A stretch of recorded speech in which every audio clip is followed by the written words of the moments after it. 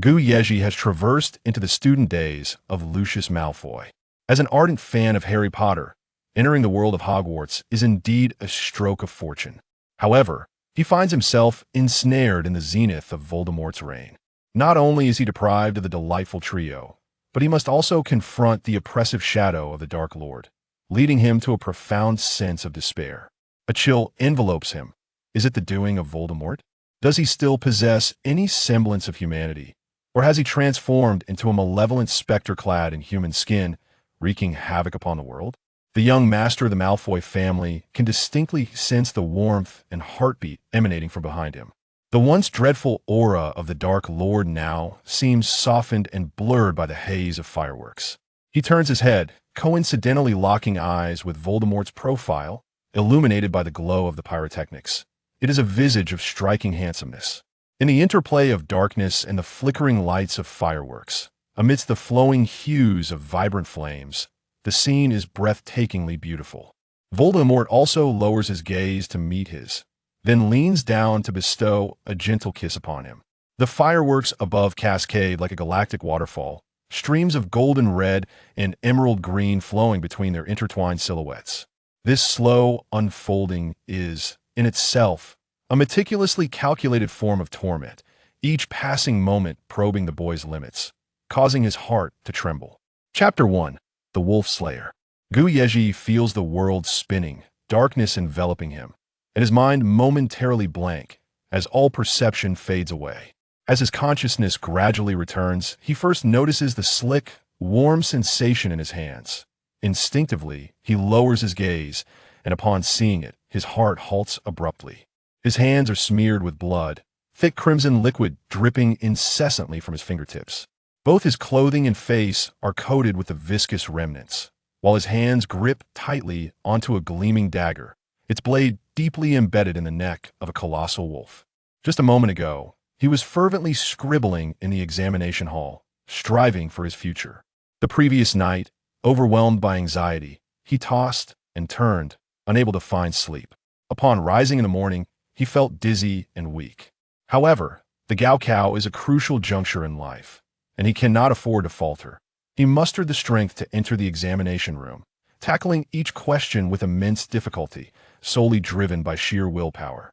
Yet, midway through, without warning, darkness engulfed him, plunging him into an endless abyss, and he lost consciousness. Upon awakening once more, he is confronted with this horrific scene. The corpse of the great wolf lies at his feet, the stench of blood permeating the air, inducing nausea. The reality before him far exceeds his comprehension, fear surging like a tidal wave, completely submerging him. His body quakes uncontrollably, his teeth chatter, and his legs feel as weak as noodles, unable to support his frame. With a resounding thud, he collapsed onto the ground, kneeling. As his grip loosened, the sharp dagger fell onto the polished marble floor, the crisp sound reverberating in the vast hall, heightening the sense of horror. What on earth is happening? Yezhi gazed at his blood-soaked hands, his voice trembling, engulfed in a profound sense of bewilderment. As an ordinary high school student, the only blood Yezhi had ever encountered was his own nasal discharge, and the wolves he had seen were merely the lethargic figures confined within the iron bars of a zoo. The scene before him resembled an absurd nightmare, completely shattering all his preconceived notions. Blood trickled down his fingertips, warm and viscous, the sensation so palpably real. His drenched clothing clung tightly to his body, each breath laden with an indescribable heaviness and oppression. Within his chest, his heart raced furiously, the rapid beats seeming as if they would burst forth from his ribcage. He fervently wished this was merely a nightmare. If only he could pinch himself fiercely or abruptly awaken from slumber, he could return to his previously tranquil life. Yet reality struck him like a sharp blade, ruthlessly piercing through his illusions, every sense clamoring in a cacophony to declare, "This is not a dream. This is a brutally suffocating reality." Before Yezhi could regain his composure, a steady and deliberate applause echoed from behind him in the once tranquil hall. The crisp sound reverberated through the empty space like a heavy hammer, causing him to shudder involuntarily. This applause acted as a clandestine signal, instantly shattering the previously silent atmosphere, transforming the surroundings from stillness into a cacophony. Fragmented compliments surged forth like a tidal wave from all directions. Truly worthy of the Malfoy heir, possessing such audacity at a tender age. Indeed, the youth is formidable, a voice laced with admiration proclaimed. Indeed, it appears he has passed the Dark Lord's trial, and henceforth he shall be a member of the Death Eater reserves. Another voice followed closely. Amidst the clamor, Yezhi slowly raised his gaze. The hall was a luxurious tapestry of emerald green and silver, with the area surrounding him encircled by black thorny flames, resembling both a birdcage and an arena. The spectators stood in the second-floor corridor, adorned in opulent ceremonial robes, gently swirling their wine glasses, with a faint smile of intrigue gracing their lips, eagerly reveling in the bloody spectacle. Yezhi was the centerpiece of this performance. Still in a state of confusion, Yezhi suddenly sensed a peculiar wave, a feeling he had never encountered in his past life, as though an invisible hand were delicately teasing his very soul. This sensation transcended sight, sound, and touch, emanating from another dimension, formless and intangible, yet palpably real. Then, a shocking scene unfolded. The black thorny cage abruptly contorted, then dissipated into the air like smoke. Not far in front of him stood a man. The man possessed a shock of platinum blonde hair, and his gray eyes radiated indifference and arrogance. With elegant movements, he returned his wand to the serpent head staff, then strode confidently toward Yezhi. It was evident that he had been the one to dispel the black cage. Yezhi gazed at this illogical scene before him and recalled the phrase "the Malfoy heir" that had faintly echoed through the crowd moments ago. A sudden epiphany flashed through his mind. He realized he had traversed into the realm of Harry Potter. He was indeed the heir of the Malfoy family spoken of by all. The man approaching him was likely his father. As for the wave he had sensed earlier, it was surely the magic that had once eluded his perception. The man advanced steadily toward him. The sound of his polished boots striking the marble floor echoed in the expanse. Dressed in a black ceremonial robe, the collar and cuffs adorned with exquisite intricate dark patterns, the fabric exuded an air of extraordinary taste and meticulous craftsmanship. The pure black material shimmered with flecks of light as he moved, reminiscent of a starlit night sky, unmistakably valuable. The man stood tall and straight, his posture impeccable, each step graceful and measured, as if meticulously calibrated. As he reached Yezhi, a slight frown creased his brow, seemingly affronted by Yezhi's disheveled appearance. He halted 2 paces away, lightly tapping the ground with his serpent-headed staff. Another wave of magic washed over him, a chill rapidly descending from the crown of his head, causing the bloodstains and sweat upon his body to vanish without a trace. A wand was flung to the ground beside Yezhi with a sharp crack. In that instant, without any prompting, Yezhi instinctively sensed that this wand belonged solely to him, eagerly calling out to its master. This extraordinary connection felt as innate as a primal instinct.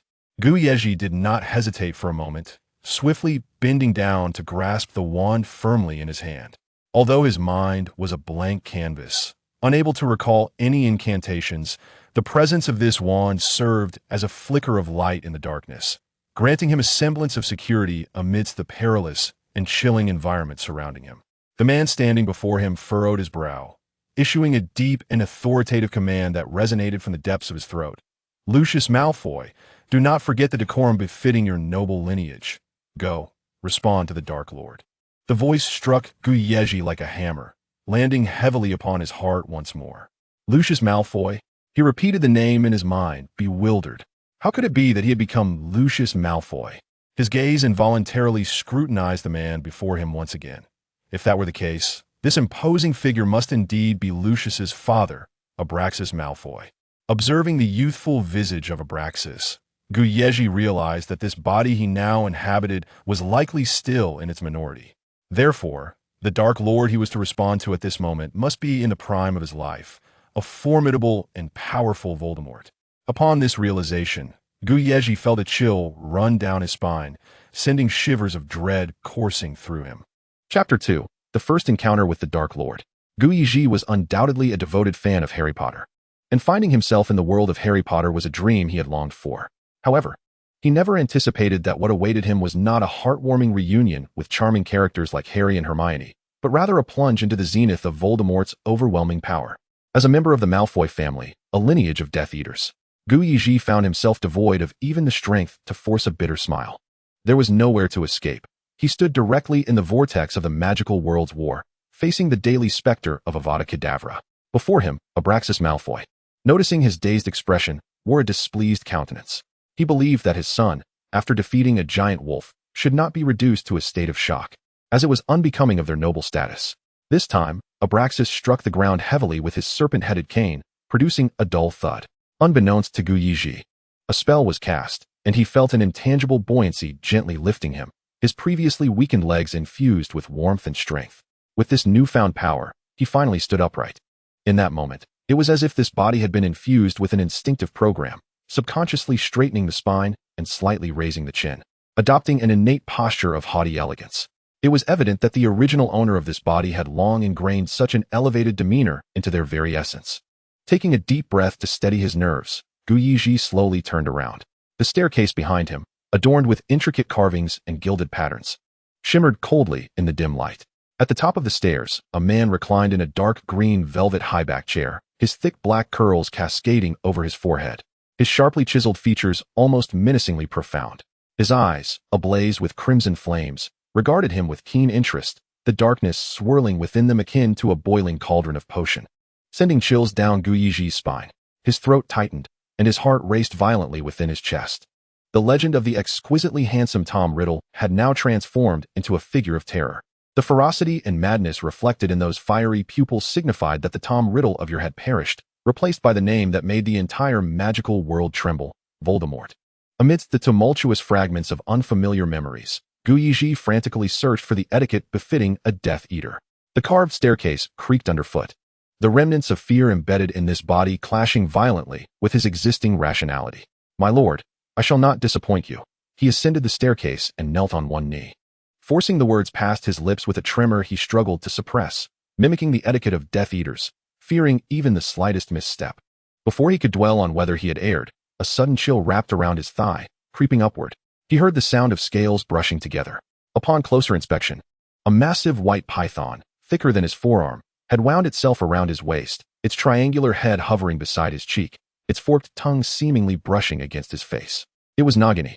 Yezhi's pupils constricted, a shiver coursing through him as he felt an icy dread envelop him. Anyone would feel a weight of unease when ensnared by a serpent capable of tightening its grip to the point of suffocation. Every sense was gripped by terror. Cold sweat trickling beneath his robes, while the serpent coiled around him measured his every tremor with its chilling body. A voice from above, laced with mockery, broke the silence. It was magnetic, its tone lyrical. "Nagini takes quite a liking to you, son of Malfoy." A long, bony hand extended toward Yezhi, pale and slender. The bluish veins visible beneath the skin, adorned with a ring set with a black gemstone on the index finger. Yezhi, bewildered and terrified, had no inkling of the hand's intent. Overwhelmed by fear, he instinctively knew that to survive before this formidable Dark Lord, he must demonstrate submission. And thus he lowered his head, pressing his lips against the pallid back of that hand. In an instant, the entire hall fell into a profound silence. Even the faint rustle of Nagini's scales became distinctly audible. It suddenly dawned on him that there was no custom of kissing hands among Death Eaters. The only sign of submission was to humbly kiss the Dark Lord's boots. Panic surged within him as he attempted to raise his gaze, only to have that hand grasp his chin. An irresistible force compelled him to look up, and he was met with the piercing gaze of those burning crimson eyes, which seemed to revel in his embarrassment and confusion. "Do not be anxious, good child," the Dark Lord spoke. "I am already aware of your loyalty. But you must understand that you are not yet worthy to address me as your master." Yezhi rifled through Lucius's memories in his mind. At this juncture, Lucius had yet to come of age, nor had he graduated or become a member of the Death Eaters. His father, Abraxas, had brought him to this gathering to introduce his son to the Dark Lord, an act that was utterly deranged. This was not an introduction. It was as though he were offering his underage child as a sacrificial token to the abyss of power. "My lord," Abraxas's respectful voice echoed from the staircase below. "It was Lucius who offended you. Please, punish him, but beg you not to strip him of his right to call you master.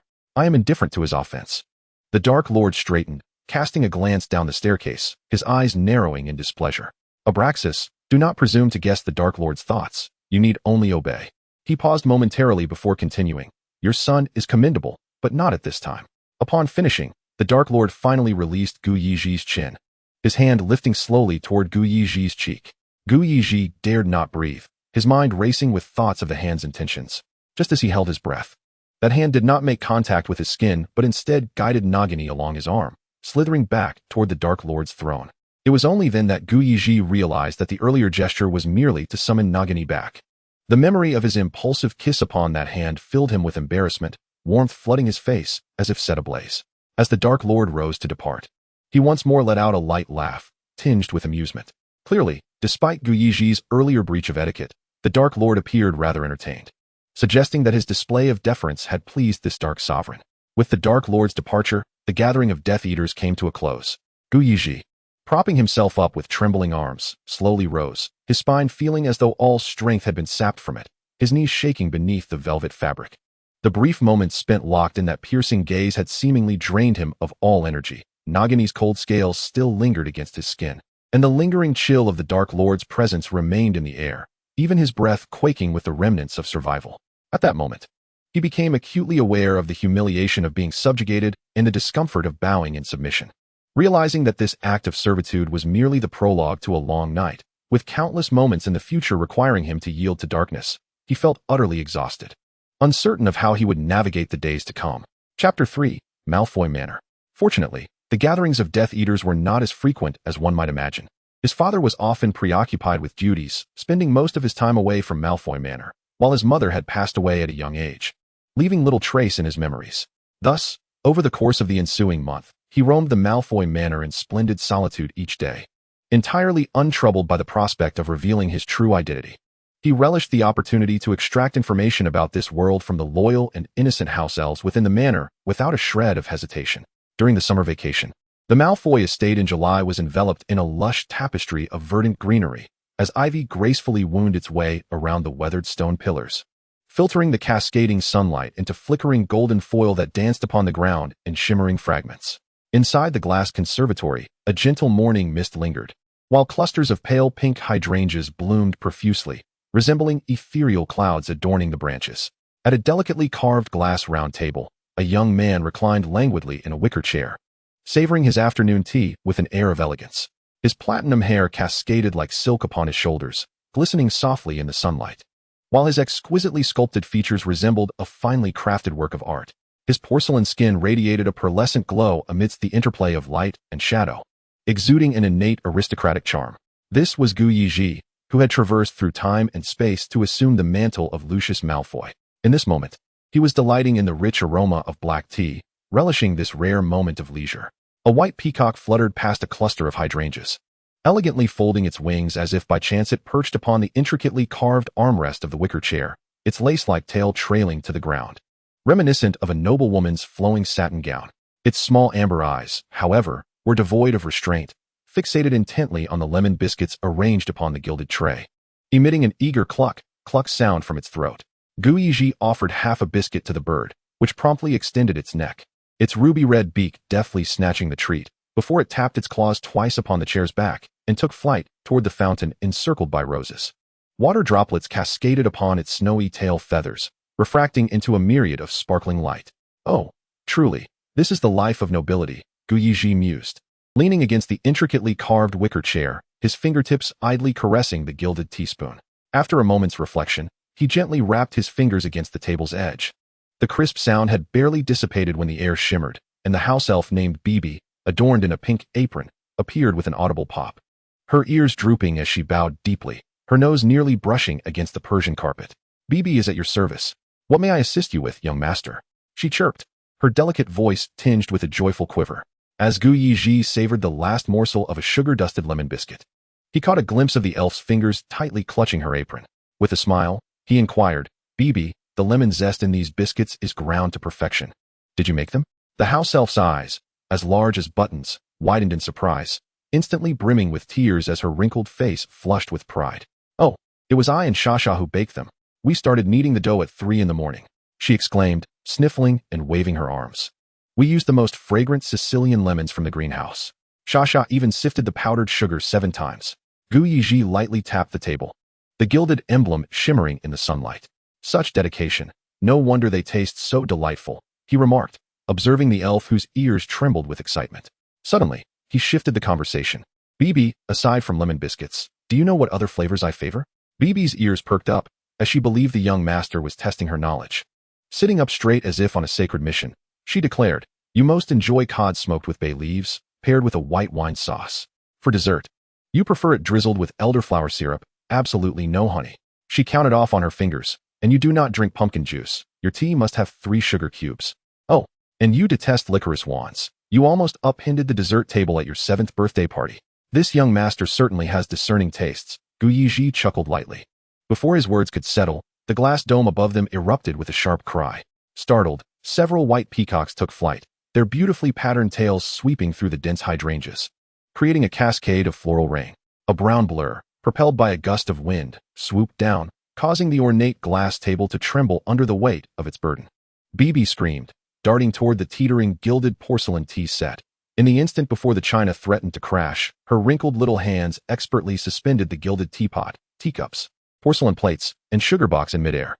The messenger owl, however, had entirely forsaken its grace, its brown feathers puffed into a fluffy ball, its sharp talons scrabbling wildly across the smooth glass surface, flapping its wings in a futile struggle as it slid from one edge of the table to the other. Yezhi swiftly seized the fluffy creature, which remained in a comical split position in his grasp, the parchment tied to its talons still quivering slightly. The Hogwarts crest embossed in deep red wax clearly visible. He deftly untied the leather string, intending to take it for a drink of honey water to recuperate. He tossed the owl to BB, tucked the letter into his sleeve, and casually informed the kitchen that dinner would consist of cod smoked with bay leaves, prepared according to the recipe stored in his memory. After all, one must not remain ignorant of their own favorite flavors. Traversing the corridor adorned with Persian carpets, Yezhi pushed open the door embellished with silver-patterned carvings. The opulence within the suite surpassed all imagination. The walnut bookshelves of the study overflowed with gilded tomes, while the bedroom featured a high, plush velvet bed half concealed by intricately embroidered drapes. The marble bathtub in the bathroom gleamed with a cool sheen, and beyond the terrace lay sprawling fields of lavender. He was suddenly reminded of the meager rental space he once inhabited, which was no more than a fraction of this study's expanse. He settled at the ornately carved writing desk, picking up a letter opener inlaid with a serpent motif, and gently sliced open the envelope. A silver badge tumbled onto the tabletop, its Slytherin serpent emblem, though weathered by time, remained vividly alive. Yezhi picked up the badge, feeling a faint magical pulse beneath his fingertips. He pinned the badge to his outer robe and made his way to the mirror for a thorough inspection. This was the fabled headboy badge after all. The mirror, ever timely, flattered, "Oh, what a perfect match. Your platinum hair and silver badge glimmer in harmony. The glory of the Malfoy lineage bows before you." Yezhi turned to face the mirror, admiring the poised figure of the noble youth reflected back, and chuckled softly. "Only you know how to flatter." Turning away, he returned to the desk, oblivious to the mirror suddenly turning a shade of pink, as if bashfully shifting, murmuring, "The young Master Malfoy is becoming more and more handsome." Satisfied, Yezhi resumed his place at the desk, extracting the letter from the envelope. The familiar emerald green ink formed cursive letters, mirroring the format he had once encountered in that world-renowned tome, albeit with slight variations in content. Chapter 4. Father and Son Dine Together. Hogwarts School of Witchcraft and Wizardry. Headmaster, Albus Dumbledore. Recipient address, the Sunroom at Malfoy Manor. Dear Mr. Lucius Malfoy, we are pleased to inform you that the 7th grade curriculum at Hogwarts School of Witchcraft and Wizardry will commence on September 1st. Given that this academic year will culminate in the ultimate wizarding level examinations, NEWTs, please be sure to bring the following items. Subject textbooks, designated as core subjects for examination. Potions, Advanced Potion Making by Horace Slughorn. The Eternal Duel of Poison and Antidote by Septimus Weasley. Defense Against the Dark Arts, Practical Defense Guidelines, Resisting Dark Magic by Alastair Moody. Essentials of Nonverbal Spells by Quirinus Quirrell. Transfiguration, Advanced Transfiguration Ethics and Techniques by Calidra McGonagall. Herbology, Poisonous Fungi and Antidote Vines, The Duality of Deadly Plants by Pomona Sprout. Divination, The Divination of the War Prophecies by Bida Bablin. Magical Creatures Protection Studies, The Laws of Taming and Symbiosis by Rolf Scamander. Astronomy, Planetary Trajectories and Magical Tides by Aurora Sinistra. Spellcraft, Advanced Principles of Wandless Magic by Phileas Flitwick. Essential Supplies. 1. A brand new wand care kit. Includes moonstone polishing cloth. 2. A feather quill specifically for newts. The use of automatic answering quills is prohibited. 3. An alchemical protective cloak must be accompanied by Ministry of Magic safety certification. For a new version of the sneakoscope, improved model by Madame Pimpernel. 5. A medium-sized potion cauldron. Important reminder. The Hogwarts Express will depart promptly at 11 o'clock. The platform attendant will conduct additional checks on 7th-year students' belongings. All students must submit their career planning intentions by the end of this semester, including preferences for St. Mungo's and Ministry of Magic internships. Head students must arrive at the platform an hour early for security training, including a course on maintaining anti-apparition wards. Additionally, per Ministry of Magic Directive No. 394, the following items are strictly prohibited. Time turners. All have been retrieved by the Department of Mysteries. Undeclared dark magical artifacts. Living mandrake seedlings. Yours faithfully, Minerva McGonagall, Deputy Headmistress. The edges of the letter are filled with fine print. Furthermore, Professor Slughorn's cellar currently holds 1961 vintage gillyweed. Those wishing to retake the OWLs and potions should apply by the end of the month. The Scottish Highlands, Hogwarts Castle. Yezhi gently caressed the parchment letter, reading its contents, finally experiencing a genuine sense of crossing into the world of Harry Potter. Incredible, Yezhi murmured. In the dining room of Malfoy Manor that night, hundreds of beeswax candles illuminated the crystal chandelier, making it sparkle like stars. The long table was adorned with a high-end embroidered dark green velvet cloth, and luxurious silver cutlery reflected a cold light. Seated at the lengthy dining table was Yezhi, alone, yet he felt no sense of loneliness. Rather, he relished the exquisite English aristocratic dinner in solitude, having become accustomed to such a lifestyle over the past month. Yezhi methodically sliced into the cod fillet, smoked with bay leaves, the white wine sauce swirling into shallow golden ripples on the porcelain plate. Just as he forked a piece of fish, the fireplace erupted with a roar of green flames. It seems the house elf did not inform you of my return tonight, Abraxas Malfoy said, shaking off the flue powder from his traveling cloak. The sound of his serpent-headed wand striking the marble floor caused the house elf in the corner to flinch. Hastily stepping forward to receive his master's coat, Yezhi paused, his throat constricting, then took a deep breath, standing up to rebutton his loosened cufflinks. And standing straight at the table's edge, he executed a standard noble bow towards the body's father. Father. This body had long been accustomed to such etiquette, even though the soul within had changed. Indeed, this was how the father and son typically interacted. Abraxas nodded, maneuvering around him to sit at the head of the table, where the house elf presented a new set of cutlery, and Abraxas took a sip of brandy. Yezhi returned to his seat at the table. The Daily Prophet reports that the International Flu Network has been down for 3 days, Yezhi remarked, observing his father evenly pour black pepper sauce over the cod fillet. You were in Germany yesterday. I thought Malfoy Manor should have its own Flu Network node, Abraxas interjected, raising an eyebrow, the serpent crest glinting coldly in the candlelight. The privileges of pureblood families are beyond the comprehension of those commoners. I see, it was my oversight, Yezhi replied, lowering his gaze in agreement. Subsequently, Abraxas fell silent, and Yezhi relaxed. He savored the favorite dishes of the body's original owner, acknowledging that the flavors were indeed delightful. Tonight's dessert was raspberry pudding. Just as Yezhi scooped up a spoonful, Abraxas suddenly inquired, I recall your herbology grade was in a last semester? The unexpected question startled him, nearly causing him to choke. Yezhi hastily set down his spoon and replied earnestly, Yes, father. Fortunately, he had already reviewed his report card, which lay in the drawer of his room. Aside from the glaring E in divination and the surprising A in herbology, the rest were marked outstanding. He remembered that Hogwarts grades were ranked alphabetically as O, E, A, P, D, and T, and achieving an O was no easy feat. Even the academically gifted Hermione Granger from the original text had not managed all Os. Thus, he understood that this grade, even in the competitive environment of Slytherin, was something to take pride in. However, it was evident that his father remained unsatisfied. I understand your aversion to plants and soil, son. He reached out to pat his son's shoulder. The Malfoy family's hands should not be sullied by such filth. Only mudbloods roll in the dirt. Yezhi's lips twitched.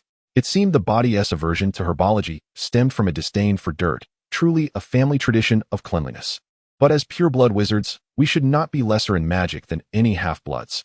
Therefore, the name Malfoy must appear at the top of the report card, Abraxas declared, raising his wine glass and nodding in affirmation, prompting Yezhi to quickly lift his juice, clinking their goblets together with a crisp sound.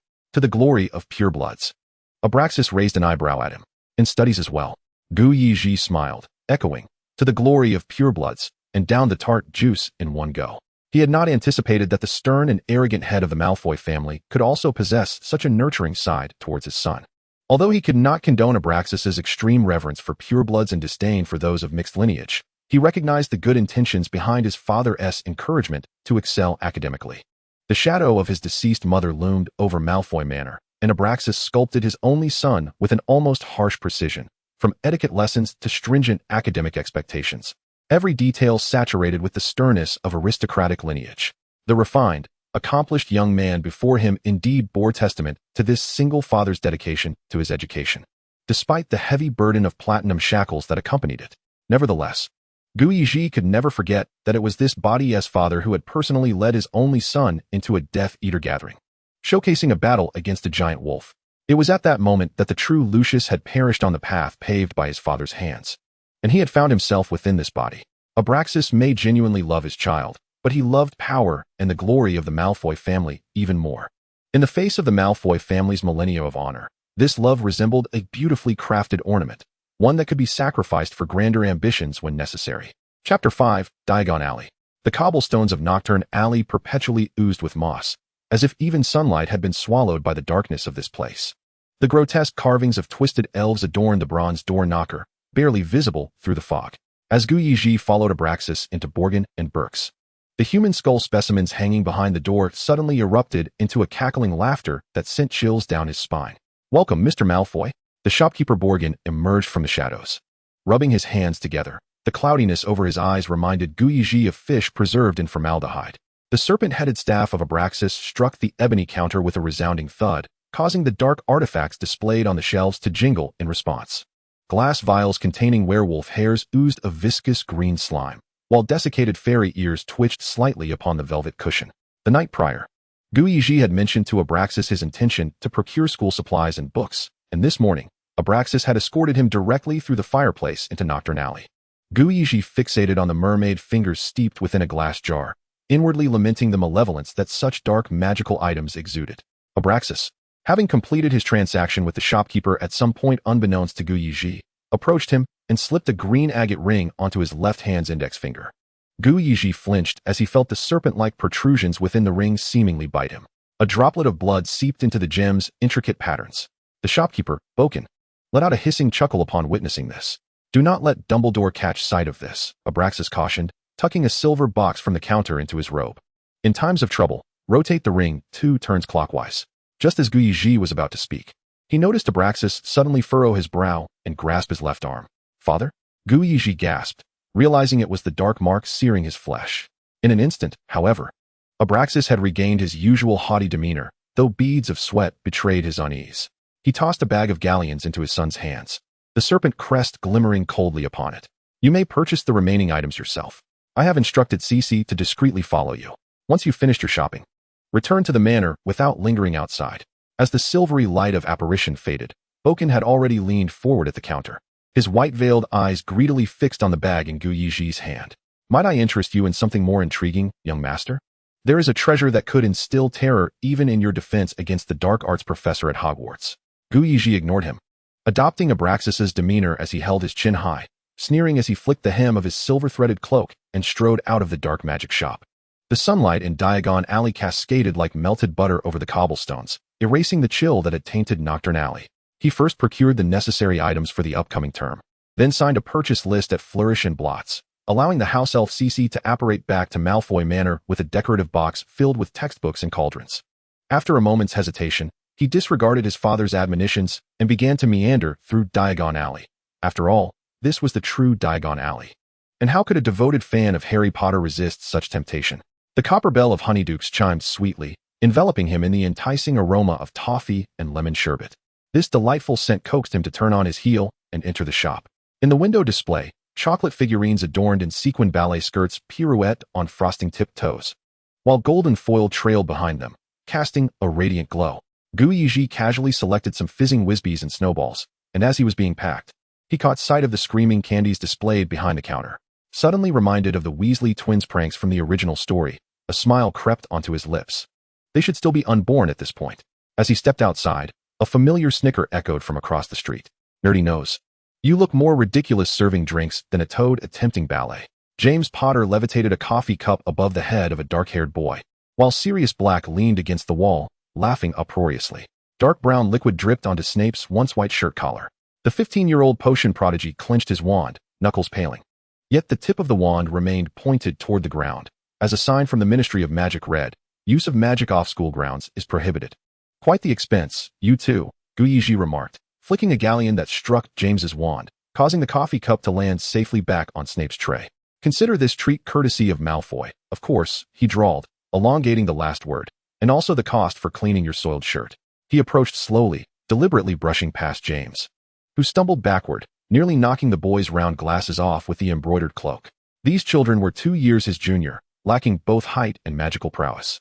And under his gaze, James and Black scurried away like cats with their tails stepped on, muttering, "Evil Slytherin," as they fled, their bravado evident in their voices. Yezhi paid them no further mind. Snape hurriedly wiped away the stains from his garments, the worn cuffs of his shirt fraying with a few loose threads that swayed gently with the boy's frantic movements. On his tattered potion boots, the repaired magical glue shone unnaturally in the sunlight, revealing that the legendary potion genius of Hogwarts was, in truth, working in a cafe in Diagon Alley during the holidays. He knew that later, both Lucius and Snape would pledge their allegiance to Voldemort, their relationship remaining relatively close. Yet he was unaware of how they interacted during their school years. He hoped that his unexpected intervention would not seem overly peculiar. Yezhi settled into a corner of the cafe, and as Snape brought him a cup of coffee, he noticed a crumpled piece of parchment wedged beneath the cup's bottom. The cramped writing on it was unmistakably that of the Half-Blood Prince. June orders: Beauty Potion 3, with improved pollen allergy formulation. Joy Potion 2, side effect-free version. Long hair smoothing potion. Snape's Adam's apple bobbed as he spoke, his voice resembling a rusty hinge, each word punctuated with difficulty. I thought. Was there an issue with last month's Joy Potion's concentration? Yezhi blinked, memories of the potion bottles labeled SS in Lucius's hidden compartment flooding back, finally aligning with the anxious boy before him. It seemed that even in their student days, Malfoy had been subtly supporting the future potion master. The fact that he had not ordered potions from Snape this month led the future professor to wonder if there had been a problem with the last potion. Yezhi cleared his throat softly, replying, "There is no issue," as he took a delicate sip of coffee. The results were surprisingly effective. He retrieved a stack of galleons from his money pouch, neatly arranging them on the table, the crisp clinking of coins causing Snape to look up suddenly. Prepare the orders for July and August as well. Snape's tense shoulders finally relaxed, a sigh of relief almost materializing. This sum should suffice to cover his textbook and supply costs for the upcoming term. As he reached for the coins, Yezhi caught a glimpse of a faint bruise peeking from his sleeve, starkly contrasting against his pale skin. Yezhi's fingers tightened around the coffee cup. He recalled mentions in the book of Snape's childhood abuse at the hands of his father. He lowered his gaze, stirring the caramel-colored liquid, the swirling vortex consuming the tumult of emotions within him. Overly direct concern would only serve as salt in a wound, inevitably harming this boy's fragile pride. Thus, he resolved to act as though he had seen nothing, finishing his coffee before returning to Malfoy Manor.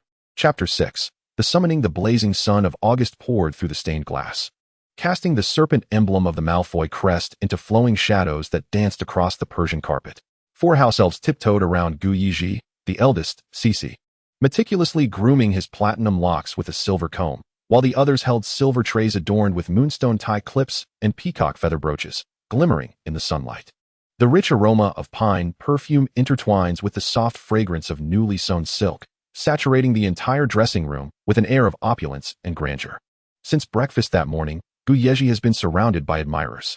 The tailor and the designer trail closely behind him, their sketches and measuring tapes swaying gently with each step. Dozens of cedar chests are neatly arranged against the wall, stacked high with freshly arrived wizard robes and evening gowns, each wrapped in dust cloths adorned with golden threads. The designer meticulously smooths the creases of the hem while passionately introducing his creation. This gown is crafted from a blend of unicorn mane, paired with the star sand buttons your father acquired last year at Gringotts. Under the moonlight, it will shimmer like the galaxy. Each serpentine embroidery is infused with magical incantations, revealing the family crest as you move. Yezhi stands before a full-length silver mirror, his slender fingers delicately adjusting the neckline of the deep green satin robe. The silver-threaded serpent embroidery winds around his waist, while pearl buttons refract sunlight into sparkling points. As he raises his hand to tidy his hair, his platinum locks and luxurious fabric shimmer together, reminiscent of rare jewels displayed in the Gringotts windows, with every detail exuding the extravagance and restraint of pure-blood nobility. The designer and tailor are momentarily entranced. Just as he fastens the cufflinks into the sleeves embroidered with the Malfoy crest, the fireplace suddenly erupts with a piercing crack. "Lucius, come down immediately." Abraxas's voice carries an unusual urgency. Yezhi is taken aback. He has never heard his father call him with such fervor. Without a moment to ponder, he hastily lifts the elaborate hem of his robe and rushes downstairs, colliding with his father as he steps through the swirling green flames. The black robe still dusted with ashes from the fireplace. Abraxas's gaze sweeps over his son's meticulously groomed platinum hair and pristine gown, a flicker of satisfaction glimmering in his eyes. "The Dark Lord summons you." His voice is low and frigid, the serpent-headed staff striking the ground with a heavy thud. "Come with me now." "Yes, father, I will change at once," Yezhi hastily replies, preparing to retreat to his room, but Abraxas calls him back. Stepping forward, he grips his son's shoulder with a hand adorned with a serpent-shaped ring, scrutinizing him for a moment before a glimmer of approval crosses his face. "Go as you are." He releases his grip and turns towards the fireplace. The Dark Lord does not like to be kept waiting. Although Yezhi feels that his attire is overly extravagant, he has no choice but to comply with his father's wishes. The sensation of dizziness has yet to fade when he finds himself standing in a mansion dominated by the color black. Ivy creeps up the black marble steps, and a faint scent of ferns permeates the air. Abraxas silently leads him briskly through the intricately wrought iron gates and into a sunlit courtyard. At the stone table in the center, a figure clad in a black robe is pouring tea. When the person looks up, Yezhi's breath catches in his throat. Chiseled features akin to marble, deep and dark eyes, elegantly curled black hair, and a perfectly measured smile render him even more captivating than the last time he saw him in the dimly lit chamber. Yet, instinctive fear grips his body, causing his knees to weaken uncontrollably. "Master," Abraxas bows, "my son, Lucius Malfoy, has arrived to serve you." Yezhi's throat tightens as he recalls the reprimand he received for overstepping boundaries, reminding himself he is not yet worthy to address him as master. Instead, he bows and utters, "My lord, the Dark Lord." "Come here, Lucius." Voldemort's voice is as smooth as silk, gesturing toward the chair opposite him. Yezhi straightens up, glancing to his father for guidance, only to find Abraxas has quietly exited after bowing, leaving him alone to face the Dark Lord. Taking a deep breath, Yezhi steels himself and approaches Voldemort. A rather distinctive gown, Voldemort observes, his red eyes scanning the star-sand cufflinks and meticulously styled hair, a glint of amusement flickering in his gaze. "Indeed, it is excessive," Yezhi muses, on the simple stone path of the garden. Even those of high status don merely a plain black robe, while he is clad in an ornate gown adorned with gemstones and embroidery, the reflections from the pearls and silver threads dazzling to the eye. Once more, Yezhi bows, "I beg your pardon for my inappropriate attire, my lord." Abraxas always pays attention to such details. Voldemort replies nonchalantly, flicking the lapis lazuli teacup, which conjures a steaming cup of elderflower tea before Yezhi. "He is simply too eager. Your father is too eager," he continues, his tone trailing off like gossamer threads carried away by the breeze, dissipating in the fern-scented air. Yezhi is puzzled by his meaning, unsure how to respond, and simply offers a nervous smile. Noting Yezhi's bewilderment, Voldemort chuckles softly, "Sit." Yezhi feels as if a weight has been lifted, carefully settling into the stone chair engraved with serpent motifs, the silver thread embroidery brushing against the seat with a delicate rustle. Voldemort sets down his teacup, fingers entwined beneath his chin. "I have summoned you today for a task." His voice deepens. "As the head of Slytherin, you must learn to weave your own web." His long fingers trace sinuous arcs in the air. "Seek out the young serpents lurking in the shadows. Their yearning for power will serve as the finest bait. Make them understand that only by crawling beneath the Dark Lord's shadow can they find true protection." He suddenly leans forward, and Yezhi can clearly see the sharp shadows cast by his eyelashes upon his face. "Remember, loyalty is always more important than talent." A chill runs down Yezhi's spine, his throat constricting. "Yes, my lord, I will not betray your trust." The sweat in his palms soaks through the lining of his gown. Voldemort watches his reaction with satisfaction, continuing, "I hear you have been performing well at Hogwarts?" Before Yezhi can respond, he rises and begins to pace. "That is not enough. Far from enough. I require not mere excellence. I demand a perfect transcript, all OS. As the Dark Lord's representative within the school, this is the most basic requirement. You know that Slytherin values strength above all." He halts abruptly before Yezhi, his long fingers gently lifting the young man's chin. Yezhi startles, almost leaping back, but ultimately remains still. He forces himself to meet those crimson eyes, his heartbeat racing to escape his chest. "A position has already been prepared for you upon graduation," but the path to it must be paved with flawless grades. Should you encounter any difficulties, do not hesitate to seek me out. Voldemort's voice carries an alluring softness. After all, the heir of the Malfoy family is destined to become my most capable assistant. Chapter 7. Studies. Upon returning to Malfoy Manor, Yezhi's gown is drenched in cold sweat. The silver thread embroidery clinging to his back. Abraxas reclines in an ornately carved armchair, rhythmically tapping his serpent-headed staff against the Persian carpet. What did the Dark Lord say? Repeat every word to me. Yezhi had consumed copious amounts of elderflower tea before returning, his clothes heavy and damp against his back, leaving him quite uncomfortable. Yet, he dares not defy his father's command, standing stiffly, swallowing hard. His platinum hair sticking to his sweat-drenched forehead. The Dark Lord has instructed me to recruit younger students and select loyal followers. Moreover, I must achieve a flawless set of O grades upon my graduation, as I have been assured that a path has been meticulously laid out for me, he mused.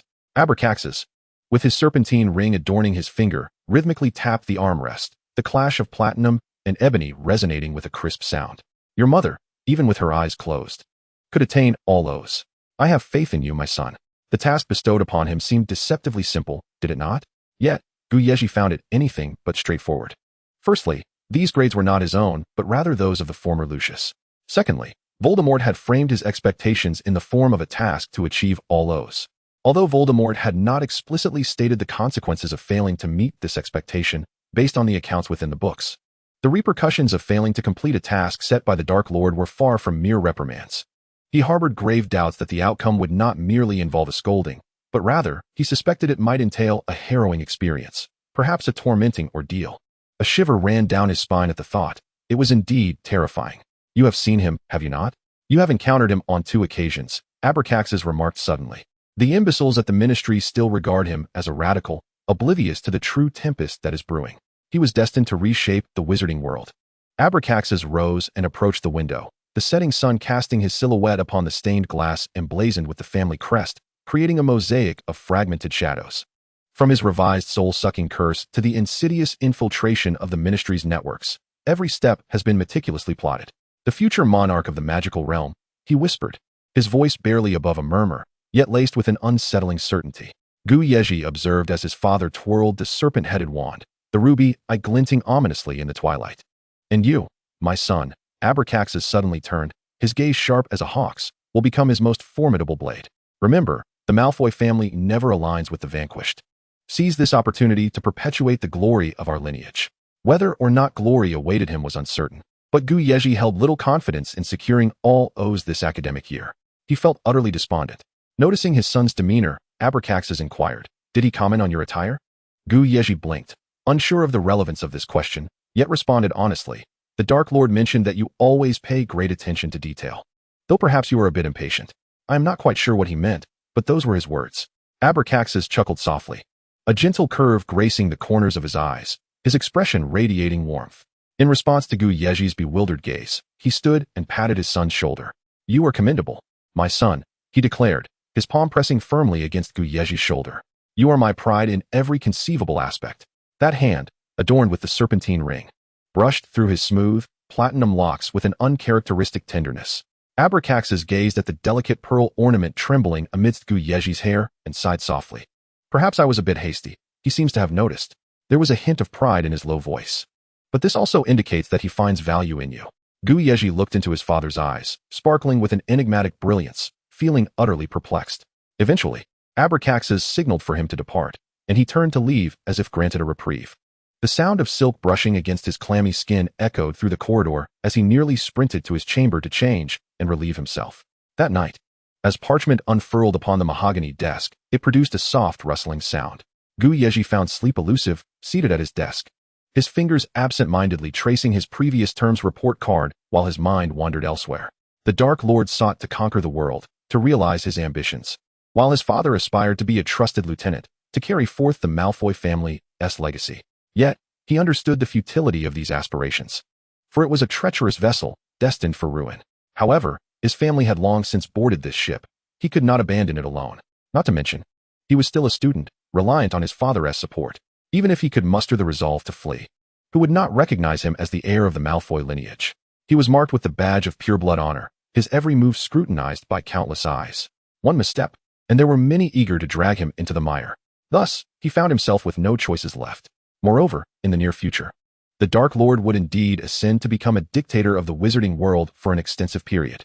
Consequently, the only course of action open to him was to comply, obey his father, heed the Dark Lord's directives, to navigate the forthcoming era of Voldemort's rule as smoothly as possible. He was acutely aware that any act of defiance before the day of the Dark Lord's inevitable downfall would be tantamount to suicide. Perhaps his current acquiescence appeared cowardly, yet it was the sole opportunity he had to secure his survival. One step at a time, he whispered softly, glancing down at the report card in his hands. The glaring letters A and E caught his eye. The herbology assignment involving frog spawn cultivation had left him utterly flummoxed, while the chronology of the giant war in magical history resembled an inscrutable tome. All O's, he sighed, counting on his fingers. With merely 10 days of vacation remaining, he extracted a sheet of parchment, grasped a decorative quill, and devised a revision schedule, mirroring the routine he had adhered to in his final year of secondary school. To traverse time only to face examinations anew, to begin from scratch. What a conundrum, Yezhi lamented quietly. In the days that followed, Yezhi diligently adhered to his meticulously crafted timetable. At dawn, as the first rays of sunlight filtered into the study, he was already reciting potion formulas. Late into the night, as moonlight crept across the windowsill, he practiced spell gestures before the mirror. The parchment became densely populated with notes, and countless quills had succumbed to wear under his relentless scribbling. Even during meals, he found himself silently reciting the years in magical history. Days passed amidst the scent of ink and the rhythmic tapping of wands. The parchment on his desk had accumulated into a jagged mountain, topped with a tattered copy of magical history, its yellowed pages interspersed with faded laurel leaf bookmarks, each chapter's opening page marred by striking annotations in crimson ink. The margins of 1,000 magical herbs and fungi were crowded with tiny script detailing the nocturnal transformations of snakebane grass and the variance in the toxicity of poison tentacle mushroom spores at differing temperatures. Chapter 8. Instruction. The midsummer sun scorched the courtyard, causing Yezhi's palm, clutching his wand, to glisten with perspiration.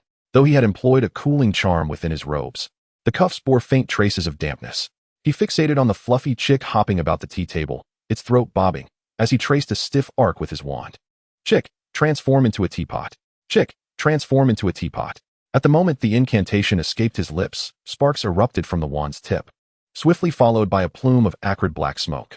Yezhi coughed violently, desperately waving away the smoke, only to find that the oblivious chick was merrily pecking at the crumbs scattered across the tea tray, its fluffy head bobbing with a cheerful cheep, as if mocking his failure. He had been practicing for an hour, his wrist ached, and his throat burned. In a moment of exasperation, he contemplated turning the chick into a stew. Just a half turn of the wrist more. The spell's cadence needs to descend. A deep, elegant voice suddenly resonated from behind him. Yezhi jumped, momentarily startled, and before he could react, a pale, slender hand enveloped his own, guiding him to re-swing his wand. This time, accompanied by a clear incantation, the chick indeed morphed into a splendid silver teapot, steam wafting from its spout. Astonished, he turned to face Voldemort, whose obsidian eyes gleamed like the night. The Dark Lord was clad in a simple black robe, his dark hair glinting coldly in the sunlight, a faint and elusive smile playing upon his lips. In the distance, Abraxas stood under the eaves, casting a glance in their direction before turning away, leaving the courtyard to the two of them. Indeed, it appears that young Malfoy, the heir, requires some additional guidance. Voldemort's voice, imbued with a beguiling softness, resonated as he brandished his wand, gracefully tracing elegant arcs in the air. The teapot transformed back into a chick, subsequently morphing into a pocket watch, a quill, and finally coalescing into a small black serpent that slithered around his wrist, leaving Yezhi utterly mesmerized. Magic is not merely about rote memorization, Lucius. It necessitates both innate talent and proper guidance. In the ensuing moments, Voldemort personally demonstrated the subtleties of incantations, elucidating the profound mysteries of magical theory. His long fingers tapped rhythmically against the wand, causing intricate magical patterns to ripple through the air. The essence of the transfiguration charm lies not in pronunciation, but in the understanding of the object's true nature, he articulated, his voice deep and resonant. The material form is but a facade. Authentic magic is the tremor that touches the very essence of all things. Tremor? Is it a wave? Yezhi pondered, striving to comprehend in his own way. The theories he had tirelessly studied in textbooks, which had previously eluded him, began to unfurl like a meticulously detailed tapestry under the Dark Lord's tutelage. As Voldemort commenced dissecting the structure of ancient runes, Yezhi found himself holding his breath.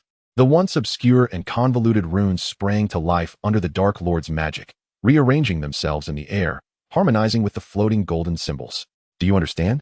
The low timbre of his voice brushed against Yezhi's ears, laced with the cold scent of elderflower, jolting him awake. His nose nearly touched Voldemort's pallid visage.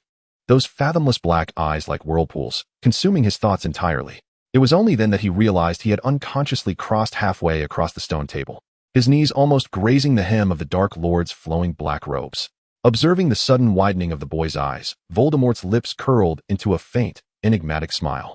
With a gentle flick of his wand, the suspended golden symbols transformed into scintillating fragments of mercury, dissipating into the thickening twilight.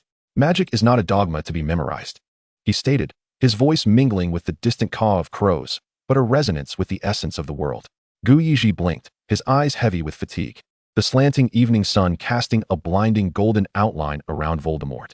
The ivy in the courtyard cast dappled shadows, and he suddenly realized that an entire afternoon had quietly slipped away during the Dark Lord's discourse. I cannot believe I spent the entire afternoon learning from you, he thought incredulously. Dinner is ready, a timid voice announced, and she appeared, appearing frightened of the Dark Lord. Her voice trembled like a startled sparrow as she twisted her apron, daring not to glance at Voldemort's robe, and nervously said, "Please, my lord and young master, proceed to the dining room. I shall not stay for dinner," he replied, rising as the black robe stirred tiny magical ripples. "After all, I have intruded upon you for an entire afternoon." "Not at all an intrusion," Yezhi quickly countered, standing up with a soft clink of the buttons on his robe against the table edge. "Thanks to your guidance. The principles of the spells that have troubled me for so long are now crystal clear." As he bowed his head, he caught sight of his fingers trembling once more. Despite having felt unafraid during the earlier engrossing discussion, he discreetly pressed his fingers into his palm to steady himself. "That is all that matters," Voldemort remarked nonchalantly, twirling his wand. "After listening to my ramblings for so long, I suppose you are weary of it. Now go and eat."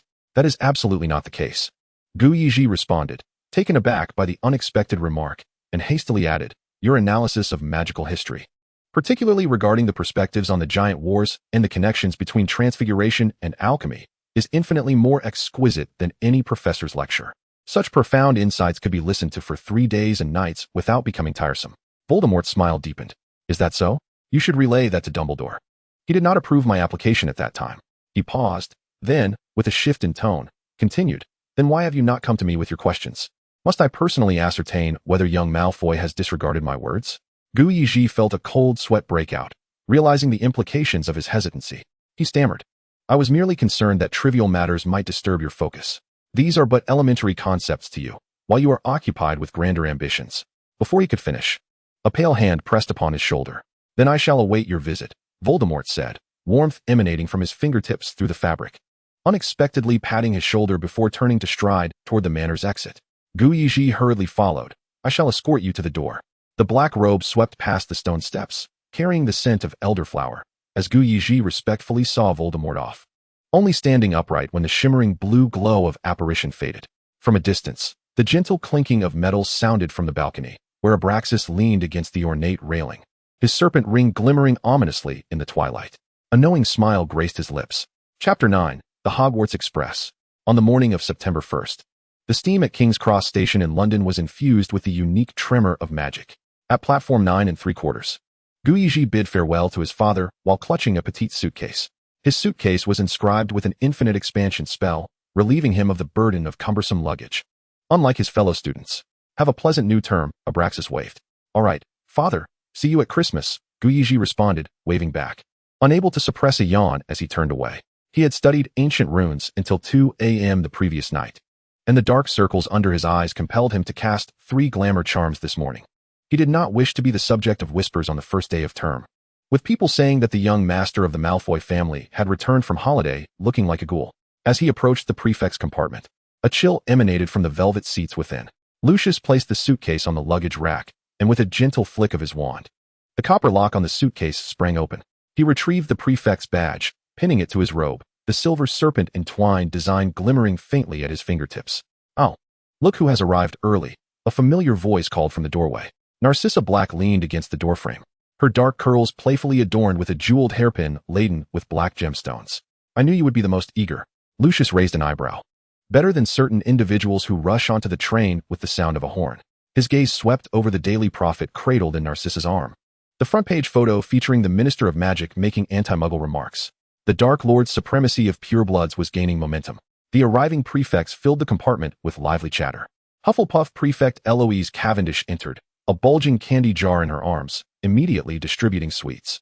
"Good morning, Malfoy." Ravenclaw Prefect Amelia not adjusted her square glasses. Her parchment filled with a myriad of notes. "The train will arrive in 10 minutes.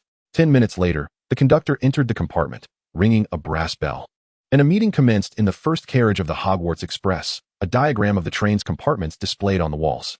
The conductor emphasized, "The first-year compartments require special attention. Last year, a little badger stuffed vomit-flavored beans into the ventilation system, causing a mess throughout the entire carriage." Yezhi's visage contorted momentarily. This incident was etched in his memory, a veritable psychological shadow cast by Lucius. Viscous green vomit oozed from the chair, cascading onto the floor, while the air became saturated with a pungent, rancid odor. His stomach convulsed violently, and his Adam's apple involuntarily bobbed a few times. Out of the corner of his eye, he noticed that the other head students also wore expressions of greenish distress, and the Ravenclaw head student seated beside him discreetly withdrew a mint to quell his unease.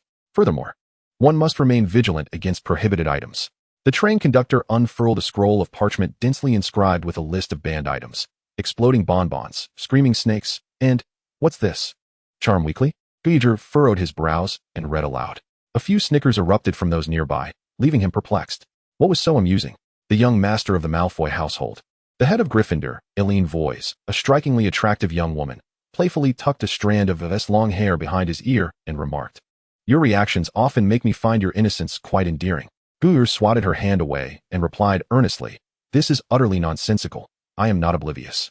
I just find it trivial. This stuff is more challenging to clean up than dung bombs." The conductor's loud interjection interrupted him, disapprovingly stating, "A few years back, a lad stumbled upon a swimsuit special, and his nose bled so profusely he could barely hold onto his wand." Laughter erupted around them. Well, indeed. Prohibited items must be strictly regulated. It is the duty of a head student, Yezhi said, frowning, though his ears betrayed him, turning a shade of crimson. "I still believe there is nothing funny about this." Of course, dear Lucius." Eileen raised her hands in mock surrender. "But when you eventually discover that the boys around you are secretly circulating Quidditch star posters, do not be so startled that you drop your wand." She winked at him. Yezhi found this utterly baffling. Was it not entirely normal for boys to circulate Quidditch star posters? He would certainly not be so astonished as to drop his wand to the floor. A few head students erupted into laughter once more, exiting the carriage in a jovial group. As Narcissa passed him, she mimicked Eileen by playfully tousling his hair, giggling as she dashed away. His face flushed instantly.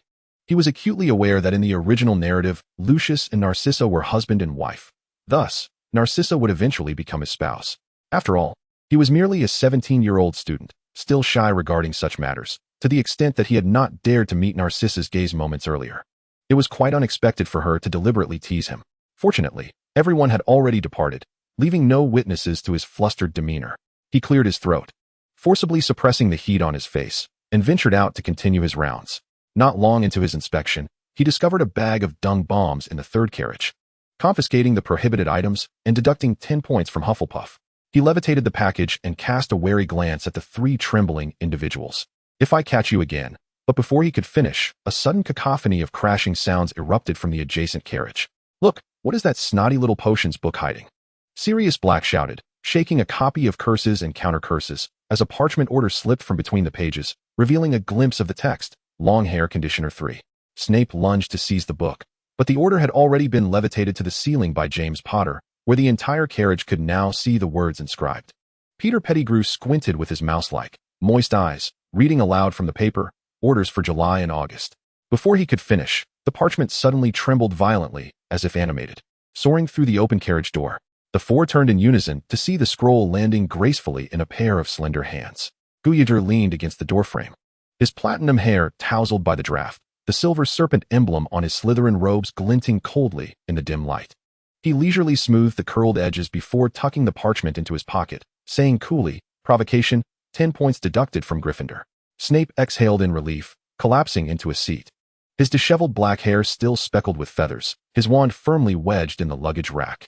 With a flick of his fingers, a spell transformed into a blue light that swept through the carriage, returning the confiscated book and suitcase to their rightful places. He effortlessly caught the still wobbling suitcase and precisely returned it to Snape's arms, his movements imbued with an air of nonchalant elegance. Chapter 10, Arrival at School. Where did this serpent crawl out from? Sirius grumbled, yanking at his crooked scarf, a derisive chuckle escaping his throat as his wand traced a dangerous arc. Does he really think himself the Grand Judge of Hogwarts? Remus Lupin hurriedly stepped forward, his old sweater adorned with several ancient claw marks. He grasped his friend's shoulder, apologetically saying, "I'm sorry, Senior. We promise. Spare me." Booter cast a sidelong glance at the bandage peeking from Remus's sleeve, his voice icy. "Control your dog." His gaze swept over the snarling Sirius, the tip of his wand lifting Snape's torn collar. "Otherwise, next time the points deducted will exceed 10. With that, he briskly pulled Snape away. "Thank you, Senior Malfoy," Snape murmured, shrinking back, his greasy hair obscuring half of his pale face, his voice barely audible above the train's roar. "The potions you requested are ready. I will deliver them to you upon our arrival at school." Yezhi nodded, guiding him to the head student compartment door, lightly tapping his wand to open the ornately carved wooden door. The velvet seats remained impeccably arranged from the meeting, as the head students had just commenced their patrols, and no one had yet returned, leaving the compartment empty. "You should stay here for a while. I need to continue my rounds. Wait until those few are no longer looking for you before you venture out." Snape obediently nodded. Yezhi resumed his patrol, confiscating a biting quill in compartment 9 and a smoke-emitting fireworks box in compartment 11, while deducting points from several Gryffindors playing exploding dice in the corridor. By the time he returned to the head student compartment, utterly exhausted, Snape had long since found a place for himself. A few head students who had returned early were engrossed in a game of wizard's chess. "Oh, the Grand Judge has returned." Aileen Voice lounged against a velvet seat, her crimson-lined Gryffindor robes casually draped over her shoulders, her hair still dusted with golden glitter from the recent fireworks. "Did Potter and the others come to complain about you again?" Yezhi loosened his robe adorned with silver clasps, unbuttoning his collar as he settled down to rest. With a graceful sweep of his wand, a set of bone china teacups filled with steaming Earl Grey tea materialized in his hands. He blew away the floating tea leaves and took a gentle sip. "Indeed, they did." Aileen dramatically sighed, rummaging through her robe to produce a crumpled piece of parchment, emblazoned with James's flamboyant signature. "They claim the Slytherin head student is abusing his power, Merlin's beard." Where was this accusation when they hung Snape upside down in the luggage rack? She suddenly leaned closer, a waft of rose perfume mingling with the scent of smoke enveloping him. "But fret not. We dealt with them as if they were dandelions scorched by frost." Sirius's irate expression resembled that of a Norwegian ridgeback whose tail had been stepped on. Meanwhile, Narcissa was engaged in a game of wizard's chess with Ravenclaw's head student, Amelia. The sound of pieces clashing ringing through the air as Narcissa Black's long fingers deftly toppled Amelia's white bishop. Eileen seemed to suddenly recall something, nudging the nearby Narcissa with her shoulder. "You won't hold it against me, will you? I just remembered that little Sirius Black is your brother." "Oh." Narcissa did not lift her lashes, lightly tapping her wand to make the chess pieces on the board return to their original positions, the ebony pieces glinting coldly between her fingers. "I also just remembered that I have a brother." She finally raised her gaze, her tone flat. "I had forgotten until you mentioned it." Eileen chuckled softly, tossing a handful of Honeyduke's chocolate frogs to Yezhi. Outside the carriage, the thunderous roar of the train passing through a tunnel echoed. By the time they arrived at Hogwarts, night had already fallen, and the Hogwarts Express slowly glided into the dark platform beneath the castle, the dim glow of oil lamps flickering against the damp stone walls. Yezhi, along with several other prefects, handed over the confiscated contraband to the conductor, while distant sounds of excited exclamations from the first-year students reached their ears. "First years, follow me." Hagrid's voice boomed like a bell, and Yezhi caught sight of the familiar figure waving a lantern, the orange glow illuminating his furry face. The first-year wizards flocked towards him, chattering like startled chicks. The newcomers would follow Hagrid across the Black Lake by boat to reach the main entrance of Hogwarts and enter the Great Hall, while students from other years would ride in carriages. As soon as he stepped out of the carriage, Yezhi was greeted by the chill of the wilderness, causing him to shiver. He tightened his embroidered robe around him and walked towards the line of carriages on the gravel path. The skeletal form of the Thestral flickered in and out of the night, its hollow eye sockets glowing with a phosphorescent light.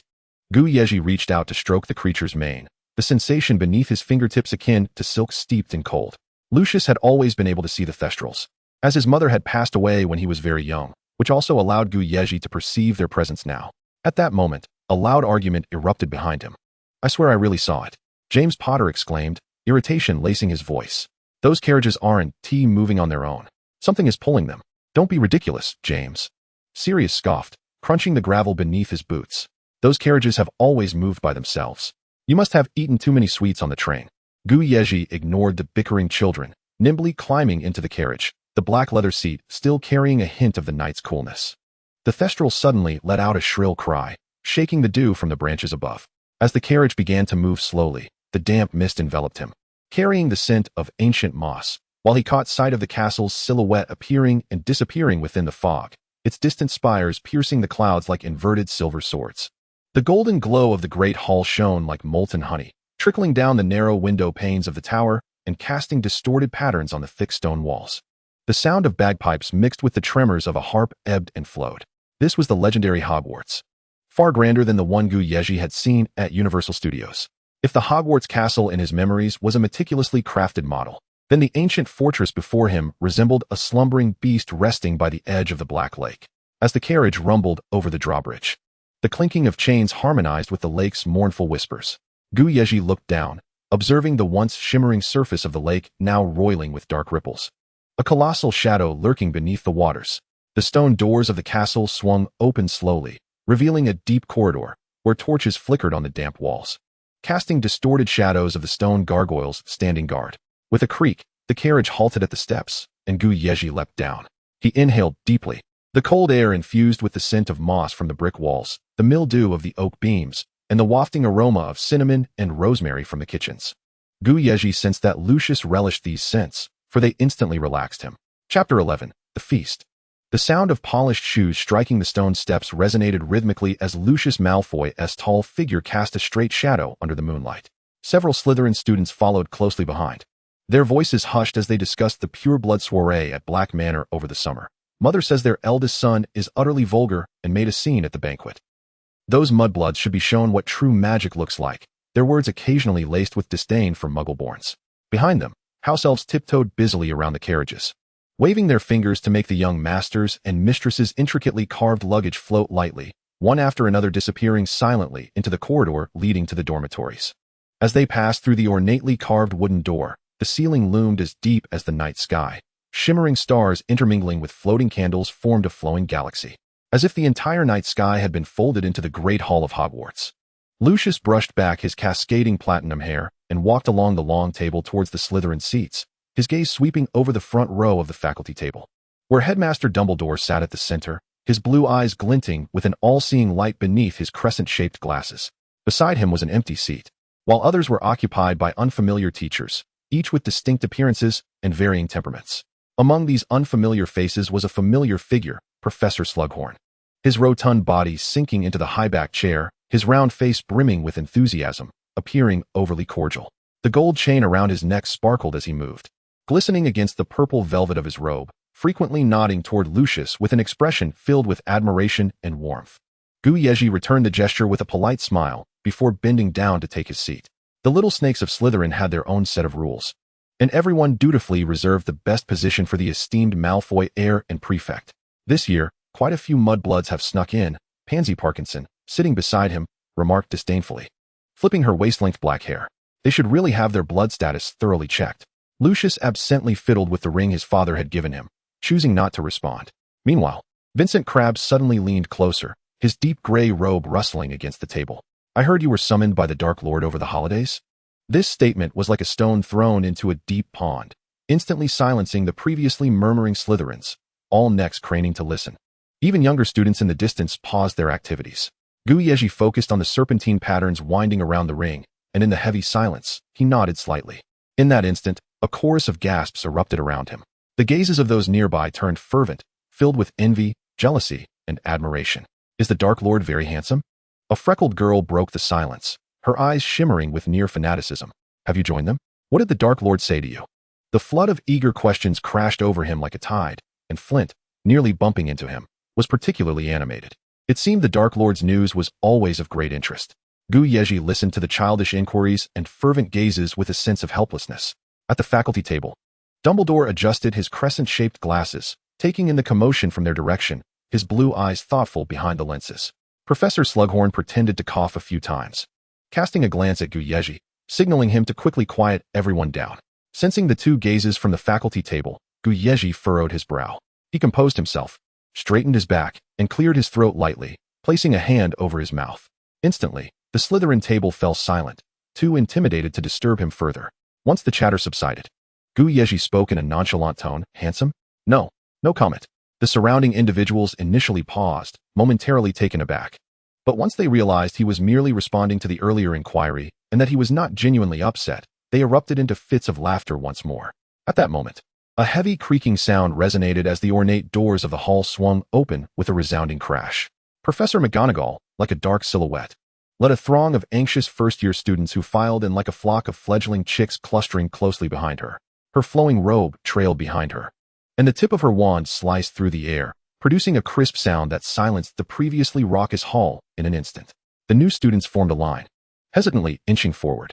Some gripped their wands so tightly that their knuckles turned white, trembling slightly, while others widened their eyes, curiously surveying the twinkling stars above the vaulted ceiling and the lavishly adorned long tables, their expressions a mixture of awe and apprehension.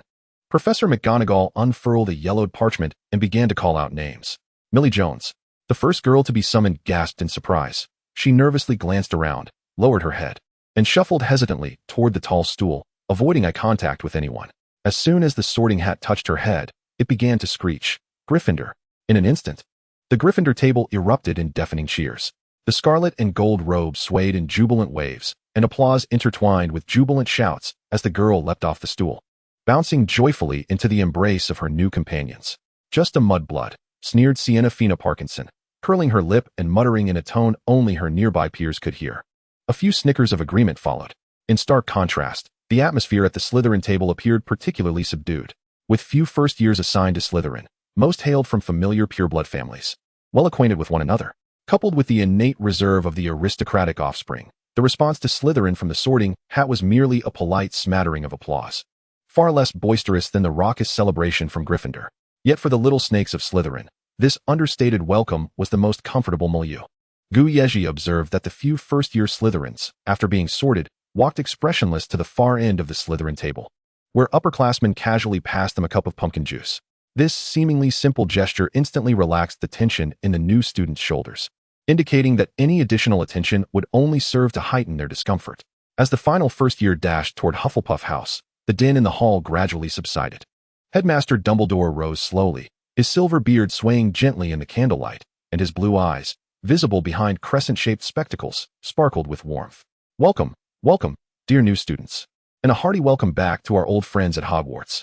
Dumbledore's voice, though soft, resonated clearly throughout the hall. The new academic year is replete with uncertainties and surprises, and I hope everyone finds joy in their explorations. Please remember, while books and doctrines hold great importance, friendship and courage are equally indispensable. He paused, allowing his gaze to sweep across the long tables of each house. Before we indulge in our feast, I have a few customary reminders to share. The rule against nighttime wandering remains in effect, and the Quidditch season will commence in October. Interested students may contact their respective house captains. He paused briefly. Additionally, Mr. Filch, the caretaker, has requested I remind you that the list of punishments for spellcasting in the corridors has been updated to item 427. This statement elicited a knowing chuckle from the Gryffindor table, who exchanged glances of amusement. All right, children, enjoy your dinner. With a smile, Dumbledore raised his wand and waved it gently. Instantly, the once empty long tables were adorned with a magnificent array of delectable dishes. Golden roasted turkeys emanated an enticing aroma, with sizzling gravy cascading down the sides, while mountains of pumpkin pie, frosted with sugar, sparkled under the candlelight. Goblets of pumpkin juice frothily bubbled with a rich amber liquid that mirrored the twinkling stars above, a sight tantalizing enough to make anyone salivate. The hall was soon filled with the sounds of clinking cutlery and cheerful laughter. Yezhi sank his silver knife into a juicy steak, the savory aroma causing him to narrow his eyes in delight. Since boarding the Hogwarts Express that morning, he had scarcely eaten a proper meal and was now ravenously hungry, eager to satiate his appetite. However, it was evident that someone was intent on disrupting his enjoyment. The bench opposite him creaked as Vincent Flint, having squeezed past his neighbor, brazenly plopped down directly across from him, leaning forward inquisitively, as if seeking conversation. Yezhi ignored him, taking a few more bites before reaching for the juice, only to have a goblet filled with amber apple juice promptly offered to him by Flint with an eager smile. He raised an eyebrow, glancing at Flint's overly eager expression, and accepted the goblet. Flint seized the opportunity, lowering his voice conspiratorially. What task did the Dark Lord assign you? His hushed tones, though quiet, landed squarely in the ears of those nearby.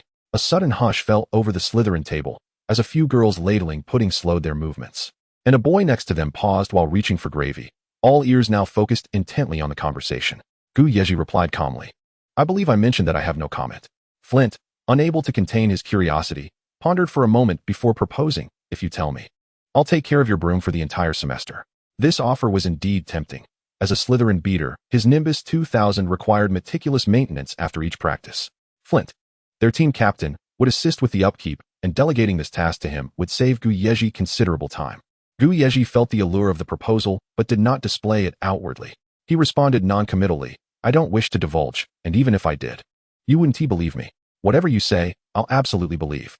Flint nearly sprawled across the table, his golden curls perilously close to dipping into a silver platter laden with honey-glazed turkey. Yezhi regarded him for a moment, then, seeing the anticipation in Flint's eyes, relented. All right then, if I tell you, I expect you to take care of my broom this semester. Upon receiving this concession, Flint nodded vigorously. Yezhi then deliberately elongated his words. The Dark Lord wants me. He scanned the room, noting that everyone had set down their food, straining to hear, including Professors Slughorn and Dumbledore, who inconspicuously turned their attention toward him. With a slight smirk, he continued in an even tone.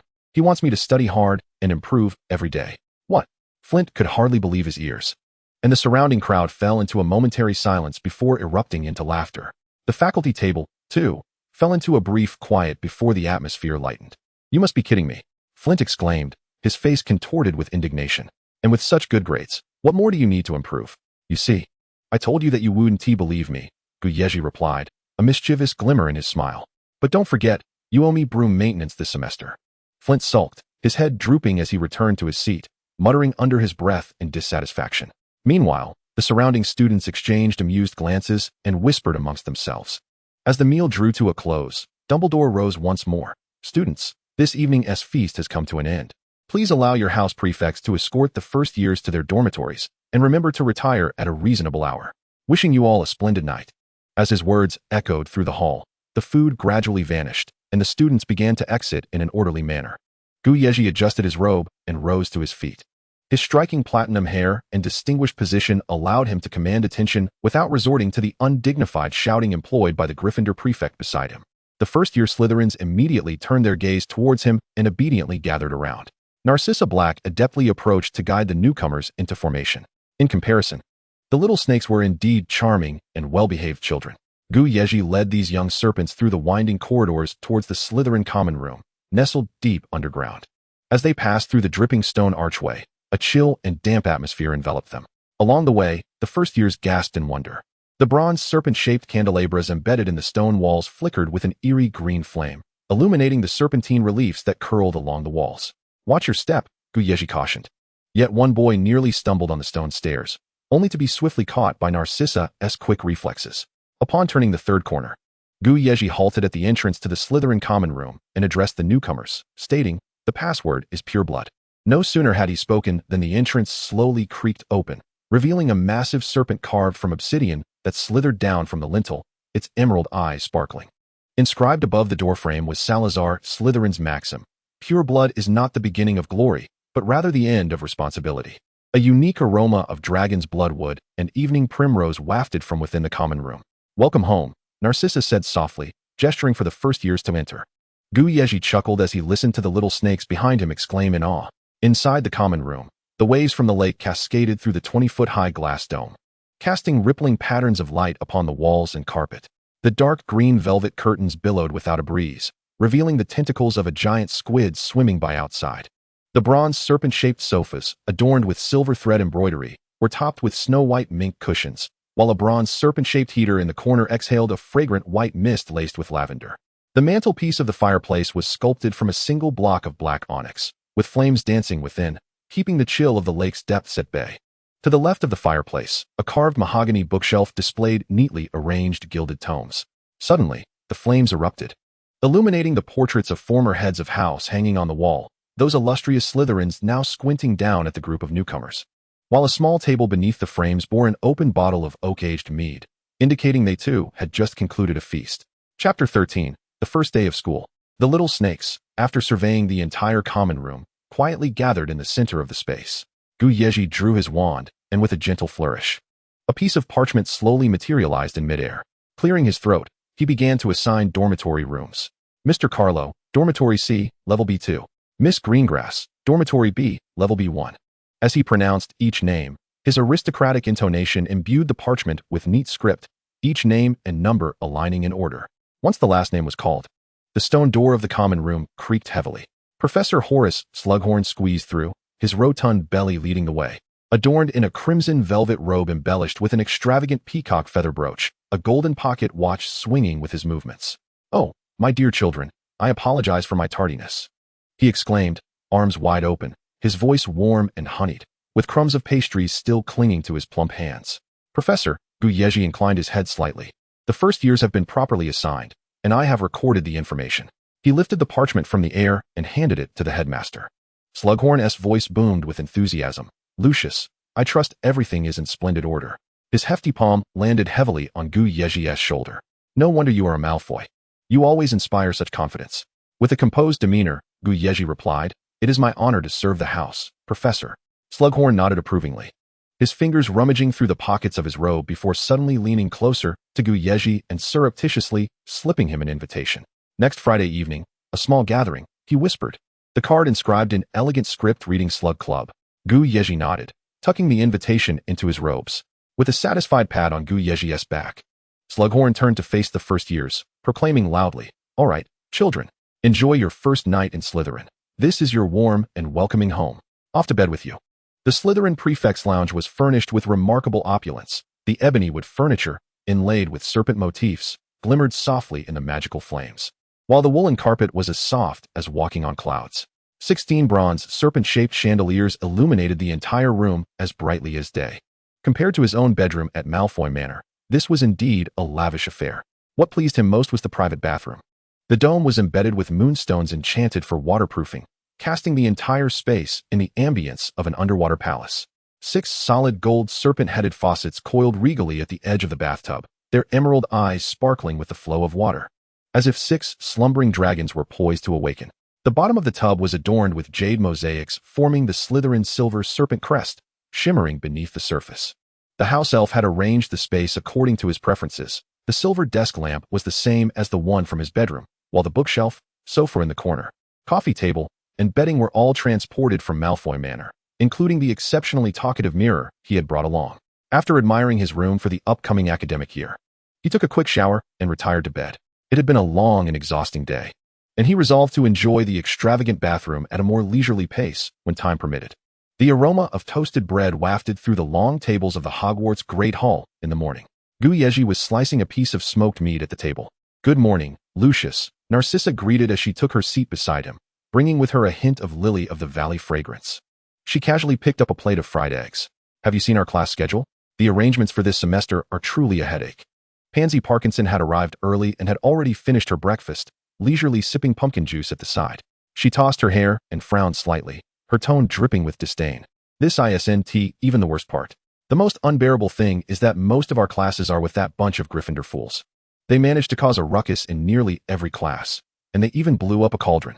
Enough complaining, ladies," Flint strode over, a half-eaten slice of jam-covered bread in hand. "Just wait for the Quidditch matches. We'll send those brats tumbling into the stands, right, Lucius?" Having filled his stomach, Yezhi wiped the corners of his mouth with his napkin and replied nonchalantly, "That is certainly the case." Flint, familiar with the camaraderie, hooked his arm over Yezhi's shoulder, grinning. "This afternoon, the team will be trying out new recruits. Come help me keep order, will you? You just standing there will make those young lads tremble in their boots." "Fine, but do not forget that you owe me a semester's worth of broom care," Yezhi reminded. "I won't forget, young master," Flint replied. As the first period approached, everyone rose to prepare for class. In the corner stood a few anxious first years, whispering amongst themselves as they examined their schedules. Yezhi glanced at the parchment in their hands and remarked, "Flying class is at the training ground by the grass. It will take about 15 minutes to cross the lawn." He nodded slightly. "Let us set off now. Perhaps we can still make it for roll call." The little snakes hurriedly bowed their thanks and dashed off towards the castle. "You are truly kind, Lucius." Parkinson chuckled. "You may not be aware, but when you stood up at last night's welcoming feast, a significant portion of those first-year little darlings were utterly captivated." "That is quite an exaggeration, Parkinson," Yezhi replied with a smile. I can attest, it is not exaggerated at all. Flint interjected, just when you were directing the new students earlier. Several Hufflepuff girls spilled their entire cups of pumpkin juice all over their robes. He mimicked their reactions, drawing laughter from the group. Yezhi shook his head in resignation. The group hastily traversed the spiral staircase adorned with portraits of past headmasters, dappled sunlight filtering through the stained glass, casting diamond-shaped patterns upon the floor. Upon pushing open the oak door to the Transfiguration classroom, Professor McGonagall stood at the lectern, her pointed wizard hat meticulously perched atop her head. Today, she appeared particularly stern. Of course, she was always a professor of few smiles, but today she seemed even more formidable. As the final students settled into their seat, Professor McGonagall waved her wand lightly, and the chalk letters spelling newts suddenly appeared on the blackboard. She placed her hands firmly on the intricately carved lectern, her amber eyes surveying the class. 7th years, this is your final year at Hogwarts, and the graduation examinations are fast approaching. Your grades in Transfiguration will significantly dictate your future paths. Whispers began to ripple through the Gryffindor side, prompting a sharp glare from Professor McGonagall. And some of you can conjure 3 rabbits with the vanishing spell. The students who had been chatting immediately fell silent. Turning back, she tapped her wand against the blackboard, revealing a long line of shimmering golden text. Requirements for the Ministry of Magic Auror Office. Newt Grade O, Gringotts Cursebreaker position, at least Newt Grade E, St. Mungo's Healers, Transfiguration grade must be O or E. Do you see? Professor McGonagall tapped her palm with her wand. To gain entry into the core departments of the Ministry of Magic, or to secure a respectable and significant position at Gringotts or St. Mungo's, your performance in Transfiguration is of utmost importance. This is not a subject you can afford to treat lightly. Last year, the International Magical Cooperation Department of the Ministry only accepted 2 graduates who excelled in Transfiguration. Professor McGonagall paced into the center of the classroom. And for the Curse Damage Department at St. Mungo's, even a satisfactory grade is insufficient unless you wish to spend your life cleaning up after patients afflicted by dark curses. Parkinson muttered conspiratorially, I heard that only about 10 students received an O last year. Yezhi felt a wave of pressure. It seemed attaining all O's was more challenging than anticipated. Chapter 14, Quidditch Team Recruitment. After a demanding Transfiguration class, Professor McGonagall lightly tapped her palm with her wand. Your assignment is a paper on wandless transfiguration theory, at least 12 inches long, to include 3 practical case analyses, due by 10 o'clock tomorrow morning. A chorus of gasps erupted in the classroom. Not, seated in the front row beside Lucius, nearly knocked over his ink. Due tomorrow? He complained in a hushed tone. Does that mean no sleep tonight? Moreover, during the subsequent charms class, Professor Flitwick once again emphasized the importance of the exams and assigned a task. The disillusionment charm assignment requires you to traverse 3 different magical barriers while remaining invisible. Any detectable traces will result in a 0 score.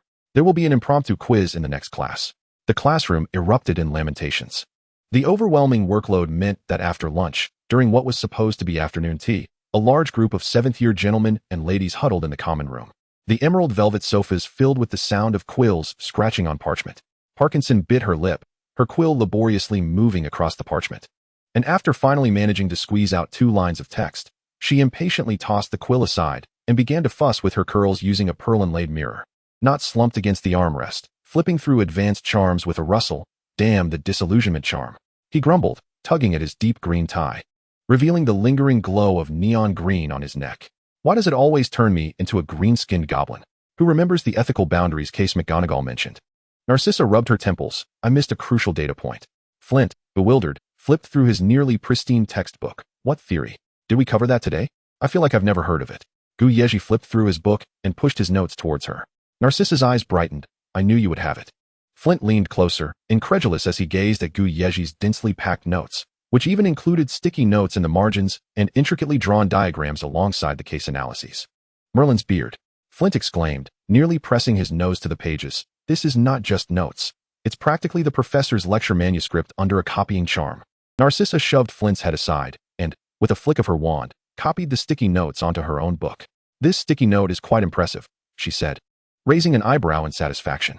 Yezhi, who had never written a paper before, found that the assignment was not particularly difficult. It was all content that had been discussed in class that day, requiring only that he arrange his notes in accordance with Lucius's remembered format to craft a polished paper. When Yezhi finally completed his transfiguration assignment, he rubbed his aching forehead and glanced up at the bronze clock on the wall of the common room, realizing that only 20 minutes remained until the afternoon class. The other 7th-year students were still deeply engrossed in their writing, quills scratching against parchment, interspersed with frustrated sighs. After a moment's thought, he lightly tapped his fingertips, summoning the house elf. In the blink of an eye, the house elf appeared before the students, holding a silver tray, its ears flapping excitedly. "Master and Mrs., I bring you afternoon tea." The bright voice made everyone pause in their frantic writing. The emerald teapot exuded the refreshing scents of mint and sage, while elegantly arranged on a porcelain platter were pastries dusted with sugar. "Everyone, have some tea to refresh yourselves," Yezhi said, taking the initiative to lift a cup and take a sip. "Herbology class is in the greenhouse, and being late will cost you points from Professor Sprout." We have to go to class so soon." Parkinson glanced at the clock, reluctantly setting aside her mirror. "I've barely written a few lines." "Well, that's what you get for spending all afternoon on your hair," Not laughed. "You could write a thesis on hair care." The common room buzzed back to life, laughter ringing out as students sipped their hot tea while gathering their books and preparing to head to herbology class.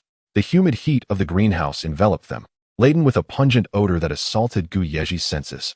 He braced himself for the mud play, but it turned out to be even more repulsive than he had anticipated. He watched as Professor Sprout wheeled a barrel filled with a viscous liquid before them. The dark green slime of the slugs writhed slowly in the copper basin, occasionally bubbling up with transparent bubbles, intertwining with the contorted vines of venomous tentacula, emitting a nauseating fizzing sound. He suddenly comprehended Lucius's disdain for herbology. It was truly not just a matter of cleanliness, but rather an overwhelming sense of disgust. Goosebumps formed uncontrollably along his arms, and he began to seriously doubt whether he would pass herbology. "Remember," Professor Sprout said, removing her dirt-stained dragonhide gloves.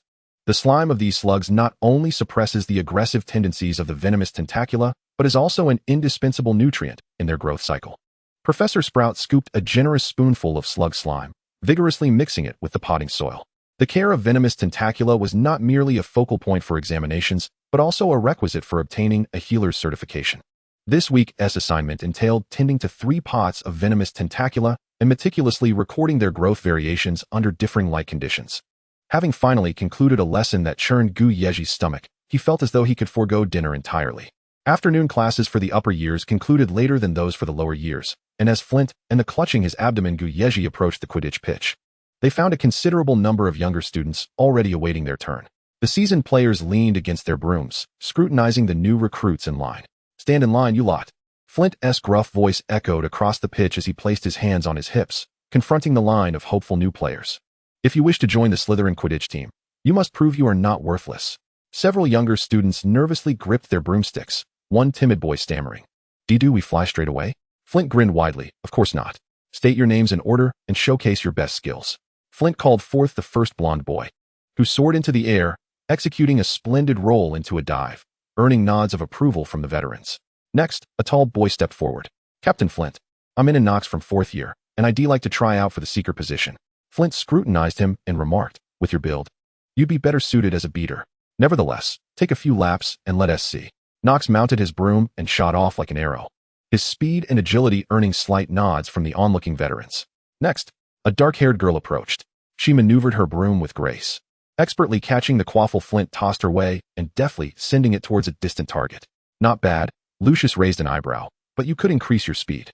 Before he could finish, a commotion erupted from the other end of the pitch. Yezhi turned to see James Potter and Sirius Black striding towards the Gryffindor team, followed by a throng of Gryffindor students. Chapter 15, Cowardice. James Potter leaned against his broom, a roguish smile playing on his lips as he surveyed the Slytherin crowd and lazily declared, "Sorry, Slytherins, the pitch belongs to us today." Flint's expression darkened instantaneously. He strode forward, gripping his broom tightly. "Get lost, Potter. Slytherin reserved the pitch for today." "Oh." Sirius Black raised an eyebrow, his face adorned with provocation. "Then we should have applied earlier. We received permission early this morning." Yezhi stepped forward, stating coolly, "Prefect privileges. I submitted my application last night." He produced a parchment from his robe, Slughorn's elaborate signature clearly visible. "You." James Potter flushed crimson with rage, his eyes ablaze with fury. "You disgusting snakes. Abusing your power again." Yezhi twirled his wand at his fingertips, the hem of his robes brushing against the grass. "This is a legitimate exercise of authority, Potter." He returned the parchment to his robe with the distinct elegance characteristic of Slytherin. "If you continue to cause trouble, I shall deduct points from your house. This, too, falls within my rightful jurisdiction." Peter's shrill voice piped up from the crowd. "Oh, look, the Malfoy heir is flexing his authority again." He elongated his tone. rendering his voice comically ridiculous, much like a plush toy whose tail had been stepped on. Sirius followed suit with a tone laced with disdain. Evil dark wizard. How could the headmaster allow someone like you to be a prefect? Yezhi frowned, unwilling to waste further time on these juvenile provocateurs. He turned to leave, only to hear Sirius erupt with fury behind him. What are you trying to assert here? Who knows how you kneel and lick your master's boots in front of him? Yezhi froze, a rush of blood surging to his head, the memories of being forced to bow to darkness flooding him with a searing sense of shame. Igniting a furious rage that made him lose control, channeling magic into his right hand. With a swift flick of his wand, a jet of black light shot forth, striking a distant oak tree with a resounding crash. The pitch fell into a profound silence, everyone momentarily rendered speechless by the sudden turn of events. Only the tip of Yezhi's wand continued to crackle ominously. His chest heaved violently, nails digging into his palm as he struggled to suppress the tumultuous fury within. Sirius stood pale and frozen, a strand of singed hair smoking at the edges. Yezhi fixed his gaze upon Sirius Black, his eyes as icy and unyielding as a frozen lake, casting doubt on whether he might raise his wand again to claim Sirius's life. Fine. You can have the pitch, James said nervously, half dragging Sirius backward. Let us go. Don't stir up any trouble. Watching the two retreat, Yezhi still felt a simmering rage that refused to dissipate. His knuckles were turning pale from gripping his wand, his fingers trembling with residual anger. Flint, oblivious to Yezhi's distress, broke the tense silence with a boisterous laugh. Well done, Lucius. Yet Yezhi felt as though all strength had been drained from him. He slowly stowed his wand within his robes, coolly remarking, "Continue your training. I shall take my leave."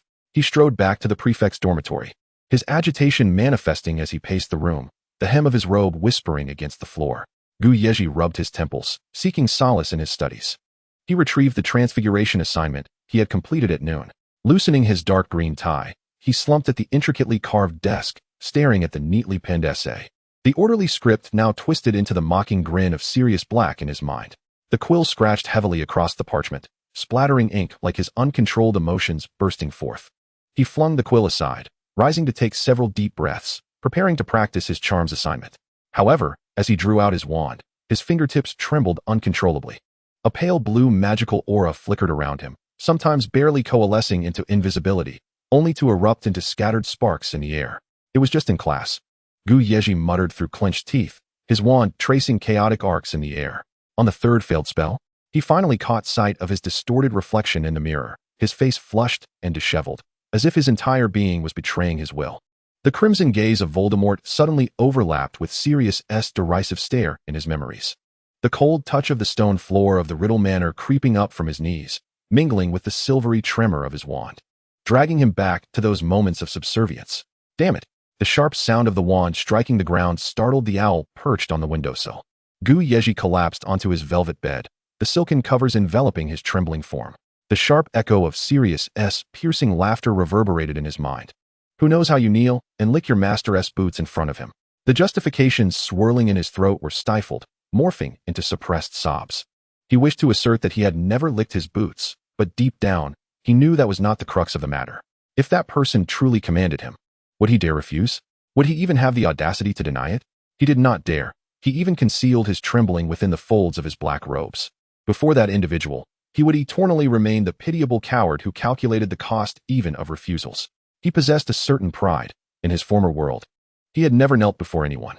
Yet, the moment he traversed into this new realm, he was confronted with a nightmarish tableau. The ground was soaked with acrid blood. The dismembered carcass of a colossal wolf lay in ruin, and the venomous gaze of the Death Eaters slithered like serpents. The domineering pressure from Lucius, his father, weighed heavily upon him, an oppressive force that bore down on his shoulders, forcing his knees painfully against the frigid stone floor. The scarlet eyes of Voldemort seemed to sear into the very depths of his soul, branding him with an indelible mark. Once a man has knelt, it is as though the very backbone of pride has been extracted. Thereafter, every encounter with those blood-red, haunting eyes renders his legs weak before consciousness can comprehend. Yezhi covered his face. After all, he was merely a 17-year-old high school student. He had once uttered grand declarations in class, vowing never to bow for mere trifles. And he understood the adage that a man's knees are worth their weight in gold. Yet, when faced with dire circumstances, he was gripped by fear, rendered weak and powerless, unsure of how to resist. Thus, he knelt. He yielded, constructing a multitude of justifications to convince himself of his rationality, persuading himself that it was merely a strategic retreat. Deep down, however, he recognized that these intricately woven rationalizations were nothing but self-deceptive lies. The shame that festered within him entwined like a thorny vine, growing ever more rampant with each passing day, while humiliation and disgrace flourished in the recesses of his heart. He could not bear to meet his own gaze in the mirror, to confront the cowardly soul that had bent the knee beneath the weight of authority. Ultimately, in the face of this harsh reality, he had become the very person he despised the most. Chapter 16. Weaving the web uncertain of how long he had been lying there, Yezhi bobbed up and down in the whirlpool of his emotions, until he gradually calmed the tempest within. He slowly propped himself up, resting his elbows on the soft velvet cushion, his fingertips pressing against his aching temples. His gaze swept over the wand he had carelessly tossed onto the Persian carpet, and he let out a long, weary sigh. The ebony wand reflected the flickering candlelight, and as he bent down to retrieve it, wisps of aggrieved white smoke suddenly erupted from its tip, as if silently accusing its master of rough treatment. A smile unconsciously crept onto Yezhi's lips as his long fingers gently caressed the intricately carved vine patterns on the wand's surface, offering a soothing touch. In the corner, the dressing mirror, which had shrunk back in fear during his earlier outburst, now cautiously attempted to flatter him, saying, "Even when you are angry, young master, your majesty shines through. But being angry is bad for your health. Please do not be upset." "Very well, I am no longer angry," Yezhi replied with a smile. Walking over to the mirror to fix his hair, he tucked the platinum strands that had fallen over his forehead behind his ear, the reflection revealing the remnants of red marks beneath his eyes, which he discreetly smoothed over with his fingers. The gray irises reflected a lingering fatigue, but he had successfully suppressed the self-loathing emotions that had once consumed him. At that moment, a knock echoed through the intricately carved door, and he instinctively smoothed out the creases of his robe, an aura of cold nobility enveloping him. He straightened his back, which arched gracefully, and the ever-so-slightly haughty Mr. Malfoy was instantly restored to his perfect composure. As the gilded doorknob turned with a soft click, Severus Snape stood outside, his head bowed and his eyes averted. The boy's black school uniform appeared somewhat faded, and the edges of the leather potion box he clutched were worn and frayed. His fingers, gripping the parchment, turned pale as he struggled to raise his gaze, tension flickering in his deep-set eyes. "Mr. Malfoy, I have brought the potion you requested. Thank you for your efforts, Mr. Snape," Yezhi replied, opening the door and gesturing for him to enter with a gracious smile. "Please, come in and allow me to express my sincere gratitude." The Dark Lord's command resonated in his mind, to draw in the younger students, to weave a clandestine network at Hogwarts, to gather youthful minions. Before him stood Snape, perpetually ensconced in shadows, his pale neck marred by bruises left by a Muggle father's violence, a solitary and sensitive temperament, akin to unrefined obsidian awaiting its sculptor's touch. In the original tale, he had already been destined to tread the path of a Death Eater, the preordained trajectory unfurled before him, and now, with Snape voluntarily stepping into this web, it was only logical to tighten the threads. A self-deprecating smile graced Yezhi's lips as he recalled how he had vented his frustrations upon his wand mere hours earlier. The anger and resentment still lingered at his fingertips, yet now he was compelled to don a delicate facade, striving to fulfill the task set before him by that individual. It was utterly exhausting. This internal conflict and struggle struck him as both absurd and tragic. With a soft sigh, he suppressed his emotions entirely, regaining the lofty facade he had cultivated. Regardless, the task must be accomplished. Unaware of the complexity of his thoughts, Snape awkwardly entered the head boy's lounge, his hands nervously clutching the battered potion box. Upon stepping into the lounge, the dazzling light refracted from the crystal chandelier forced him to squint. The Persian carpet felt so soft it threatened to swallow his old leather boots. The gilded, intricately carved ceiling reflected on the polished black ebony table, while the air was thick with the sweet scents of dragon's blood perfume and truffle chocolate. This unimaginable opulence tightened his throat, causing him to unconsciously tilt his head back, oblivious to the rather undignified expression on his face. With a flick of his wand, Yezhi conjured a pair of emerald green velvet sofas in the corner, and a coffee table inlaid with mother-of-pearl rose, the three-tiered glass stand rotating to present its offerings. The top layer was piled high with cream puffs drizzled in caramel. The middle layer held raspberry tarts adorned with gold leaf, while the bottom layer displayed a silver platter of mini macarons, resembling a bouquet of colorful blossoms. 2 steaming cups of red tea caused ripples in the fine bone china, the platinum floral patterns reflecting the delicate light. The luxury surrounding him was clearly beyond his expectations, leaving him agape. "Place the potion box by the door. I shall have the house elves tidy it up later. They will return it to you shortly," Yezhi said kindly, gesturing for him to take a seat. "Please, my guest, Snape clumsily set the potion box down, belatedly realizing he couldn't even utter a coherent sentence. The velvet sofa felt like a soft cloud, and he cautiously sat down. But the plush cushions enveloped him instantly, causing him to sit upright in alarm. "Do not be so formal, Mr. Snape. This sofa was brought from Malfoy Manor. Upholstered in luxurious Egyptian gold velvet and filled with the softest fur of the mooncalf," Yezhi continued, pushing a bone china teacup towards him. The gilded floral pattern along the rim mirrored Snape's discomfort visage. "I personally adore it and brought it to school with me." Snape's awkward attempt to accept the teacup was almost comical, his pale fingers leaving sweat marks on the cup's surface. His school uniform was evidently 2 sizes too small. The sleeves rolled up high, revealing half of his ashen wrist. The hem of his faded black robe barely covered his knees, and when it was lifted slightly, it exposed a bony ankle. As the warm, fragrant tea slid down his throat, the boy suddenly became acutely aware of the inadequacy of his attire. Flustered, he tugged at his sleeves, attempting to conceal the grotesque scars resembling centipedes, marks left by the belt of a Muggle father. In the context of the exquisite bone china and the golden velvet sofa, they stood in stark contrast, painfully evident. Yezhi lowered his gaze, stirring the tea in his cup, pretending not to notice. The clink of the bone china spoon against the cup rang clear as he raised his eyes. His gray-blue irises veiled with just the right amount of apology. "Oh, I misspoke, Mr. Snape," he said, his fingertips grazing the gilded handle of the cup. "I did not intend to boast. I merely wished to provide the finest for my guest." He wore an expression of regret, adding, "If I have inadvertently offended you, please allow me to apologize." Snape's ears flushed a deep crimson, his already rigid spine becoming even straighter, as if he might spring from the soft velvet sofa at any moment. He waved his hands in a flurry, his sleeves slipping down to reveal the ghastly scar that marred his wrist. "No, there is no need to apologize, Mr. Malfoy." The youth's voice was akin to an owl with its throat constricted. "I would be immensely grateful if you would purchase my potion. I understand that the shops in Diagon Alley can concoct them more swiftly and with greater purity." His words abruptly halted as he suddenly realized he had misspoken, and he closed his mouth with a snap, a flush of anxiety creeping onto his pale visage. Chapter 17, Friday. "Thank you for your acknowledgement of our apothecary's products, Mr.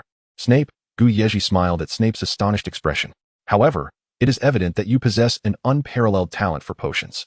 Your occasional modifications and adjustments invariably yield astonishing results. The invigorating potion you brewed last time, where you substituted the ordinary wormwood steeping with a crushed infusion method, proved to be even more enduring than the finished products from my shop." He observed Snape's wide, astonished eyes, his grin deepening. "Mr. Henry from the Hogsmeade Apothecary holds you in high regard as well, stating that the healing potion you provided, though merely a basic formula, was ground to a powder as fine as dust, devoid of any impurities." Snape's ears flushed a vibrant red. The glass vials hidden beneath his bed seemed to be radiating heat. He often took the opportunity at the end of potions class to secretly stash excess potions in his robes. He would then sell these assignments in the shadows of Hogsmeade's back alleys over the weekend. The ingredients for potions class were freely available, and his actions could be deemed akin to thievery. He had never anticipated that the shop where he clandestinely sold potions belonged to the Malfoy family, and Mr. Malfoy's earlier remarks had been quite considerate, refraining from directly pointing out the origins of his potions. "Mr. Malfoy, his pallid face turned crimson. "I should not have sold the assignments from potions class. Yezhi raised his hand, the silver cufflinks gleaming in the candlelight. "It is of no consequence, Mr. Snape," he said nonchalantly, twirling the bone china teacup in his hand. "Compared to those Gryffindors who could explode a cauldron even while brewing rat's bile, you are practically rescuing those poor ingredients." With a flick of his wand, he replenished Snape's cup with tea. "At least you ensure that every ingredient is utilized to its fullest potential, unlike them who turn precious materials into poisons." Snape looked up in surprise, discovering that there was no trace of disdain in the other's gaze. Yezhi pushed the steaming cup of red tea toward him, the gilded floral patterns swirling around the rim. "What Slytherin values most is not conformity, but how to maximize the value of resources," he said, a meaningful smile gracing his lips. "What do you think?" The tension in Snape's shoulders finally eased, and his eyes sparkled with newfound light. Observing this, Yezhi's lips curled into a gentle smile as he continued. "However, relying on the school's potions materials in the long term is not a sustainable strategy. This Friday, I would like to invite you to join Professor Slughorn's Slug Club. With your talent, Professor Slughorn would undoubtedly be delighted to provide you with a dedicated potions laboratory to support your in-depth research. In the pursuit of academic exploration, a certain amount of expenditure and experimentation is essential, don't you agree?" Snape looked at him incredulously. "Mr. Malfoy, Why are you helping me in such a way? Yezhi took a sip of tea, his lashes casting shadows beneath his eyes, his voice imbued with just the right touch of gentleness. While those mundane individuals measure a person's worth by bloodlines and family names, he paused, his fingertips unconsciously tracing the cup's rim. I understand all too well how rare true talent in potions is.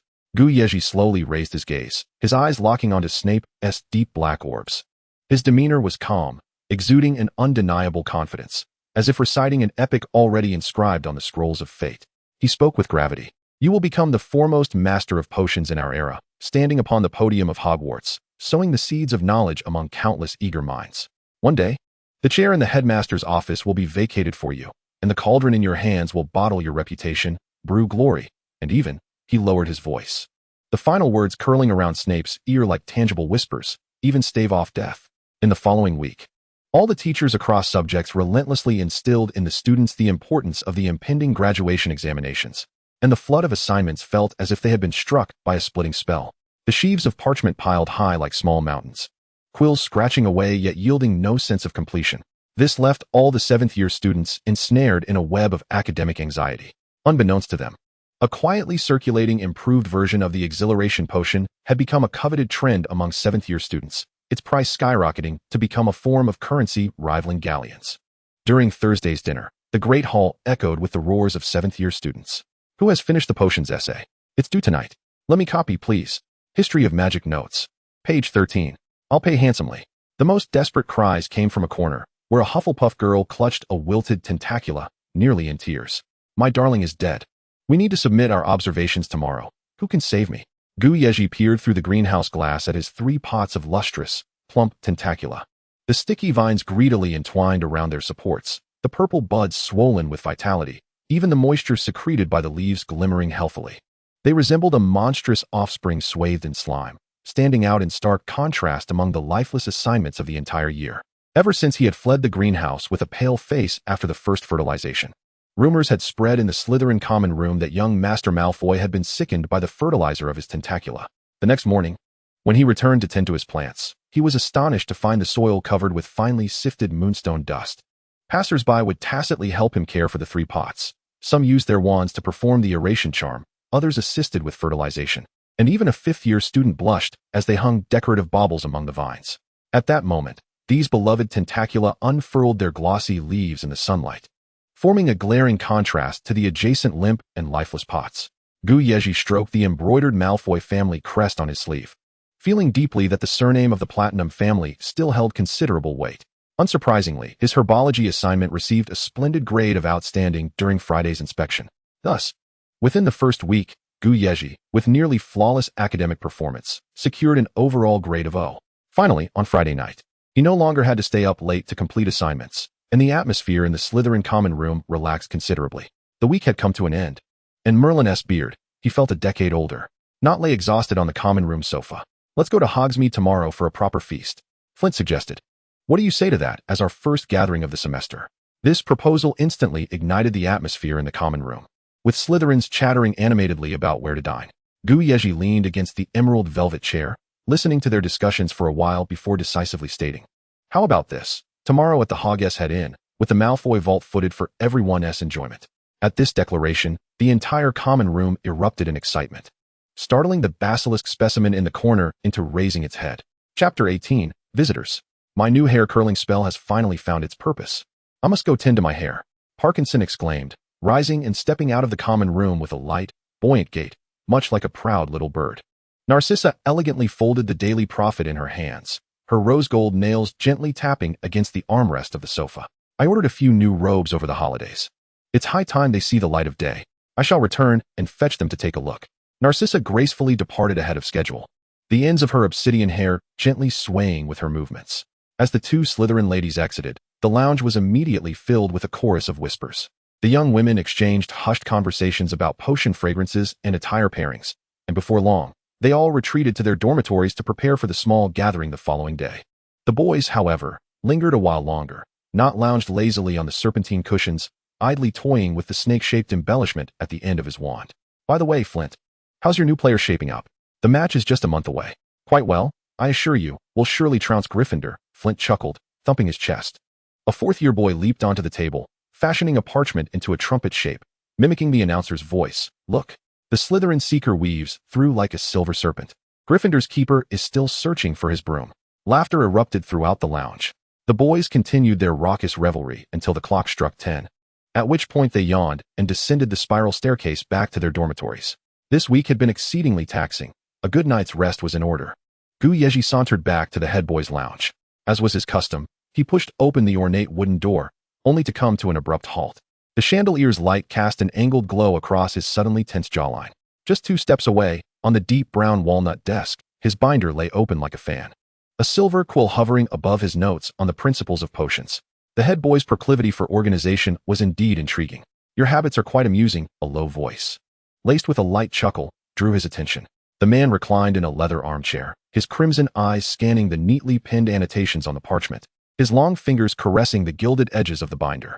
He highlighted key points with a pale yellow ink mixed with phoenix feather powder, crafting rhymed phrases from the easily confounded spells.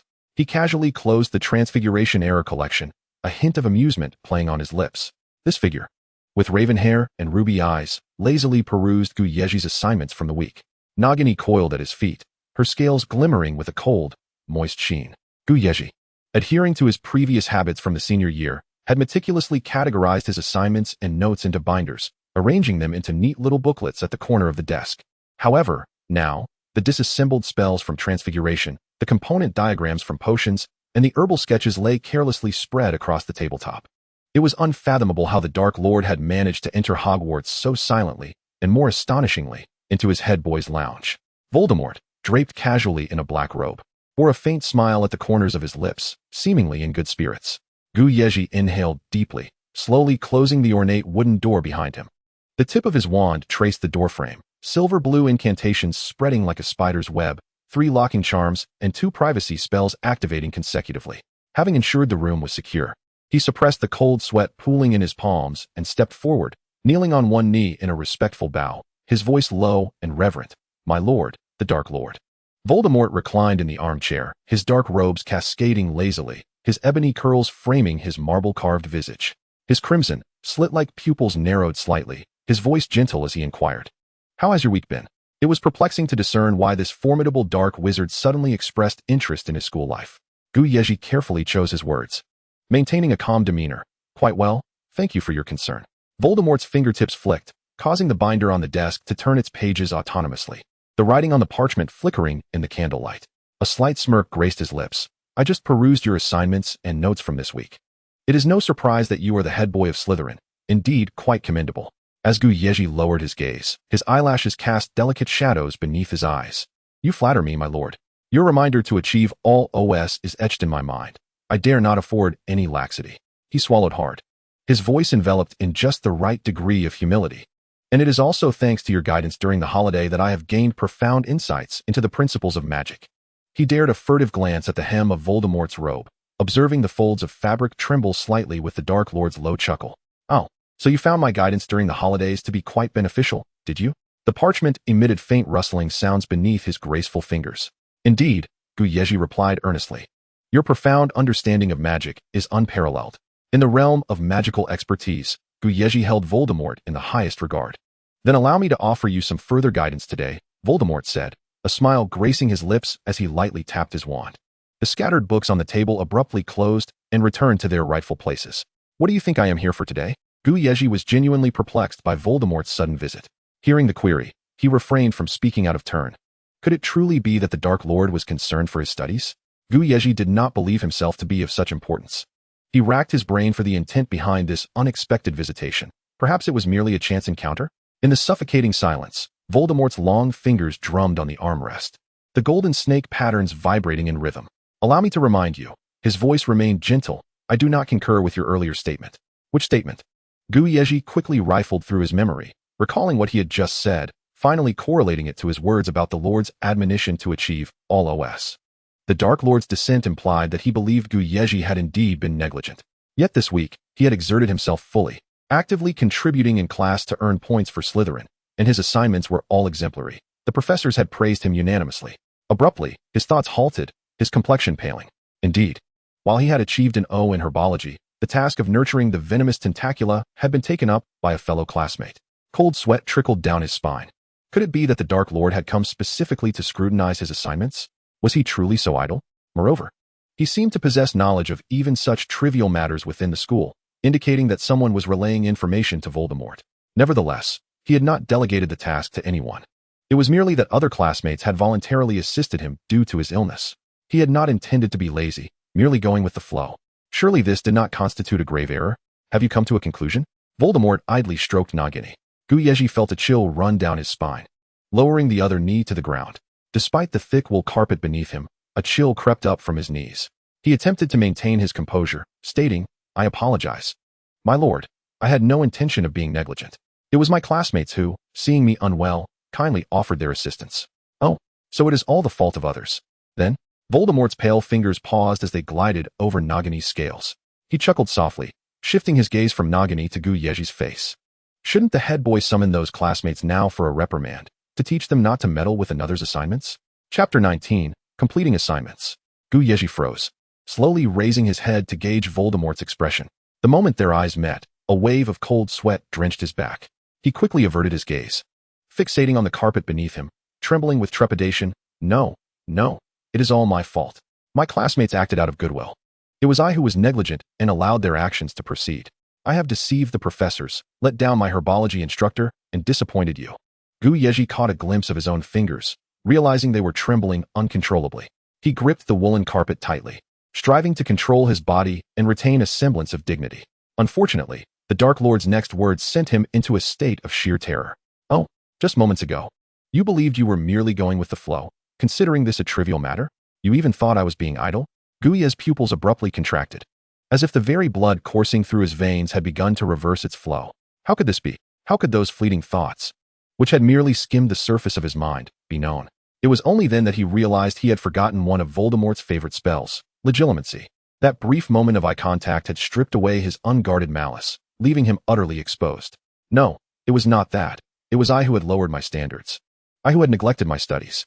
Yezhi nearly collapsed onto the woolen carpet, struggling to suppress the tremor in his voice as he spoke incoherently, his heart pounding like a war drum in his chest. A light chuckle emanated from above, Voldemort's voice remaining gentle as he slowly inquired, "What troubles you, head boy? Is this not a trifling error?" No, I was wrong. I was gravely mistaken, my lord." Voldemort's demeanor only deepened his dread, leaving him with the sensation of a cold, wet mass lodged in his throat, each word he uttered tinged with a broken tremor. He fervently dissected his own mistakes, lamenting, "I should not have underestimated the assignments, nor allowed myself to slack off." Yet still, he failed to grasp the crux of the matter. Voldemort remarked blandly, "You should not have neglected your herbology assignment due to fear of getting dirty, nor should you have lowered your expectations or deceived your teacher." Voldemort did not command him to stop, and he felt he could not. He continued to enumerate his faults, desperately seeking a modicum of leniency from his superior. His throat tightened, but he forced himself to emit increasingly hoarse sounds. "I must value every single assignment. I should not rely on others. The Dark Lord places great hopes in me, wishing for my exemplary graduation across all subjects. I was already struggling in herbology, yet I had grown lazy with my assignments, failing to honor the Dark Lord's tasks." "Repeat that last sentence," Voldemort suddenly commanded. Yezhi paused, then promptly reiterated, "I did not value the Dark Lord's tasks." The words hung in the air, and he finally comprehended that it was never the assignments themselves that truly mattered to the Dark Lord. In an instant, he felt acutely foolish for not recognizing this sooner. It had been so glaringly obvious. His thoughts began to clarify, his sentences flowing more smoothly once again. "The Dark Lord spoke of a future career plan for me, requiring excellence across all subjects. I had disregarded his counsel, neglecting to study and practice the weaker subjects, failing to wholeheartedly fulfill my duties, and my improper attitude had provoked his anger." "I am not angry, Lucius," Voldemort interrupted, his tone devoid of any detectable ire. He continued, "Do you know what the consequences are for failing to complete tasks in my domain?" Yezhi felt the breath he had just taken escape him once more. "No, I do not, my lord." Visions from the original text flashed through his mind, cold sweat trickling down his neck into his collar. As the gruesome depictions of excruciating punishments and the horrors of the killing curse paraded before him, each scene making his back teeth chatter uncontrollably. He dared not voice his fears, terrified that such curses might befall him. Just as he felt he might drown in the abyss of terror, Voldemort abruptly shifted his tone, stating, "In truth, your errors do not quite reach the threshold of failure, but allowing your laxity to persist means that failure is merely a matter of time." Voldemort caressed his wand as if lost in thought, adding, "Moreover, you have yet to truly join the Death Eaters." So the punitive measures of the Death Eaters seem somewhat out of place. As head boy of Hogwarts, invoking school regulations for discipline could be quite justified. Wouldn't you agree, Lucius? Upon hearing this, Yezhi felt a part of his heart settle back into his chest. "Thank you, my lord, for your leniency. Now, head boy, what are the consequences for incomplete assignments at Hogwarts?" Voldemort asked nonchalantly. "According to the rules, one must go to the professor's office to make up the work," Yezhi stated. "I assure you, next week." "There is no need to wait that long," Voldemort interjected with a light laugh, his wand slicing through the air with a hissing sound akin to a snake's tongue. In the next moment, 3 bowls of writhing, slimy tentacles materialized upon the carpet, each appendage flailing like a living creature. A bucket of viscous slugs crashed down onto the pristine white wool, with some slugs oozing out and leaving repugnant trails on the luxurious fabric. "Let us commence immediately. I would like to witness your sincerity in repentance." These abhorrent creatures were a stark contrast to the elegant head boy's lounge, their arrival soiling the exquisite carpet Yezhi had brought from Malfoy Manor, the noxious stench assaulting his senses and forcing him to hold his breath involuntarily. Yet he dared not voice his complaints. Gazing at the bucket of slugs before him, he hesitated for a moment before respectfully stating, "Very well, my lord, I shall fetch protective gloves." As he began to rise, he felt a gentle pressure on his right shoulder, pausing his movements. He glanced to see Voldemort's wand lightly resting there. Yezhi dared not move. "With your hands," Voldemort instructed coolly. Taking a deep breath, Yezhi replied, "Yes, my lord." He refrained from standing, instead sitting upright on his knees. Slowly, he rolled up his sleeves, revealing his slender, pale wrists, and reached for the topmost slug. This was his first direct encounter with such a mollusk, as his fingertips made contact with the slippery mass. The cold slime seeped into the creases of his skin. The slug's soft body wriggled in his palm, akin to a living blob of mud, sending a prickling sensation racing through his nerves. In an instant, goosebumps erupted across his arm. He bit his lip, his throat constricting as he fought back the wave of nausea threatening to escape. His pale fingers tightened around the repugnant creature. As he prepared to lift the slug from the bucket, he felt the wand's gentle pressure on his shoulder shift to a downward force. He dared not resist, allowing his shoulder to sink under the weight until, before long, his wrist was submerged in the foul liquid. The writhing, soft-bodied creatures navigated between his fingers, the icy fluid creeping up his sleeve, each inch of skin screaming in protest. The revolting texture rendered him rigid. Yet the pressure on his shoulder showed no signs of relenting, continuing to push him down. His eyelashes fluttered violently, his pupils constricting in disgust. But he had no choice but to endure as his arm was pressed deeper into the bucket. The stench of decay, mingled with the sweet odor of the slime, invaded his nostrils. He felt the liquid slowly engulf his forearm, the slugs drawing nearer to his face, their foul odor enveloping his mouth and nose. The repugnant slime surging up his sleeve. Yezhi watched as the contorted, squirming bodies loomed larger before him, his stomach churning violently, his complexion paling, his back arching in revulsion, as he struggled to suppress the urge to vomit. "If you dare to throw up, I will make you bury your head in it," the dispassionate voice above him warned. Yezhi froze, shutting his eyes and turning his head, the veins in his neck throbbing as he forcibly stifled the urge to retch. While at that moment, his elbow had already immersed itself in the bucket, and his fingertips finally grazed the bottom. The pressure on his shoulder ceased. Yet he dared not move, maintaining the humiliating position of having his forearm submerged in the slime, praying for this punishment to conclude swiftly. In the stifling air, Yezhi knelt on the carpet, his forearm enveloped in the reeking goo, enduring this degrading posture while every nerve screamed for escape. The slimy, gelatinous creatures incessantly wriggled between his fingers, a chilling sensation creeping through his veins towards his heart, as every nerve screamed in desperate anguish, urging him to withdraw immediately from this nauseating inferno. Above him, Voldemort's gaze, imbued with a curious intensity, bore down upon him like a palpable weight, and he could distinctly perceive the mockery glimmering within those crimson, slit-like pupils. Time seemed to stretch indefinitely. Then, suddenly, a cold wand lifted his chin, compelling Yezhi to tilt his head back, his unfocused gaze colliding with those scarlet slits. At that moment, he had long forfeited his usual grace and composure. His brows knitted together, tears of physiological distress pooling in his reddened eyes, while the tip of his nose flushed an abnormal hue from the strain of suppressed breath. His pallid lips were pressed tightly together, and the veins in his neck throbbed, undulating with each intense swallow. The queasiness roiling in his stomach threatened to engulf him, and he could only cling to the last vestiges of rationality, fighting not to collapse onto the ground. Voldemort seemed taken aback by his disheveled appearance, pausing for a rare moment of surprise. This was soon followed by a low, mocking laugh. How pitiful, he mused. As his wand traced along the trembling line of Yezhi's jaw, the tip poised to catch a tear that hung precariously on the verge of falling. It pains me to see you so.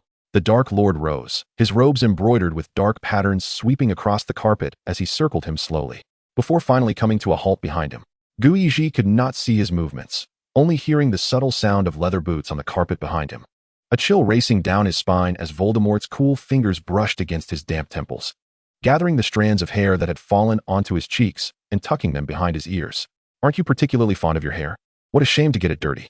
Voldemort's voice dripped with amusement. Yezhi remained motionless, allowing his hair to be rearranged. Then he heard the soft swish of the wand, and a dark green satin ribbon, imbued with magical warmth, coiled around his hair as if it were alive. The ends neatly secured. The Dark Lord stepped back a half-pace to admire his handiwork, his crimson eyes sweeping over the contrast between the dark green ribbon and Yezhi's platinum locks, a smirk curling upon his lips.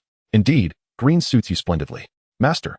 Yezhi intended to respond, but as he opened his mouth, nausea surged forth, the violent contractions of his stomach rendering his throat uncontrollable. Forcing him to swallow back the words that hovered on the brink of escape, his pallid lips pressed firmly shut. I recall you were to complete your assignments. Yet it appears you have yet to commence. Voldemort resumed his seat in the ornate armchair, diverting his attention to Nagini with a disinterested pat. Finally, Yezhi managed to extract his elbow from the viscous substance, the silk cuffs of his sleeves dripping with a turquoise sludge, while a few of the slimy creatures continued to squirm upon the fabric, leaving a winding trail upon the expensive material. A numbing sensation spread from his fingertips to his heart, and the previously overwhelming queasiness began to subside. Undeniably, the forced desensitization training had proven effective. Yezhi gazed down at the wriggling slime in his palm, translucent bodies lodged beneath his fingernails. He had grown numb to it all. The scent had become imperceptible, and he felt no revulsion as he grasped the slugs with his bare hands. Taking a deep breath, he commenced the task of dealing with the slugs, mixing the slimy fingers into the soil, crushing the creatures and blending them into the humus, oblivious to the foul juices that splattered upon his sleeves. Only after he had tended to 3 pots of poisonous tendrils did Yezhi realize that his knees had long since lost sensation. His legs felt as though they were laden with lead, every muscle screaming with fatigue. Struggling to lift his head, he noticed a streak of green slime staining his pale visage, and in a weak whisper, he uttered, "Master, my lord, I have finished. I find you quite fond of addressing me as master." Voldemort leaned back against the intricately carved armchair, having begun to peruse an ancient tome of dark magic. He lifted his gaze from the pages, surveying the boy's disheveled state. "Since you enjoy it so much, feel free to continue." "Yes, thank you for your indulgence, master," Yezhi replied, lowering his eyes. The words master had slipped from his lips.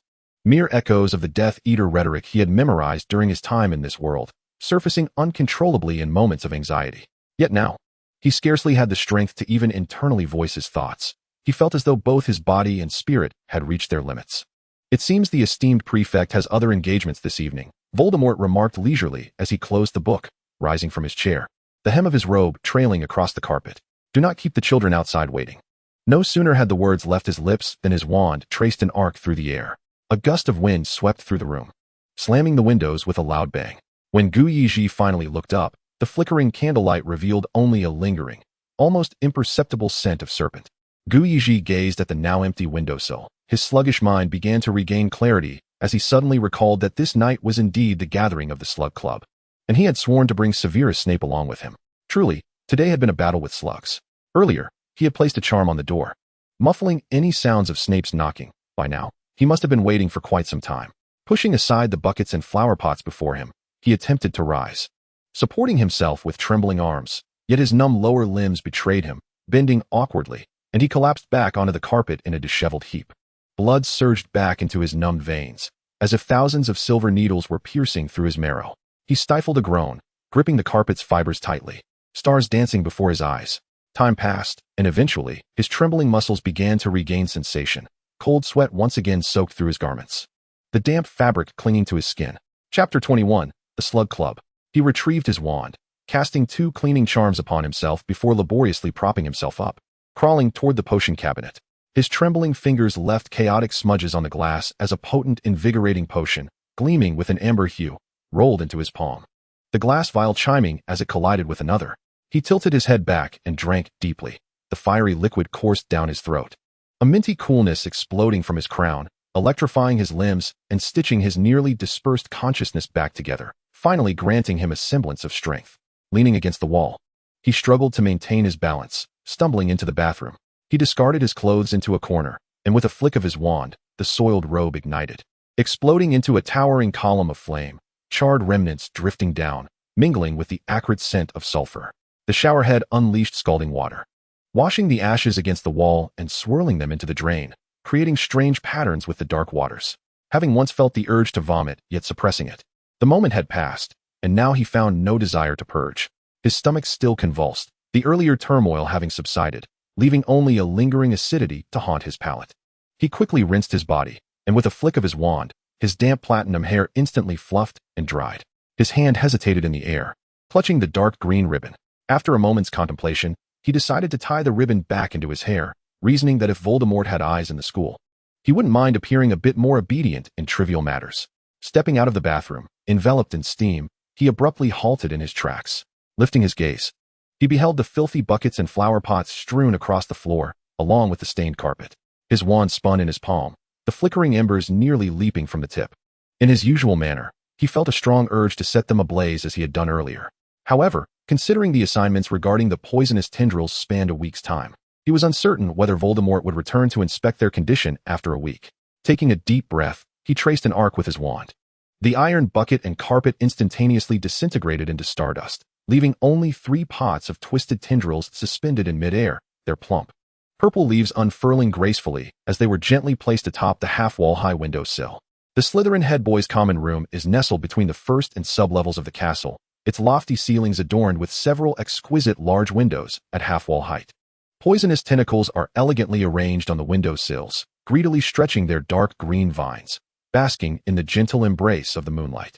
Yezhi donned a brand new deep green robe, his hand brushing over the intricately embroidered silver threads at the cuffs. He cast a glance at the gilded clock on the wall, its hands nearing the 11 o'clock mark. Each second Voldemort lingered here felt elongated as if under the influence of a time expansion spell, yet in reality, that sinister figure had remained for less than an hour. Yezhi still felt somewhat dazed, his steps unsteady, prompting him to consume a vial of revitalizing potion. He then spritzed a few drops of perfume at the collar and wrists of his robe. Its subtle, cool fragrance swiftly dispelled the lingering scent of the potion. After meticulously adjusting his appearance in front of the mirror, ensuring his deep green robe was smooth and his hair impeccably styled, he raised his hand to unlock the complex enchantments on the door. As the door creaked open, Yezhi lifted his gaze to find Severus Snape leaning against the wall, his dark eyes half closed, lost in contemplation. Upon hearing the noise, Snape opened his eyes, a flicker of concern briefly illuminating his gaze. "Apologies for the wait," Yezhi said, a hint of a smile gracing his lips, his voice low and gentle. "I thought you might have forgotten me." A faint smile played at the corners of Snape's mouth, his typically stoic demeanor softening slightly. "I was feeling a bit unwell earlier, but I'm better now. Shall we proceed?"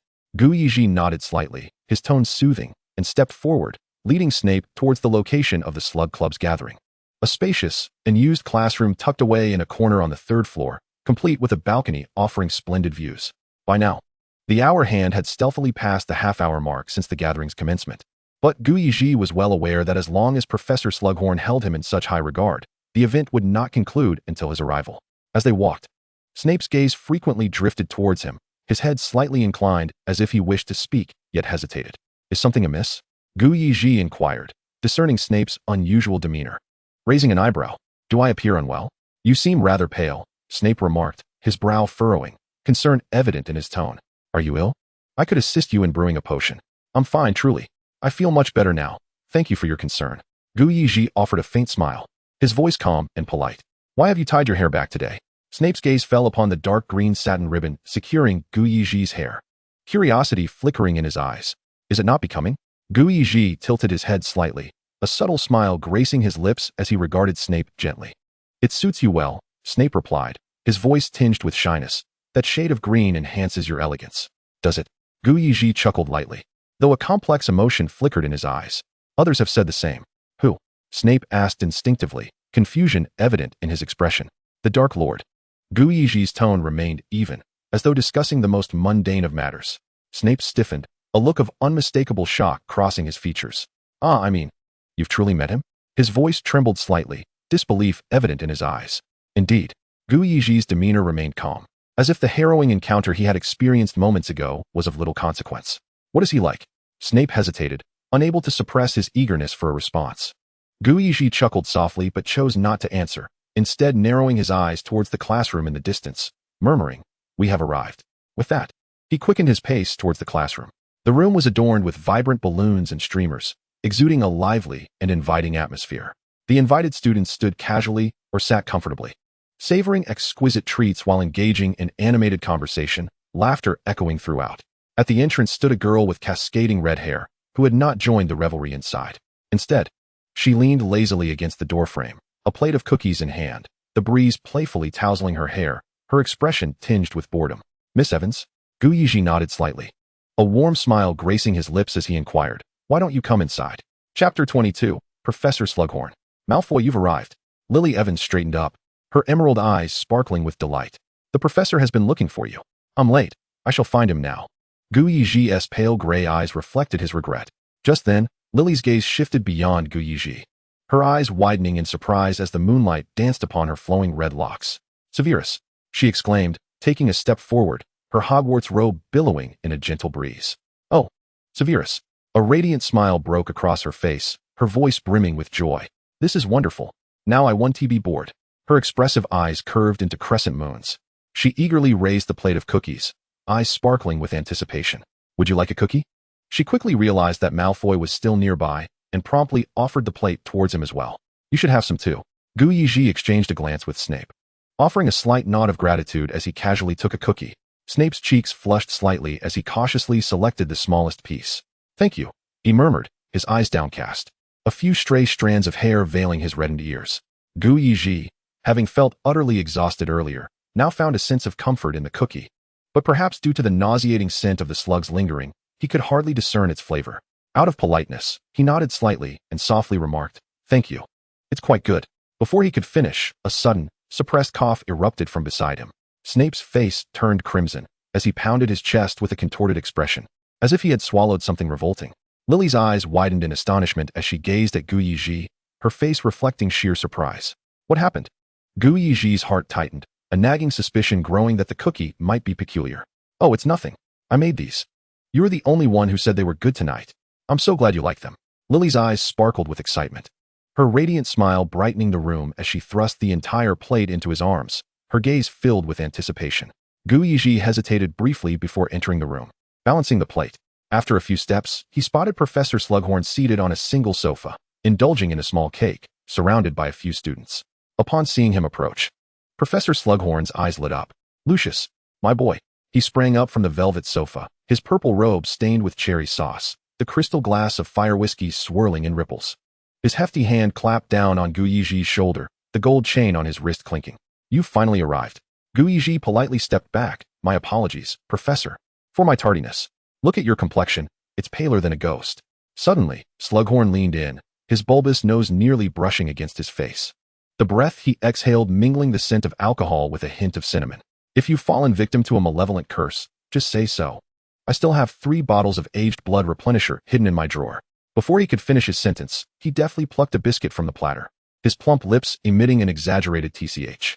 "Ah, how courteous of you to bring biscuits," he exclaimed, immediately shoving one into his mouth. "Miss Evans made these. I just encountered her at the door." Yezhi observed Professor Slughorn struggling to swallow the biscuit, his complexion turning a shade of green. The professor pulled out a handkerchief and vigorously wiped his forehead, the sound of his gold chain jingling with the motion. "No wonder the lemon cake she sent last time left me bedridden in the infirmary for 3 whole days," he muttered in a lowered voice, his thick lips nearly touching Yezhi's ear. The flavor was akin to a concoction of the vomit from a mooncalf mixed with the slime of a flobberworm. "When she brought the biscuits today, I dared not partake, yet here I am, unable to escape," Professor Slughorn lamented bitterly. Yezhi elegantly picked up a delicately shaped biscuit, twirling it between his fingers before calmly placing it in his mouth.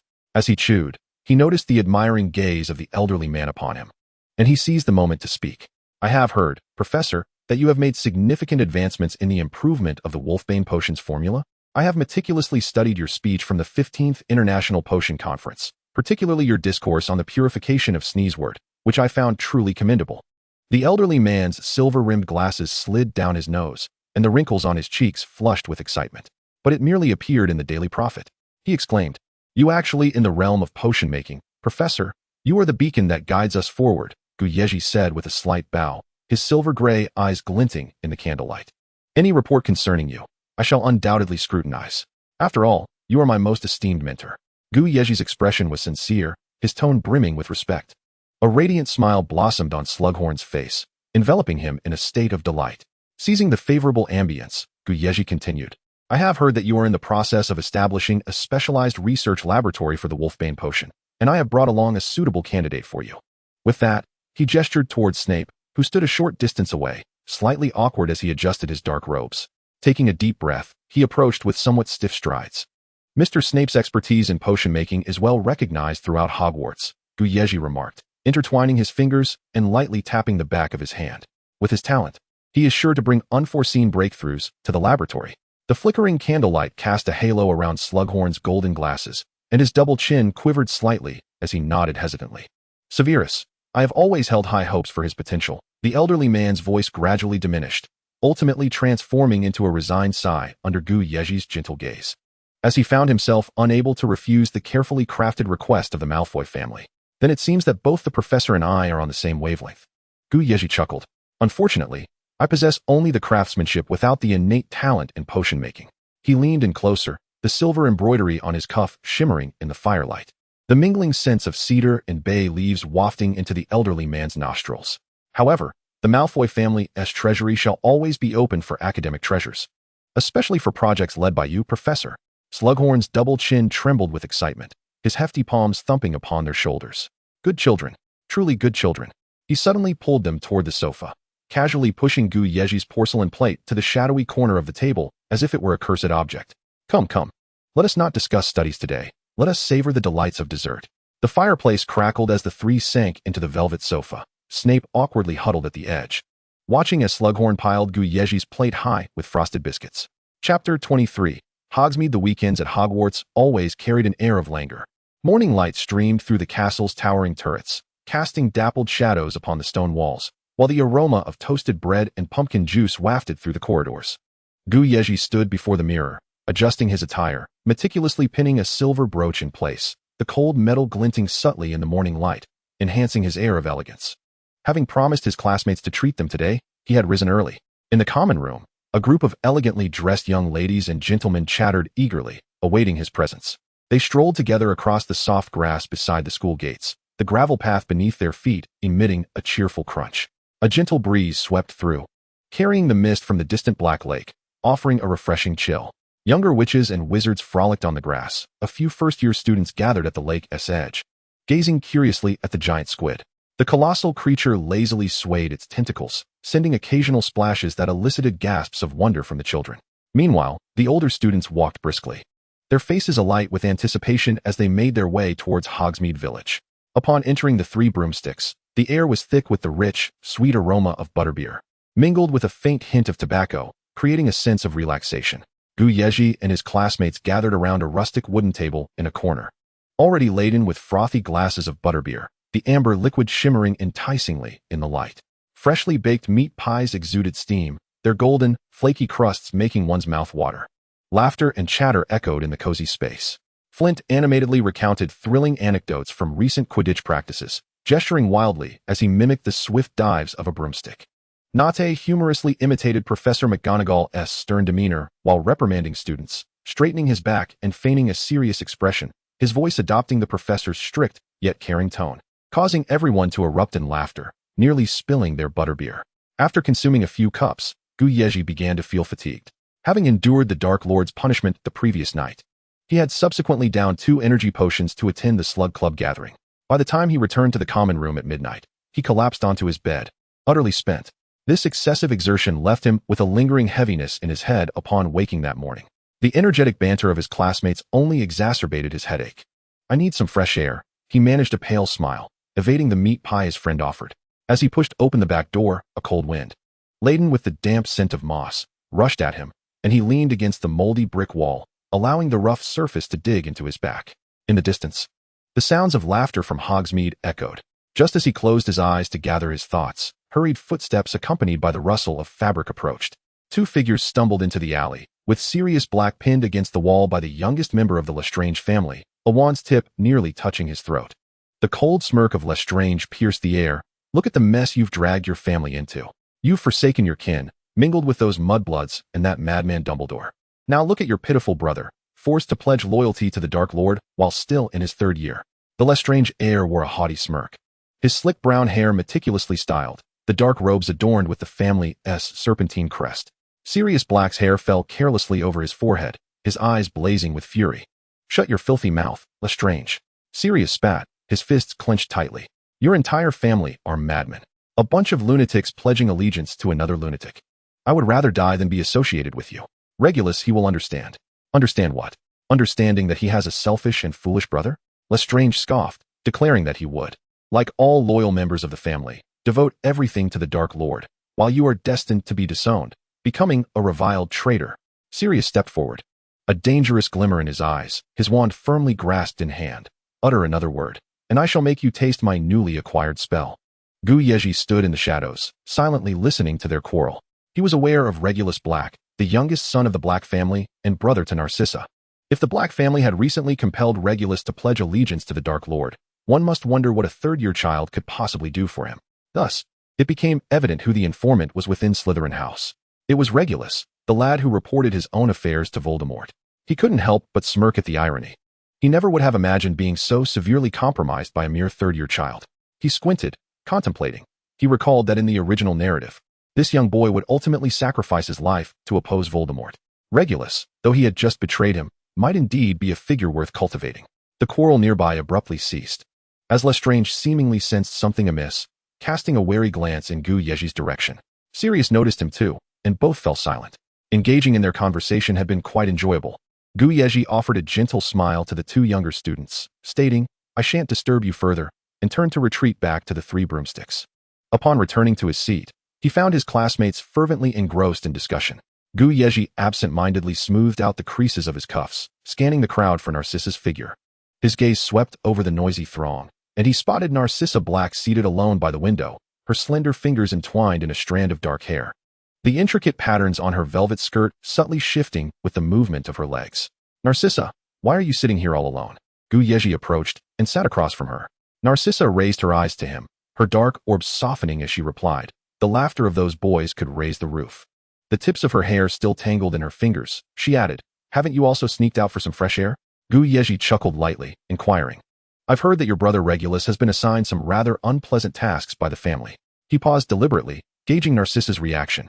Stirring her cup of hot cocoa, she replied nonchalantly, there's nothing to be done. Sirius no longer has any claim to inheritance. After all, as a girl, I am destined to marry someday. She hesitated momentarily, meeting Yezhi's gaze with a shy smile, the sincerity of which was uncertain, then continued, thus, Regulus must learn to bear the family's legacy. Even though he is still just a child. Despite the scant familial affection within pure-blood families, a flicker of concern for her younger brother crossed Narcissa's features. I understand, Yezhi reassured her, and I can surmise what task the Dark Lord has set for Regulus. His voice was low, edged with an almost imperceptible sigh. Narcissa's silver spoon paused mid-air, her brow furrowing deeply. He is only in 3rd year, unable to even leave the school. What tasks could he possibly undertake? He is but a child. Her words trailed off as she suddenly froze, her dark eyes widening in realization. Yezhi offered a wry smile, acknowledging her distress. The light illuminated his unusually pale face. Has he been monitoring you? Narcissa grasped his hand, feeling its chill. No wonder your complexion is so poor, she exclaimed, her eyes betraying her unmasked panic and concern. Have you been punished? Are you hurt badly? Yezhi gazed at her furrowed brow, a swirl of complex emotions rising within him. He felt a touch of gratitude for the girl's concern, yet guilt gnawed at him for the impending emotional manipulation he would employ to seek her assistance. Gently, he extricated his hand from her grasp, the lingering warmth still radiating from his fingertips. It's merely a trivial punishment, do not worry. He leaned in slightly, lowering his voice. However, I do indeed require your assistance. The Black family's extensive collection on the art of mind closing. His voice fell to a whisper. I need you to discreetly bring it to me, without informing anyone. Narcissa opened her mouth to respond, then closed it again. She stared intently at Yezhi, her eyes a tapestry of hesitation and struggle. After a long pause, she finally gave a gentle nod. Unexpectedly, the following day, Narcissa delivered the book. Morning light streamed through the columns, casting a mosaic of shadow and illumination as she slipped the notebook containing the essentials of mind closing into Yezhi's arms. The velvet of her skirt whispered softly against the cobblestones. I had a house elf deliver it. I told no one. Thank you, Yezhi expressed sincerely.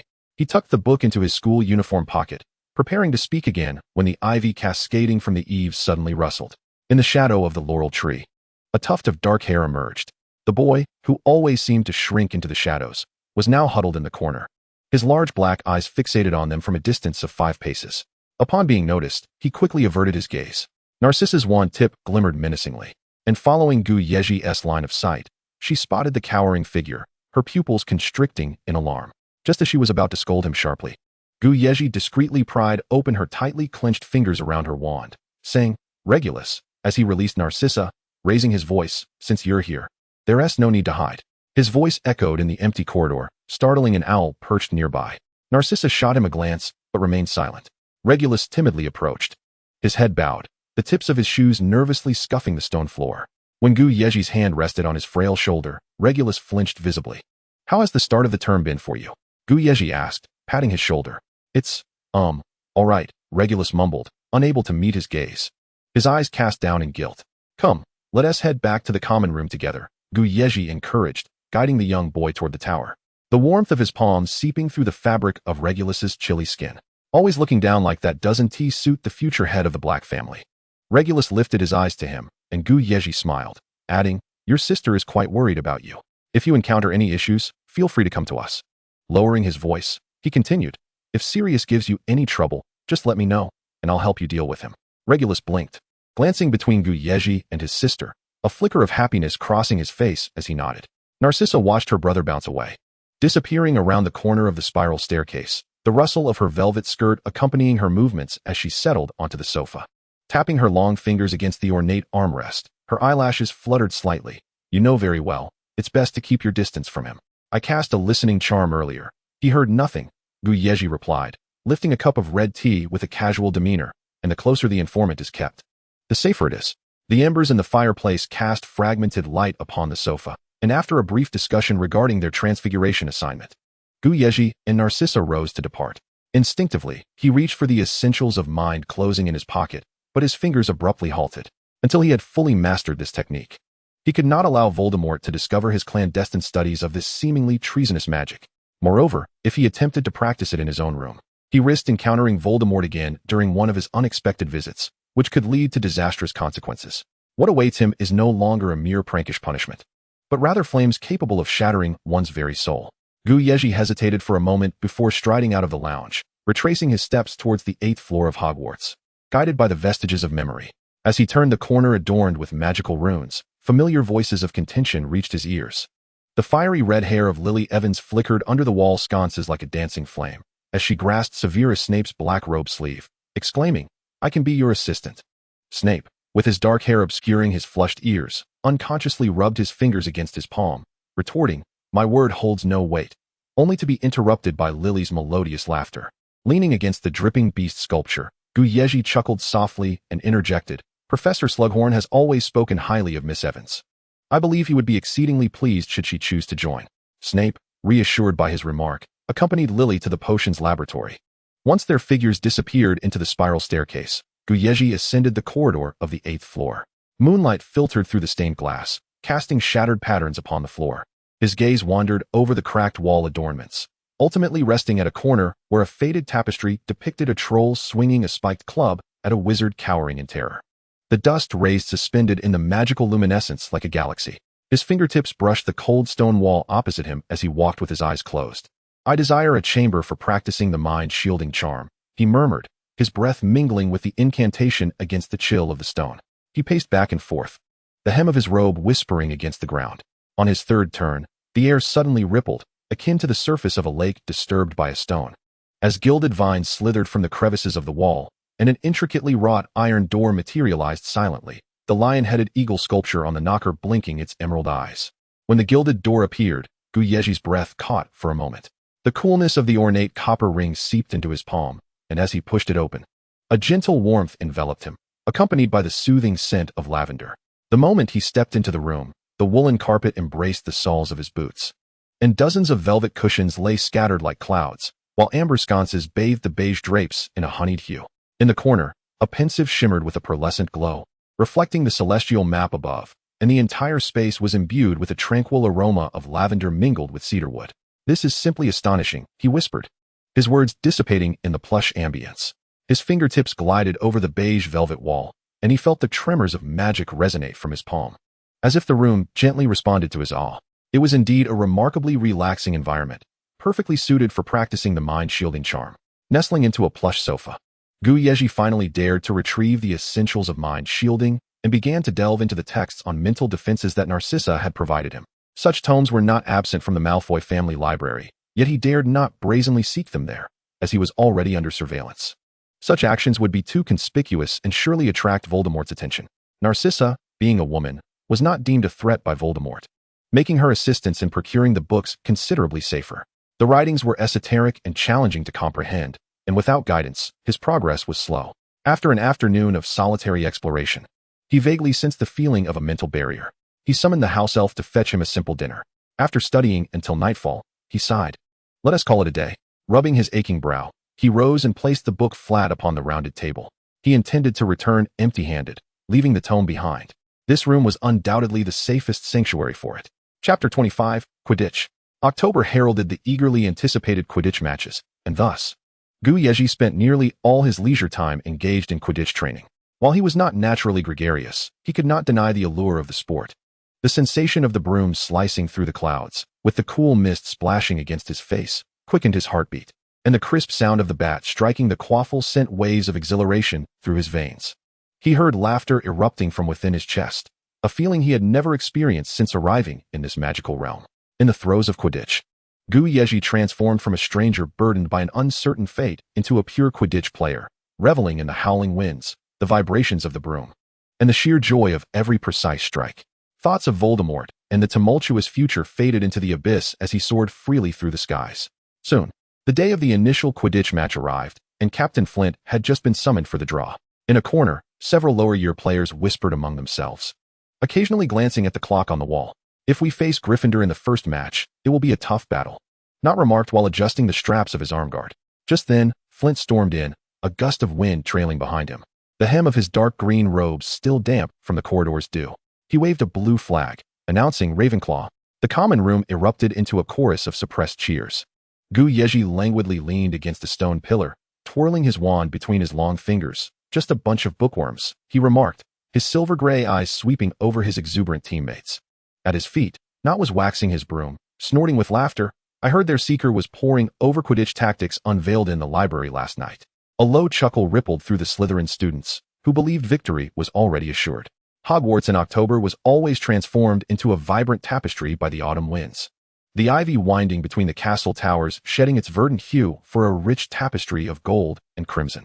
The stands surrounding the Quidditch pitch were filled with students waving red and yellow scarves and green and silver flags, with cheers and applause rising and falling like a bubbling cauldron.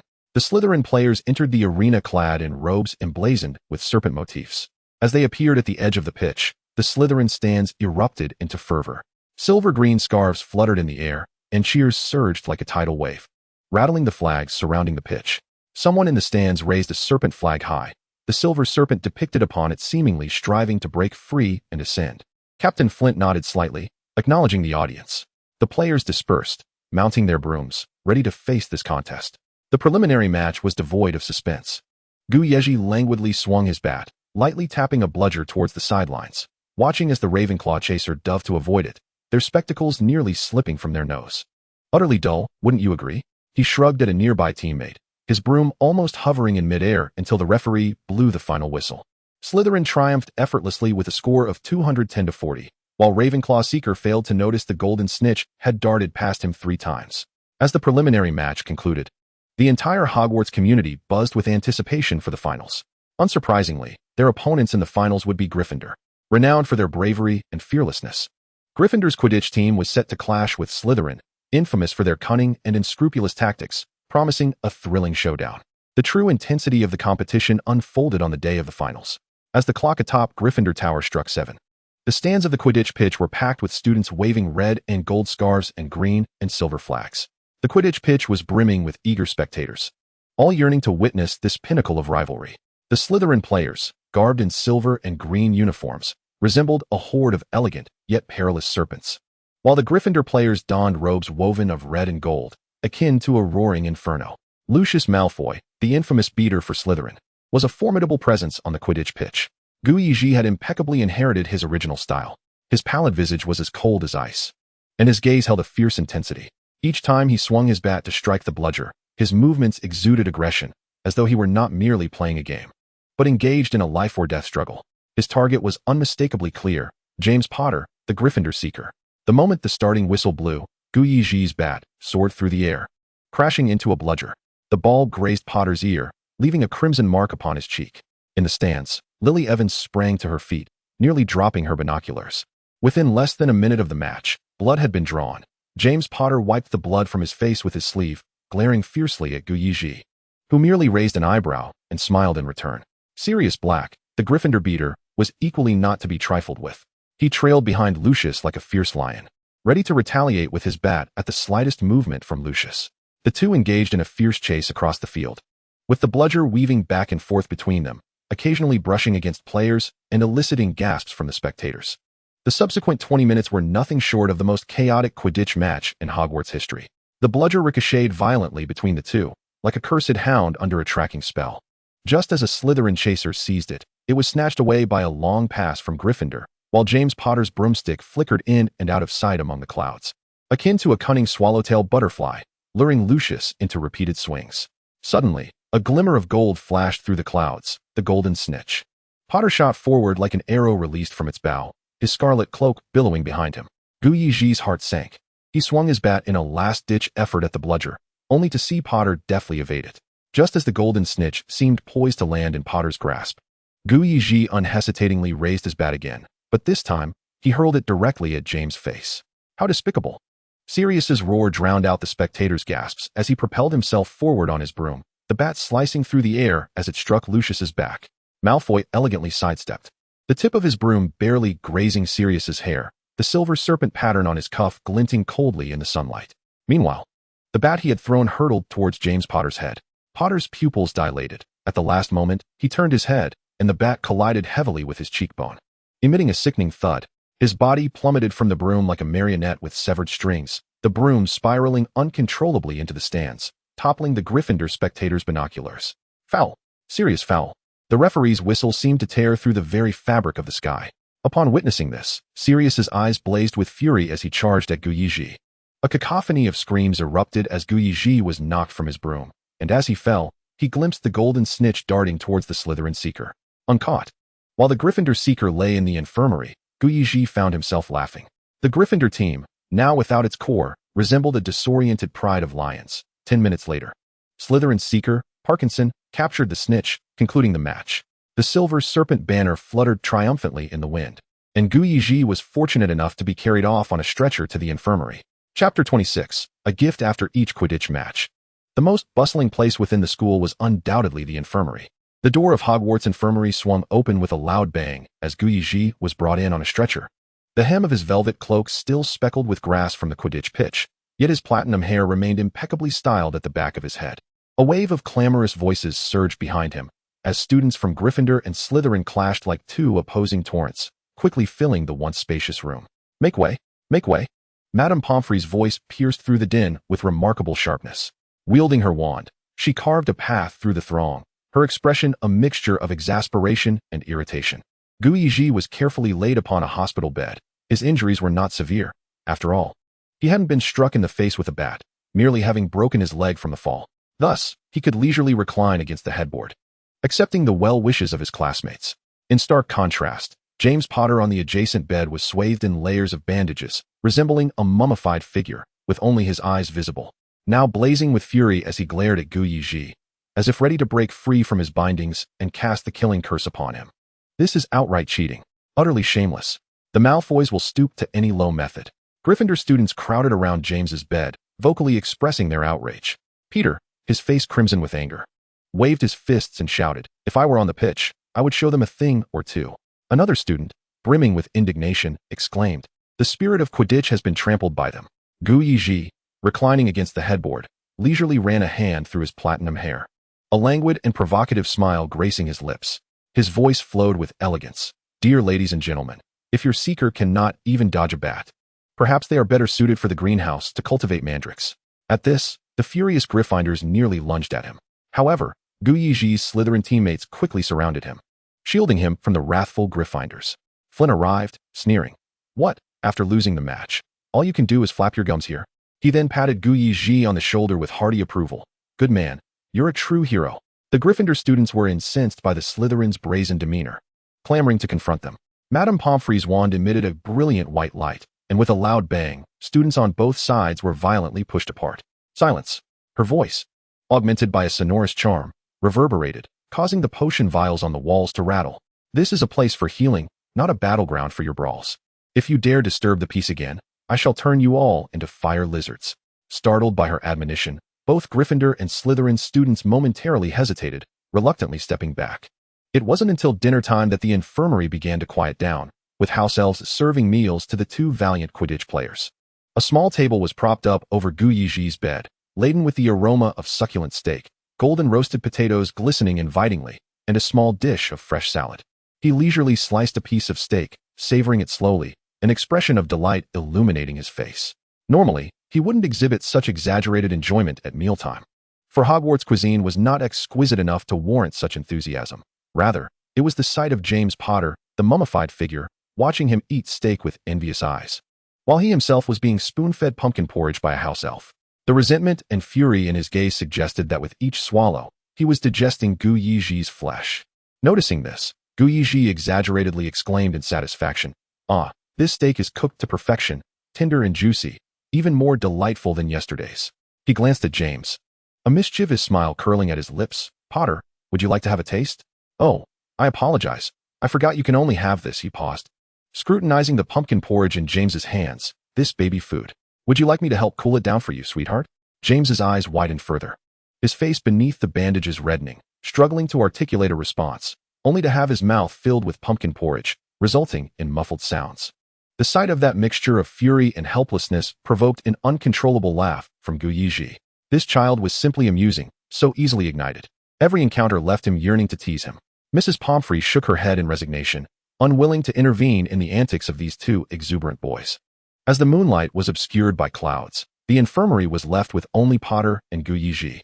With a gentle flick of his wand, Yezhi conjured a soft yellow illumination spell, forming a light orb the size of a ping-pong ball that hovered above a history of magic. The ancient runes on the parchment glimmered softly, and he lowered his gaze to recite the origins of the International Statute of Wizarding Secrecy. The platinum tips of his hair catching a cool silver sheen in the shifting shadows. "Extinguish that thing." The bandaged mummy suddenly emitted a low, thunderous growl. James Potter struggled to twist his body, inadvertently causing the copper bell on the bedside to jangle in a frantic clamor. "My wound is killing me. And you're here creating a sun? It's blinding, you know. I suggest you try closing your eyes," Yezhi replied without lifting his gaze, his long fingers gliding over the chapter on the Goblin Rebellions. Although he spoke thus, the light orb obediently shifted to the far side from Potter, its radiance dimming slightly. "I command you, Mr. Potter, do you regard the infirmary as the Gryffindor common room?" Yezhi finally raised his eyes, his lashes casting sharp shadows beneath. "I have no obligation to heed your commands." Just as James struggled with a flushed face, a sudden knock shattered the tense silence. Yezhi turned toward the sound, spotting a jet-black owl perched on the window pane, its amber eyes glinting in the darkness. With the creaking sound of the window opening, the owl gracefully landed on the edge of the bed, its silver bell anklets producing a crisp sound. Yezhi untied the golden satin ribbon from its leg, revealing a beautifully patterned gift box. What a peculiar gift delivered at such an odd hour, Yezhi mused. As he opened the box, the distinct chill of Nightshade Peter wafted through the air. Dark silver serpentine patterns shimmered under the illumination spell, reflecting the sheen of liquid metal, while the silver threads at his fingertips were intricately embroidered, revealing the texture of scales. Yezhi's fingers brushed over the embossed golden script inside, his pupils narrowing slightly as he noted the inscription, 34 to the victor, 34, alongside a small dark mark of the dark mark, glimmering a deep crimson in the light. Limited edition Nightshade gloves. James's voice, muffled beneath the bandages, suddenly rose, tinged with an envy he was unaware of. "Those were worn by the Irish beaters at last year's Quidditch World Cup final. How did your father manage to get these?" Yezhi offered no explanation, merely chuckling softly as he closed the gift box, the serpentine emblem flashing with a dark crimson gleam beneath the moonlight. He pushed the box to the far end of the bedside table as if it were merely a common chocolate frog wrapper. "Keep pretending. You're surely bursting with joy inside," James Potter murmured, observing Yezhi's indifference. Yezhi continued to peruse his history of magic textbook, fully aware that this was merely a tactic employed by Voldemort, offering a slap before a sweet treat. The Dark Lord, of such high stature, deigning to pay attention to a Quidditch match at Hogwarts and to an inconspicuous student, was enough to astonish and overwhelm a naive boy, filling him with gratitude. Were he truly Lucius, raised on tales of the Dark Lord's exploits, he would have been utterly shattered by the last punishment from Voldemort, and this unexpected favor would have entirely dismantled his defenses, leaving only thoughts of loyalty, devoid of any dissent. Alas, he was not. Chapter 27. Intelligent.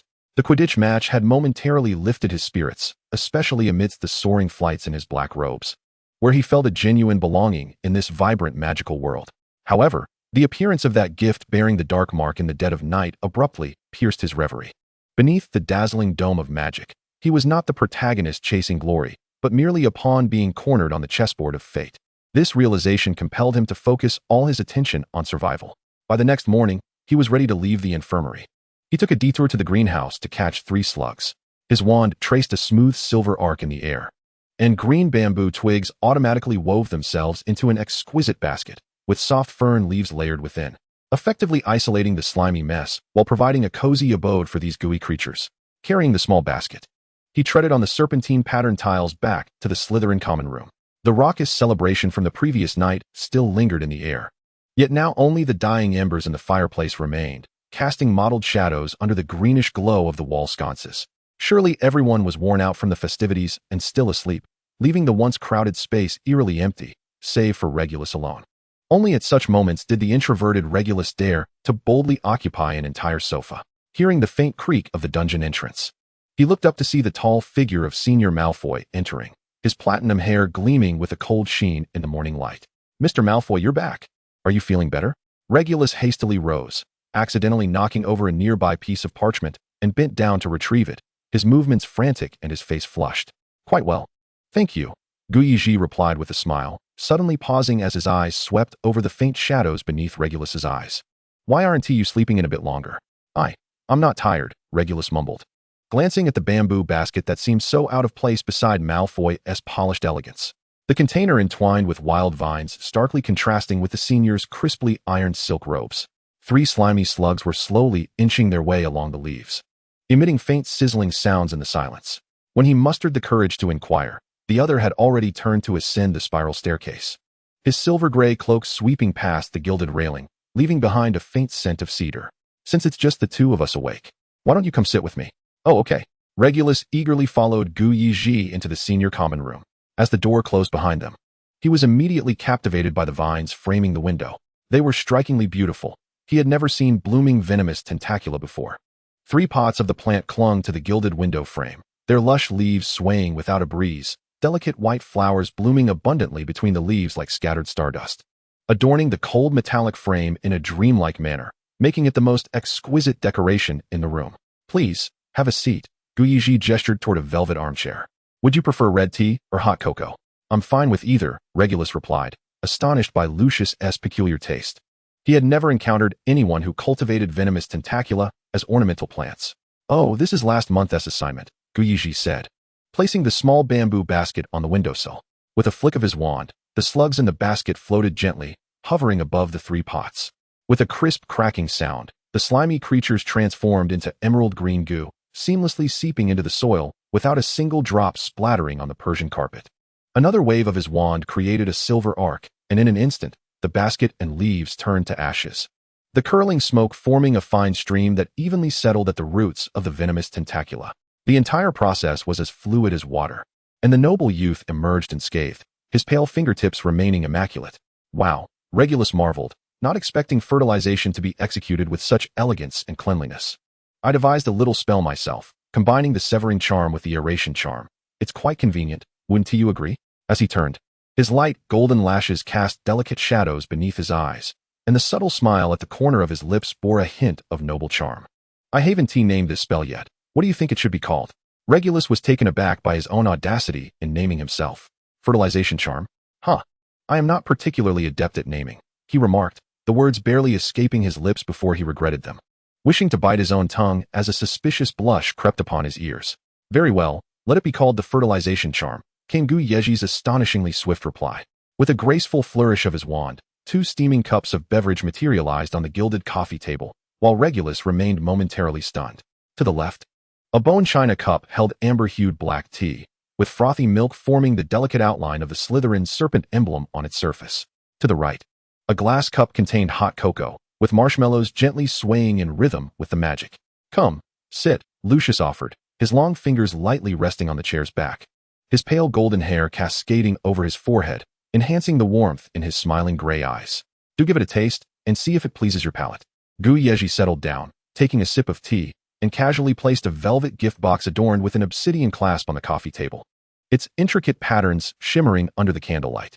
Regulus, cradling the cocoa cup topped with marshmallows, found his gaze irresistibly drawn to the enigmatic box.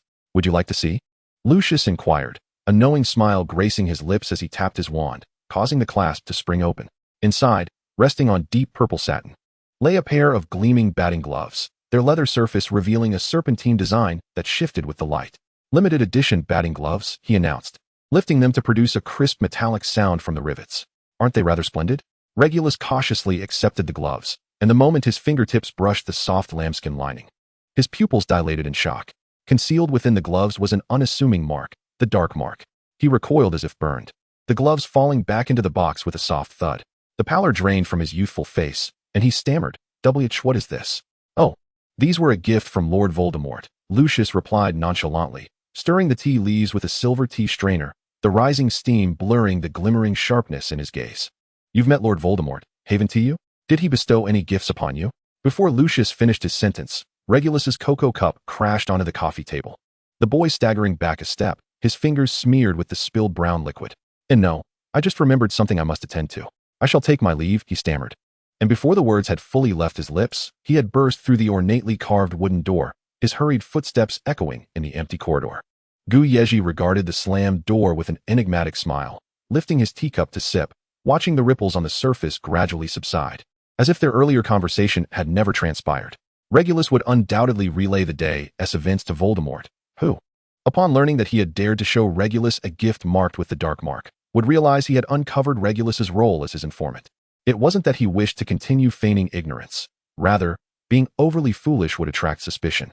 It was more prudent to play the role of a brash youth, convinced he could see through everything, eager to showcase his cleverness before adults, unreservedly revealing his contrived schemes. Such flaws would prove more convincing than a performance devoid of any cracks. With a flick of his wand, the gift box on the coffee table closed automatically and floated to the most conspicuous spot on the bookshelf, ensuring that when Voldemort next visited, he would perceive the sincerity of Yezhi's fondness for the gift. Chapter 28. The biting wind of Hogsmeade carried with it shards of ice, creating a cacophony as it struck the copper bell of the apothecary. Snape stood by the counter, awaiting the apothecary's assessment of the potions and their pricing. The shop door creaked open, and a frigid gust of wind pierced the warmth within. The elderly apothecary, measuring moonstone powder, shivered unexpectedly as the vapor from the cauldron was instantly dispersed. Snape turned, witnessing a tall figure enter, accompanied by the swirling snow. The dark green wizarding robe adorned with a subtly embroidered serpent emblem shifted with each step, the cold wind lifting the hem to reveal a strikingly slender waist. The figure raised a hand to tame the wind-tossed ribbons, platinum hair cascading down like a waterfall, glimmering with a cold sheen in the ambient light. "Mr. Malfoy, what brings you here?" The attendant at the counter exclaimed hurriedly, a note of respect evident in his voice. "I merely came to take a look," Yezhi replied with a smile, deftly readying the loose ends of his hair, his gaze landing on Snape, standing at the counter. "Mr. Snape, you are here as well." Snape instinctively tightened his grip on his robes, a hint of discomfort flashing across his face as he averted his gaze, unable to meet Yezhi's eyes. Appearing somewhat awkward at the counter, "I have complete faith in Mr. Snape's potion-making skills. There is no need for further evaluation. Simply settle the payment at market price," Yezhi stated, turning to the attendant with a tone that exuded undeniable certainty. "Very well," the attendant replied, hastily gathering the potions Snape had brought, before producing 5 golden galleons and cautiously handing them to Snape. Once Snape exited the apothecary, Yezhi tapped his fingers lightly on the edge of the counter. Leaning down, he whispered a few words into the attendant's ear. The attendant nodded vigorously, hunching over as he hurried into the storeroom. The copper bell chiming softly as the door swung shut. A moment later, 2 bottles of potions encased in velvet boxes were placed on the counter. Yezhi peeled back a corner of the silk, the amber liquid shimmering with a pearlescent sheen under the moonlight, and he contentedly tucked the potions into his sleeve.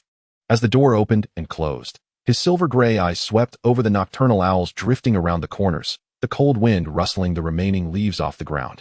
He stepped onto the carpet of dried leaves, veering into a narrow alley, where a gust of wind playfully lifted the ribbons from his hair, casting shadows against the damp walls.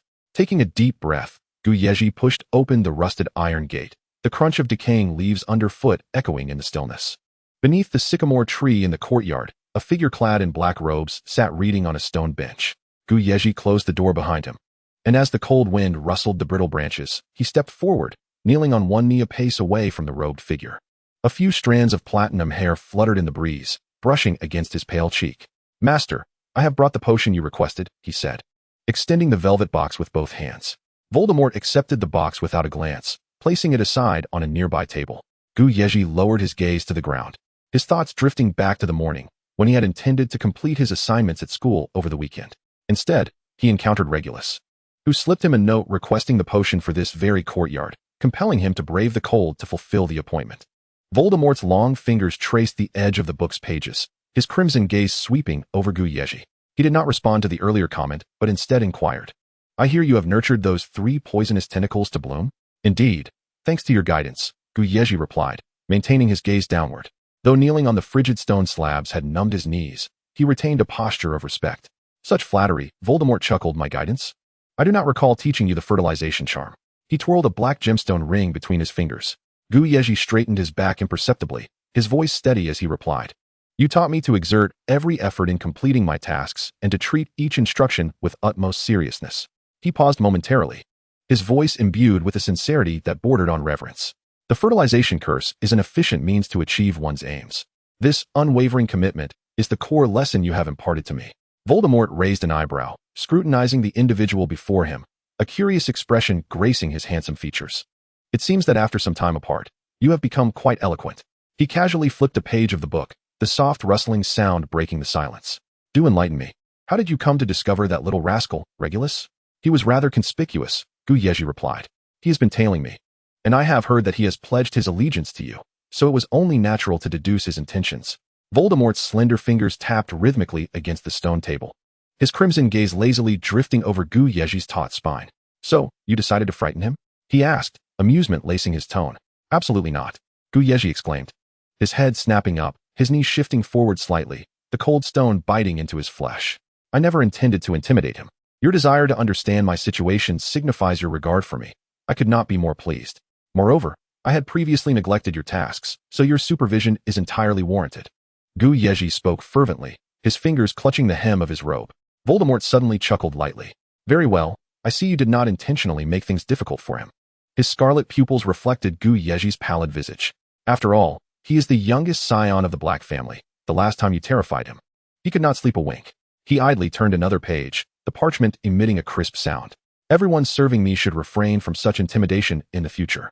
"Yes, my lord," Yezhi replied, lowering his gaze. "What year did the Goblin Rebellion transpire?" Voldemort inquired abruptly, without warning. Yezhi looked up in confusion, only to realize that Voldemort was perusing his History of Magic textbook. He quickly answered, "From 1612 to 1629, my lord." "The exact date?" Voldemort's page-flipping motion did not falter. Yezhi's mind raced, the hasty annotations from his class notes flashing before his eyes. "March 17th, in Gloucestershire, it erupted due to the enactment of the Wand Regulation Law." He heard the urgency and tension in his own voice. "The International Statute of Secrecy has undergone how many revisions?" Voldemort's fingers had already turned to a pristine chapter. "Which year saw the addition of regulatory clauses concerning Vila?" 7 revisions, Yezhi replied, furrowing his brow as he rapidly summoned his memories. "In 1707, following the Vila diplomatic incident involving Bulgaria, and the final revision year of the Anti-Muggle Act?" Yezhi's mind raced to reassemble the scattered letters within. 1811. Yet before he could speak, another question assailed him. What was the iconic weapon employed during the Goblin Rebellion? Voldemort allowed only 3 seconds for thought after each query. Should Yezhi fail to respond, he would immediately pose another. This relentless pace intensified Yezhi's anxiety, causing his throat to constrict. Although he endeavored to recall the content of the book, several questions remained unanswered. After 20 minutes of relentless interrogation, Voldemort finally closed the book. How many did you fail to answer? His crimson gaze scanned the cold sweat on Yezhi's forehead. Yezhi's calves trembled slightly as he replied, 7, my lord. Hearing the chattering of his teeth, a blend of cold and pain. What shall be your punishment? Yezhi dared to meet Voldemort's gaze. His platinum lashes fluttering as he stole a glance at the faint smile playing at the corners of Voldemort's lips. A written reprimand? That is too lenient, Voldemort chuckled softly. Yezhi hastily responded, I submit to your judgment. Observing Yezhi's docile demeanor, Voldemort smiled and raised his hand. Yezhi's heart raced, fearing he was about to be struck, though he reasoned that a beating was preferable to the Cruciatus curse. He lifted his right hand, his fingertips trembling uncontrollably. Both hands. Yezhi hesitated, the chill of the stone floor seeping into his knees. Slowly and stiffly, he extended both hands, palms upward, raised above his head. He could hear his heart pounding, the sound echoing starkly in the quiet courtyard. Voldemort's fingers suddenly delved into his sleeve. Yezhi watched helplessly as his wand was extracted, its ebony surface glinting coldly. The wand twirled in Voldemort's deft grip, the tip gently pressing against his outstretched palm, tracing a line. Yezhi's fingers were pale and slender, his open palms already slick with cold sweat. The first strike came unexpectedly. The wand's tip grazed his palm, leaving a shocking white mark that soon blossomed into a faint pink bruise. Yezhi's body tensed, and he couldn't suppress a muffled groan. After 3 strikes, Voldemort began to question him anew about the knowledge he had failed to answer. What are the names of the 3 leaders during the first stage of the Goblin Rebellion? Yezhi, trembling in pain, gritted his teeth and managed to respond. Ragnak II, Grogenstump, and Lincoln. With each lash, his voice quivered more, yet he persevered, answering all 7 incorrect queries. Just as his taut nerves began to relax, a deadly question pierced the air. How many strikes have you endured? Voldemort's crimson eyes glinted with mockery as he twisted the wand against Yezhi's burning palm. Yezhi incredulously lifted his gaze, meeting the handsome yet cruel visage, and stammered, I lost count, my lord. Then we shall begin anew. As soon as the words left Voldemort's lips, the wand struck down heavily once more. The searing pain surged in waves, and Yezhi felt his palm grow numb and swollen, his arms aching to the point of near insensibility. He bit down hard on his lip, yet tears threatened to spill from his eyes. The cold wind whipped against his face, but he dared not utter a word, silently awaiting Voldemort's amusement while counting each strike in his mind. When his swollen, reddened palms felt nearly devoid of sensation, and his arms felt leaden, the strikes finally ceased. How many have you received? Voldemort's voice seemed to echo from afar. Yezhi sniffed, his voice trembling with a hint of tears as he replied clearly in the frigid night, 35, my lord. Very well, the strikes you failed to count were also 35. A smirk played at the corners of Voldemort's mouth. 5 strikes per question. Was the punishment severe? He nonchalantly returned Yezhi's wand to his sleeve. Yezhi averted his gaze, aware of the lines etched into his skin from the wand's impact. Each breath brought forth a searing pain, the fiery agony in his palms radiating up his arms, intertwining with the deep-seated humiliation that stabbed at his heart. Yezhi suppressed the tumultuous emotions within, his throat constricting as he focused on the cracks in the tiled floor, his tone submissive to the point of obsequiousness. The punishment is not severe, it is a fitting chastisement. I thank you for your guidance, my lord. As soon as the words left his lips, a vial of potion was placed in his outstretched palm, the very polyjuice potion he had just brought. The coolness brought a momentary relief to his burning hands. Uncertain of what Herr Voldemort had added to it, the potion had transformed into a sludge-like black. Drink it, Voldemort commanded. Yezhi raised the vial and downed its contents in a single gulp. The taste was surprisingly pleasant, reminiscent of chocolate. Yet, in an instant, he felt the world spin, his body seemingly shrinking at an alarming rate. Before him, Voldemort loomed like an ever-rising mountain, while he himself felt as though he had been struck by a shrinking charm, rapidly diminishing in stature. The once ample wizarding robe now hung loosely upon him, the sleeves and trousers that had fit so well now sagging emptily, his limbs seemingly submerged in a sea of fabric. He gazed up in bewilderment, only to find Voldemort observing him with evident interest. Voldemort looked down, his gaze surveying the suddenly diminished figure at his feet. The elaborate robe resembled a collapsed silk fortress, completely enveloping the child curled within, with only a mass of fluffy black curls spilling forth like seaweed, accentuating the delicate features of a small face, its wide, glistening black eyes filled with alarm, and rosy lips slightly parted, lending a porcelain-like fragility that elicited an instinctive sense of pity. With a subtle flick of his wand, Voldemort initiated an eerie transformation of the billowing black robe. The fabric, as if animated, conformed to the new shape, morphing into a knee-length black dress before Yezhi's awareness could catch up. The pleated hem barely concealed his knees, leaving his slender calves fully exposed to the chill of the air, while the metallic, buckled Mary Janes he wore clacked crisply against the cold tiled floor. Yezhi blinked in astonishment, looking down at his hands, then touching his face, realizing that he had inexplicably transformed into a little girl. His little legs felt cold, and he instinctively pressed them together for warmth. "Today, we are to meet someone." Voldemort's voice mingled with the rustle of fabric.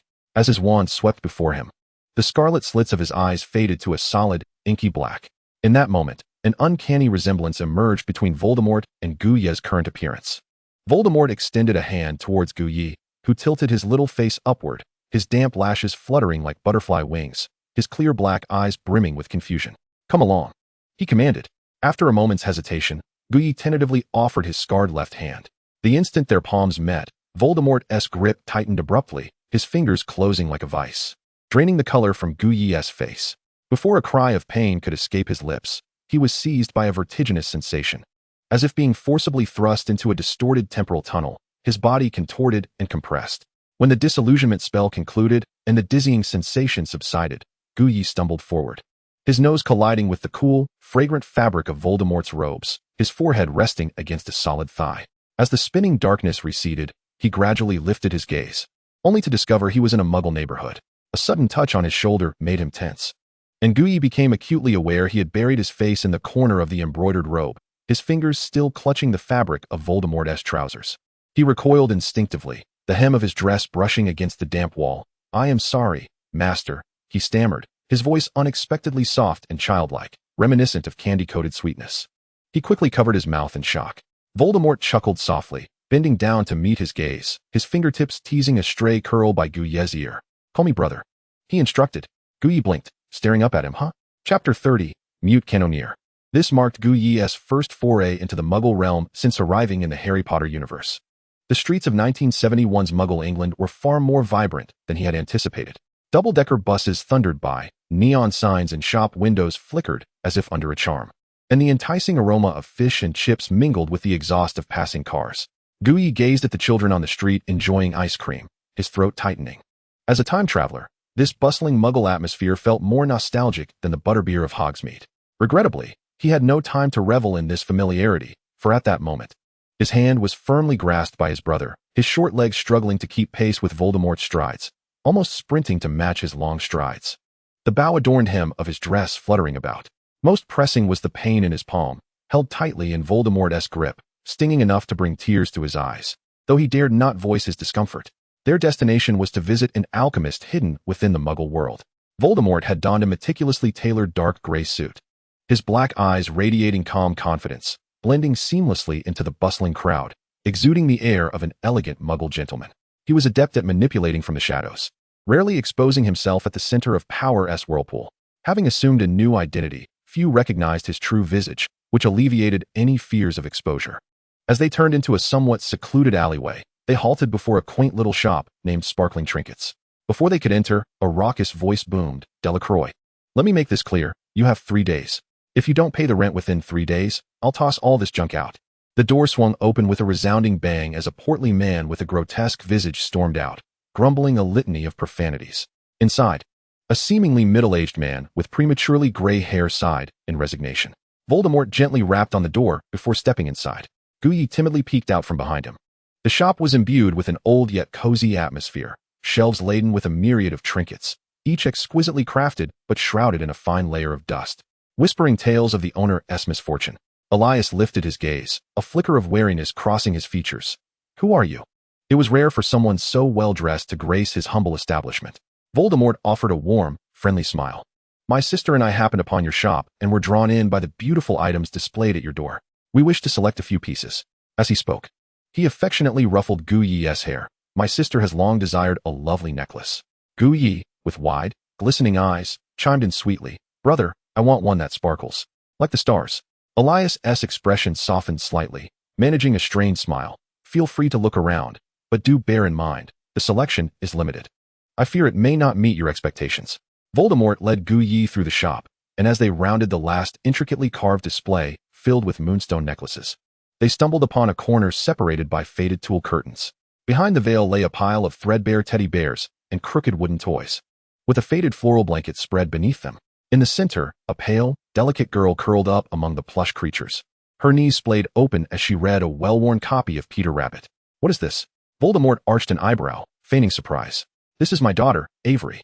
She is very well behaved and won't interfere with business," Elias replied. The girl, startled, lifted her head, strands of dark hair slipping from behind her ear. Her deep blue eyes resembled a lake shrouded by clouds, and her timid smile faltered, retreating as she bit her lip, radiating a profound sense of insecurity. Yezhi noted fresh cuts on the back of her hand, remnants of magical surges. As Voldemort perused the trinkets on the shelves, he casually remarked, "Running this small shop alone while caring for a child must be quite taxing. My sister and I lost our parents at a young age. I, as her brother, bear the weight of responsibility." Elias hesitated, a flicker of unspoken sorrow crossing his eyes. "Indeed, her mother passed away early, leaving me to care for my daughter alone. Oh, life is not easy." Voldemort squeezed Yezhi's hand, eliciting a sharp intake of breath. Looking up, he saw the handsome face of Voldemort adorned with a knowing smirk, his inky black eyes subtly gesturing toward the corner where Avery sat, urging him to act. Yezhi rolled his eyes internally but outwardly exclaimed with sparkling eyes, "Wow, brother, look." The eyes of this rabbit plush toy emit a luminous glow. He released Voldemort's hand and hopped over, grasping the girl's hand. Sister, your doll is truly adorable. May I play with you?" The girl, slightly taken aback, felt her cheeks flush with color, her lips trembling as she struggled to articulate a response. Yet, under the infectious enthusiasm of Yezhi, she gently nodded in acquiescence. The two girls immediately nestled their heads together amidst the pile of toys, and Yezhi deliberately exclaimed in a babyish tone, pointing at the plush, "Your unicorn shines too." Evelyn explained, "It operates on batteries." "How marvelous." Yezhi exaggeratedly covered her mouth, but from the corner of her eye, she caught a glimpse of Elias behind the counter, his demeanor relaxing as a pleased expression surfaced on his face. Meanwhile, Voldemort leaned against the shelf, toying with a serpent-shaped brooch, a smile playing at the corners of his mouth as he watched her. She felt her face heat up slightly. Being observed while attempting to appear cute was undeniably embarrassing. Evelyn hesitated as she touched the ear of the plush that was missing a corner, rummaging through her skirt pocket to retrieve a crumpled piece of paper, which she unfolded to reveal a colorful crayon drawing, clumsily inscribed with "My secret base." In the drawing, beneath a lopsided treehouse, two stick figures held hands with a flying rabbit, while the lower left corner depicted a peculiar creature wearing a pointed hat. "Did you draw this? It's quite interesting," Yezhi exclaimed, her eyes wide with fascination. Evelyn stuttered as she gestured. This is from a story my dad told me, about a broomstick sprite with magical powers." As Elias behind the counter slowed his movements while polishing a silver chain, he observed his daughter's cheeks flushed with excitement, the wrinkles at the corners of his eyes relaxing into gentle arcs, his previously tense body now at ease. "The braids you styled for her are quite exquisite," Voldemort remarked. "My sister always complains that my hair ties resemble the tentacles of a giant squid." Elias chuckled, momentarily choked, laughter mingling with his cough. A touch of hairspray could make it easier to manage. "Ah, I see. I'll give that a try next time," Voldemort replied with a smile. The two leaned against the counter, watching the two little girls play together, the atmosphere imbued with warmth. Voldemort sensed the opportune moment had arrived. A glimmer flickered in his eyes. As Evelyn's silver bell-like laughter resonated once more, Voldemort suddenly leaned forward, his suit jacket brushing against the glass beads on the counter. "Mr. Elias Delacroix," his voice dripped with an alluring power, "I am aware of your true identity. You hail from a noble, pure-blood lineage, endowed with remarkable talent in alchemy. You should not be struggling in this muggle world. In the magical realm, you could possess boundless wealth and power, creating a life of plenty for your daughter and leaving behind a rich legacy." Elias jerked his head up, shock and wariness flooding his eyes. "Who are you? How could you possibly know this?" Yet, his expression quickly dimmed, a bitter smile gracing his lips. "Ever since I married Anna, the magical world has cast me aside due to her muggle status. My family destroyed my wand. Now that Anna has departed from us, my daughter is mute and often experiences magical surges, causing considerable trouble. The muggle school expelled her, branding Evelyn as a monster. We cannot find our footing in either world, let alone return. Are you aware of the most powerful presence in today's magical realm?" Voldemort stepped forward, his gaze resolute and profound. As if he could peer into the depths of the soul. "He can heal your daughter, allowing her to live normally in the magical world. And she will be able to attend Hogwarts at the age of 12. Elias's alchemical glasses slipped down to the tip of his nose, his pupils dilating in shock. You mean that one who claims to purify bloodlines? The words froze in his throat as he glanced at his daughter, his fingertips unconsciously tracing the faded serpent emblem on his cuff, the crest of the pureblood Delacroix family, now tarnished by a forbidden marriage. Voldemort nodded in affirmation. The world misjudged him, yet it was undeniable that he was the most powerful wizard in history. There was nothing he could not achieve.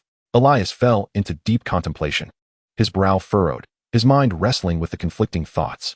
For him and his daughter, this indeed presented an irresistible temptation. Yet aligning with the Dark Lord also signified unknown risks and changes. Voldemort did not rush him, but instead withdrew a piece of parchment from his robe, gently placing it on the table, along with a heavy pouch of coins. This is the deed to a popular shop in Diagon Alley. It now belongs to you. Additionally, I have reserved a protective charm against dark magic for you. There is no need to make an immediate decision. Take your time to consider it. With that, Voldemort called Yezhi back. It's time to leave, little nightingale. His voice was laced with a silky warmth as Yezhi quickly stood and followed her brother outside, while Evelyn hurriedly chased after them. Come play again next time. Evelyn reluctantly waved goodbye at the shop's entrance. As Yezhi turned around, Voldemort placed a hand on her shoulder and glanced back at the father and daughter, a perfectly curved smile gracing his lips. Imagine Evelyn donning a brand new wizarding robe, selecting her wand in Diagon Alley. Voldemort's voice was like honey-soaked poison, contrasting sharply with the daily fear of being confined here, dreading the loss of control over her magic and the destruction of everything she held dear. Yezhi turned back to look, the twilight filtering through the dusty window, casting Elias's silhouette in stark light and shadow. He held Evelyn tightly, his arm constricting around her, his knuckles pale as if he were trying to embed her into his very being. Evelyn gazed up at her father, her pale little face reflecting a glimmer of unfamiliar brilliance in her eyes, akin to a fledgling bird trapped in a cage, suddenly catching sight of the boundless sky. Elias's throat constricted, the setting sun illuminating the turmoil simmering within his gaze. The hand clutching the deed occasionally clenched into a fist, then trembled open, as if engaged in a silent struggle against invisible shackles. The wind swept past the faded wind chime at the shop's entrance, producing a crisp sound. Yezhi silently sighed within, following in Voldemort's footsteps as they departed. Surprisingly, Voldemort did not lead Yezhi back to Hogsmeade, but instead strolled leisurely down the street. Master, where are we headed next? Yezhi inquired, her voice still soft and innocent. Voldemort seemed to relish this demeanor, smiling as he replied, the task is complete. It's time for a reward. How about I buy you a little cake? But I'm not a real child, she mumbled, kicking the pebbles in the gaps of the cobblestones. Little girls shouldn't walk like that. Be a bit more ladylike. Voldemort chuckled, playfully pinching her palm, which was sore from the earlier excitement. Yezhi gazed into Voldemort's eyes, where a rare gentleness gleamed, causing her to feel a momentary daze. At that moment, Voldemort shed his usual coldness. His crimson-slit pupils were absent, and the chilling curve of his lips was nowhere to be seen. He appeared as a true brother. Yezhi, fixated on the dark patterns beneath Voldemort's cloak, blurted out, Master, can you truly heal the mute? The moment the words escaped her lips, she regretted it. The question was overstepping, shattering the reverence for the Dark Lord's absolute authority and exposing unwarranted doubt. However, Voldemort seemed unperturbed by the inquiry, chuckling as he elucidated. The daughter of Delacroix is not mute. I have investigated their circumstances in advance. Her first magical surge frightened her mother, leading to a heart attack. This burden has forever locked her magic deep within. My earlier observations confirm this. Therefore, she is not inherently mute. It is psychological barriers preventing her from wielding her magic. So, by erasing that memory with a forgetfulness charm, Yezhi began. But her voice trailed off as she reflected on the earlier scene between the father and daughter. Those memories that were to be erased were perhaps the very foundation upon which their bond was built. You did not inform that father that the price would be for his daughter to forget her mother, Yezhi murmured, gazing at his swaying shadow beneath the lamplight. Was this truly such a difficult choice? Voldemort remarked with indifference, a muggle mother is, after all, a blemish on life. Forgetting that period of time would only guide them back onto the right path. Yezhi fell silent for a moment and replied softly, Master is indeed correct. As they spoke, the two arrived at a dessert shop, the tinkling of a decorative copper bell chiming with the push of the door, while the rich scent of cream mingled with hints of cinnamon wafted towards them. To Yezhi's surprise, Voldemort genuinely intended to buy him a cake. The confectionery appeared to be quite renowned, filled with elegantly dressed patrons enjoying tea, while many others packed cakes into gift boxes to take away. Voldemort led him to the counter and inquired, Which one do you wish to eat? It is my first time treating a young one to cake. The choice is yours. Yezhi craned his neck to look, but found himself unable to see. Standing on his tiptoes yielded no better results, as his gaze merely grazed the frosted cake bases. Master, brother, the counter is too high. I cannot see anything, Yezhi pleaded, his eyes wide with helplessness as he looked up at Voldemort. It seemed that Voldemort was encountering this situation for the first time as well. He blinked, observing the tufts of hair atop Yezhi's head. When Yezhi attempted to stand on tiptoe for the third time, the Dark Lord suddenly bent down, his bony hands clasping around the little girl's waist, lifting her up amidst her surprised exclamations. By the time Yezhi regained her senses, she found herself perched on Voldemort's slender yet powerful right arm, the warmth of his body seeping through the fabric, causing her heart to race. In a flurry of confusion, she grasped the silver brooch pinned to his cloak, the cold metal pressing painfully against her palm. Unconsciously shifting her position, she felt a light pat on her behind. Through her little dress, the force was gentle, yet it startled her so that she nearly sprang from Voldemort's embrace, almost colliding with his chin. Make a choice, Voldemort said, his tone slightly irritable. Flustered and shy, Yezhi hurriedly pointed to a cake amidst the dazzling array. Upon seeing her selection, Voldemort set her back down on the ground. It was only after her feet returned to the floor that she realized her fingertips were still clutching the hem of Voldemort's cloak. Yezhi felt her entire being flush with embarrassment, akin to a boiled shrimp, having no recollection of how Voldemort had guided her to a seat on the sofa. Even as she slumped onto the velvet couch, she could still feel the lingering warmth at the bend of her knees. Her earlobes were nearly crimson, and she buried her flushed cheeks in the crook of her arm, staring at the gilded tray before her, where the toffee chocolate cake she had randomly chosen was emitting an enticing aroma, the thick frosting shimmering with an amber sheen under the candlelight. Yet, at that moment, the sweetness overwhelmed her senses, leaving her dizzy. Merlin's beard, she lamented internally, desperately wishing to hide away in a crevice rather than indulge in the cake. Chapter 32. Return to the Manor. The first snow fell silently over the spire towers of Hogwarts, enveloping the ancient castle in a blanket reminiscent of a gingerbread house dusted with icing. The enchanted sky of the Great Hall was adorned with glistening hexagonal snowflakes, complementing the flickering flames in the fireplace, and the entire castle basked in the joyous ambience of Christmas. Whether among the younger witches and wizards or the soon-to-graduate seniors, textbooks lay haphazardly piled in corners as everyone eagerly prepared their luggage for the journey home. The sound of rolling suitcase wheels intertwined with excited chatter echoed through the stone corridors. During this season, some students chose to remain at school for Christmas, but the silver-green figures were rarely seen among them. For the noble-blooded Slytherin children, Christmas was never a time for cozy fireside chats or sharing delightful meals. Rather, it was a crucial social affair. The honor of their families and the expansion of their networks transpired quietly amidst the clinking of glasses. This year was no exception. Invitations sealed with black wax had already flown to the estates of pureblood families. When the familiar serpentine emblem graced the dark green envelope, and the gilded signature of the Dark Lord's manor was emblazoned on the parchment, the itineraries of many pure-blooded youths had long been predetermined. They would gather at the Dark Lord's estate to engage in a game of interests and a contest for power. The Slytherin common room stood empty, its dark green velvet curtains hanging quietly, filtering the outside light into a hazy shadow. Yezhi set her suitcase bearing the black serpent emblem down on the carpet. She approached the door of Snape's room, casting a glance at the vacant bed. It was impeccably tidy, yet devoid of its occupant. Furrowing her brow in contemplation, Yezhi grabbed her scarf and draped it over her shoulders before hastily descending to the lower level. A warm golden light emanated from the direction of the potions laboratory, and through the heavy oak door, she heard a familiar voice. "Are you really not coming back home to spend Christmas with me?" Lily Evans's voice was tinged with careful hope. "Our families live close. My parents are driving to the train station to pick me up, and they can easily drop you off." Yezhi's lips curled into a faint, knowing smile. The little girl still did not quite grasp the pride of a young boy. Growing up in a dilapidated apartment in Spinner's End, Snape was both perceptive and fragile. For Lily, hailing from a well-off family, it was merely a gesture of kindness. But for Snape, who perpetually wore patched robes and relied on selling potions to support his studies, her words rang with an undertone of boastfulness. Yezhi understood Snape's temperament all too well. The boy who always concealed himself beneath his dark robes and armed himself with sharp words likely rationalized that Lily meant no harm.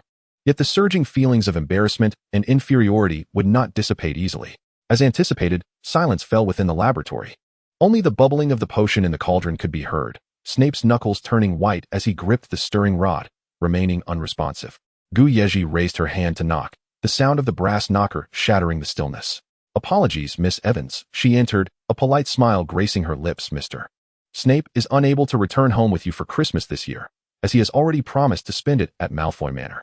Snape abruptly turned, surprise flashing in his dark eyes as he opened his mouth to speak. I also agreed with Mr. Snape to borrow some ancient potion text from the Malfoy library.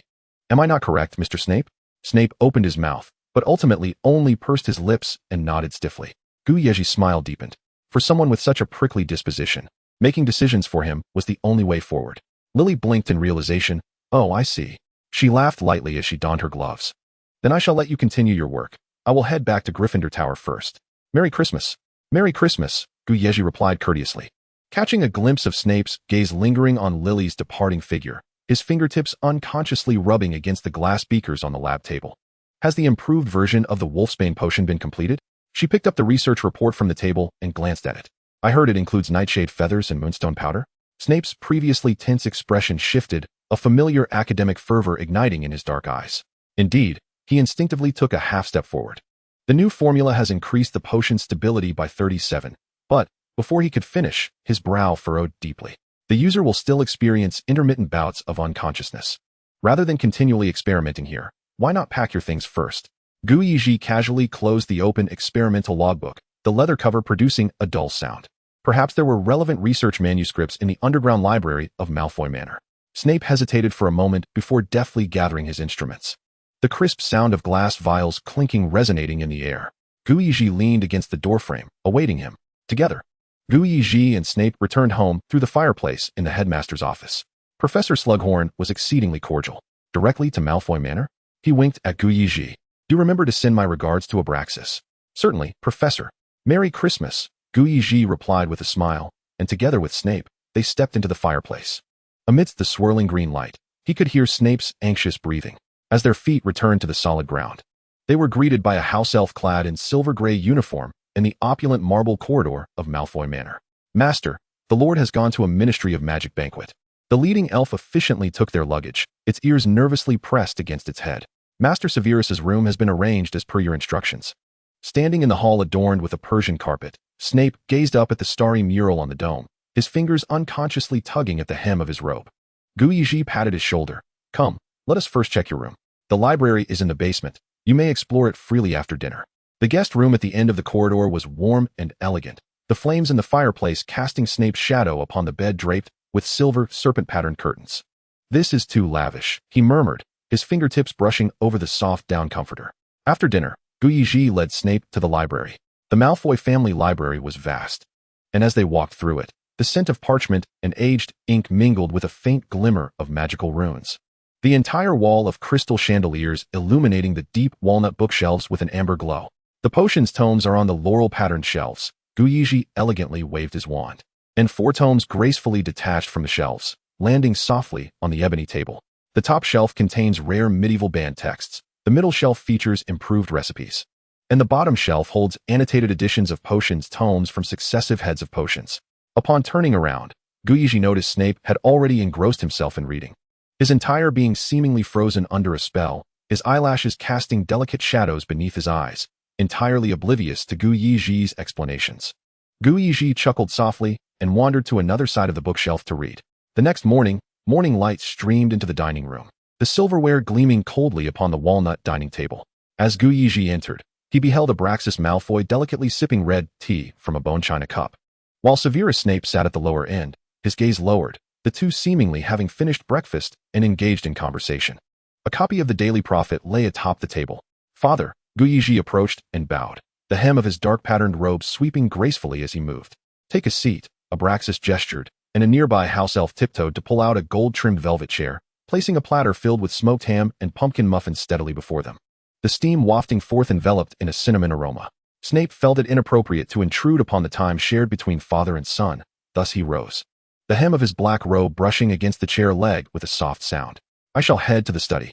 Abraxas's crow's feet crinkled into a smile in the morning light. There is no need for formality, Severus. As a friend of Lucius, you are indeed a friend of the Malfoy family. The library of Malfoy Manor is always open to you. Abraxas fondled the diamond on his family ring. Do remember to have the house elf bring you some tea. Reading can be quite taxing. After thanking him, Snape bowed his head before the black cloak swept past the Persian carpet and soon disappeared behind an ornate archway. I heard you excelled in those 2 lagging subjects this semester? The gilded teacup gently tapped against the tray, producing a clear sound.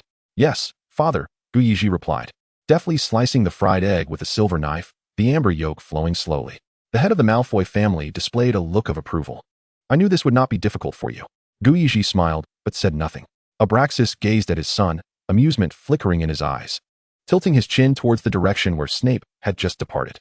"Is this the individual you intend to recommend to the Dark Lord?" "Yes, father. What do you think?" Yezhi inquired.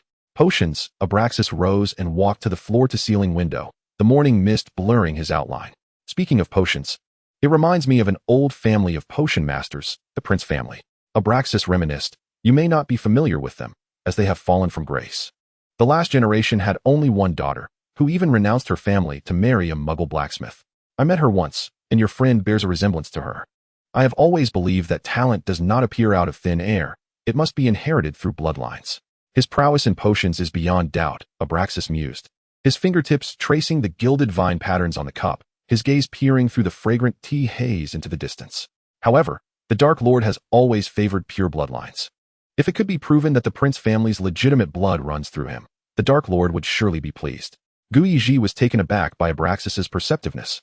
As expected of the head of the Malfoy family, spend this morning investigating his background, compile his personal information, and present it to the Dark Lord at tonight's banquet. "Understood, father," Yezhi replied, lowering his gaze. After breakfast, Yezhi proceeded to examine Born Noble, a wizarding genealogy. This tome was not merely a printed book, but a magical contract, created collaboratively by pureblood families. Each pureblood family would have their new lineage automatically updated within its pages, and each family maintained a copy. The pages were densely filled with intricate marriage charts that were dizzying to behold. The platinum-hued Malfoy family lineage spread out like a spider's web, entwined with the black vines of the Black family, and the dark patterns of the Lestrange family intermingled with it. Astonishingly, the name of the Potter family also appeared prominently. These seemingly unrelated surnames were intricately woven into a complex web of blood relations through marriages from generations past. "It seems that the bloodlines of pureblood families have become so entangled," Yezhi mused. "This means that nearly everyone present at tonight's Christmas banquet will essentially be relatives." Soon, he located the Prince family and gazed at the solitary name at the end of the genealogy, Eileen Prince. The bloodline branches beneath it abruptly severed at the edge of the parchment, akin to a cut thread. Yezhi recognized this as Snape's mother. As he touched the name Eileen Prince, the ink suddenly rippled, revealing a minuscule annotation. Married Muggle Tobias Snape in 1951. The family bloodline was thus severed. Upon seeing the word severed, Yezhi felt a wave of helplessness. Despite having an exceptional son like Severus Snape, the family would rather deny his identity than acknowledge him due to his half-Muggle bloodline. What, indeed, was the family honor that these pureblood families clung to so fiercely? He summoned a piece of parchment, tapped it with his wand, and the silver-blue incantation flowed through the air, perfectly replicating the Prince family's lineage onto a new piece of parchment. At the end of the genealogy, add the words, "His son is Severus Snape." Then neatly fold the paper away. During lunch, Abraxas did not join the two children, his whereabouts unknown as he busied himself with matters of his own. Yezhi remarked, "In a while, the house elf will bring some clothes to your room for you to try on, to see which outfit you might wear for the evening." Snape abruptly lifted his gaze, tumultuous waves swirling in his deep gray eyes. "What evening?" "Of course, it was the evening at the Dark Lord's manor," Yezhi replied. "As my friend and guest, it would be improper to leave you alone at home." "I would prefer to be alone," Snape hastily countered. "You should know that Narcissa, not Bella, and Regulus will all be there," Yezhi said leisurely, wiping the corner of his mouth, the feather napkin brushing his lips as his voice acquired a hint of allure. "Once we return to school, do you not wish to discuss the evening at the Dark Lord's manor with everyone? Moreover, you will have the chance to see the Dark Lord in person." He deliberately paused, his fingers lightly tapping the table. "Do you not wish to meet the strongest ruler of this world?" Snape fell silent, acquiescing. Yezhi smiled, reminding him to choose a piece of clothing he favored. In the afternoon, Yezhi also tried on clothes in his room. The house elf, Bibi, brought forth a silver gown, the very one he had previously tried and declared his fondness for. Yezhi inspected it and remarked, "This one is too eye-catching tonight. It would be better to opt for something more understated. Even if Master Malfoy were to wear a sack, he would still stand out." Bibi gazed at the array of gowns, caught in a dilemma of choice. Yezhi glanced over, noting that black was too somber. He usually wore dark green, and for the banquet, a change of color would be more suitable. He pointed to a deep gray gown, saying, "This will do. The color is deep, unobtrusive, yet not overly dreary." Bibi assisted Yezhi in donning the gown along with matching accessories. Although the deep gray gown was not as striking as the earlier silver one, it beautifully complemented Yezhi's demeanor, rendering him more mature in appearance. His platinum hair was tied with a black silk ribbon at the end, the remaining length cascading down to the hem of his robe, swaying with his movements. Bibi also cast a minor charm on Yezhi's hair, enhancing its shine under the light.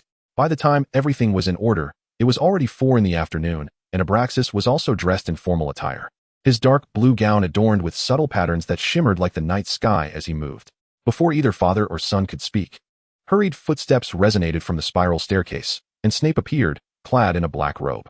Yezhi chuckled knowingly. He had anticipated that he would choose black.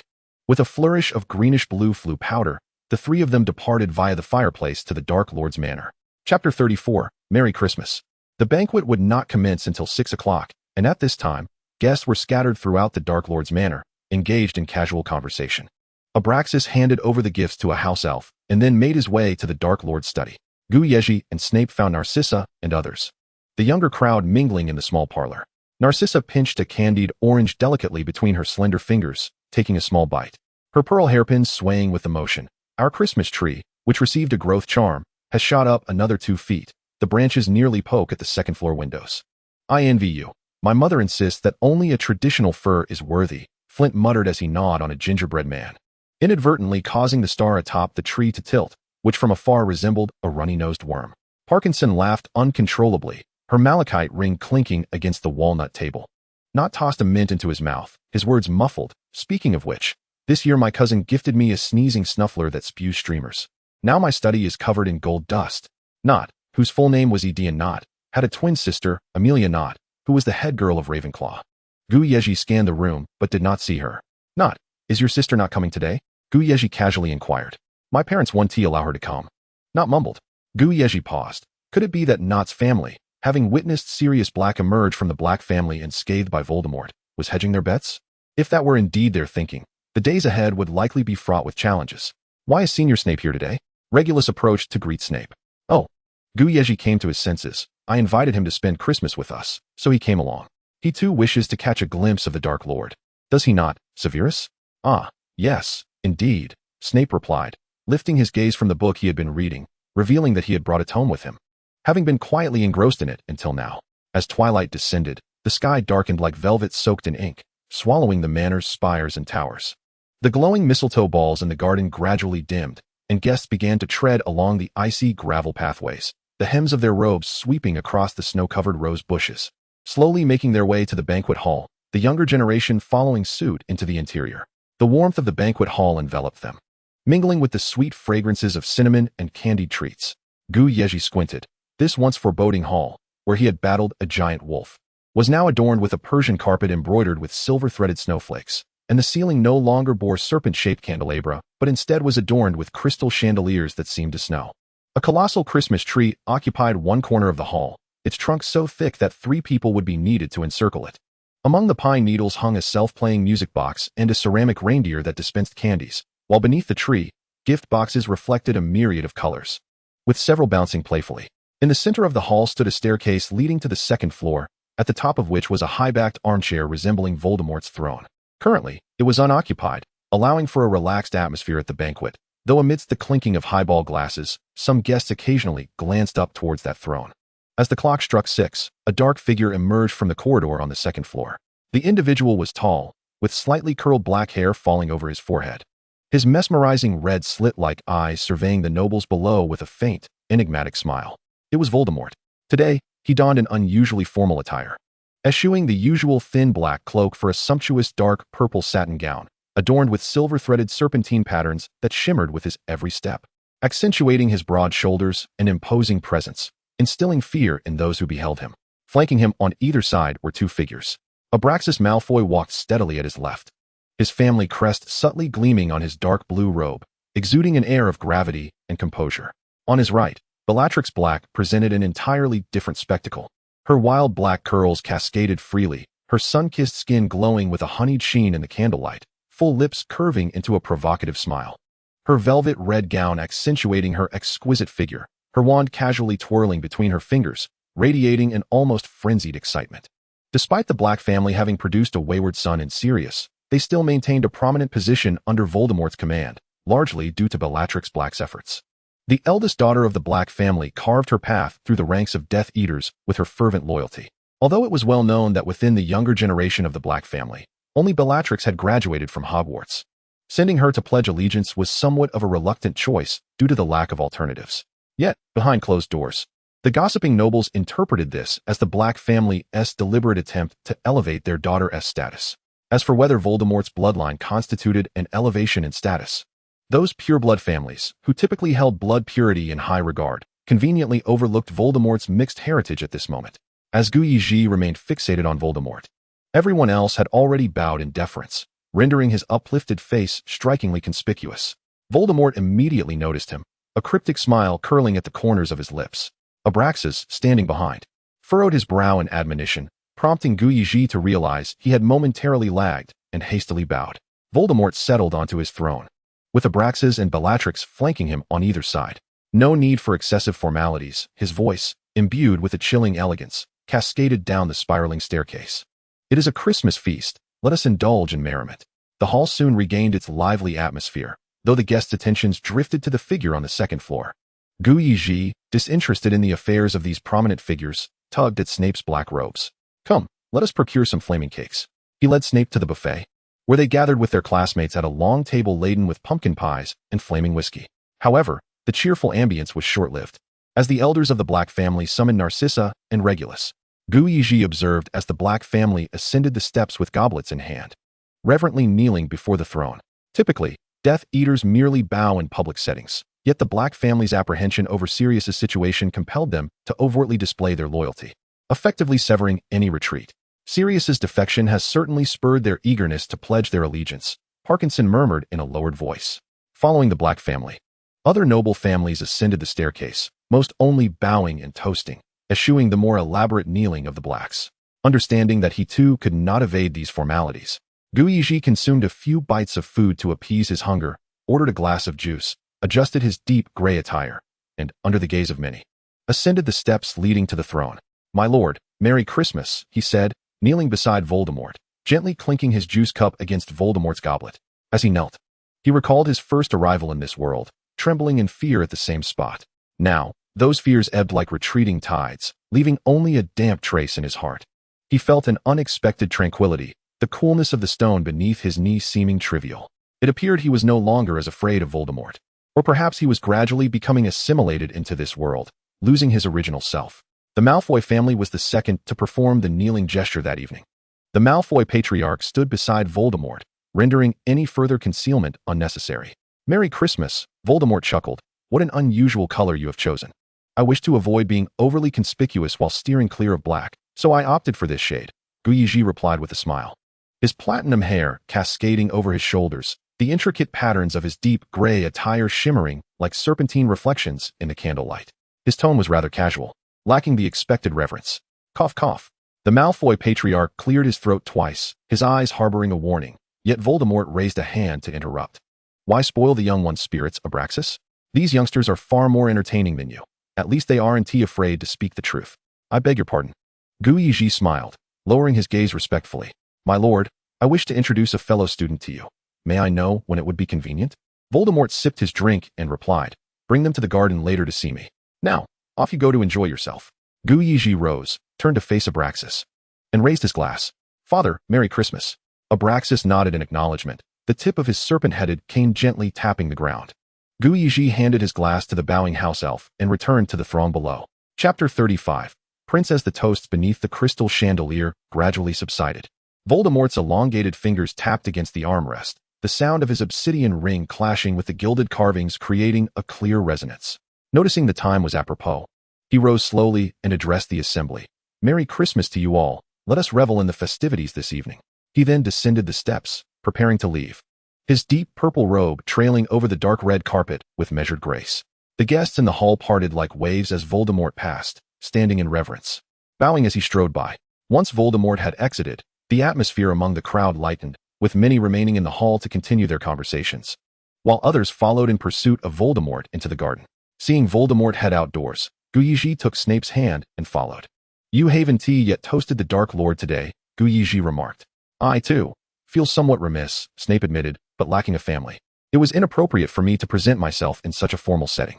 I shall escort you to offer your regards to the Dark Lord privately, Yezhi smiled. After all, attending his banquet without extending gratitude would be quite discourteous.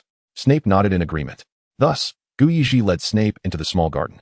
The garden housed a conservatory, its ornate ironwork glimmering with an ethereal blue under the moonlight, steam rising to form a veil of frosty mist on the glass. Bellatrix leaned against the gilded doorframe, her wand deftly twirling in her fingers as she idly warded off several wizards attempting to enter the conservatory. Bellatrix, Yezhi greeted. Stepping onto the snow-dusted ground, the silver-threaded embroidery of his sleeves brushing against the icy tendrils of the greenery. You look exquisite tonight. The moonlight pales in comparison to the brightness in your eyes. He beamed, revealing his tiger-like canines, his mirth illuminating his gaze. The moonlight cascading over his platinum hair like a web adorned with scattered diamonds. Suddenly, Bellatrix's wand pressed against his chin, its serpentine embellishments glinting coldly in the moonlight. The little Malfoy, heir to the age-old charm of flattery. I see. Her dark eyes reflected Lucius's handsome visage, her gaze laced with intrigue. I offer my sincerest compliments. Yezhi feigned innocence, a smile gracing his features. After exchanging playful banter, she stepped aside, allowing half the door to open. You may take your little friend inside. The master is engaged in a game of chess with your father. The two entered the conservatory, which was significantly warmer than outside, a riot of blossoms adorning the space. Vines climbed the gilded supports, and luminous pearls floated among dew-kissed petals, bathing the entire area in a flowing amber hue. Butterflies flitted among the flowers. Indeed, Voldemort and Abraxas were seated at a stone table, engaged in a game of wizard-s chess. Yezhi approached, glancing at the board. It seems father is about to lose. Abraxas chuckled. I am not adept at chess. I was never cut out for it. As he spread his hands, the peacock-patterned emblem on his cuffs shimmered in the warm light. Your mother insisted on teaching me, only to grow frustrated and break 3 sets. Voldemort moved his fingers. The ivory-carved chariot crashing into the black night, shards of chess pieces splattering across the board, a palpable tension enveloping the scene. Voldemort smirked. Whether one is genuinely inept or merely feigning incompetence remains to be seen. Then I can attest for father, Yezhi replied with a grin. I could defeat him by the age of 10. He truly isn't very skilled at wizard's chess. Oh, Voldemort cast a curious gaze upon him, stating, excellent. Let us engage in a couple of rounds. Yezhi replied. It would be an honor to comply with your request. However, before we begin our game, I wish to introduce a fellow student, Severus Snape. Yezhi stepped aside to allow Snape to stand beside him, noting that Snape had long felt regret for not being able to pay his respects to you due to the absence of a noble lineage. Snape swiftly bowed before Voldemort, proclaiming, My lord, the Dark Lord, I wish you a Merry Christmas. Voldemort furrowed his brow at the surname. Snape? That name does not sound aristocratic. Yezhi presented a piece of parchment he had prepared earlier, extending it toward Voldemort. As Voldemort unfurled it, a flicker of surprise and delight danced in his eyes. Oh, my dear Severus, he said, tucking the parchment into his sleeve, his tone softening. I accept your well wishes and reciprocate with a Merry Christmas to you. He gestured to Snape to rise and meet his gaze. Come, let me see you. Snape lifted his eyes to Voldemort's striking visage, perhaps astonished that the legendary Dark Lord, said to possess boundless power, was so handsome and gentle. His cheeks flushed with excitement. Yezhi cast his gaze downward, aware that Voldemort was likely delving into his thoughts. Voldemort spoke gently. I knew your mother, Severus. Snape was taken aback. I knew your mother. Voldemort's voice transformed into a silken whisper imbued with moonlight. Miss Prince. As he elongated the syllables, his voice resonated with deep magnetism. She would often sit in the back row of the potions classroom, sketching moving vines along the margins of her textbook. Snape's eyes widened, memories flooding back of the dilapidated attic, shattered wine bottles, and his mother's soiled apron. The woman who coughed blood by the kitchen stove had once been a beautiful figure observed by others in the halls of Hogwarts. Whenever she attended potions class, no other house could earn points, Voldemort reminisced. She taught me how to stabilize potion properties with powdered moonstone. Those eyes, just like yours. Snape recalled the moment before his mother passed, her hand clutching his, dirt still lodged beneath her nails. Yet, here stood the Dark Lord, painting a portrait of another mother, one who had once commanded attention in potions class, a gentle upperclassman. It was the first time someone had spoken to him about his mother. He had always felt like an outcast in the wizarding world. His impoverished, filthy background instilled a sense of inferiority, particularly within the aristocratic confines of Slytherin, where disdain and mockery were omnipresent. He dared not share tales of his family, of his inept father and his prematurely departed mother. At times, He pondered the purpose of his existence in this world. Now, the Dark Lord before him was reminiscing about his mother, recalling only her splendid attributes. She had traversed the same halls of Hogwarts, sat at the same tables, and attended the same classes. His eyes betrayed a hint of moisture. For the first time, he felt a semblance of connection to this world, yearning to learn more about his mother's past. Snape swallowed hard, his voice thick with emotion. "My lord, my mother passed away long ago. I do not know much about her." The Dark Lord placed a comforting hand upon Snape's shoulder, saying, "I know, poor child. I possess some memories of your mother, and I shall have them sent to you soon, allowing you to witness her youth with your own eyes." Snape appeared on the verge of tears, overwhelmed with gratitude. Abraxas and Yezhi stood aside as silent witnesses, attentively listening to their exchange. "Now, let us not dwell on sorrow during such a splendid holiday," Voldemort declared, flicking his wand. The shattered chess pieces on the board reassembled, the chess soldiers humming mechanically as they returned to their positions. "Lucius, stay and play a couple of rounds with me. As for you two," he glanced at Snape's reddened eyes, "summon the youngest son of the Knot family for me. I wish to examine him further. I barely caught a glimpse of him earlier." "Yes, my lord." Abraxas and Snape bowed and departed, while Yezhi adjusted his robes and seated himself opposite Voldemort. Chapter 36, The Game of Chess. A soft glow enveloped the chessboard, illuminated by the night pearl. "You may go first," Voldemort gestured. The two commenced their game. Yezhi did not hesitate, his fingertips gliding over the smooth chess piece as he advanced a pawn forward. The battle on the board quietly unfolded, with both players exchanging moves, until Voldemort suddenly inquired, "What did you discuss with your classmates today?" "Just some wintertime tales," Yezhi replied, selecting an amusing topic. "Narcissa mentioned that they cast a growth charm on their Christmas tree, and its crown now reaches the intricately carved windowsill on the second floor." "Is that so?" Voldemort chuckled. "And what if not? What did he have to say?" His question appeared casual, yet Yezhi sensed that Voldemort had set his sights on the Knot family. Yezhi cast a glance at Voldemort, and suddenly, the image of Knot sulking about not being allowed to attend surfaced vividly in his mind. Yezhi's heart sank. Having recently learned the art of mind shielding, he still could not erect a robust barrier instantaneously, yet he could distinctly perceive the encroaching magic, like spider silk, silent yet pervasive. Maintaining an air of nonchalance, he averted his gaze, a subtle smile gracing his lips. He mentioned that his cousin gifted him a niffler, which left gold dust all over his house. Voldemort's fingertips brushed against the chess pieces, a knowing smile curling at the corners of his lips. "It seems you may well lose this match." Yezhi glanced down, realizing he had momentarily lost focus, resulting in several blunders. The previously balanced board was now strewn with fallen pieces. With a wry smile, Yezhi conceded, "It appears I am bested. The master certainly outshines me." The door to the warm chamber creaked open, the damp, icy air carrying the scent of night dew. Without needing to look up, Yezhi knew Knot had arrived. The soft thud of Knot's leather boots against the stone floor indicated he was deliberately trying to tread lightly. As he bowed in greeting, the silver family crest at his collar swayed slightly. "My lord, you summoned me?" His solitary summons made Knot appear somewhat anxious. Voldemort smiled. "The youngest of the Knot family has grown so much. How swiftly time passes. Let me see, you have matured into quite the handsome young man." Knot relaxed somewhat under Voldemort's warm gaze, a shy smile emerging on his face. Yezhi restored the chessboard, repositioning the pieces. He sensed the familiar surge of magical energy in the air, another instance of Voldemort's mind probing. "I heard from Lucius that your cousin gifted you a niffler?" Voldemort's fingers danced over the black pieces, absent-mindedly moving one. Knot appeared taken aback that Lucius had mentioned such a trivial matter to Voldemort, casting a glance at Yezhi. Yezhi offered him an encouraging smile. "Indeed, the niffler sprays gold dust. It is quite adorable," Knot replied. "And what is your cousin's name?" Voldemort inquired, his gaze piercing as his ruby-like eyes captivated Knot. "Perhaps I have attended her wedding." "Ah, well," Knot stammered. She married a muggle. So she is no longer part of our family." Yezhi's hand hesitated over the chessboard as Voldemort inquired about names. Notter refrained from answering, and instead unleashed a torrent of words that Voldemort found unpalatable. Stealing a glance at Notter's pallid complexion, Yezhi sighed inwardly. This child was overly naive, believing that diverting the conversation could evade the impending crisis, unaware that each utterance only propelled the family into greater peril. Indeed, Voldemort's lips curled into a sardonic smile. "Cousin is not family," he remarked, his fingers tracing the edge of the chessboard. "That beautiful twin sister of yours. She must still bear the Notter surname, correct?"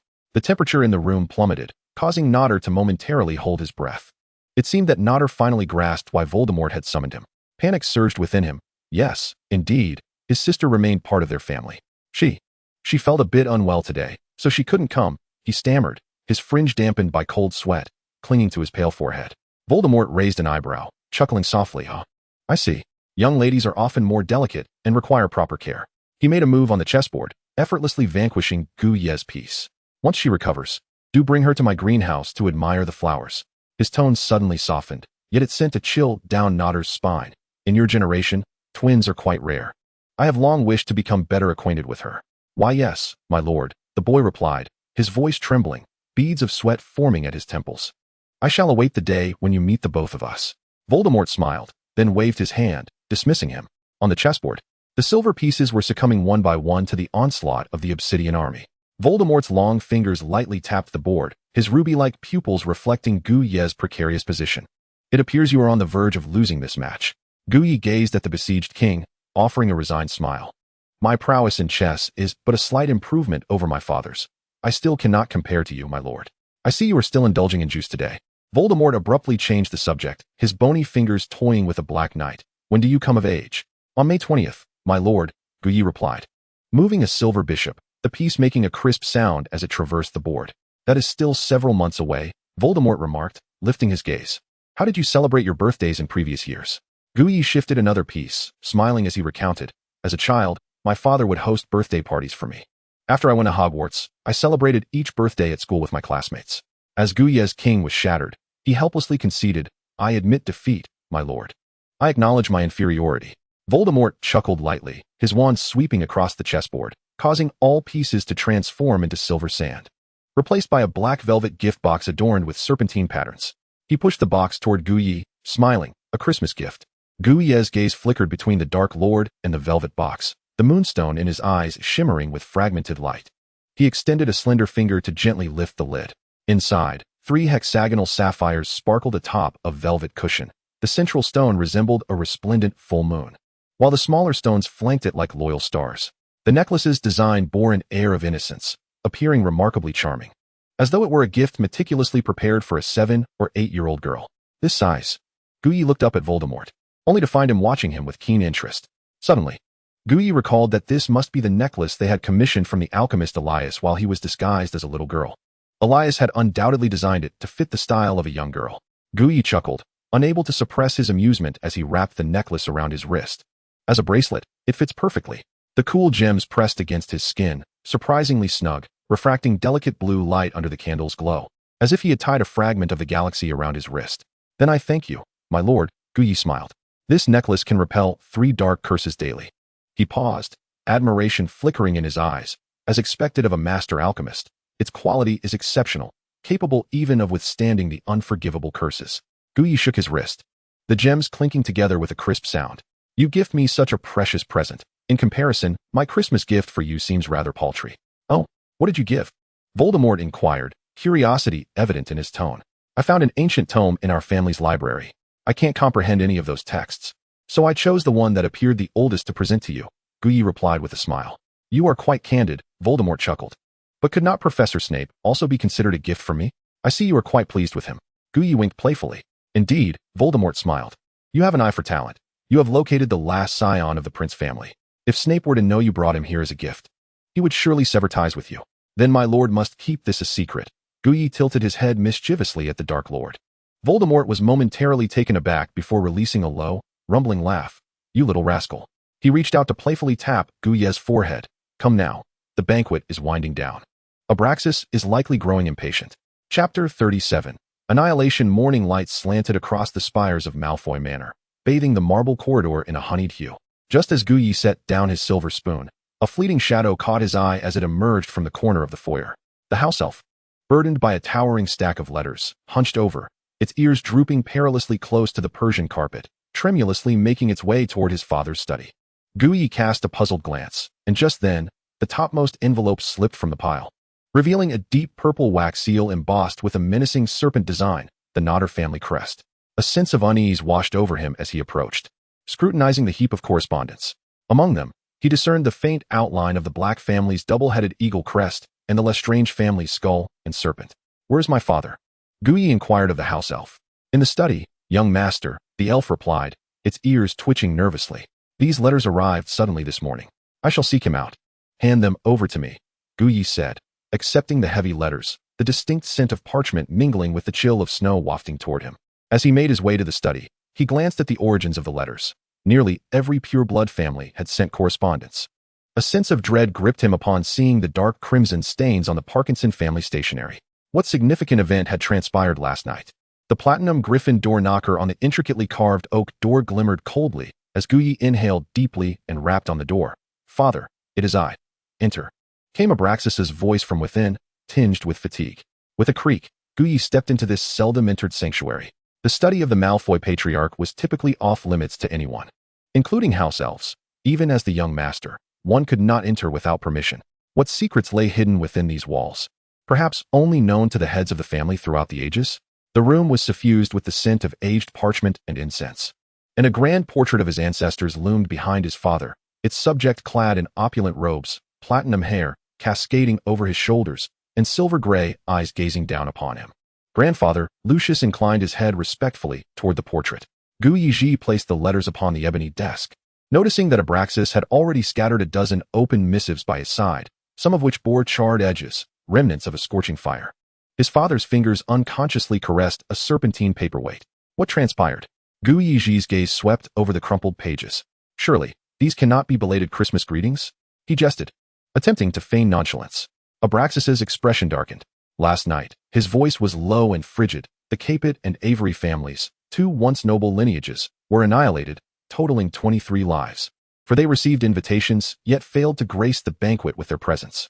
There are 3 noble families who attended the soiree, but neglected to toast to the Dark Lord. They remain imprisoned within his manor. He paused, a flicker of barely perceptible concern crossing his features. As for the Knott family, the siblings were forcibly branded with the dark mark last night. Yezhi's hand trembled, the carefully arranged letters cascading to the floor like an avalanche. His eyes widened in disbelief as he stared at Abraxas, questioning whether he had misheard. He fixated on the turbulent depths of his father's silver-gray eyes. Recalling the image of Voldemort playing with chess pieces in the greenhouse the previous night, all the gentle smiles now contorted into the fangs of a venomous serpent. The Dark Lord, Yezhi's voice quavered, his throat constricting painfully. Just last night, he had been laughing and playing chess with me. His pupils constricted violently at the thought of Voldemort's smile from the previous evening, his soothing tone of voice now transformed into a chilling memory. He had appeared so jovial. How could this be? Abraxas regarded him. Do you truly believe the Dark Lord's actions are merely capricious whims of his temperament? Yezhi halted, realizing that the Dark Lord's deeds bore no relation to his emotional state. He was eradicating his adversaries, instilling fear in his foes, simply a means to establish his dominance. Yezhi's back collided heavily with the cold bookshelf, several sheets of parchment fluttering to the ground. The sound of parchment hitting the floor seemed to stretch infinitely. And he stared at the scattered letters, the deep purple wax seals transforming in his mind into gouts of fresh blood. After last night's banquet, he had slaughtered so many. It had long been his intention to eliminate them. Those obliterated families, the captured nobles had long been in his sights. Yet, prior to these gruesome acts, Voldemort had been engaging in light-hearted banter and games with him, as if nothing ominous loomed. Goosebumps prickled along Yezhi's skin, cold sweat trickling down his spine. He suddenly recalled the light-hearted prose from the original text, which now materialized into a tangible dread, gnawing at his sanity. The handsome man who bestowed gifts and the cold-hearted tyrant who ordered exterminations. How could they coexist so perfectly beneath the same beautiful visage? He trembled as he pressed a hand to his chest, striving to steady his frantic heartbeat, only to hear the metallic rustle at his wrist, the necklace, glimmering like stars, its embedded sapphires radiating a dazzling light. Yezhi, bewildered, tilted his head, his gaze colliding with the shadowy depths of his father's eyes. You attended the purging last night, did you not? He heard his voice tremble. Is that why you were sleepless, waiting in the study before dawn? Abraxas swept his silver cuff across the ebony desk, rising to stride to the window, lightly tapping his wand against the frame. The frost clinging to the glass melted away under the incantation, revealing the silver-clad garden outside, appearing even more frigid than the ice itself. Every Death Eater received the summons. His voice carried an unspoken weariness, his right hand unconsciously rubbing his left arm. Yezhi understood that it bore the brand of the Dark Mark. Will these extermination cases expose you to risk from the Aurors? Yezhi inquired anxiously. Abraxas smiled faintly. Cloaks, masks, spare wands. The Dark Lord has long provided us with a complete disguise.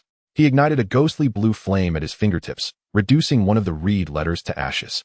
When the screams from the Capet household echoed through the skies, all present nobles became accomplices, How could one trace it back? The flames cast deeper shadows in his eye sockets, resembling an abyss. The cruelty toward traitors serves as a talisman for the loyal. He raised his hand, scattering the embers like dark butterflies. The Dark Lord used 23 corpses to ensnare the entire pure blood circle within his web. Fear is the most potent adhesive, and blood will always outweigh oaths and persuasion. Abraxas sighed. How astute the Dark Lord is, consolidating power and soothing hearts in just one night. Yezhi gazed into his father's silver-gray eyes, unable to discern whether it was reverence for the Dark Lord or some deeper undercurrent. An icy wave surged within his gut. Must he pledge loyalty to such a man? Such a terrifying figure made him feel utterly chilled. Abraxas observed his pale visage and shifted the topic. In half a year, you shall depart from Hogwarts. He approached the bookshelf, his black robes stirring a chilling breeze. It is time to teach you some practical skills and techniques. Chapter 38. Comprehensive Defense. He touched the gilded spine of medieval dark magic studies with the tip of his wand, and the entire bookshelf silently split open like a living entity. A spiral staircase illuminated by ghostly blue magic revealed itself. The damp, musty air infused with ancient dark magic rushed forth as he led Yezhi down the staircase. The descending steps gleamed with a cold, metallic luster, each footfall echoing hollowly. The basement corridor resembled a slumbering giant serpent, the oak doors on either side marred by years of mildew. The portraits of past Malfoys adorning the walls awakened from their dreams, their silver-gray eyes piercing through time, fixating their scrutinizing gazes upon Yezhi's back. At the end of the corridor, an oak door swung open, revealing a chamber brimming with magical apparatus. The room was modest in size, one wall lined with books, another with wands, and corners piled high with armor, puppets, and cloaks. Intricate magical runes adorned the floor. Injecting magic into the runes will activate the training system in this room. You may attempt it yourself, Abraxas stated coolly. Yezhi stepped into the center of the runes, crouching down, his palm touching the cold stone tiles. The moment he infused magic into the runes, the wall of wands emitted a resonant hum. 3 wands leapt from their places, circling above his head like famished vultures. Suddenly, the wands erupted with blinding red light. Instinctively, Yezhi waved his wand, exclaiming, Protego. A transparent barrier thunderously unfurled before him, but it only deflected 2 of the incoming attacks. The wand behind him unleashed a spell that struck his scapula, leaving a glaring bloodstain on his cashmere sweater. Startled, Yezhi checked himself, only to find that the wands were merely spraying red ink. Your use of the shield charm was hasty. However, the area it covered was too vast, and the defensive direction too limited. Not only did it waste magical energy, but the defense was also ineffective, Abraxas assessed. In real combat, precise localized defense is far more effective than futile attempts at sweeping coverage. As he spoke, Abraxas gestured for Yezhi to retreat to the edge of the runes. He pressed his serpent-headed wand downwards, and the moment its tip tapped the ground, a surge of magic flowed into the runes, causing the air in the chamber to suddenly solidify. Over 20 wands, like a disturbed swarm of bees, surged forth from the walls, emitting a piercing shriek. Red ink transformed into deadly arrows, splattering the ground with starry specks. Standing in the center of the runes, his platinum hair shimmering with the luminous flow of magic, Abraxas cast his gaze downward. As the first wave of attack descended, Yezhi nearly shouted a warning, only to witness those crimson droplets suddenly freeze just 3 inches from Abraxas's body, as if colliding with an invisible magical prism, reminiscent of a stone cast upon a lake, sending delicate ripples through the air. The ink beads split midair into slender streams, cascading down along some unseen pattern to the ground. A myriad of spell lights wove into a blood-red net, while Abraxas maintained his poised stance. Even the silver thread embroidery on his cuffs remained undisturbed. Yezhi was astounded. Indeed, a century-old noble who stood resilient through numerous tumultuous eras possessed extraordinary abilities. As the last wand returned to its place, Abraxas lifted his gaze towards his bewildered son, pondering what he discerned. Yezhi reflected for a moment and remarked, You have kept your eyes closed. You haven't relied on sight at all. When the wand expelled ink, the magic in the air was akin to a stone thrown into a lake. You sensed these subtle ripples, predicting the trajectory of each spell. This way, not only do you perceive comprehensively without blind spots, but you can also anticipate the direction of the attack with speed and precision as the spell gathers power at the wand's tip. You eschew the foundation of extensive armor for protection, as this spell is fundamentally a 2-dimensional barrier, meaning the shield it forms is planar. Yezhi focused on the remnants of red ink on the ground, his wand spinning unconsciously in his palm. An expansive force would not only exponentially deplete magical energy, but would be utterly ineffectual against multidimensional assaults. Thus, You sense the incoming magical energy's direction and cast a small area protective charm in the corresponding position, ensuring defense from any assault, regardless of its origin, while conserving magical energy. Abraxas's silver-gray eyes glimmered with a hint of appreciation. To dissect the core principles upon first observation, you truly are my bloodline. As he turned, his serpent-headed staff struck the ground with a resounding thud. The oak door groaned like grinding gears. You have 2 days left of your Christmas holiday. The wands here will accompany you in remembering every detail of practical combat. Wait, what? In utter disbelief, Yezhi watched as Abraxas locked the door before his eyes. What will I eat? Yezhi was nearly stunned. I can't possibly gnaw on these old wands. Does the Malfoy scion lack even this modicum of composure? A languid mockery floated down from above. Startled, Yezhi spun around to find a figure with platinum blonde hair materializing within the canvas that once depicted the view of Lake Windermere. The figure leaned against the gilded frame, silver-gray eyes glinting with amusement as it assessed its prey, the sword beneath the velvet cloak glimmering coldly. You sound like a ferret whose tail has just been stepped on. You've utterly disgraced the Malfoy name. Who are you? And why have I never seen you in the portraits outside? Yezhi furrowed his brow. Brutus Malfoy at your service, the man replied, garbed in medieval attire. Executing a refined gentleman's bow. A master of defense from the 16th century, now your proctor and jailer. When your defenses can weave an impenetrable net, this door will naturally open for the victor. What do you mean by opening for the victor? Aren't you only keeping me for 2 days? Yezhi's wand clattered against the magical circle on the ground. Brutus Malfoy drew forth a Baroque-style, ornately carved chair from the depths of the canvas.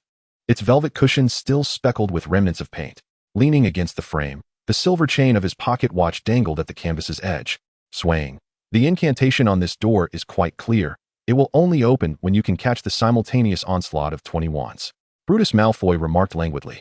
Your father managed to leave in 2 days, so he claimed it would be 2 days. But I might not be able to leave in 2 days. I still have to return to school after 2 days. Yezhi slumped to the ground, bewildered. Is this how pure-blood nobles educate their children? So merciless. Don't wear such a long face, little one, Brutus Malfoy consoled without much sincerity. The heir of the Malfoy family shall not be outdone by a few wands that spew ink. Chapter 39, Career Plan. As the silver-blue runes suddenly illuminated the door, the heavy oak door emitted an ancient grinding sound of interlocking gears. Yezhi leaned awkwardly against the moldy stone wall. His dark green robe stained with splashes of red ink, pale face speckled with ink dots, his rapid breaths forming white mist in the chilly cellar. I told you you'd definitely be able to get out in 2 days, Brutus said leisurely from the canvas. Yezhi waved his hand, panting heavily. If it weren't for fearing I might delay my school tomorrow, I truly wouldn't exert myself so. Brutus munched on a grape. I find it strange. Taking a day off wouldn't be a problem. Why do you keep fretting about returning to school? Do you have any idea how many notes and assignments I would owe for taking a day off? I wouldn't be able to catch up on that day's content for the next 3 or 4 days. Yezhi propped himself against the wall, struggling to stand upright, his ink-stained fingers leaving dark red marks on the stone bricks.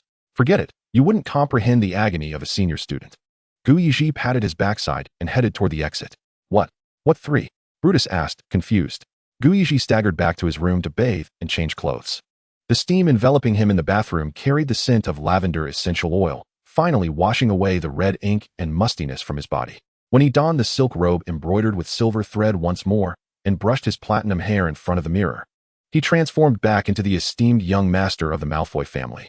At the final dinner of the Christmas holiday, Abraxas leisurely sliced into the venison, the silver cutlery clinking softly against the bone china plate. As Yezhi took his seat, still cloaked in moisture, Abraxas displayed no sign of surprise, as if the sudden reappearance of his son after 2 days was the most natural occurrence. Initially, Yezhi felt a sense of accomplishment for completing the training within 2 days, but upon witnessing his father's impassive expression, he refrained from reveling in his triumph, thus tempering the pride on his face. Where have you been for the past 2 days? Snape asked, cutting the pumpkin pie into diamond shapes. Glancing up at him with a hint of concern, Yezhi swirled the apple juice in his cup. The ice clinked against the crystal glass, producing a clear sound. Your question is rather peculiar. You bury yourself in books daily. Even if I walked right past you, you might not notice me. If I transformed into a book titled A Comprehensive Guide to Ancient Potions, perhaps you'd glance at me a few more times. Snape scoffed. Then that book would need to be gilded in 3 layers of pure gold, with the frontispiece inlaid with malachite. Such a lavish book is beyond my means. After this exchange, both chuckled. After dinner, Snape returned to his room to tidy up, leaving only the father and son in the dining hall. Abraxas scrutinized Yezhi from head to toe, then earnestly cautioned, Upon your return to school, there will be formal Death Eater members around you. Be cautious in your words and actions while interacting with them. Yezhi straightened his back and replied, "Yes, father." Abraxas considered for a moment and added, "They may convey the Dark Lord's orders, but you are not obliged to comply. Exercise discernment. If uncertain, you may directly write to the Dark Lord's manor for confirmation." Yezhi frowned. "Are you suggesting that Not might leverage the Dark Lord's name to ensnare me? The Death Eaters are not a monolith. Each harbors their own agendas. The prerequisite for completing tasks is to ensure your own safety." Abraxas patted his shoulder. Yezhi nodded thoughtfully. That night, Yezhi and Snape bid farewell to Abraxas, carrying their boxes as they returned to school via the fireplace. The following morning, in the Great Hall of Hogwarts, the damp morning mist enveloped the air, carrying with it the sweet scent of pumpkin, while the long table resonated with a cacophony of lively chatter. Ravenclaw girls held aloft crystal globes procured from the Christmas market. Hufflepuff boys conjured holiday gingerbread with a flick of their wands, and in the Gryffindor section, some were even mimicking Professor Flitwick as he sang Christmas carols. It appeared that everyone was reveling in the joys of the festive season. In stark contrast, the Slytherin table seemed to be under a silencing charm. On the slate-gray satin tablecloth, the clinking of cutlery was almost stifled as students cast down their eyes, absently fiddling with their plates, their once gleaming silver-gray eyes now shrouded in a veil of gloom. The atmosphere among the faculty was equally somber, with several professors murmuring quietly while casting glances toward the Slytherin table. Upon entering the hall, Yezhi beheld this peculiar scene. He paused momentarily before taking a seat beside Narcissa. "Good morning, Narcissa. Your hairpin is quite exquisite today." He sliced into a runny egg, the yolk cascading over the whole grain bread like molten lava. "Oh, Lucius, good morning. You appear to be in fine spirits." Narcissa Black had been lost in thought, staring at the jar of jam, her fingers unconsciously twirling a lock of hair, the coral-beaded hairpin swaying until the boy, exuding the scent of cedar, took his seat beside her, prompting her to snap back to reality and shift slightly. "Have you submitted your career planning form?" Yezhi casually inquired, seemingly oblivious to the strange atmosphere at the table. "Isn't it due before Christmas?" "I already slipped mine into Professor Slughorn's mailbox." Narcissa poked at the ham on her plate with disinterest. "I haven't submitted mine," Yezhi admitted. "What? The heir of the Malfoy family is struggling with such matters?" Narcissa remarked quizzically. "Your father should have." Her words were abruptly interrupted by a sudden flurry of wings. A multitude of owls burst into the hall, their dark feathers obscuring half the ceiling. One particularly large gray owl swooped down directly, releasing a dark green envelope that landed with a soft thud beside Yezhi's plate. The twisted serpentine emblem sealed in black wax glimmered under the candlelight, instantly attracting the attention of the entire Slytherin table, as well as the professors at the head table. He gazed at the gilded crest of Voldemort's manor on the envelope, shadows cast by his lashes on his pale cheeks. It was a calculated move by Voldemort to send him a letter in front of the entire staff and student body, an attempt to thrust him into the limelight. Should he pocket the letter now, the prying eyes around would only weave further distorted conjectures. A sudden chuckle escaped Yezhi's lips as his silver-gray eyes scanned the hushed whispers of the Slytherin table. With deft fingers, he broke the wax seal. Unfolding the parchment, it revealed merely a career planning form. He made no effort to conceal it. After glancing at it briefly, he turned it to show Narcissa, stating, "I was previously indecisive, but I have made up my mind now." Narcissa examined him, then the parchment, her dark eyes flitting between the two before raising an eyebrow. "You intend to join the Ministry of Magic's Transportation Department? I thought you would at least aim for the Department of Finance." Yezhi shrugged, then, under the curious gazes of onlookers, strode towards the faculty table, parchment in hand. Dumbledore's blue eyes peered through his spectacles, scrutinizing Yezhi's upright posture. "Professor, I apologize for not submitting my career planning form on time before Christmas. I am delivering it to you today," Yezhi stated, maintaining his composure as he presented the parchment with both hands. "Ah, yes, yes." Slughorn nervously wiped the sweat from his brow, bewildered by the unexpected warmth on such a chilly day. He glanced at the parchment, then quickly stood, preparing to present it to Dumbledore. "Oh, Horace, you needn't show me matters pertaining to your house. Handle it yourself." Dumbledore raised a hand. Oh, very well." Slughorn awkwardly settled back into his seat. Yezhi smiled and respectfully nodded to Dumbledore before returning to his seat. The first lesson was about to commence, and students gradually departed the hall. The seventh-year Slytherins, draped in silver and green scarves, made their way in clusters toward the Defense Against the Dark Arts classroom, moving briskly due to the morning's time constraints. A younger student clutching a scroll of parchment evidently rushed too hastily, causing several books to tumble from their arms as he collided with Nott. The incident unfolded in an instant. Not's face paled as if struck by lightning, his left arm twitching from the impact. "You blind bastard," he roared, the hoarse shout echoing in the empty corridor. His reaction was unexpectedly intense. He violently slammed the child against the stone wall. Books scattered across the floor as the frightened child trembled and burst into tears. Not, panting, glared at the boy, clutching his left arm as if he were the one who had been struck. Yezhi's gaze swept over Not's unnaturally drooping left arm as he approached, bending down to gather the scattered books, gently brushing off the dust with his long fingers. "Not, you frightened the first year." He lifted the shivering child, placing the books back in his arms with a soothing tone. "Be on your way, and remember to watch where you're going next time." Once the child stumbled away, Not suddenly seized Yezhi by the collar. "Put away your insincere facade." He spat, his breath hot against Yezhi's face, his eyes brimming with hatred. "Don't think I don't know you're whispering behind my back in front of the Dark Lord." If it weren't for you, Yezhi's smile faded, the corners of his mouth turning icy as his silver-gray eyes reflected the distorted visage of Not. He had anticipated that Not would lay the blame for his own misfortunes at his feet. Yezhi had no desire to explain himself, nor did he wish to engage with someone so irrational. Thus, he silently regarded Not for a moment, pushed aside Not's tense wrist, and turned to leave. A furious roar erupted behind him. "Do you think you can escape? You despicable!" In a sudden burst, Not drew his wand, dark energy coalescing at its tip. "Edian, stop!" Amelia Not's cry echoed from the end of the corridor, with Narcissa's scream almost simultaneous. "Lucius!" The piercing shriek of dark magic sliced through the air as a bolt of shadow surged toward Yezhi's back. However, the platinum-haired figure exhibited no sign of movement. The dark energy dissipated in the air like a stone thrown into a lake, creating a mere ripple before vanishing entirely. Yezhi slowly turned, the magical ripples in the air lifting his hair, his silver-gray eyes glimmering with frost. Not's hand, still clutching his wand, began to tremble uncontrollably. The fury that had once surged within his eyes crumbled beneath the cold gaze of Yezhi. The surrounding Slytherins held their breath, their whispers caught in their throats, utterly astonished that the curse had been so effortlessly dispelled. Never before witnessing the heir of the Malfoy family exhibit such chilling intent to kill.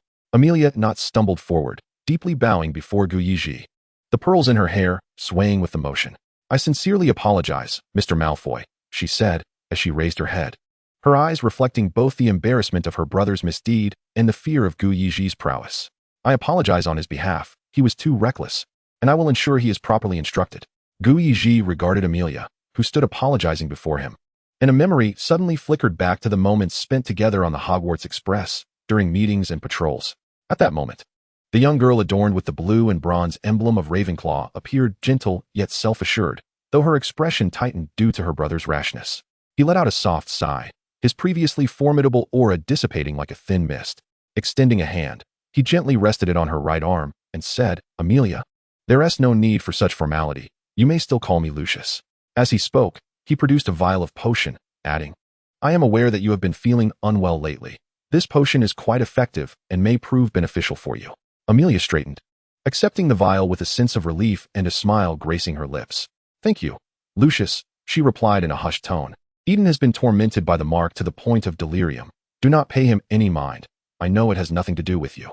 Yezhi nodded, placing a reassuring hand on her shoulder.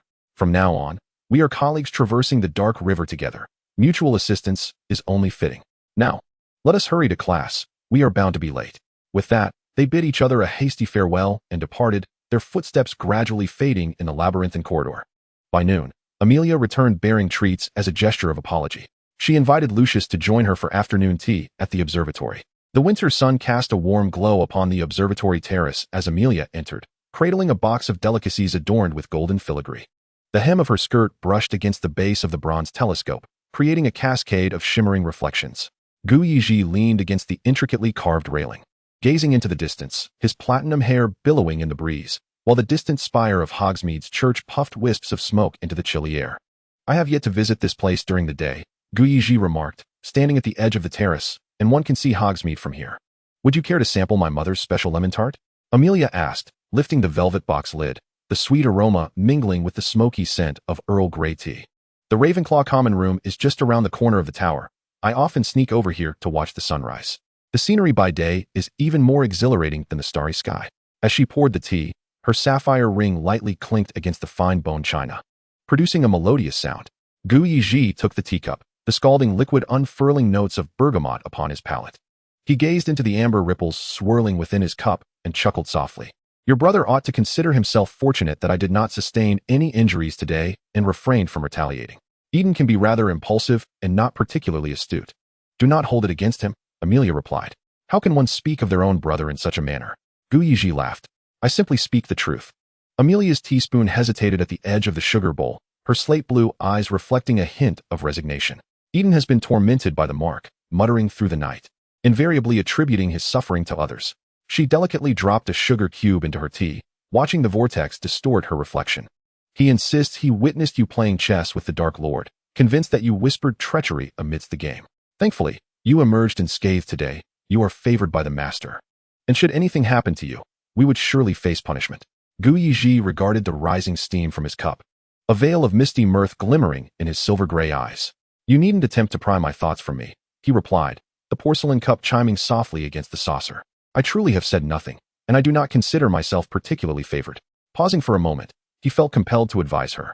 You have witnessed the master's methods. In the game of the Dark Lord, there is no room for doubt or betrayal. His silver-gray gaze swept over her pale face. It would be wise for you to suppress any extraneous thoughts and remain wholly devoted to the master. You ought to be grateful for the mark bestowed upon you by the Dark Lord. Should you continue to harbor discontent, it may lead to dire consequences. Chapter 41. The closed mind. Amelia's lips curled into a gentle arc. What thoughts could I possibly have? I merely wish for my family to remain safe and sound. I had intended to attend the banquet that day, but despite my fervent entreaties, my parents refused to take me along, and it all culminated in this turmoil. Thankfully, it was not the worst outcome. At least we are all safe, and for that, I am grateful. Yezhi's gaze lingered on her. Today, Amelia was not wearing her glasses. Her golden curls cascaded like a waterfall over her shoulders, exuding an aura of serene grace. I must admit, you possess a cunning that is quintessentially Slytherin, he remarked, fondling his teacup thoughtfully. Compared to the impulsive Eden, you embody the true essence of a Slytherin. I am quite curious as to why the sorting hat placed you in Ravenclaw. Amelia sipped her tea delicately. Do not define me by stereotypes. In my view, knowledge and wisdom can resolve most of the world's dilemmas. Many emotions are merely unnecessary drains on one's energy. Anger, at its core, is simply a manifestation of one's own helplessness. Recognizing reality and taking action is key. I merely see things more clearly. As she spoke, her eyes sparkled with warmth, her smile akin to a gentle spring breeze. Yezhi raised an eyebrow, inquiring, are all Ravenclaws so committed to rationality? There are no two leaves alike in this world, nor are there two individuals who are entirely the same, Amelia replied with a hint of exasperation. Lucius, I have asked you to refrain from viewing me through the lens of stereotypes. If only Eden possessed half of your wisdom, that night might not have spiraled into such chaos. Amelia shook her head. Regardless of how Eden responds, the outcome remains unchanged. Once my parents declined to take me to the banquet, the result was already sealed. She pushed the exquisite box of lemon tarts toward Yezhi. Consider this box of treats my apology. I will speak with Eden again. Yezhi graciously accepted. Then I shall not decline your generosity. I look forward to our future collaboration. After Christmas, the 7th-year students found themselves with a mere 5 months remaining until the nude examinations. Most subjects had ceased introducing new material, instead focusing on review and examination practice. The scoring for the nude exams employed a multidimensional assessment, with theoretical knowledge accounting for 30, practical skills for 50, and adaptability and innovation for 20. Thus, aside from the rote memorization of textbook knowledge, practical application was of paramount importance. Consequently, recent classes in defense against the dark arts, charms, and transfiguration had become some of the most perilous places within Hogwarts. One could never predict what spell might explode unexpectedly from a fellow student's wand. Just last Wednesday, a Gryffindor had turned a practice dummy into a soaring rocket, crashing directly into the crystal chandelier of the charms classroom. Yezhi could not help but admire his father's foresight in having him practice defensive techniques in advance. At least while his classmates frequently found themselves injured by errant spells and sent to the infirmary, he had managed to remain unscathed for 2 weeks. For Yezhi, reviewing the material was not a daunting task. He had already mastered the knowledge within the textbooks. Thus, he directed his efforts toward practicing the closed mind technique. With graduation approaching, the time spent with Voldemort would only increase, and he needed to master the closed mind technique before finishing school. He had already begun to establish a mental barrier, but it could only be maintained for a maximum of 10 minutes. He was striving to prolong the duration of his use of the closed mind technique, which left him rapidly fatigued, often resulting in painful throbbing at his temples. As a result, Yezhi frequently found himself half reclining in his chair, pale fingers pressed against his forehead, his brow furrowed from the lingering pain.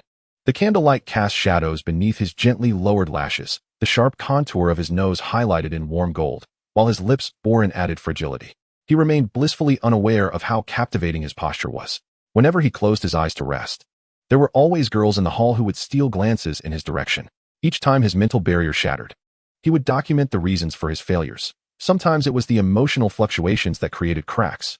Other times it was the sudden chime of a bell that disrupted his focus. And at times, he succumbed to memories buried deep within that he was reluctant to confront. As his practice deepened, he began to establish a warning mechanism within the confines of his mind. Whenever intrusive thoughts attempted to breach his defenses, a pre-embedded memory would be triggered, awakening him from the chaos. The warning memory he had set was the very first image he encountered upon arriving in this world, a vivid tableau of blood covering his hands and body. As he gripped a dagger plunged into the throat of a colossal wolf, that memory was indelibly etched in his mind, the warmth of the dagger piercing the wolf's neck. The metallic scent mingling with fear and helplessness enveloped him. This scene served as a stark reminder of the myriad secrets of another world that must remain undisclosed. A final line of defense he could not afford to abandon. The room, suffused with the flickering glow of candles, bore witness to a meditation basin emanating an eerie luminescence. The practice puppet suddenly opened its hollow eyes, unleashing a spell that sought to invade his mind. Yezhi met the puppet's gaze without flinching, resisting the intrusion of the spell. An adept mental fortification is not merely the construction of an impregnable fortress, but rather the transformation into an intricate magical box. It appears to be open, inviting the gaze of prying eyes to wander freely, allowing one to see what they wish to see. To pierce through it with a sharp sword, it presents itself as an entity at one's mercy, while the true secrets are concealed within unnoticed compartments. Impervious to any touch, the mental barrier trembled in the depths of his consciousness like a flickering candle in the wind. 10 minutes, 15 minutes, 20 minutes. Yezhi's brow furrowed tighter, cold sweat trickling down his jawline. Suddenly, the barrier fissured like a spider's web, and those deeply buried memories surged forth like a flood breaking through a dam. In the velvet-clad rest area of the prefect, a boy curled into a trembling shadow, his wand rolling onto the Persian carpet, his whimpers brutally swallowed by a satin pillow. In the dimly lit bedroom, the 5-year-old Lucius clutched his mother's cold fingers under the embroidered bedcover adorned with laurel leaves. A body that would never again recount the tales of Beetle the Bard. At the corner of the empty hallway, Narcissa handed him a notebook, within which lay a book, the distant ivy rustling softly. Stop! Yezhi's throat erupted with a fragmented roar, cold sweat dripping to the ground. As the bloody dagger once more pierced the depths of his memory, the sensation of the wolf's rancid blood splattering against his face caused his pupils to constrict.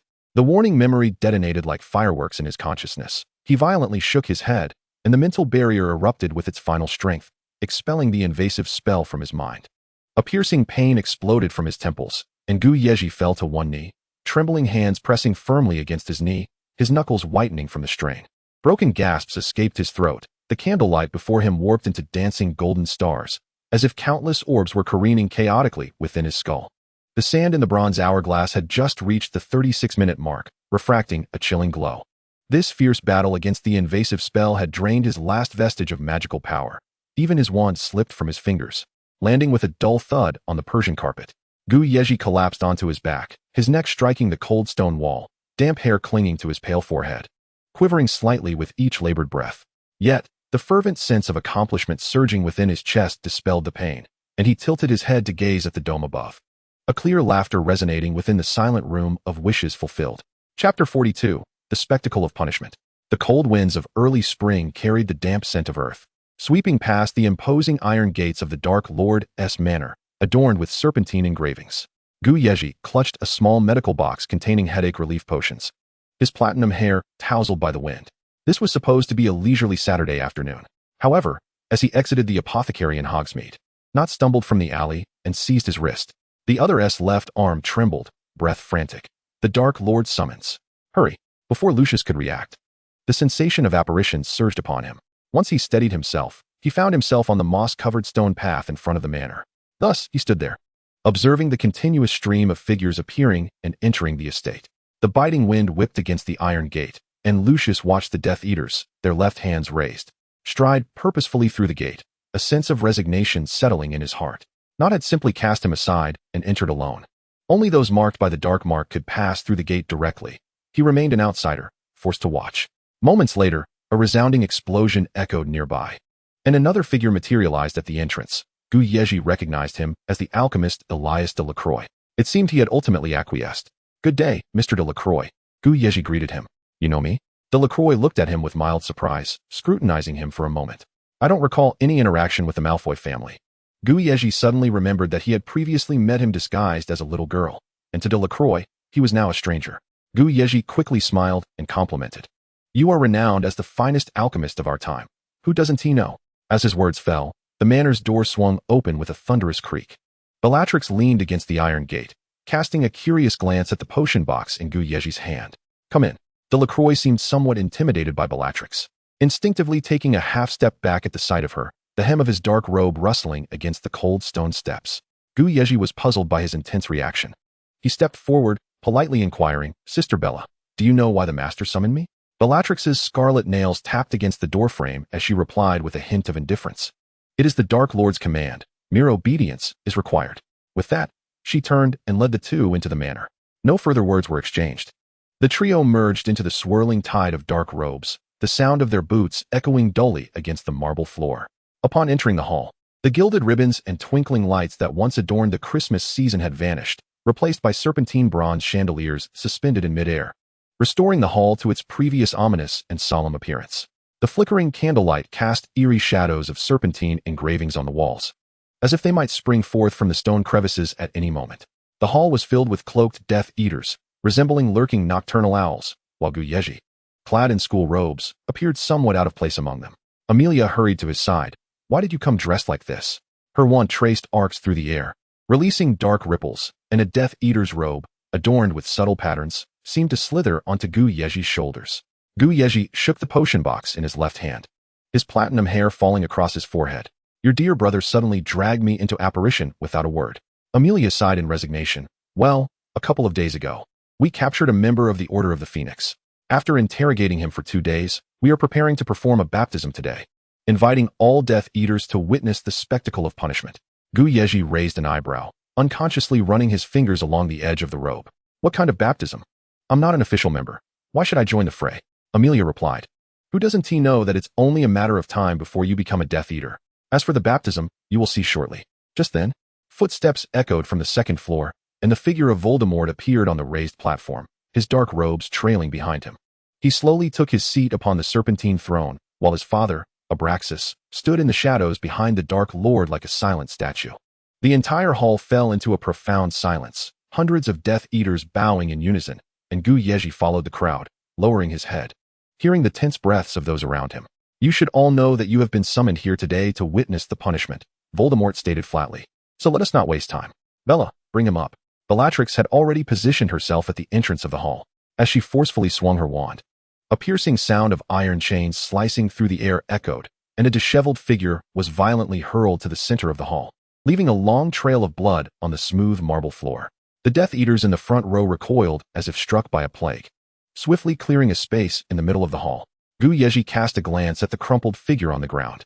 The man's tattered deep blue work jacket was stained with mud and blood, and the once white checkered shirt had lost most of its buttons. Beneath the patched jeans, a gruesome ankle was barely visible. His straw-like brown hair clung to his blood-soaked forehead, swollen eyelids half closed, and his murky eyes were filled with terror and despair. Bellatrix flicked a piece of parchment, the crisp sound resonating. Matthew Hawkins, age 31. Born into a family of railway workers in Birmingham, orphaned at a young age. Employed in the Department of Magical Creatures, specializing in investigating anomalies in the Muggle world caused by magical disturbances. She elongated her words, her crimson nails gliding across the paper. And privately, he was a little rat for the Order of the Phoenix, establishing secret communication points at subway stations, selling the movements of Death Eaters on Muggle territory to Dumbledore's people. Hawkins convulsed violently on the ground, gasping like a broken bellows. "I've told you everything I know. I'm just a small fry, only passing along information for money. Who are your contacts? Where do you meet?" Bellatrix abruptly yanked the chain, lifting him half a foot off the ground. Without clear answers, why should the Dark Lord show mercy? "I don't know. I truly don't know." Hawkins struggled desperately, nearly grinding his teeth to dust. "They contacted me through the station's phone. The numbers are always different. I can't trace them. My sister is still waiting for me at home. Please, I've told you all I know." His cries echoed in the vast hall. Yezhi caught a glimpse of Amelia beside him, her face reflecting compassion. Since no further information could be extracted, it was time to commence the baptism. Voldemort's pale fingers drummed against the armrest of the throne. What baptism? Matthew Hawkins raised his head in terror. Yezhi was equally ignorant of what the baptism entailed. But the atmosphere around them grew tense. The Death Eater's black robes swirled as they retreated further, clearing a circular execution ground several yards wide in the center of the hall. Chapter 43, The Baptism. Bellatrix circled her prey, her crimson nails tracing Hawkins' cheek, leaving 4 bloody lines. Little mouse, are you ready to embrace rebirth? Suddenly, she raised her wand high, a green curse tearing through the air, cruciatus. A piercing scream instantaneously shattered the silence. Hawkins convulsed violently, as if being ripped apart by an invisible force, the chains sparking against the ground as his contorted face twisted in agony, emitting inhuman howls from his throat. Yezhi's temples throbbed painfully. His headache intensified as if an invisible drill was frantically burrowing into his skull. His stomach churned like a boiling cauldron, and he clenched his teeth to suppress the urge to vomit. Hawkins' eyes bulged as if they were about to pop out of their sockets, the veins in his neck pulsating like frantic worms. The chains rattled as he struggled, nearly breaking his own bones in the process. How much time had passed? 5 minutes? 10 minutes? Finally, Bellatrix lowered her wand. The sound of the chains clashing against the marble reverberated painfully in Yezhi's ears. He had lost count of how long time had slipped away. He felt cold sweat trickling down his forehead, his hands trembling involuntarily.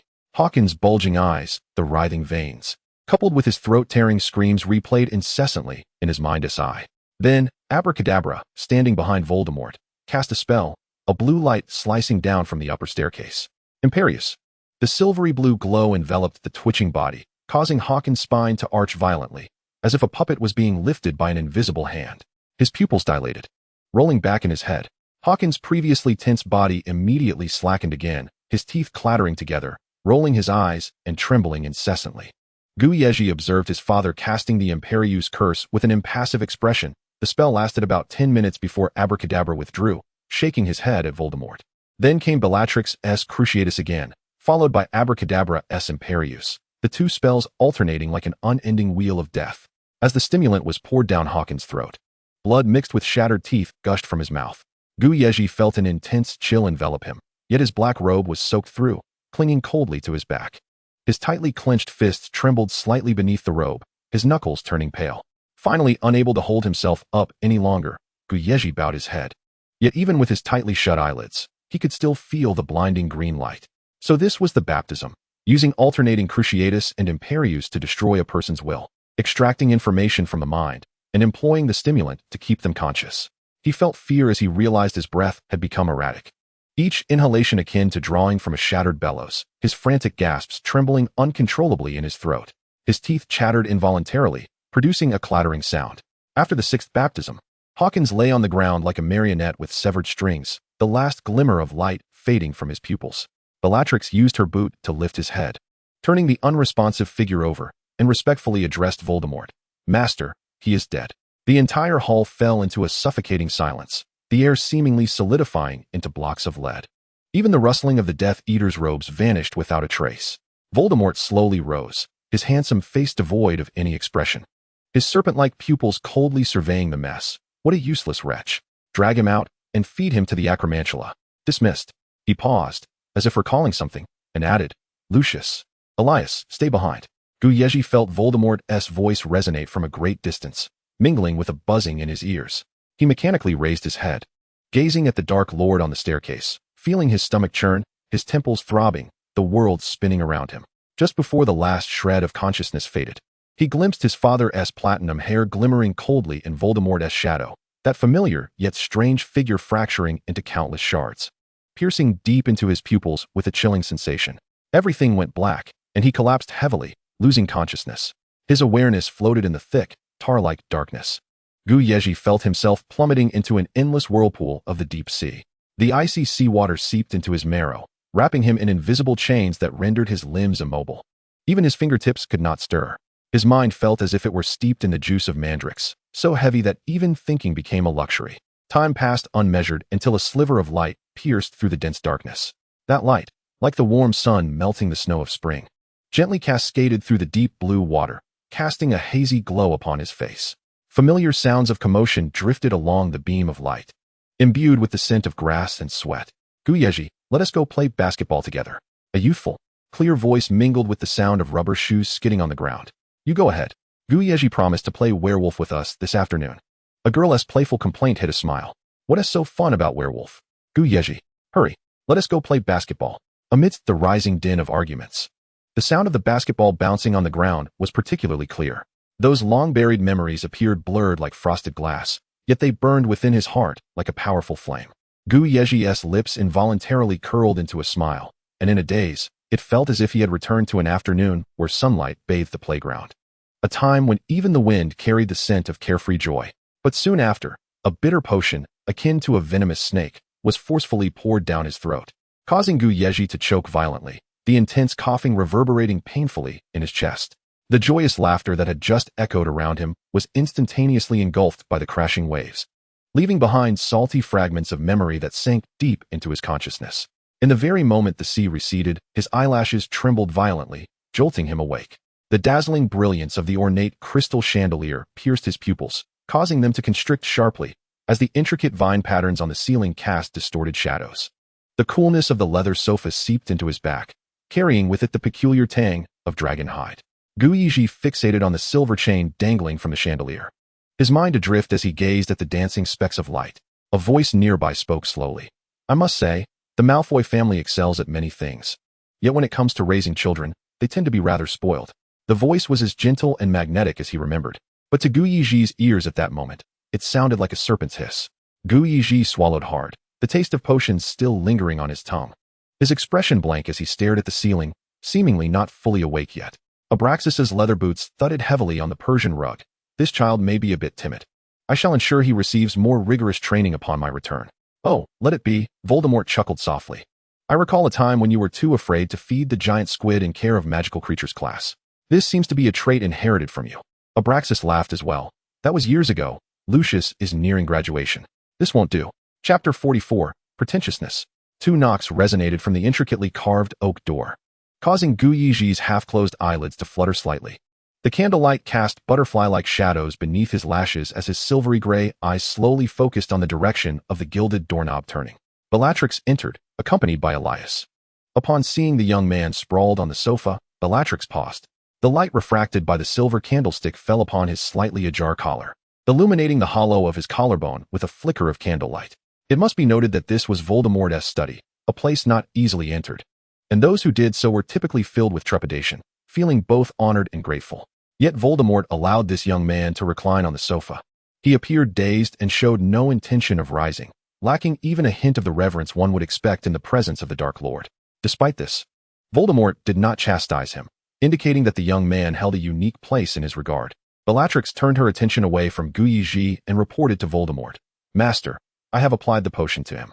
Behind her, Elias hunched over, his left arm wrapped in bandages soaked with potion. Voldemort nodded, his crimson gaze slowly shifting to Elias. Elias, I understand that an alchemist requires steady hands, he said, lightly tapping his wand. A floating crystal vial drifted towards Elias, containing a healing potion concocted by Street Mungo as chief healer. In 2 days, your left hand will be as steady as before. Thank you, Master, Elias replied humbly, his voice quivering slightly. Very well. You should take the next couple of days to rest, Voldemort instructed, his bony fingers gesturing lightly, the scales of Nagini glimmering with an eerie blue hue in the candlelight. Unexpectedly, Elias did not leave. He lingered, seemingly hesitating over something. He tilted his head to gaze at Voldemort's pale visage in the shadows, his throat constricting painfully. Battling between hesitation and fear, he finally spoke slowly. Master, may I ask you a question? At these words, Yezhi's heart skipped a beat, his previously dazed expression sharpening instantly. Surely this alchemist did not intend to confront the Dark Lord's lies directly? He moved his arms slightly, struggling to support his weakened body, gritting his teeth as he gradually sat up from the sofa. Voldemort cast a glance at Yezhi, then turned to the visibly conflicted Elias, speaking indifferently. Of course. Please proceed with your inquiry. Elias gazed sorrowfully into Voldemort's eyes and softly asked, Do you? He hesitated, tightening his grip on his painful left arm. Does your sister appreciate the necklace I made? Yezhi exhaled a sigh of relief. Thankfully, he had not directly questioned Voldemort's deceit. Otherwise, he would have been at a loss for how to rescue him. He steadied himself against the sofa and slowly rose, his body swaying for a moment before he regained his balance. Though his steps were unsteady, He forced himself to walk towards the desk and knelt before Voldemort on one knee. Master, I sincerely apologize for fainting at your banquet. Weren't you lying quite comfortably just now? How is it that you can rise now? Voldemort remarked, taking a casual sip from his teacup without looking at him. Because I wish to express my most heartfelt apologies to Mr. Delacroix. As he spoke, he raised his hand, pushing up his sleeve, allowing a cascade of dazzling sapphire necklaces to slip down to his wrist. The star-like facets glimmered under the candlelight, breathtakingly beautiful. Elias immediately turned to look, his astonishment evident as he gazed at the necklace, then shifted his gaze between Yezhi and Voldemort, finally directing his question at Yezhi. Why do you have this necklace? Yezhi stood tall, straightening his back as he met Elias's gaze. He then gently pressed his bony fingers against his chest and bowed deeply to Elias. The candlelight cast fragmented shadows beneath his lashes, and a hint of rosy color graced his pale cheeks. Mr. Delacroix, please accept my sincerest apologies. The person who disguised herself as your sister during the visit was, in fact, me. His voice was deep and earnest, the final note reminiscent of crushed moonlight. For a long time, I have admired your alchemical prowess, and my curiosity got the better of me, prompting me to request the master to take me along. Is that so? Elias regarded him, his expression complex. As for Miss Everly, I will personally go to apologize. Yezhi slowly lifted his head, his gaze sincere. Regarding your earlier question, he raised the sapphire necklace to his chest, the star-like facets reflecting a cold light. I wish to convey that I hold this necklace in great esteem. Its design and craftsmanship are nothing short of perfect. To possess a creation from someone I admire is a lifelong honor. Elias opened his mouth, but found himself at a loss for words.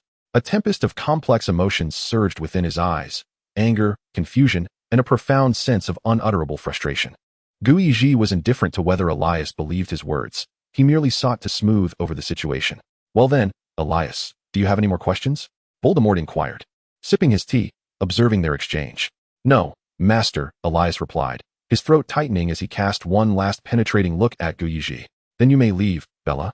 See him out. Elias glanced back at Yezhi before following Bellatrix as they departed. The study was left with just 3 individuals. Nagini coiled around Voldemort's shoulders, her tongue flickering. You certainly have a way with words. Why deceive him? Voldemort asked. Yezhi lowered his head, the strands of his hair casting shadows in the candlelight, perfectly obscuring his eyes. When he finally looked up, his gaze brimmed with submissive mirth. Master, Mr. Delacroix is an esteemed alchemist in your regard. His exceptional craftsmanship should not be subjected to doubt. Your grand ambitions require such artisans, and I merely wish to prevent a gem that ought to adorn the Dark Lordess crown from being tarnished by misunderstandings. A faint, elusive smile curved Voldemort's lips as he suddenly turned to Abraxas, who leaned against the bookshelf. It appears that the Malfoy family's silver tongues are indeed a cherished legacy. Abraxas chuckled. Master, you flatter me. The Malfoy family has always treated others with sincerity. This remark elicited a genuine laugh from Voldemort. Now tell me, what happened today that caused you to faint? Voldemort asked. Yezhi focused on the intricate patterns of the Persian rug, his nails digging deep into his palm. Memories surged like boiling poison. The twisted, contorted body tormented by the Cruciatus curse resurfaced before his eyes. Yezhi closed his eyes momentarily, striving to expel those haunting memories from his mind. He dared not lift his gaze to Voldemort, fearing that his countenance might betray his dread and revulsion. He compelled himself to take a deep breath, lowering his head to massage his temples. The relentless preparation for exams had deprived him of restful sleep for several consecutive nights. His voice bore the perfect timbre of exhaustion. He had awoken with a pounding headache that morning, and although he had procured a potion for relief, he had yet to consume it before being hastily summoned by Nott to the manor's entrance. Without a mark, he was left to endure the biting cold for an extended period. As he spoke, he raised his pale left arm, the skin around his wrist glimmering coldly in the candlelight. My master, grant me a mark, so that next time I may enter with dignity and spare myself this torment. His eyes glistened with unshed tears as he gazed up at Voldemort, tilting his head with a plaintive lilt, resembling a forlorn kitten. Voldemort regarded his demeanor with amusement, chuckling. Oh, you, always the dramatist. He wove an elaborate web of excuses, deftly avoiding the admission of fear, showcasing a remarkable talent for rationalization. Such a young soul, yet so concerned with appearances. Voldemort smiled indulgently at him.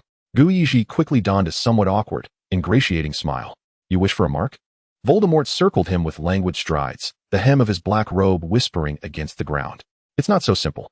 I have plans to withhold the mark from you for an extended duration, for you have more pressing duties. Yezhi looked up in surprise, and Voldemort leaned closer, his voice dropping to a conspiratorial whisper. I have chosen you because I trust Malfoy's loyalty and believe you comprehend the gravity of your responsibilities. The husky murmur carried an undercurrent of menace. You must live up to my trust.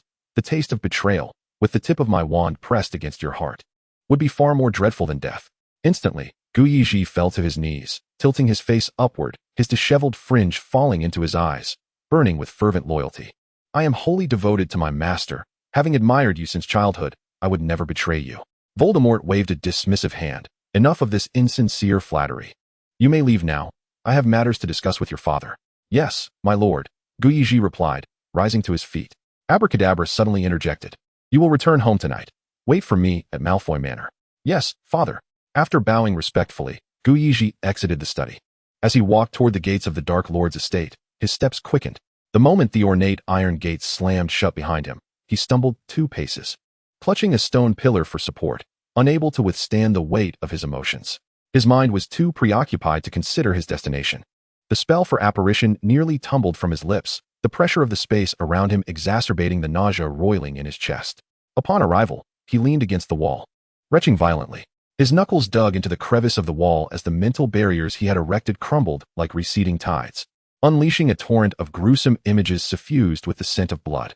In the green glow of the Cruciatus Curse, a figure's spine contorted grotesquely, their screams piercing his eardrums. He doubled over, heaving, tears falling into the cracks of the cobblestones. From the moment he awakened in the study, his mental defenses had trapped those horrifying images deep within his consciousness. He feared that the revelation of his true emotions would expose his wavering heart. A living being had been tortured to death before him, and he could do nothing but submit to that merciless sovereign, feeling a profound sense of impotence and despair. The violent tremors persisted for what felt like an eternity before subsiding. Yezhi straightened his weary form and realized he had found himself in a familiar Muggle neighborhood. The distant hum of a tram echoed, street lamps flickered to life, casting fragmented shadows of him on the ground. In a daze, he spotted a black dress billowing toward him, a little girl calling out brother to a man beside her, her sweet voice piercing through his mind like a needle, causing a sharp pain in his throat. His throat constricted suddenly. With his head bowed, he moved mechanically, turning into a familiar alley. The once vibrant shop adorned with sparkling trinkets now stood desolate, replaced by scaffolding and dust cloths, with workers hauling drywall in and out. Amid the cacophony of power saws, he noticed the showcase that once displayed handcrafted necklaces now lay scattered with wood shavings and tangled wires. He paused to gaze inside. The corner that had once been draped in pink curtains now stood empty, save for a few rusted hooks swaying gently. Excuse me, sir? A woman in a pearl-trimmed hat emerged, clutching blueprints, smiling at him. Is there something I can assist you with? Our shop opens next week. I used to come here for handmade jewelry. Yezhi heard his own voice rasp, as if it were echoing from a distance. Yes, but the original owners suddenly vacated, she replied softly, folding her blueprints. I am not certain where they have moved. I see. Yezhi replied wearily, smiling faintly. I shall not impose further. He turned to leave. Please, sir, wait. The woman called out, her heels clicking on the pavement as she hurried after him, her pearl hairpiece shimmering under the streetlights. She extended a business card, adorned with a diamond ring on her finger, and as she did, a waft of perfume infused with citrus and white pine enveloped him. Considering your shoulder line and the proportions of your coat, she surveyed his black robe and giggled softly. The tailor's instinct strikes. Our shop offers custom suits in addition to women's attire, crafted from imported Italian cashmere. You are welcome to visit next week. Only then did Yezhi realize he still wore the Death Eater's uniform. No wonder the passers-by had regarded him with peculiar glances. The audacity of the shopkeeper, unafraid of his unusual attire, was remarkable. He accepted the business card, noting the elegant script, Pearl Attire. Isabella Whitley, Chief Designer Owner, crafting the most dazzling fashion in London. Store address, 12, West Lane, Chelsea, Westminster, London. Hours, Monday to Saturday, 10 o'clock a.m., 9 o'clock p.m. Private custom appointments, 44-123-456-7890. Exclusive services, high-end tailoring evening gowns, everyday elegance. Every stitch weaves a tale of British romance. His fingers brushed the gilded edge of the card as he nodded in gratitude, tucking it into his inner pocket before slipping into the shadows of the alley. With a flick of his wand, the sweat-stained black robe dissipated like mist, transforming into a sharply tailored deep gray overcoat, silver cufflinks glimmering in the moonlight. He smoothed the collar and stepped back onto the street. Following the path he had once traversed on tiptoes, a journey that had required him to run, now felt like just a few adult strides. It seemed only a brief moment had passed before he arrived at the bustling confectionery, still filled with well-dressed patrons indulging in sweet delights. The chime of the ornate copper bell at the dessert shop rang melodiously, mingling with the rich scent of caramel and cream that wafted toward him. Beneath the crystal chandeliers, the glimmer of pearls and silver spoons danced in harmony. The glass display case, which he had once needed to gaze up at, now stood at chest level, showcasing cakes like jewels, an opera cake adorned with rose gold foil, millefeuille drenched in raspberry sauce, each far more extravagant than the toffee chocolate cake he had once chosen so casually. Yet, he found himself pointing at that very toffee chocolate cake, addressing the attendant. "Hello? Could you please fetch me one of these cakes to enjoy here?" As the attendant placed the porcelain plate on the counter, he reached into his pocket, only to suddenly freeze upon discovering it filled with galleons. These coins from the wizarding world were utterly useless in this realm. The clerk behind the counter was pushing the cake forward, eagerly awaiting payment, as the two stood facing each other in a tense stalemate. I'm terribly sorry." Yezhi stammered, his face flushed with embarrassment. "I just remembered that I have an urgent matter to attend to. I won't take this cake. I promise I'll come back to buy it next time." Before the clerk could react, he hastily turned on his heel and fled the shop. Chapter 46. Life and Continuity. As the dusk enveloped Malfoy Manor's spire-like towers, Yezhi returned along the gravel path. The dew had dampened the hem of his freshly changed coat. A house elf approached him, cradling a candlestick, the candles crackling softly. "Young master, the master has instructed you to go directly to the study. Dinner has already been cleared away." The elf's pointed ears trembled nervously. Yezhi raised a hand, signaling that further words were unnecessary. His stomach had already twisted into a knot. The haunting screams from the gathering still echoed in his ears, leaving no room for food. The cold brass banister of the spiral staircase pierced through him, his reflection wavering on the polished marble steps. The study door stood ajar, a warm, golden light spilling from the crack. Yezhi reached out to knock, but found the door wide open. Through the gap, he glimpsed Abraxas standing with his back to the entrance, the folds of his dark robe resembling a tide frozen in time. The wall, once adorned with portraits of the Malfoy ancestors, was now obscured by heavy velvet curtains, completely shrouding the entire surface. His father's fingertips absently grazed the curtain's tassel, the candlelight casting his silhouette upon the fabric, reminiscent of a bronze statue weathered by time. "Father." Yezhi entered the study. "I apologize. I fainted in public today and embarrassed you." "On the contrary," Abraxas turned, a smile in his eyes as he regarded him. "I actually believe you performed quite admirably today." Taken aback by the unexpected praise, Yezhi looked up sharply, the candlelight fracturing into stars within his pupils. His father had stepped around the desk and approached him, maintaining composure amidst fear, and even having the presence of mind to assist that alchemist. Abraxas lowered his voice. "You executed the mental sealing charm quite well." Yezhi froze, surprised that he had been discovered. If Abraxas could discern it, then surely Voldemort could as well. "Rest assured." Abraxas patted his shoulder. "I understand you well enough to make that guess. The Dark Lord does not truly know you, or rather, he lacks the inclination to delve deeply into anyone's character. He only cares for what he perceives. Thus, you remain quite safe." The wood burning in the study emitted faint crackles as Yezhi's gaze fixated on the platinum serpent brooch at his father's collar. Abraxas had never before spoken of the Dark Lord in such a manner, devoid of the exaggerated fervor and adoration he exhibited at Death Eater gatherings. "You have never discussed the Dark Lord in this way," he observed, a sense of unease creeping in as he sensed the conversation veering into uncharted territory. His eyes wandered to the tightly drawn curtains behind his father, as if he could penetrate the fabric to see the veiled ancestral portraits gazing down upon their exchange. "Because the old you was not strong enough. You had to cloak yourself in fervent loyalty to ward off external scrutiny. Yet, as your wings begin to break through the heavens, it is time to glimpse the scenery beyond the cage." "What?" He heard his own voice rasp, his throat constricting with unease. "What do you think of Dumbledore?" Abraxas inquired. Yezhi sensed the precariousness of this topic. He carefully arranged his thoughts. "Headmaster Dumbledore is powerful, just, and a good man." "Indeed, he is a good man." The elder Malfoy chuckled softly, a hint of pity lacing his tone. "What a splendid answer."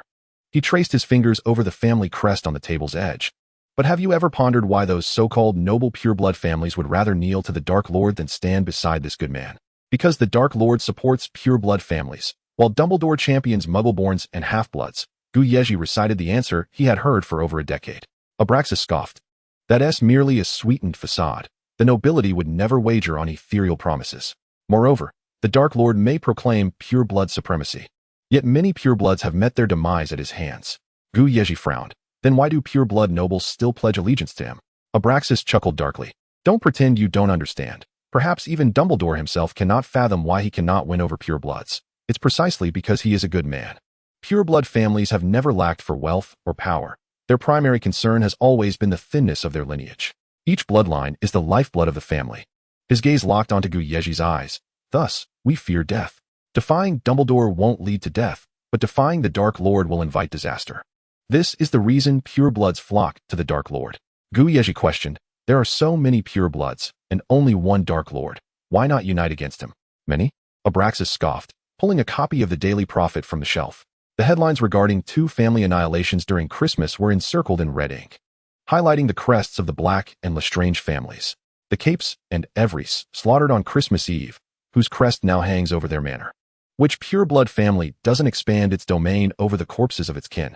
The bloodlines of pureblood families are tightly interwoven. This is both a legacy and a vulnerability.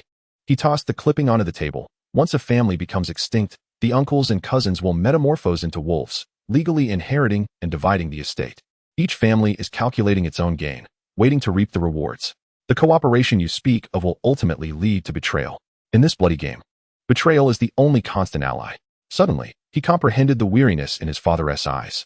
The honors carved into the family tree had transformed into a noose around their necks, compelling them to align with the Dark Lord. Aligning with the Dark Lord is merely a means of survival, while the Malfoy family seeks continuity. Abraxas paced the study with his hands clasped behind his back. We must survive in the shadow of the Dark Lord while also paving a path for the future. Our Malfoy lineage is singular, and the millennial-old bloodline cannot afford a single misstep. Regardless of the outcome, the Malfoy family must emerge victorious. Yezhi's gaze fell upon the open, intricately carved drawer. The ancient scent of parchment mingling with the aroma of cedar wafting towards him. He took the yellowed contract.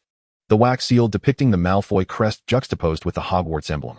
When the contract sealed with the Hogwarts wax was unfurled, he beheld the staggering figure of 6 million galleons, alongside Dumbledore's flowing script standing side by side, with his father's bold handwriting, resembling 2 serpents entwined in secret. This is Yezhi muttered in disbelief. The Malfoy family has been one of Hogwarts board members for years. Our financial sponsorship agreement with Hogwarts has persisted for centuries. As for where that money has gone, I never inquire. But without a doubt, in recent years, an annual sum of 6 million galleons has been directly handed to Headmaster Dumbledore. He chuckled lightly, his fingers gliding over the contract's edge. Dumbledore requires funds to sustain the operations of the Order of the Phoenix, while we need a future that can cushion any fall. Thus, in this struggle between light and darkness, the Malfoy family had already placed their bets on both sides of the scale. So our family outwardly professes loyalty to the Dark Lord, while in truth, we assist both sides. Yezhi suddenly felt a sense of grandeur emanating from Abraxas. No wonder the Malfoy family has managed to evade disaster in the original work. They had long since laid the most intricate of traps upon the chessboard of fate. When the Dark Lord's flames ravaged the wizarding world, those hidden gold galleons may have been the key to a dramatic reversal. Chapter 47, Father. The true path to survival is not merely a choice between black and white. Loyalty is the cheapest of currencies, while true value serves as an eternal passport. Abraxas gently patted Yezhi on the back, apologizing to his son. I know that pledging your allegiance to Voldemort at such a tender age frightens you. I should have sheltered you under my wings, yet I had no choice but to thrust you into the dark whirlpool. In these tumultuous times, the only thing I could do was carve out a mere inch of space for you amidst the bloodshed. His voice, like a parchment worn by the ravages of time, was hoarse to the point of breaking. I can only ensure your survival, but I am powerless to grant you the choice of how to live. Forcing you to carry such burdens at your young age is a failing on my part. These words crashed through the walls Yezhi had so painstakingly erected, unleashing a deluge of pent-up emotions.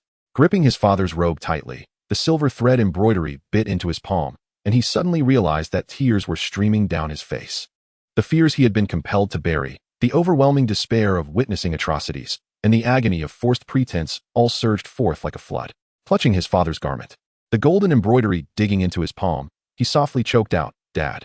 His voice trembled, and before he could utter another word, his father enveloped him in a warm embrace. The long-suppressed grievances flooded forth, and Yezhi wept bitterly into his father's attire. Abraxas held him close, his chin resting atop his son's head, gently stroking his back as if smoothing out a mirror on the verge of shattering. The study was enveloped in silence. Save for the occasional crackle of the fire in the hearth, Yezhi spent a warm weekend at the manor with his father, and what had once felt like an empty house now instilled in him a sense of home. Upon returning to school, Yezhi felt the curious stares of his classmates, Their whispers at the Gryffindor table rife with intrigue, while his peers at the Slytherin table occasionally cast sidelong glances in his direction. He discreetly loosened his silver-gray scarf as he took a seat at the long table, the aroma of fried eggs mingling with that of smoked bacon lifting his spirits.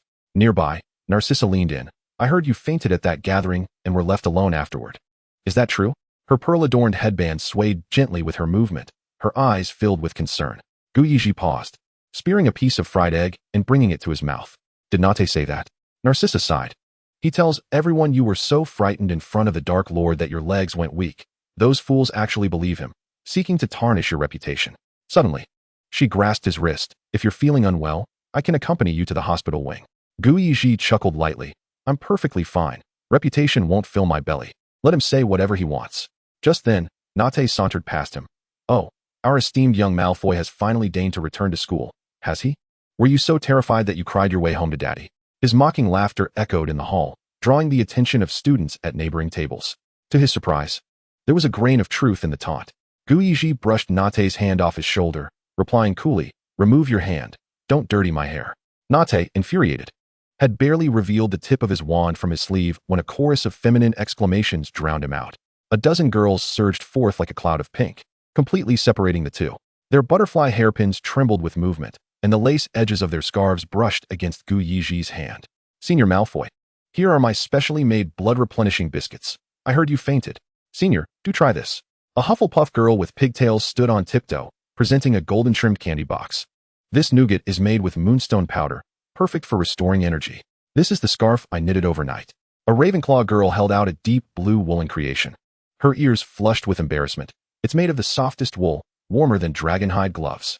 Amidst the cascade of concern, Yezhi found himself inundated with gifts. A vial of invigorating potion adorned with pearls, woolen gloves embroidered with the Malfoy crest, and cookies sprinkled with star-shaped sugar. He instinctively glanced towards Nate, only to find him rendered speechless, his face flushed like a turkey caught by the neck, hopping in frustration outside the throng. Parkinson lounged against the ornate chair, her pink nails tapping the table with a crisp sound as she observed Nate's wrathful antics, a sardonic smile curling her lips. That Nate, always strutting around like a peacock, now looks nothing more than a plucked turkey. Before she finished speaking, laughter erupted around them. Handing Yezhi a translucent crystal vial, she said, "This soothing potion, prepared just for you." Yezhi shook the vial, watching the potion shimmer with a pearlescent glow in the morning light. This quality of soothing potion was not inexpensive, typically used for treating the nerve-wracking effects of the Cruciatus curse. Yezhi smiled. "It's not as dire as you imagine, but I shall accept the gift. It might come in handy someday." "Thank you." Parkinson waved her hand dismissively, as if she had given away something of little value. "Better to have no need for it." He sipped his apple juice. "With your kind words, I hope to never need it." He paid little mind to Nate, that inconsequential figure. The boy's raucous taunts were nothing more than the buzzing of a fly in Yezhi's ears, compared to the thoughtful gifts from his classmates. Nate's antics paled in significance. He promptly placed an order with Honeydukes for a dozen candy gift boxes, each containing a handwritten thank you card expressing his sincere gratitude, which he returned to each of the girls who had gifted him. As for the thank you cards adorned with his signature, they would later become a hot commodity among students, a fact of which he remained blissfully unaware. Chapter 48, Full Moon. Yezhi discovered that his mastery of the mental occlusion charm was growing ever more adept. He finally understood why Professor Snape in the original work always kept his thoughts guarded so tightly. Some memories are simply too tormenting, and no matter how desperately one tries to forget, they resurface like an unshakable chewing gum. The haunting images from the last Death Eater gathering continually flashed before his eyes, disrupting his sleep, compelling him to extend the use of his occlusion charm. As time passed, he could sustain this magical state for nearly an entire day, a skill honed by the pressures of reality. He now comprehended the Malfoy family's intentions, a simple desire to survive amidst the chaos. Now, Yezhi has mastered the art of mental shielding and defensive techniques, yet he comprehends that mere defense is far from sufficient.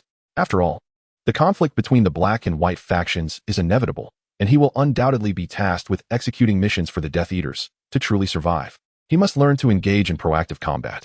Thus, Yezhi resolves to dedicate his extracurricular hours to honing his combat skills. He opts to train at the Room of Requirement, for it can conjure combat dummies and moving targets, providing a superior practice environment compared to others. As the evening breeze carries the dampness from the Black Lake past the tower, Yezhi's silver head boy badge glimmers coldly under the moonlight. Frequently, He utilizes his authority as head boy to venture to the room of requirement post-curfew patrols on the 8th floor. However, today, as he ascends to the 8th floor, he suddenly hears the sound of clattering echoing down the corridor, reverberating across the stone floor like the muffled thud of hooves.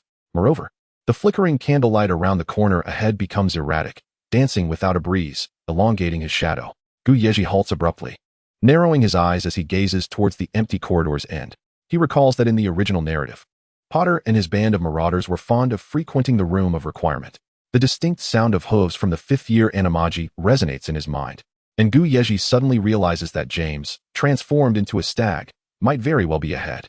He has no desire to confront Potter and his friends, especially considering they possess the Marauder's map, which reveals the locations of everyone within the school, along with an invisibility cloak. Should they cross paths, he would be at a distinct disadvantage.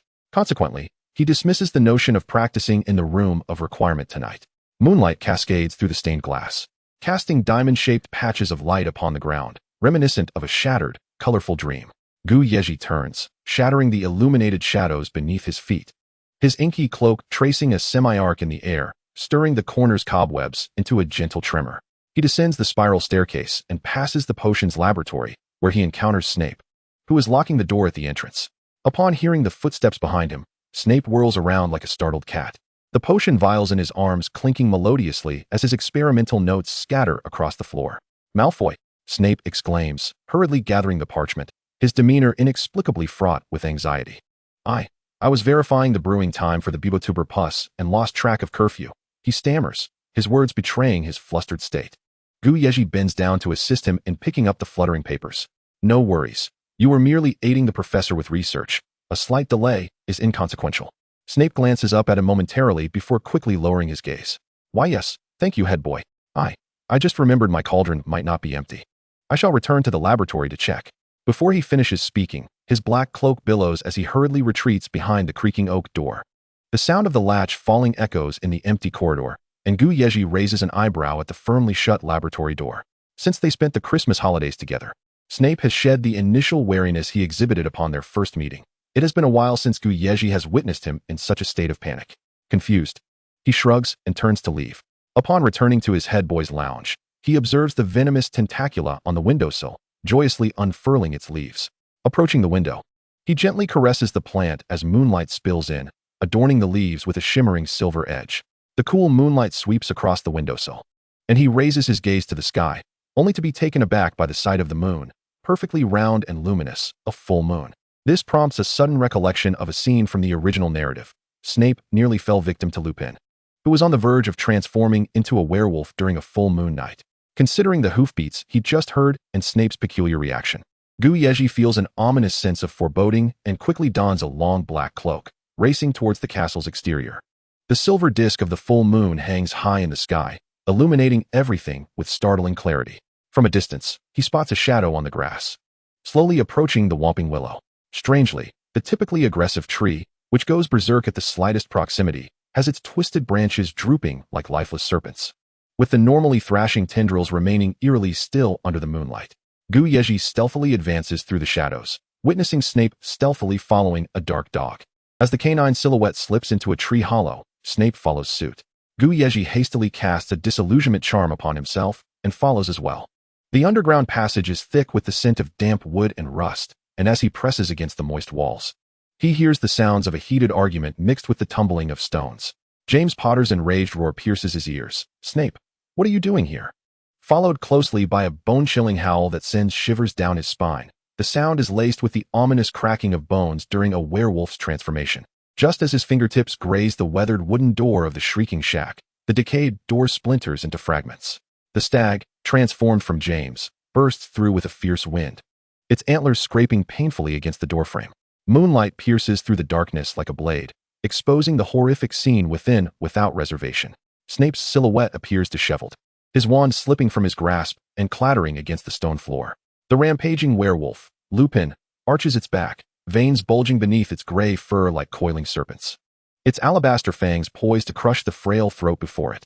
The stench of decay mingled with blood assaults Yezhi's senses, and he can even discern the strands of saliva glistening between the creature's teeth. In a split second, the large black dog lunges like lightning, colliding with Snape and sending him sprawling backward. Instinctively, Yezhi rushes forward, grasping the dust-covered collar of Snape's cloak, pulling him away. The werewolf closes in, rancid drool dripping on his Snape's heaving chest, dampening his pale skin. Stupefy. Yezhi's spell, slicing through the air, strikes the werewolf, causing its massive form to stagger backward. Head boy, Snape exclaims in surprise. Yet the werewolf merely pauses momentarily, shaking its head before regaining its stance, its bloodshot eyes locking onto its prey, emitting a low, menacing growl. Yezhi, clutching Snape, turns to flee, the damp leaves slapping against his face, while the sound of claws scraping the ground grows ever closer behind them. The branches at the edge of the forbidden forest sway violently in the wind as Yezhi drags Snape forward, stumbling in haste. Behind them, the sound of claws raking the earth is accompanied by the barking of Sirius' dog. Suddenly, Snape trips over a tree root, falling to the ground. Fortunately, the large black dog arrives just in time, fiercely clamping onto the werewolf's hind leg, the sound of teeth sinking into flesh mingling with the howl, erupting in the stillness of the forest. Soon after, James, transformed into a stag, charges in from the side, his robust body propelled by a gust of wind, his sharp antlers striking the werewolf's flank. The tremendous force sends the creature flying several meters, shaking the ancient tree trunk with a thunderous resonance, and bark fragments tumble from above. However, the werewolf immediately recovers upon landing, rising as if the prior impact were merely a light scratch, its eyes glinting with malevolence. The attack is utterly ineffective. Snape gasps, clutching his collar as he breathes heavily, his voice trembling. The werewolf is resistant to both magic and conventional attacks. I brought a modified Wolf's Bane potion from the laboratory. It can suppress him, but we must force him to ingest it. The moonlight filtering through the foliage is fragmented, glistening coldly upon the werewolf's bared fangs. Yezhi gazes at the beast's muscular form, realizing that ordinary binding charms cannot restrain this creature. Both the stunning spell and Petrificus Totalis have failed consecutively. How on earth can he get that potion into the maw of this ferocious beast? Memories surge within him, and he suddenly recalls a dark magic incantation created by Snape in the original narrative. Perhaps it can turn the tide. In the depths of the forbidden forest, the haunting hoot of an owl echoed, accompanied by the thunderous roar of a werewolf behind. Yezhi paused momentarily, snatching the potion vial from Snape's grasp and pushing him forward. Give me the potion. You keep running. Before his words faded, Yezhi pivoted like a cheetah, his wand tracing a fierce serpentine arc through the air as he intoned, "Reverse the bell." The inky dark incantation, imbued with an icy pressure, sliced through the air and ensnared the werewolf's thick ankle with precision. In an instant, the massive creature was thrown upside down, its contorted limbs thrashing wildly in midair, sharp claws slicing through the atmosphere, emitting a cacophony of shrill shrieks.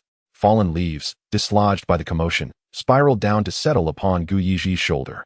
With a soft pop, the cork of the glass vial was forcefully dislodged and tossed aside. Yezhi sprang forward, gripping the werewolf's jaw, pouring the entire vial of potion into its maw. The viscous liquid surged through the gaps between its fangs. He discarded the empty vial, pressing firmly on the werewolf's snout, enduring its fierce struggles until the last gulp of potion was swallowed down. In mere moments, the werewolf lay limp upon the ground, as if in slumber. Yezhi's taut spine finally relaxed as he staggered back 2 paces, his back colliding heavily with the rough bark of a tree, his labored breaths echoing sharply in the stillness of the forest. Cautiously, Snape emerged from behind the bushes, his pale face peering out to confirm the danger had passed before he stealthily approached. "Malfoy, you were incredible. Thank goodness you were here." His voice trembled with relief from the narrow escape. His gaze fell upon the incapacitated werewolf on the ground, excitement igniting in his dark eyes. "This is the improved version of the wolf venom I developed. Its efficacy lasts 3 times longer while the side effects are merely mild drowsiness." Not far away, the rustling of fabric announced James transforming back into human form, stepping out from behind a tree, fresh claw marks oozing blood on his body. He shakily drew his wand, his black hair matted with blood on his forehead. "Malfoy, Snape, you despicable Slytherins. How dare you follow us in secret?" Sirius, too, reverted to his human form, shaking his disheveled black hair, revealing a vicious claw mark on his collarbone as he leaned against the rough bark of the tree, slowly sliding down, his chest heaving violently. The disheveled state of these two contrasted starkly with their usual bravado as the marauders. Meanwhile, Peter, who was expected to be present, remained conspicuously absent, hidden away somewhere unknown. In stark contrast, Snape, having narrowly escaped death, had already cast aside his fear. Ignoring the two, he focused intently on using his wand to lift the werewolf's eyelid. Muttering incantations to record the precise moment the potion took effect, even pulling out parchment to swiftly jot down notes. Yezhi disregarded Potter, who was pointing at his wand, straightening his tall frame, his long fingers meticulously brushing off wolf fur from his robe. His movements as graceful as one preparing for a grand soiree. He twirled his wand deftly on his fingertips, remarking, "Such a masterful trick of turning black into white. You've truly perfected it." He elongated the final syllable, lacing it with the characteristic sarcasm of a Slytherin. "As far as I know, today's events unfolded entirely because someone, under the guise of a prank, was engaging in premeditated murder." He cast a sidelong glance at Sirius Black, a sardonic smile curling his lips. "Learning to become an unregistered animagus without proper authorization, allowing werewolves to run amok. I eagerly anticipate the consequences when these matters land on Professor Dumbledore's desk. Expulsion? Or perhaps a direct invitation to meet the Aurors. You ungrateful snake," Sirius bellowed, taking a step forward, only to be restrained by James's hand. Fury ignited in Sirius's eyes as he retorted, "Don't forget, we just saved your lives." Yezhi, unfazed, took a half step forward. "Wrong. I just saved your lives." A smirk graced his lips, but the coldness in his gaze was like ice. Slowly, he approached, the tip of his wand glowing in a ghostly blue light, almost touching Sirius's trembling throat. "You deliberately lured Snape into the jaws of the wolf, nearly causing a catastrophe. Isn't it only fair that you clean up the mess you created?" If Snape were to be bitten and left lifeless here in that suspended moment, the air around them felt as if it had frozen. "You might as well prepare for a cozy embrace with the Dementors in Azkaban. After all, I have spared you from the clutches of imprisonment, my benefactor." The last two words were drawn out, like a feather dipped in venom brushing past his ear. "You." Sirius's eyes widened in fury, veins bulging in his neck, poised to pounce, yet James firmly held him back. "Is this how you treat your benefactor?" He leaned closer, his breath carrying the scent of pine, fanning the flush on Sirius's face. "Face reality, Black. You should be kneeling in gratitude to me."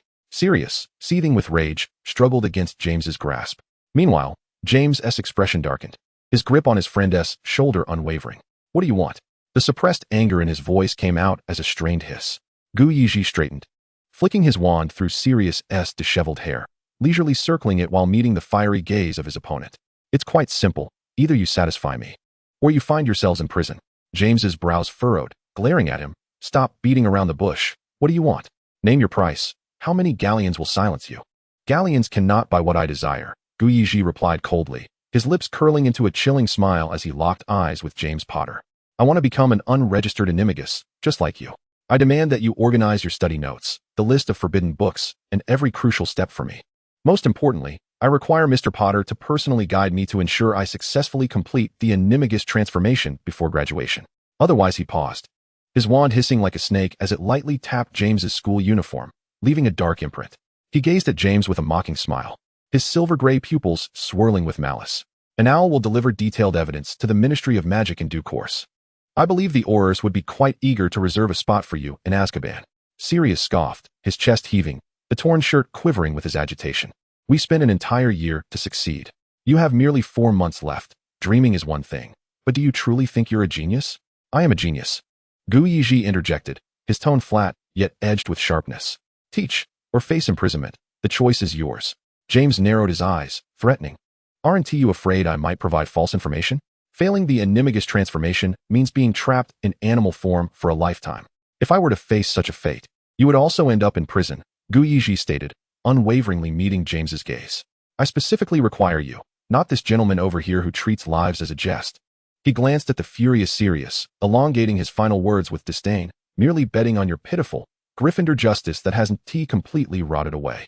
The silvery gray eyes deliberately roamed back and forth over the opponent. However, a smirk of derision curled at the corners of his mouth. Even Slytherin could have its moments of misjudgment. "Perhaps you would truly be willing to exchange the lengthy years in Azkaban for my failure in transformation." "Nonsense," James bellowed, abruptly swatting away the wand pressed against his chest, his breathing heavy, rage seething in his eyes. Silence, thick as the night, flowed between them, and after a considerable pause, he finally managed to force out a few words through gritted teeth. "Fine, I agree. Tomorrow morning, I shall provide you with my notes and collection. But you must swear that not a single word of today's events shall escape your lips." "Ah, since we are to swear, why not opt for something more foolproof?" Yezhi casually twirled his wand, his tone nonchalant. "What about an unbreakable vow?" James's pupils dilated in shock. "Are you mad? Breaking a vow comes at the cost of one's life. Should you default, you would find yourself in Azkaban. What difference is there to death?" Gu Yezhi smirked, the tip of his wand pressing against James's Gryffindor badge. What's this? The self-proclaimed brave Gryffindor lacks even this modicum of courage? James fixed his gaze upon the mocking silver-gray eyes, his chest heaving with intensity. After a lengthy moment, he finally exhaled sharply, extending his right hand to clasp Gu Yezhi's. Sirius, standing nearby, raised his wand, prepared to bear witness, but Gu Yezhi halted him. Let Severus come forth as a witness, he stated coldly. Hypocritical serpent, Sirius retorted, his wand aimed directly at Gu Yezhi, who knows whether you might conspire behind the scenes. I would not dare entrust my life to someone who feeds their classmates to wolves, Gu Yezhi replied, without even glancing back.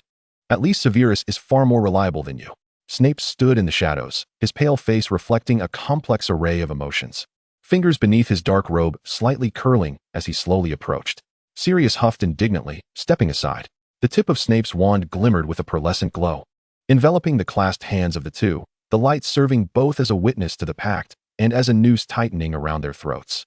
The wind in the forest seemed to pause. Even the distant hoots of owls abruptly ceased, as though the entire world was holding its breath in anticipation of this forbidden covenant's formation. James Potter, Gu Yezhi's voice was remarkably calm, cutting through the silence with clarity. Do you swear to impart the animagus transformation without reservation, to exert your utmost effort in guiding me so that I may successfully transform before graduation? Should you breach this vow, you shall pay with your life. James swallowed hard, turmoil swirling in his eyes, and ultimately gritted his teeth. I swear. No sooner had he spoken than a slender, radiant flame erupted from Snape's wand, resembling a hot, red metal thread, entwining around their clasped hands like a searing chain. The light pressed into their skin, leaving behind a burning white mark. Gu Yezhi's lips curled into a victorious arc immediately thereafter.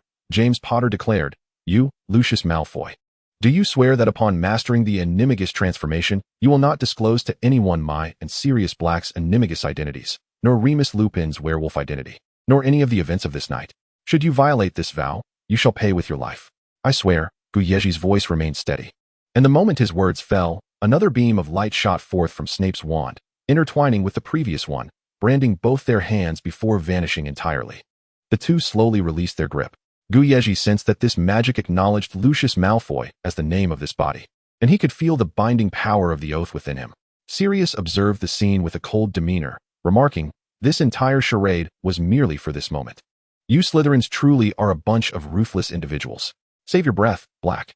Gu Yezhi flicked his hand dismissively, his wand lazily pointing at Sirius. Now we are all tied to the same rope.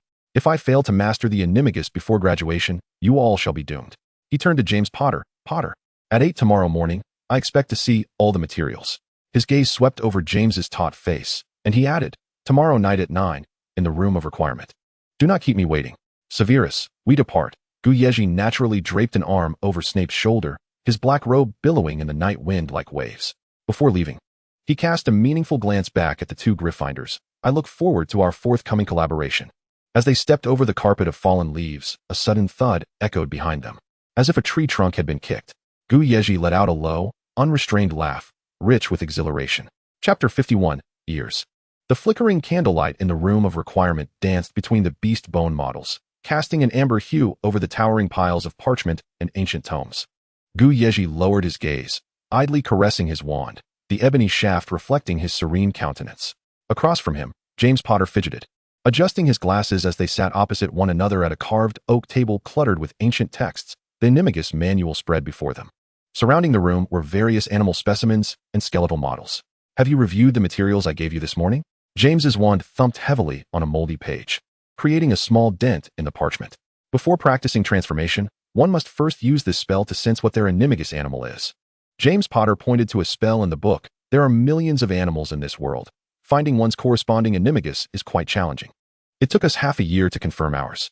Mine is a stoat, Gu Yezhi interjected. What? James paused, his eyes widening in astonishment as he stared at Gu Yezhi. Did you just use that spell? I tried it once after receiving your materials this morning and sensed it. Gu Yezhi replied nonchalantly. His tone carried a relaxed indifference, as if discussing not the most intricate transformation magic in the wizarding world, but merely the flavor of juice. Once.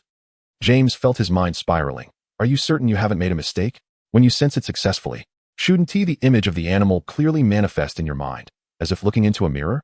Gu Yezhi looked up, stating earnestly, I can clearly see its fuzzy ear tips, even control it curling into a fluffy ball. Is that the feeling? Yes, Potter admitted, somewhat dryly. Then I haven't erred. Now? On to the next step, Yezhi said with a calm demeanor. James Potter took a deep breath, revitalized. Next, we must understand the anatomical structure of your animagus.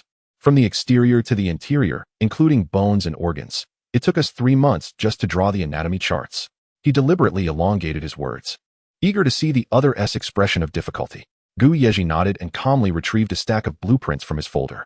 As the parchment unfurled, James felt his heart skip a beat, for illustrations lay neatly spread across the table, comparable to official Ministry of Magic diagrams. The first was an anatomical diagram of a stoat, detailing fur distribution and muscle orientation. The second depicted the skeletal structure, with each bone labeled in Latin. The third illustrated the internal organs, and the fourth was the most astonishing. With blood vessels and nerves sprawling across the paper like a spider's web, each vein meticulously annotated in tiny script. You emphasized this section's importance with 3 exclamation marks in your notes.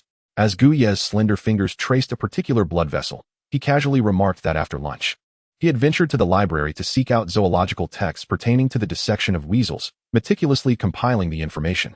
He had memorized the contents prior to his arrival. James felt as though something within his mind had come crashing down. He removed his glasses and wiped them vigorously, his eyes filled with self-doubt. He had always considered himself a rather gifted wizard, typically ranking among the top of his class. How could he possibly be so outclassed by this individual? Could it be that he was, in fact, rather mediocre? Guyez's fingertips gently caressed his wand, the corners of his lips curling into a meaningful smile. Black mentioned that you all took an entire year to master animagus transformation. And you further stated that it took 6 months to attune to your form, with 3 months spent on structural studies. He flicked his fingers against the stack of anatomical diagrams on the table, the parchment producing a crisp sound. By this reckoning, I have already caught up to your progress by 9 months. It appears that Mr. Potter has fulfilled his promise. The likelihood of surviving this collaboration is higher than anticipated. James's temples throbbed, and he struggled to suppress the rising tide of frustration, forcing out, since you are prepared, you may attempt the transformation. I suggest starting from the extremities, such as the ears or the tail. These areas facilitate the circulation of magic relatively smoothly, and any deviations will not result in substantial harm. Guyezhi closed his eyes, focusing intently, his fingers gliding over the wand. After a moment, he opened his eyes, the silver-gray orb still rippling with the remnants of magical flow. Is there any change? James Potter looked at him, seemingly seeing none. Guyezhi pressed his lips tightly together, closed his eyes once more, and after a while, he cast another inquiring glance. Potter blinked and examined closely, remarking, "It appears you have sprouted a layer of white fur on your ears." Guyezhi.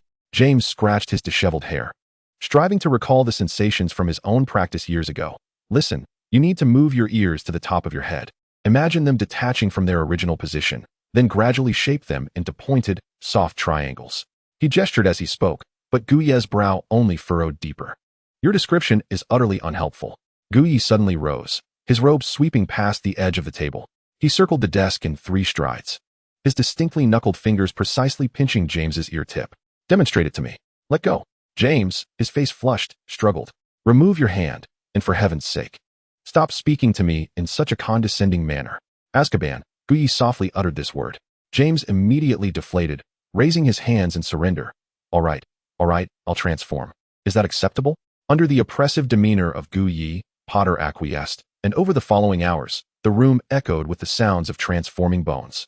By midnight, James had transformed a dozen times, utterly exhausted, slumping to the ground, unable to even grasp his wand, which rolled away. His complexion was pale, his body devoid of energy, feeling as though his magic had been entirely drained. Guyezhi, however, appeared tireless, diligently observing and meticulously noting the patterns of James's magical flow during his transformations. In the subsequent days, Guyezhi did not seek out Potter but instead practiced diligently within his room each evening, surrounded by a plethora of weasel anatomical diagrams. He attempted to transform his ears again and again. As Friday arrived, Guyezhi sat at his desk, wand in hand. Various dissection diagrams spread across the tables and shelves around him. He closed his eyes, fully concentrating on guiding the magic within him. This time, the sensation differed from before. The magic surged like a thawed river coursing through his veins, gradually aligning with the patterns of magic from his memories of Potter's transformations. A soft tickling sensation brushed against his ears, a novel experience that made his eyelashes flutter. Perhaps he had succeeded. He quickly opened his eyes, ready to verify in the mirror. However, upon turning, he was startled to find a shadow on the dark green velvet sofa. a figure delicately sipping from a gilded teacup. The aromatic scent of tea, imbued with a familiar serpentine essence, enveloped him as the figure set down the cup with deliberate slowness. Candlelight cast a warm golden hue upon his pale fingertips. "Head boy, neglecting your studies. What, pray tell, are you occupied with?" Chapter 52, Divination. Guyi was taken aback. Momentarily disregarding the outcome of his transformation, hastening to kneel at Voldemort's feet, bowing in reverence. "My lord, how long have you been here? Why did you not summon me?"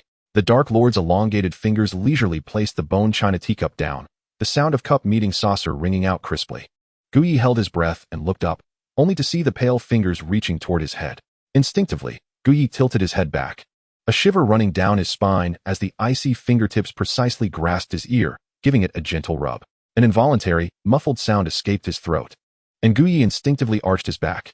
A searing current surged from his tailbone, racing up his spine to the crown of his head.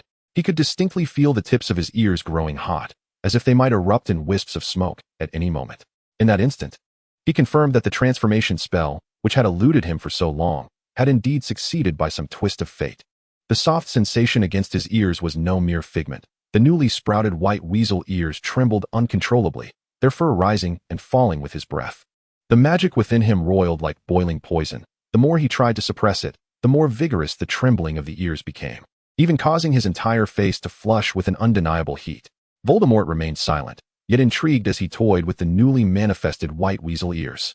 The sound of his fingers brushing against the fur resonated within Guyi's heated eardrums, sending electric shivers across his skin. When the fingertip once again grazed the soft fur at the ear's tip, Guyi trembled uncontrollably, his fingers gripping tightly within his sleeves. Yet unable to contain the surging magic within him, the white weasel ears not only refused to retract but, under the Dark Lord's ministrations, trembled even more exuberantly. "My lord." Guyi's Adam's apple bobbed, his flushed face resembling a ripe berry. "I will revert them immediately." He felt the intense heat on his face, hastily lowering his head to conceal his embarrassment, only to find that the exposed nape of his neck was equally flushed, appearing particularly vivid against the backdrop of pale fingers. The trembling ears betrayed all his shame and confusion. "There's no rush," Voldemort chuckled softly. The Dark Lord's fingertips brushed against the heated base of Guyi's ears, making his heart race as if it were a drum. "Soft and fluffy, far more intriguing than Nagini's scales," Voldemort remarked, his icy fingers caressing the fur. His deep red slit-like pupils narrowing slightly, akin to a serpent observing its struggling prey, taking in the flush of Guyi's ear tips and the sheen of sweat upon his neck.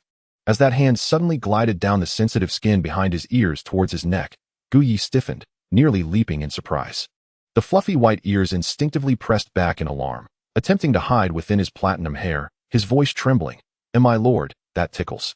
He instinctively curled his neck, wanting to evade, yet fear rooted him in place, allowing that cold fingertip to trace a path of warmth across his skin, each touch igniting his nerves.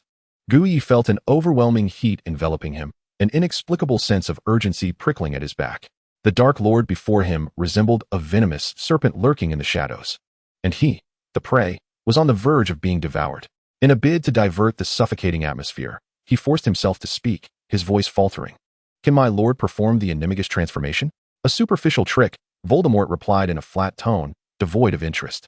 "However, it may serve you well, in critical moments. It can catch your enemies off guard." As his words fell, that cool hand finally withdrew. Guyi breathed a silent sigh of relief, forcing a disingenuous smile. "I am of the same mind. Neglecting core coursework to indulge in such frivolities?" Voldemort flicked his fingers, causing the hefty tome on divination, along with its dense notes, to levitate effortlessly to his side. A pang of anxiety struck Guyi. Divination, the most perplexing subject, was steeped in esoteric theories that seemed utterly nonsensical. Regardless of his diligent efforts, he could only manage to rote memorize the textbook's standard answers. Why did the Dark Lord always target his vulnerabilities? Voldemort's crimson gaze swept over the youth, whose ears, initially pressed back in nervousness, now perked up alertly, harmonizing with his wide, startled eyes. The Dark Lord unconsciously curled the corners of his mouth, his long, bony fingers leisurely flipping through the pages. "What does the indigo mist signify during crystal ball divination?" "It represents deceptive messages," Guyi blurted out, relieved that his memorization had paid off. His tense shoulders relaxed slightly, and his white weasel ears drooped in tandem. "What consequences arise from using unicorn hair for divination on the night of a lunar eclipse?"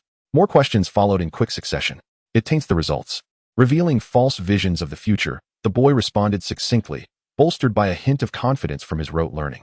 Voldemort casually turned to the page on tea leaf reading. What a coincidence. He slid the emptied, gilded teacup towards Yezhi, its bottom still stained with brown remnants. Use your learned skills to predict what will transpire tomorrow. Instantly, Yezhi's pristine ears drooped like two soft tufts of fur. He stared at the bottom of the cup, his mind racing.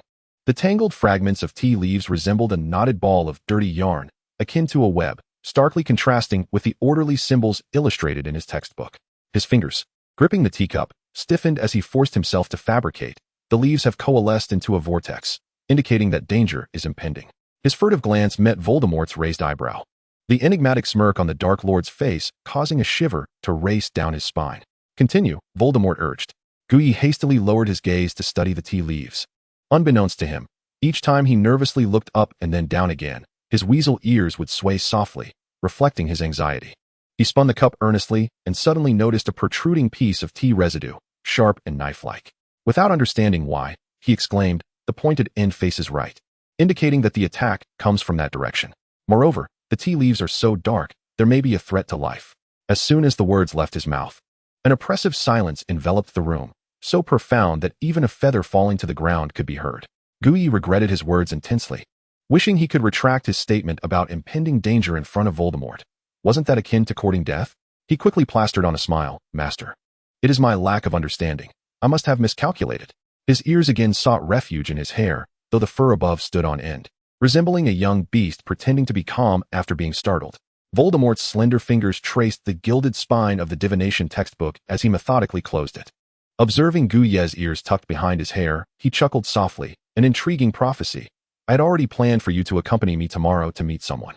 It would be fortuitous to see how accurate your predictions are. Should I find that you are merely speaking nonsense, I shall ensure you face the consequences. Yezhi's expression morphed into one of despair. The Dark Lord slowly rose, his dark robes sweeping across the table with a delicate rustle. Just as Yezhi thought this ordeal was finally over, he suddenly felt the icy touch of Voldemort's hand on his heated weasel ears, giving them a gentle rub. The unexpected contact made him shudder, involuntary tears welling in his eyes. Even more embarrassing, his ears instinctively rubbed against Voldemort's palm, the soft fur brushing over his fingers, causing his heart to race painfully loud in his ears. Look at your reaction, Voldemort remarked, his thumb tenderly massaging the sensitive area of Yezhi's ears.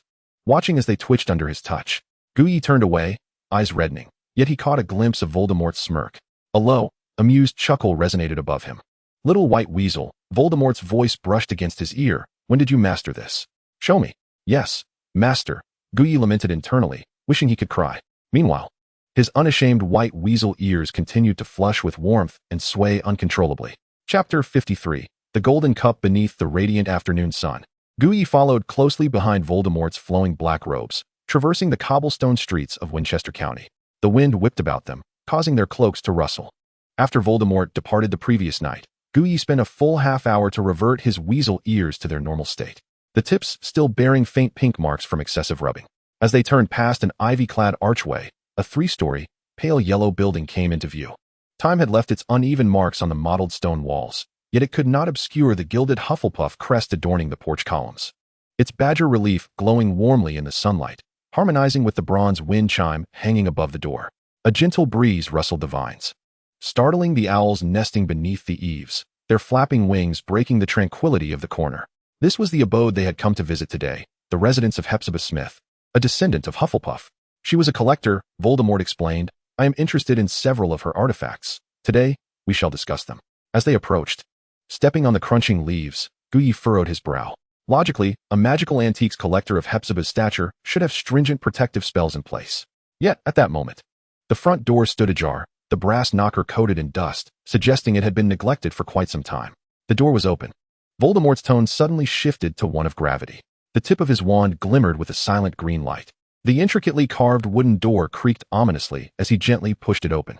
The crystal chandelier hung with solidified wax tears, and the portraits on the walls had all been turned backwards, revealing the tattered linen backs. Yezhi noticed a dark brown stain winding across the Persian carpet, reminiscent of blood.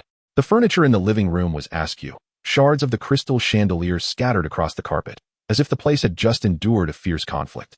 A chill crept up Yezhi's spine. This is not right. Prepare your wand. Voldemort's voice was somber. Before he finished speaking, both of their wands had shot into their hands, tips glowing with an eerie blue light, slicing through the shadows of the desolate house. They moved cautiously along the walls, the soles of their boots scraping against the marble floor, creating a jarring echo in the emptiness. Each door they pushed open revealed toppled display cases and scattered magical antiques, a shattered crystal ball wafting green smoke in the corner. A medieval bronze cauldron tilted precariously on the Persian carpet, while those priceless collectibles remained untouched. Ascending the staircase along the faded Persian carpet, the rotting wooden steps groaned beneath them. As they passed the study, Yezhi caught a glimpse of the disarrayed bookshelf, parchment scattered like dead moths across the floor, precious tomes left open and dusty. He leaned closer to examine the carved protective runes on the bookshelf. The defensive spells had not been triggered. He lowered his voice, fixating on the chaotic yet unscathed treasures scattered across the floor. Despite the disorder that engulfed the room, the intruders had refrained from stealing anything. If they were not after riches, then they surely sought lives. Voldemort intoned darkly, his crimson-slit pupils shimmering with a perilous glow, though it remained uncertain whose life they desired. Do not touch anything here. Yes, master. Yezhi tightened his grip on his wand, his knuckles whitening from the force. The two ascended the creaking staircase to the third floor. Voldemort was the first to push open the initial door to investigate, and as Yezhi followed him, he caught a glimmer of gold at the end of the corridor. His gaze was instantly riveted upon the display room at the corridor's end, where, at the center, a meticulously crafted golden cup rested upon a velvet cushion, quietly emanating a soft glow. The badger motifs intricately carved upon the cup seemed to flow, while a faint mist coiled around its rim, releasing an intoxicating fragrance. Yezhi found himself irresistibly drawn forward, a gentle voice echoing in his mind, reminiscent of his mother softly calling, "Come, touch me." He heard his breath grow heavy, the vine-like patterns adorning the cup appearing to unfurl, and from its opening, instead of liquid, fragmented golden spells spilled forth, darting into his ears like swimming fish. "Come, touch me," the voice continued to whisper, akin to a mother's warm embrace. Yezhi lost control over his body, slowly extending a trembling hand, his fingertips almost brushing against the cup's smooth surface. "Do not touch."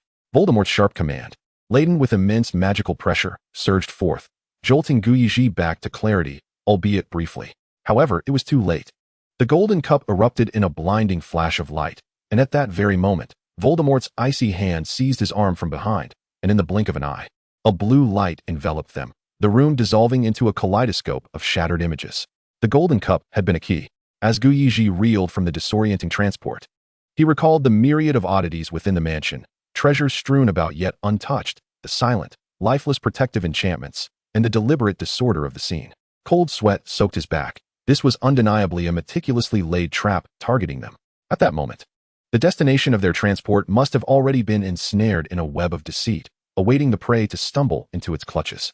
Amidst the dizziness of spatial transition, Yezhi's thoughts absurdly drifted back to his prophecy from the previous night. Upon reflection, it seemed he had indeed predicted correctly. Perhaps he had a modicum of divinatory talent after all. In the midst of his musings, they were transported to their destination. The tearing sensation brought on by the spatial shift had yet to subside when Voldemort abruptly yanked him down, rolling them both onto the ground. The boy tumbled across the iron-plated floor, sharp shards grazing his cheekbones, a searing pain accompanying the ground exploding beneath them. Dozens of crimson spells rained down like a torrential storm, blackening the corroded iron plates and kicking up clouds of dust. The acrid scent of rust mingled with a musty odor, causing him to cough violently. As the smoke cleared, Yezhi's pupils constricted in shock. From the depths of the shadows, dozens of figures gradually materialized, clad in matching deep blue aura uniforms, the silver tips of their wands intertwining to form a lethal starry sky. The leader, his face marred by intersecting scars resembling a centipede's form, bore a magical eye swirling with an eerie blue light. Alaster Moody. Voldemort's snake-like pupils narrowed to slits. His voice, laced with cold malice, slithered forth. He grasped Yezhi and stood, the wand before him coalescing with a ghostly green power that illuminated his handsome features, now reflecting a bloodthirsty madness. Yezhi's palms were slick with cold sweat, his wand slipping through his fingers as he gazed at the neatly raised wands surrounding them, resembling scythes wielded by death itself. Chapter 54, The Ambush. Voldemort's lips curled into a dangerous smile, his snake-like eyes slightly narrowing. My whereabouts spread rather swiftly, Alaster. Which of our acquaintances divulged my location? That you need not concern yourself with, Moody replied, his wooden leg crunching heavily over the scattered debris, his magical eye glinting with an eerie light as he and the other Aurors advanced another step. Moody.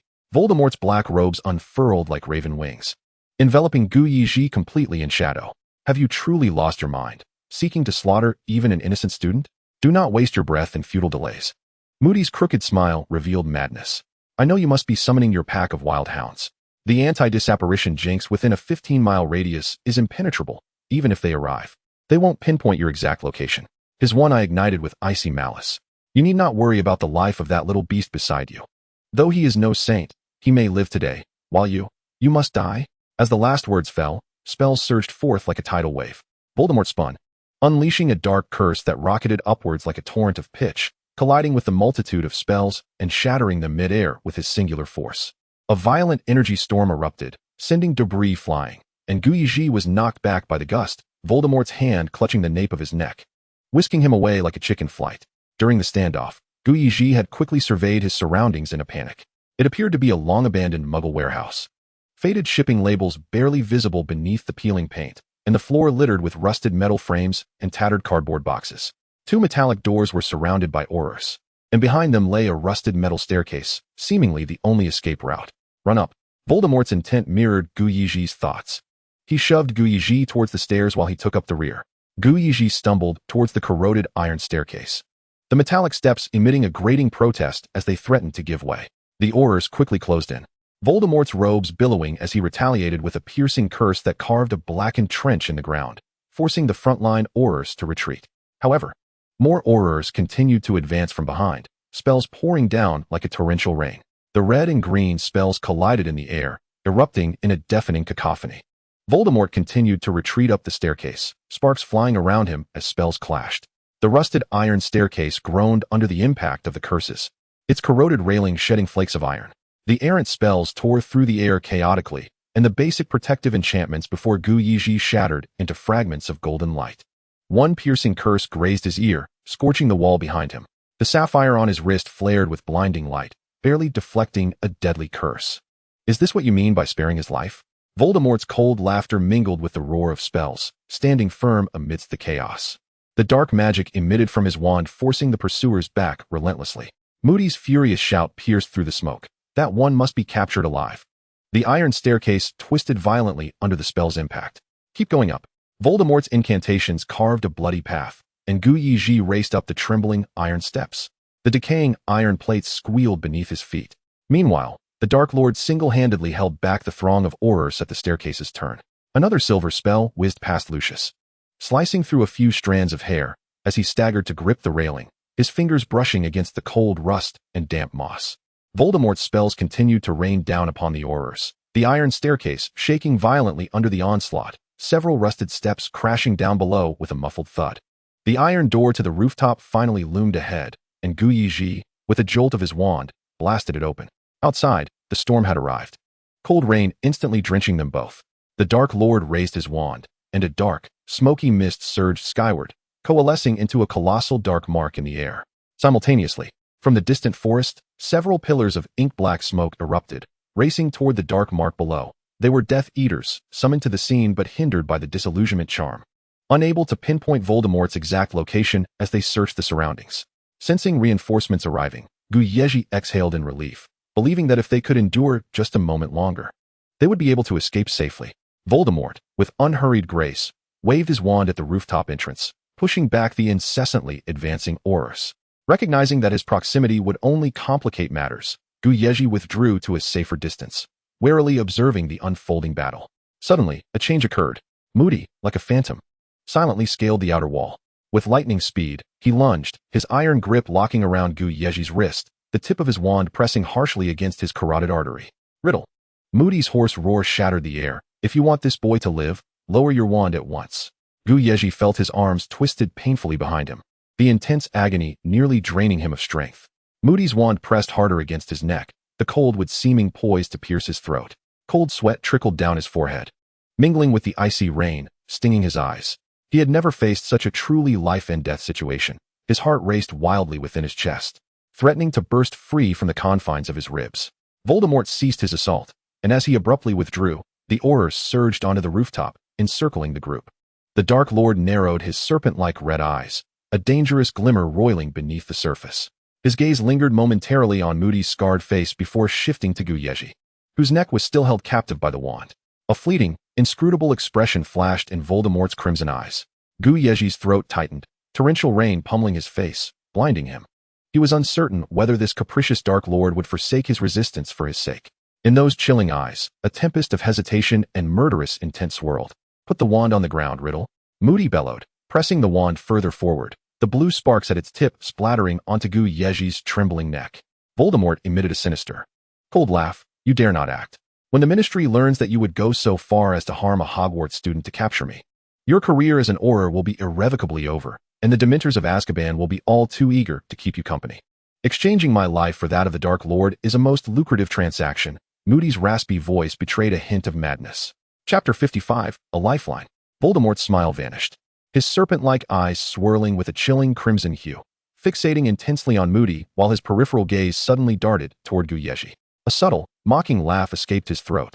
"As you wish, do not harm him."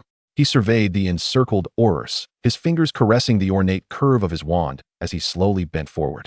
The Aurors wands shifted in response to his movements, yet none dared act before his wand was set down, having witnessed too many bodies grotesquely twisted by dark magic. Fully aware that each of Voldemort's actions heralded death, "Act quickly." Moody's entire focus was on Voldemort, his magical eye ceasing its rotation. Just then, a sound like the tearing of air erupted from behind him. Yezhi felt a tremendous force push against his back, propelling him uncontrollably forward, dislodging the wand from his throat and liberating him from his captor. He rolled twice on the rough surface. When he finally raised his head, he beheld a masked and hooded Death Eater engaged in combat with Moody, strands of platinum hair escaping from the hood. It was his father.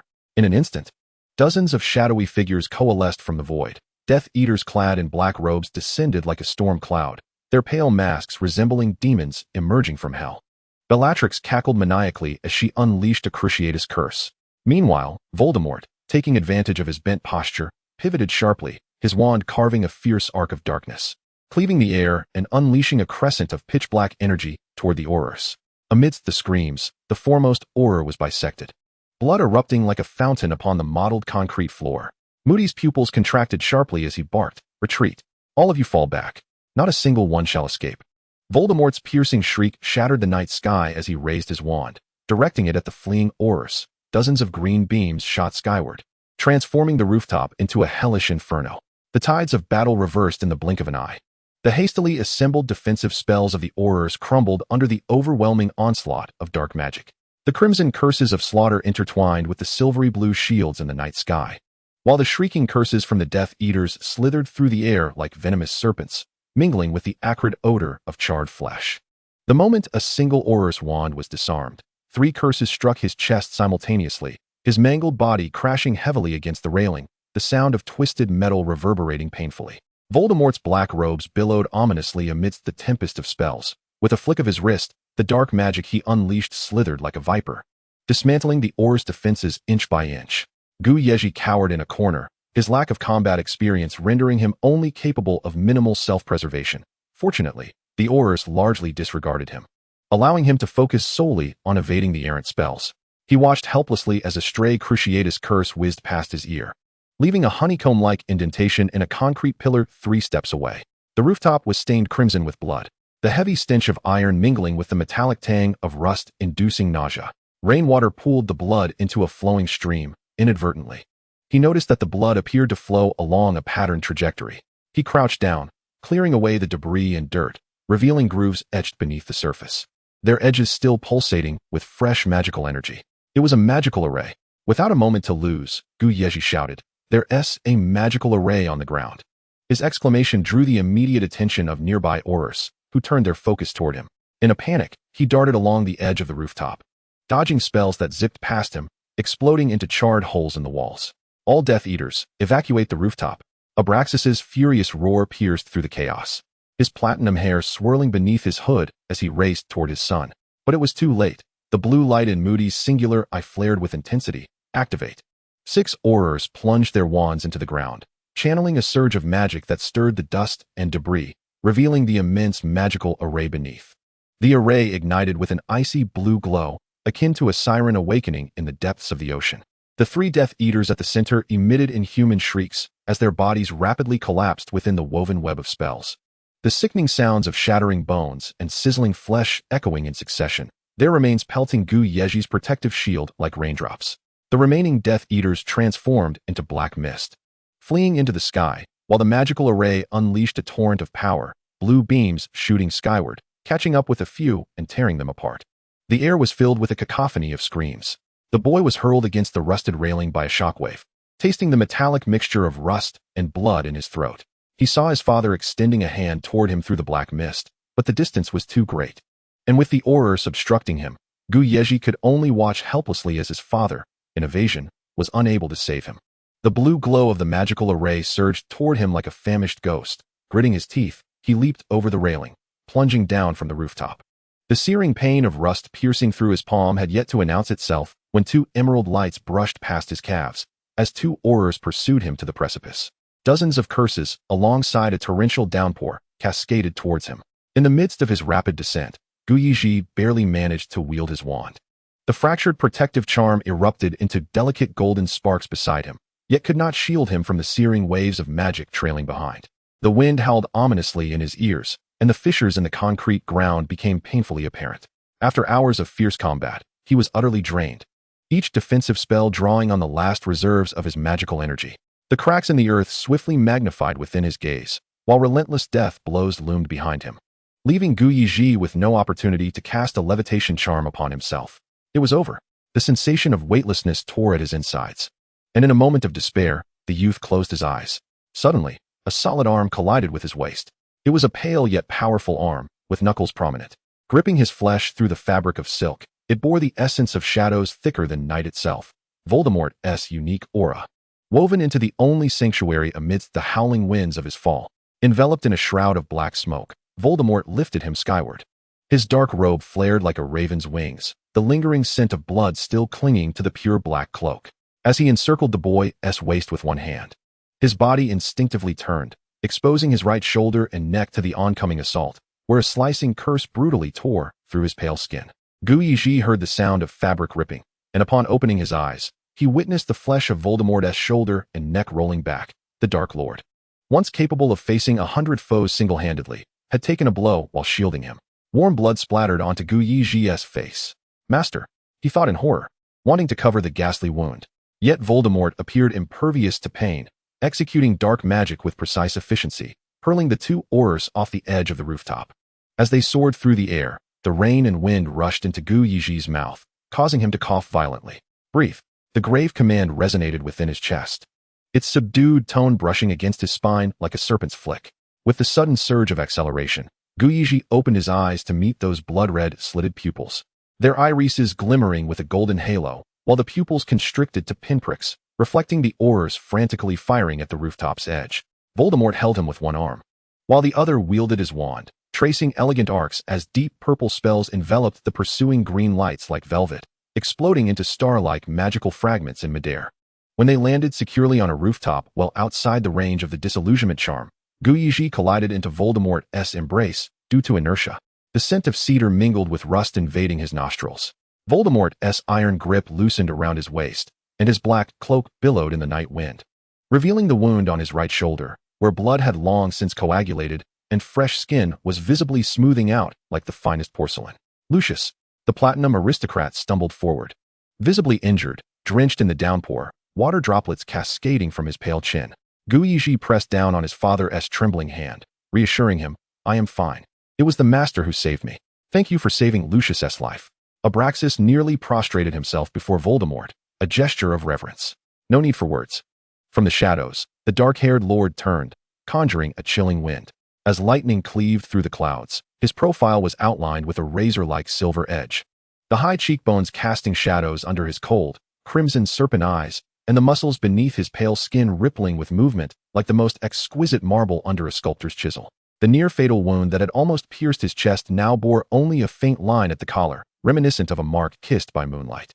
The serpent-like gaze swept over Abraxas's bowed forehead, and he suddenly chuckled softly, lifting Gu Yezhi's chin with his fingertip, exposing the boy's face to the lightning's brilliance.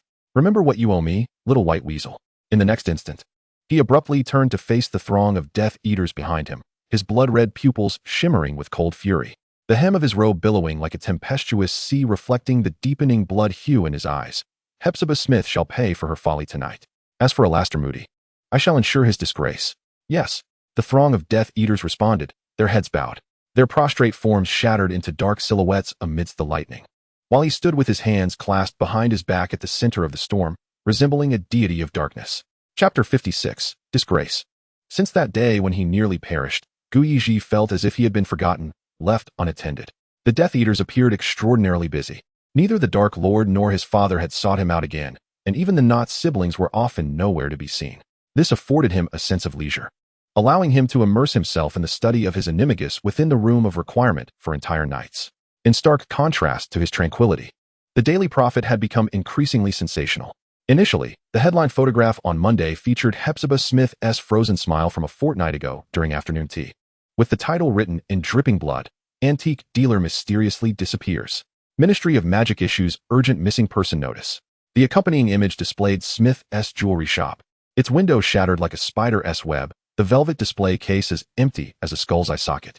In a corner, Mrs. Smith's house elf cowered, its trembling claws clutching a silver teacup. Unfortunately, this missing person saga only stirred up a frenzy for 2 days before being overshadowed by fresh news. The true storm erupted on Wednesday. The social section of Wednesday's edition published an entire page devoted to an anonymous wizard's accusation letter. Or Chief abuses power. Who is Moody's magical eye watching? Accompanying sketches depicted Alastor Moody's suspicious red eye, with his wand ensnared in a web of dark magic. Shortly thereafter, a healer from St. Mungo's Hospital publicly accused Moody, claiming to have discovered traces of the Cruciatus curse on suspects he had interrogated. In the following 2 days, even more shocking revelations followed in quick succession. 3 former Aurors jointly accused Moody of long-term possession of dark magical artifacts, asserting that he had skillfully employed curses typical of Death Eaters during interrogations. The most devastating blow came from the Leaky Cauldron, where a trembling witness testified to having seen Moody in clandestine discussions with a hooded figure. The mark peeking from his sleeve was a skull and snake. The Moody affair spread like wildfire through the magical world. The ink of the Daily Prophet barely dry before owls delivered bundles of petitions crashing against the Ministry of Magic's bronze doors. The sealed parchment, some stained with furious housewives' coffee, others marked with trembling old wizards' wax seals, each letter weeping blood, demanded a thorough investigation akin to skinning and flaying against the Auror chief. An impassioned crowd began to gather outside flourish and blots, brandishing signs that read, "Aurors are not the Dark Lord's lackeys." By Friday, Alastor Moody's photograph dominated half the page, his magical eye spinning rapidly in the image. As if attempting to pierce through each reader of the newspaper, former Auror chief deeply entangled in dark magic. 3 cases of violent enforcement jointly accused. Eyewitnesses claimed to have seen Moody cast the Cruciatus curse on suspects, with anonymous letters alleging he was skilled in the summoning charm for trolls and harboring Death Eater badges.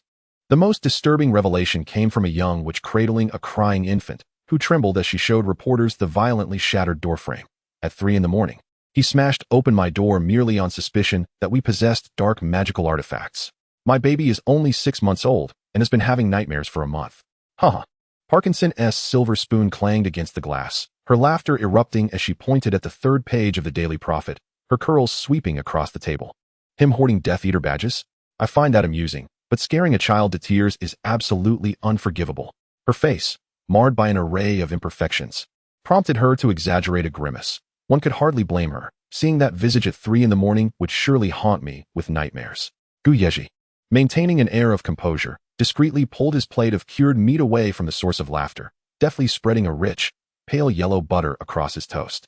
This indicated a high degree of credibility in the testimonies. Hey, do you truly believe he could be a Death Eater? Flint remarked, still with a mouthful of pie. My uncle works as a stenographer at the Ministry of Magic and mentioned that the court has already received evidence. Skeptical, Yezhi took a bite of roasted tomato, the sweet and tangy seeds bursting on his tongue. Thoughts raced through his mind. I nearly perished at the hands of this person last week. Could he indeed be an ally of the Dark Lord? Yet at that moment, he merely wiped his mouth with a napkin and replied coolly, he does not conform to the aesthetic standards of the Dark Lord.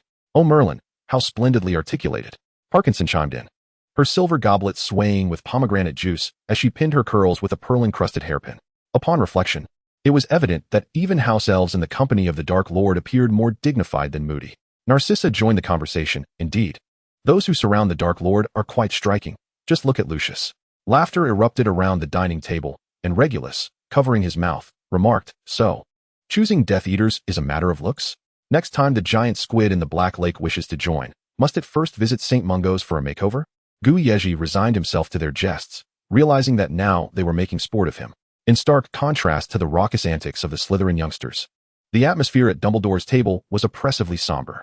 The elderly headmaster's half-moon spectacles slipped to the tip of his nose as he scrutinized the sketch of Moody in the newspaper, his finger tapping an anxious rhythm on the ornate table edge. As the Ministry of Magic was finally inundated with irate letters from the public, the matter concluded with a full-page editorial in the Daily Prophet, a flaw in the white diamond of the wizarding world, a discussion on the oversight in the Auror system. The accompanying illustration depicted Moody's Auror badge, defaced into a grotesque serpent shape, while the bold headlines proclaimed, "The Ministry has dismissed him and formed a special investigative committee to thoroughly examine his alleged collusion with Death Eaters." The subsequent week's front page nearly spilled ink with its sensationalism. The photo of Minister Eugenie Jenkins occupied a prominent position, her top hat askew. As she confidently declared to the camera, "We will investigate every action of Moody. Any scoundrel colluding with dark forces shall face the judgment of the court." The accompanying image showed Aurors carrying boxes out of Moody's office, sunlight casting jagged shadows on cardboard labeled "Research on Unforgivable Curses," reminiscent of a Dementor's gaping maw.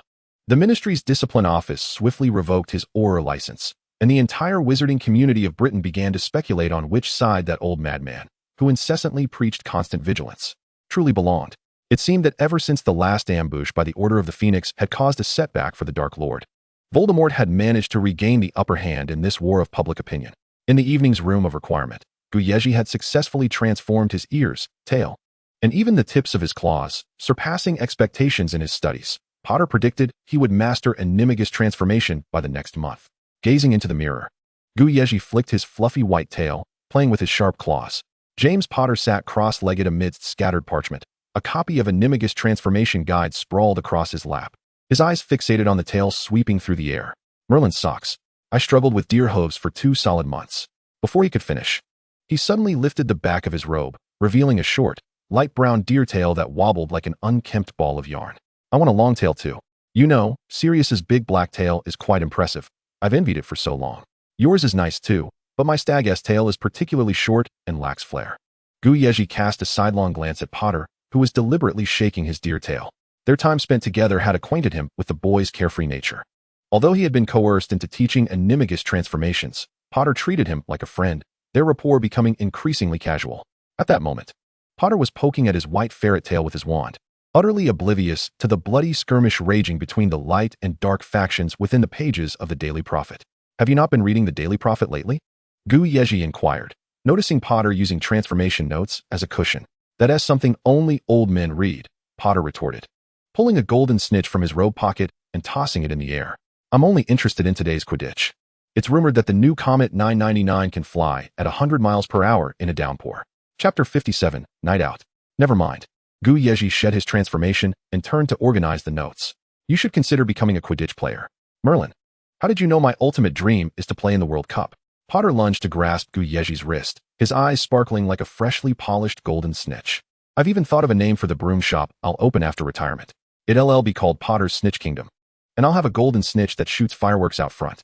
Yezhi raised an eyebrow, glancing at the ink smudge on the tip of Potter's nose. "Is that also on your career plan? Did Professor McGonagall not give you a tap with her wand?" Potter's smile instantly wilted like a frost-bitten dandelion as he kicked at a book by his feet, muttering, "My parents insist that being an Auror is the pride of the Potter family. That line about being head Auror was something my dad poked me to write with a quill." A vivid image flashed through Yezhi's mind of the Aurors who had fallen beneath the wands of Death Eaters last week. The gruesome scene seared into his memory. He looked up at the boy across from him, speaking sincerely. "I actually think being a star player suits you better." Potter raised his head at this, beaming widely to reveal his charming canine teeth. "I think so too. Once I'm in the England national team, I'll definitely save you the front row VIP box." Glancing at the time, Yezhi noted that curfew had passed. "I'll escort you back to the tower. Otherwise, you might get caught and lose points." "All right," Potter replied nonchalantly. In truth, his invisibility cloak was hidden in his robe's inner pocket, but his parents had repeatedly cautioned him not to let outsiders know. So he followed the Slytherin prefect down the corridor. Moonlight streamed through the high windows, casting a patchy chessboard pattern on the stone floor, their shadows resembling 2 forgotten pieces silently traversing the empty board. Hogwarts at night appeared desolate and eerie. However, Having walked these corridors countless times, they felt no fear. Suddenly, an unexpected sobbing sound wafted down the corridor, resembling damp parchment soaking in water. It was a muffled, humid wail, like someone burying their face in cold water. Potter abruptly clutched Yezhi's wrist, his wand trembling in his hand. What's that sound? Is it Peeves up to mischief? His voice quivered. Yezhi raised a finger to his lips, signaling Potter to be silent. They edged towards the door of an empty classroom, the moonlight seeping through the crack, casting their silhouettes into frost-white shadows. To their astonishment, they beheld Parkinson and Gryffindor prefect Aaron Voice. Aaron, still bearing the dampness of the night's Quidditch practice, wore a fitted training uniform that accentuated her narrow shoulders, her fiery red curls tied into a high ponytail, exuding a spirited elegance. She still bore the protective arm guards she and T had the chance to remove. Clearly, she had come directly from practice to patrol during curfew. In contrast, Slytherin's Parkinson had tear streaks on her pale cheeks, silver trails glistening in the moonlight that adorned her sharp jawline. Aaron's red cloak billowed like dancing flames as she raised her hand to wipe away the tears, only for Parkinson to turn her head away, avoiding the gesture. The head of Gryffindor, with her other hand clenched into a fist behind her waist, revealed white and blue knuckles from the tension. I care not for any war. The cornflower crown you crafted for me last week still lies beneath my pillow. This elicited an astonished shape from James Potter's mouth, and Yezhi was equally taken aback. It is worth noting that Parkinson typically scoffs at any mention of Muggles, yet Eileen Voice is unmistakably a wizard of Muggle descent. The pureblood daughter of Slytherin and the half-blood head of Gryffindor represent undoubtedly the most chilling school news of the semester. Enough. Parkinson abruptly turned, the malachite cufflinks scraping against the wooden table with an ear-piercing sound. She fixated on the dust particles dancing in the moonlight, her voice suddenly shattering. My mother sent me a marriage contract with the Avery family this morning. Do you know what she will do upon discovering our relationship? She will torment you with the Cruciatus curse until you are driven mad, then break my legs and lock me in the cellar. A sob welled up in her throat, causing her voice to tremble. Eileen wrapped her slender arms around Parkinson's waist from behind, the grass clippings from her training attire brushing against Parkinson's satin skirt.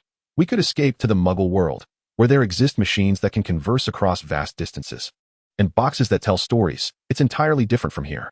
Her nose brushed against Parkinson's soft hair, her eyes filled with affection and reluctance, desperately seeking a glimmer of hope. Parkinson turned gently, pushing Eileen away, shaking her head, her gaze resolute. Do not be foolish. That is merely evasion. Our families will not let us go. I do not want you to be in danger because of me. Tears streamed down her cheeks. I do not care, Eileen exclaimed urgently, grasping Parkinson's shoulders. I love you, Senefina, and that is all that matters. Her eyes were unwavering, as if proclaiming their love to the world. Outside, Potter stared wide-eyed in astonishment, nearly gasping aloud. But Yezhi swiftly covered his mouth. Listen, Eileen. Parkinson raised her face, forcing back the tears on the verge of spilling. Even if someone casts the Imperius curse upon us, it cannot change the fact that you are destined to soar through the skies on your broom amidst the cheers of the crowd. While I will inevitably be trapped in the manor, pretending to sip tea with those ladies adorned in pearl necklaces, cutting macarons with silver knives. Suddenly, Eileen seized her wrist. A crimson lipstick mark left upon Parkinson's fingertips. At least let me kiss you once more, before bloodlines turn us into monsters. With that, the two embraced and kissed passionately. James Potter's fingertips tapped a joyous rhythm on the stone wall, his excitement nearly lifting him to the ceiling. Yezhi promptly moved his hand that had covered Potter's mouth, placing his palm over Potter's fluttering eyelashes. Not suitable for minors. Ugh, Potter protested, shaking his head, the ends of his hair brushing Yezhi's wrist. What are you? Who's outside? Eileen's red cloak whipped around in a sharp arc, the tip of her wand glowing crimson. Parkinson turned away, hurriedly wiping her face. Yezhi stood awkwardly, smiling at Eileen. What a coincidence, Eileen. I was just about to escort this nocturnal Gryffindor back to the tower. Beneath his palm, Potter continued to squirm. Peeking into the classroom, Parkinson elegantly stepped out of the classroom, her fingertips smoothing the creases of her sleeves, a proud arc returning to her brow. The glamour charm made her cheeks glow with a pearlescent sheen, utterly devoid of traces of her earlier tears. She turned to Yezhi, her lips curling into a quintessential Slytherin smile. Lucius, what a coincidence. I merely stepped out for some fresh air, only to be caught by the head of Gryffindor, who was intending to escort me back to the cellar. Her tone was teasing, perfectly timed. Yezhi gestured gracefully, his emerald cloak swirling elegantly at his ankles. Let us exchange our spoils. It is on the way, just as I wish. Eileen wrapped one arm around the still excited James Potter, his muscles taut beneath his Quidditch training attire. Mr. Potter, your midnight escapade must come to an end. Parkinson strolled to Yezhi's side. The four of them pausing at the corridor's intersection, the moonlight slicing the scarlet of Gryffindor and the green of Slytherin into distinct blocks of color. Good night, head voice. Parkinson nodded. May your broom always remain dust-free. And to you.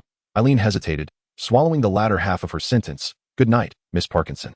The night breeze stirred a few lingering frost flakes, casting fleeting silver glimmers as the four turned away. As James Potter was dragged toward the spiral staircase, he attempted to peek out of Eileen's embrace, only to see Parkinson's green cloak vanish beneath the stone archway. Chapter 58, Scandal. Yezhi led Parkinson toward the cellar, the sound of their footsteps echoing on the stone path, a rare silence enveloping them, shedding her usual boisterous exterior like a creature stripped of its barbs. He wished to speak several times, yet swallowed his words as he brushed against her drooping eyelashes. Upon entering the Slytherin common room, Parkinson suddenly halted by the roaring fireplace, her voice as fragile as a shard of glass about to shatter. You find me laughable, do you not? Yezhi turned to her, the firelight fracturing into golden flecks within her pupils. You deserve the freedom to feel. She suddenly laughed, tears welling in her eyes. To feel is to be free. But a betrothal is not. From the moment we were born, we wore the shackles of pure blood. He gazed into her tear-filled eyes, a torrent of comforting words swirling in his throat, ultimately crystallizing into a clumsy tenderness. The fault lies within this world that divides us into ranks. Lucius, you are always so gentle. She lifted her head, tears still defiantly falling despite the glamour charm. I envy Narcissa, you two are so well matched. May I lean on your shoulder? Before he could nod, she collapsed against him. Her trembling felt like a butterfly on the verge of being trapped in amber. Just then, the wooden door of the common room creaked open, and Nott stood in the archway, stunned. He beheld the two of them, his wand slipping from his grip and clattering to the ground, echoing against the stone tiles. Parkinson instinctively pushed him away. No. The girl covered her face, stumbling backward and knocking over a nearby silver hourglass. She lifted her skirts and fled back to her room, leaving the two boys exchanging bewildered glances. The flickering candlelight in the cellar illuminated Nott's astonished face, casting it in shades of blue and purple.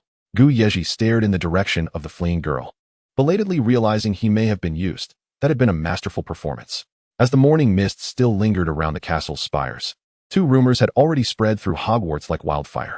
Some swore they had stumbled upon Parkinson and Eileen locked in a passionate kiss in an empty classroom, while others vividly described how she had fallen into Malfoy's embrace, the latter's platinum lineage casting such a dazzling light that within half a day, it eclipsed all other tales, leaving countless girls harboring secret affections for him weeping in the lavatories. Some even swore they had heard first-hand news of a wedding at Malfoy Manor, while the clandestine meetings between Parkinson and the Gryffindor head were drowned in the uproar surrounding pure-blood unions, becoming little more than a laughable anecdote. Well done, Parkinson. Yezhi lamented as he bore the fervent gazes of students and faculty alike, slicing through lamb chops, the silver knife producing delicate sounds against the porcelain plate. Should I be addressing you as Senefina now? After all, the rumors have escalated to the point where we are said to be marrying upon graduation. Even Professor Slughorn has inquired what type of wedding favors I should prepare. Flattery, Lucius. Parkinson unabashedly sipped her pomegranate juice as she sat across from him and Narcissa, her emerald earrings shimmering with her smile. Rumors are but badges of honor for a gentleman. The entire castle is abuzz with tales of you rejecting proposals from 3 pure-blood families for my sake. She turned to Narcissa, playfully nudging a velvet gift box towards her, a silver comb imbued with the permanent taming charm and a sparkle charm. I saw you eyeing this for 5 minutes in Diagon Alley. My dear friend, may I borrow your fiancé for a moment? Surely, you would not let me down in my time of need. She winked at Narcissa, the corners of her eyes lifting, a mischievous glimmer flashing through. Narcissa chuckled softly, covering her mouth, and, without hesitation, accepted the gift box. If you do this again next time, I shall demand double the ceiling fee. Yezhi observed the deep sisterly bond between the two and shook his head with a light smile. At that moment, he remained unaware that this notorious campus rumor would later ensnare him in a most unfortunate manner. It was as if nature had pressed the fast-forward button. The warm April sun cascaded down like a golden waterfall, swiftly banishing the lingering chill. Once shy blossoms now unfurled with abandon, splashing vibrant hues across the earth, while new green leaves layered upon one another, weaving a tapestry rich with vitality. In the air, the fragrance of flowers mingled with the earthy aroma, akin to a robust magical potion, teasing every fluttering heartstring. On campus, the whispers of Parkinson's scandal seemed to herald the prelude to a spring love song. Upperclassmen fell into love one after another, the scent of romance sprawling like rampant vines. Even the 7th grade students, with only a month left until graduation, were touched by the exuberance of spring, courageously confessing their feelings before parting ways. However, this fervor of romance did not affect Yezhi in the slightest. At present, he was immersed in the euphoria of having successfully mastered the animagus transformation, radiating an aura of jubilance. James Potter wearily pinched the bridge of his nose, surrounded by crumpled parchment balls that resembled a chaotic explosion. I know you're as excited as if under a jumping spell, but could you refrain from bouncing around for a moment? He lamented, gazing at the white ferret darting about on the floor. You promised to teach me how to write a love letter today. What am I lacking compared to Snape? Lily doesn't accept my letters, but happily takes his potions. Yet, this white ferret, transformed from Yezhi, was utterly oblivious to the woes of the infatuated youth before him. In his transformed state, he felt as light as a feather, swift as lightning. In this room of wishes fulfilled, he simply wanted to leap joyfully to the rhythm of his merry heart. He pounced on a rabbit specimen atop the cabinet, gripping its neck and shaking it playfully. Just as he was engrossed in his antics, a sudden tightness gripped his nape, and James Potter's face ballooned into his entire line of sight. Malfoy. The boy's accusation made the ferret's ears twitch with agitation. Could you act a little more mature, please? James Potter wore a look of deep grievance. You can chew on that rabbit all you want later. What about the promised love letter guidance? Lily praised Snape just yesterday. Before he could finish, a warm, soft sensation unexpectedly pressed against his lips. The ferret's front paw was resting on his mouth, its amber eyes swirling with impatience. The delicate pink pad even teasingly rubbing against his philtrum, akin to a playful nudge. James Potter burst into laughter, pinching the back of the ferret's neck and tossing it into the air. Amidst its startled squeaks, the ferret's tail stiffened like a silver whip, its paws clinging to the boy's Gryffindor tie, but it landed deftly back into James's palm, as if he had caught the elusive golden snitch. Once more, mischief sparked in the boy's eyes as he hurled the ferret towards the star-studded ceiling. The little creature curled into a fluffy white ball midair, its tail tracing a translucent arc, its claws flailing in vain, before it safely landed back into Potter's hands with another squeak. For a moment, the boy and the ferret reveled in their joyous play, the room filled with squeals and hearty laughter. It was not until both were utterly exhausted and sprawled on the floor that Yezhi, still wanting more fun, shed the ferret's fur and returned to his human form. He propped himself up on his elbows, his fingers brushing against the remnants of rabbit fur at the corner of his mouth, suddenly realizing, under James's teasing gaze, how childish he had appeared while shaking the rabbit specimen. Ahem, he cleared his throat, his wand gracefully tracing elegant arcs to restore order to the chaos around them.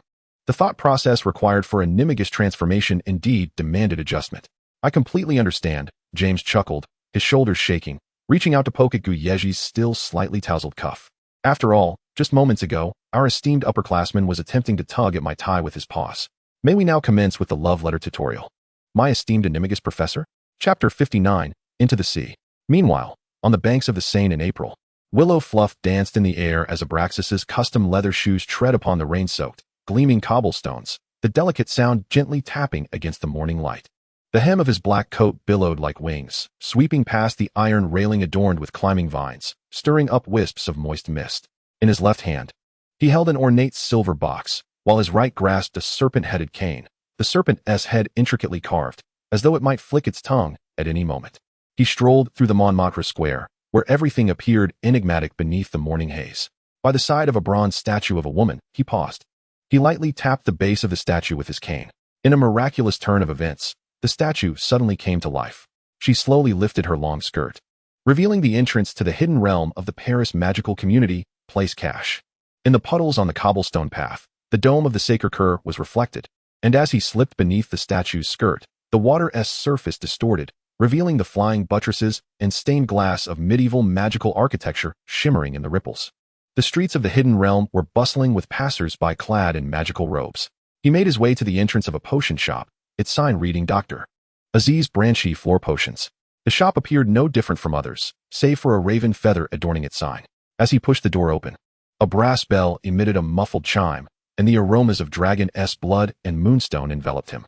The shopkeeper was bent over the counter, his bony fingers manipulating the scales, surrounded by dried mandrake roots and crystal vials filled with stardust. 3 raven feathers. Abraxas's voice was low. The shopkeeper paused, glancing up at Abraxas, his gaze sweeping over the silver box partially concealed beneath the visitor's coat. The southern raven is touched by desert spells, while the northern one carries the frost of the polar night. Which do you desire?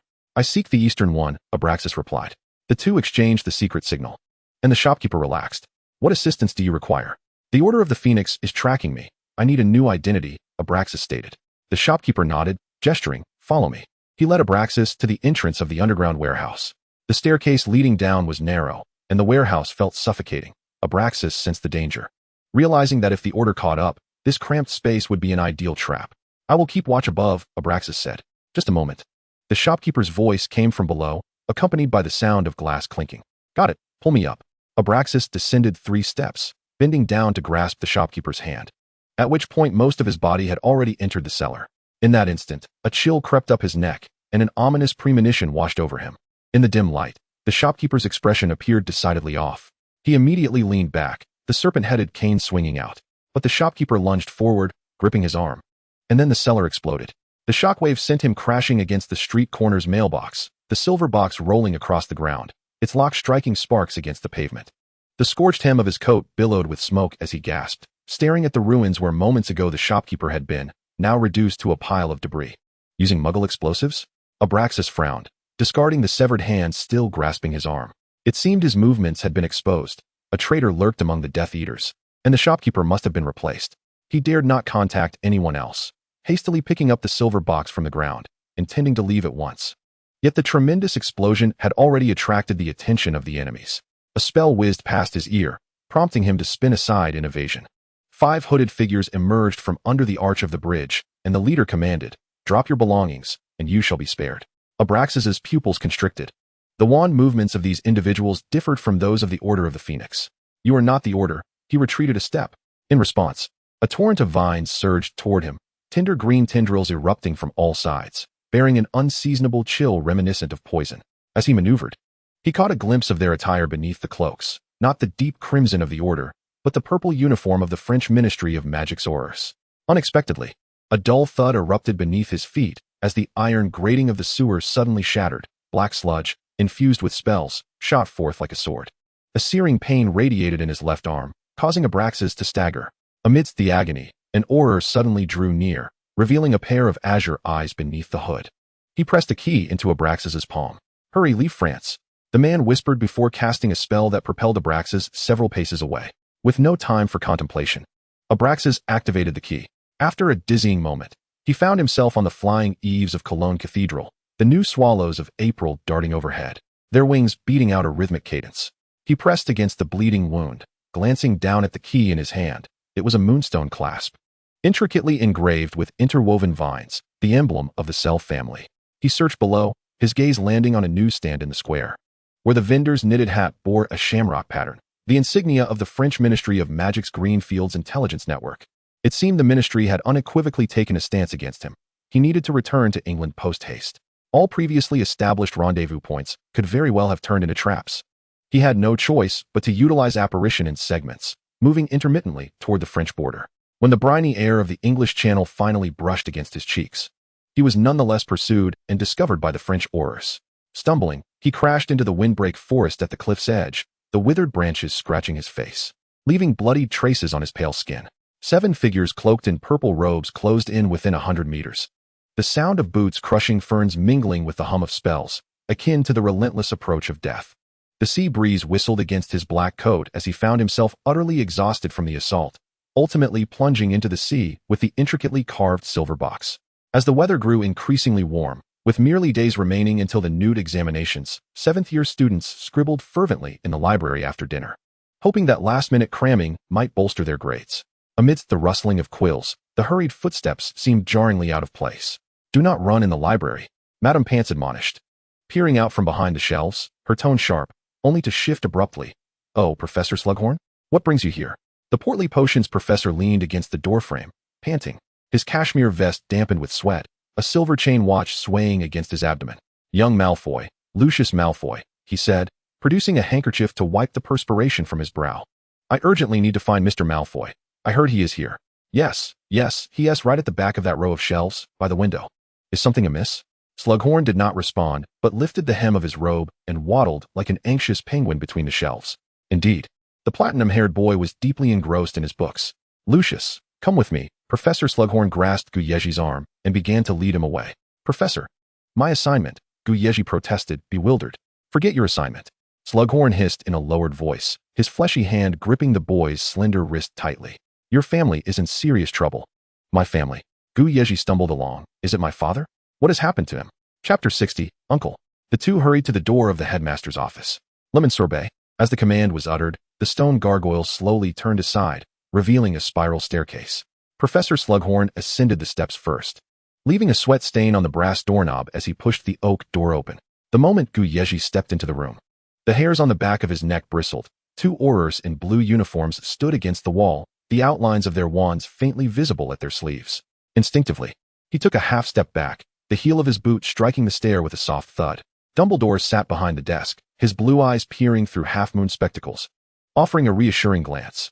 Meeting that gaze, Yezhi's taut shoulders relaxed slightly. At least these individuals did not appear to be there to claim his life.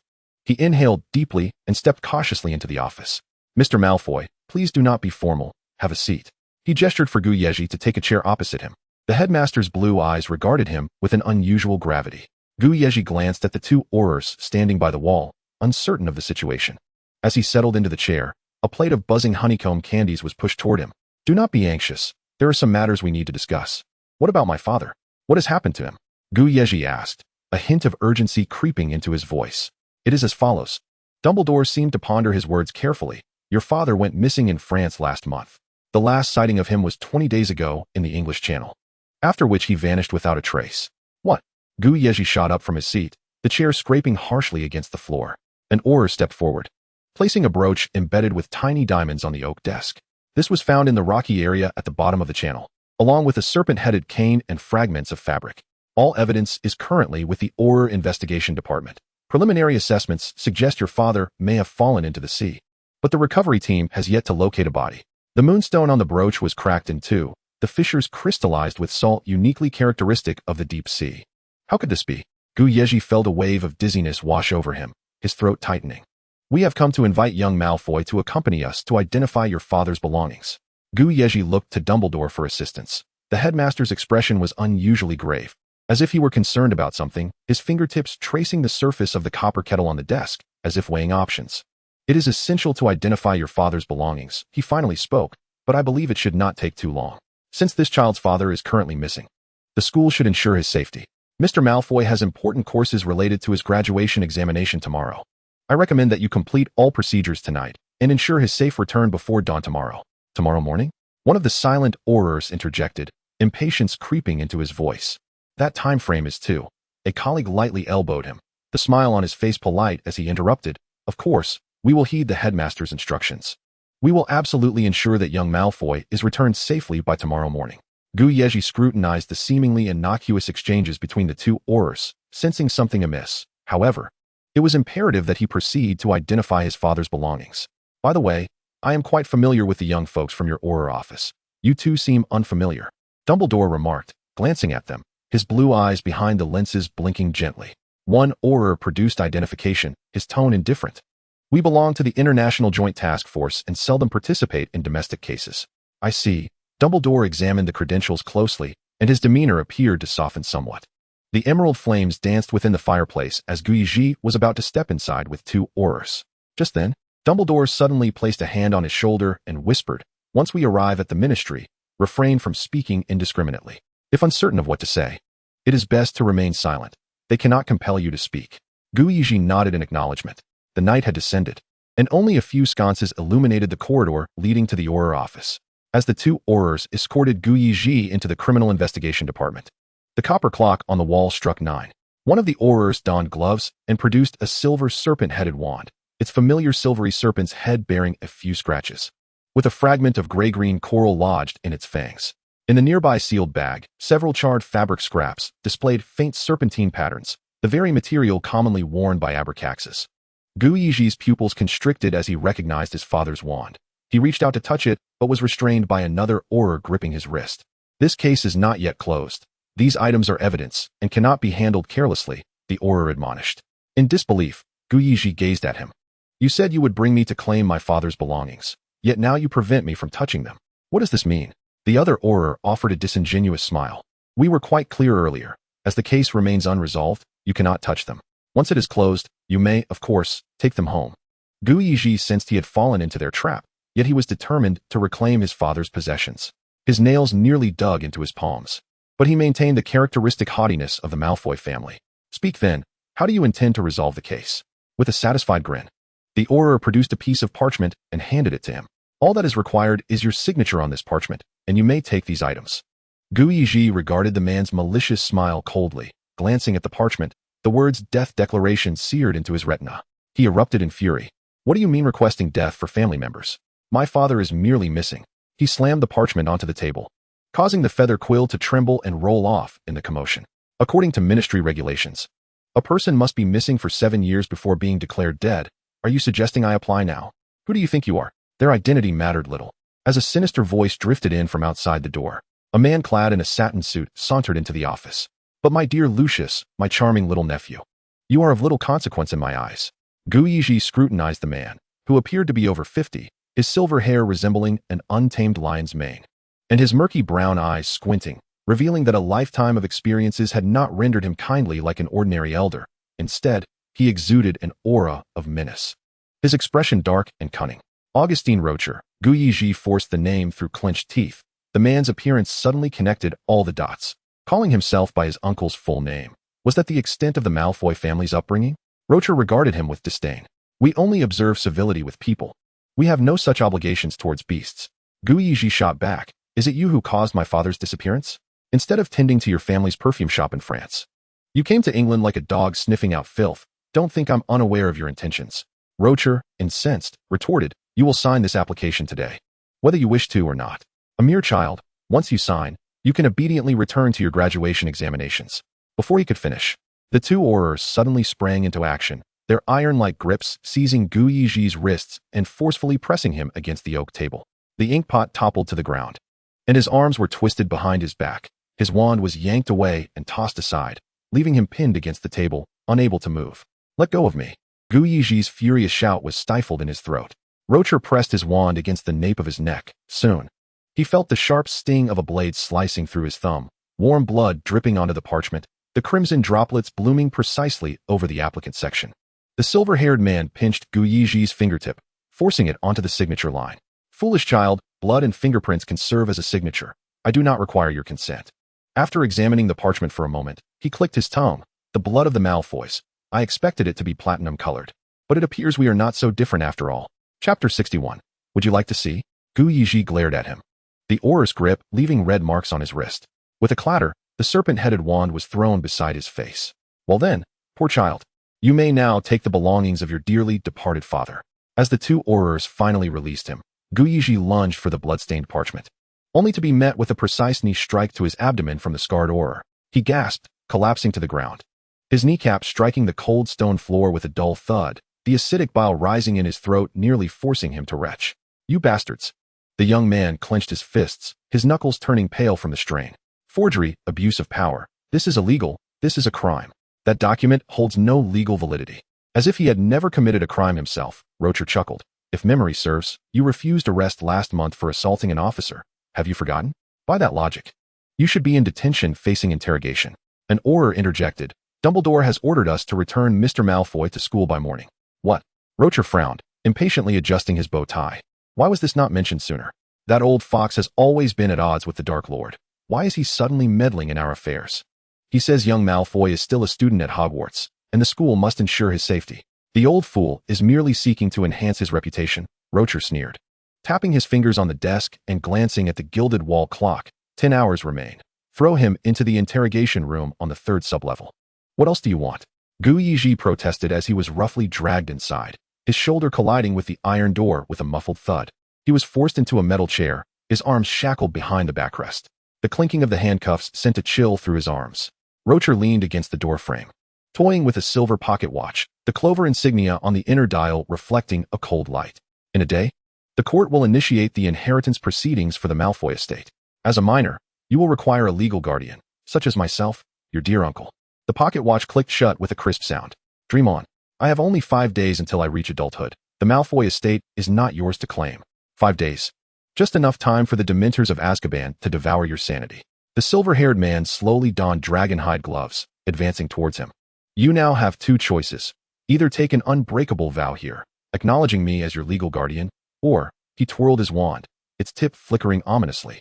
We can play a game of truth or dare until you can no longer utter a single no. I see we have 10 hours to enjoy this.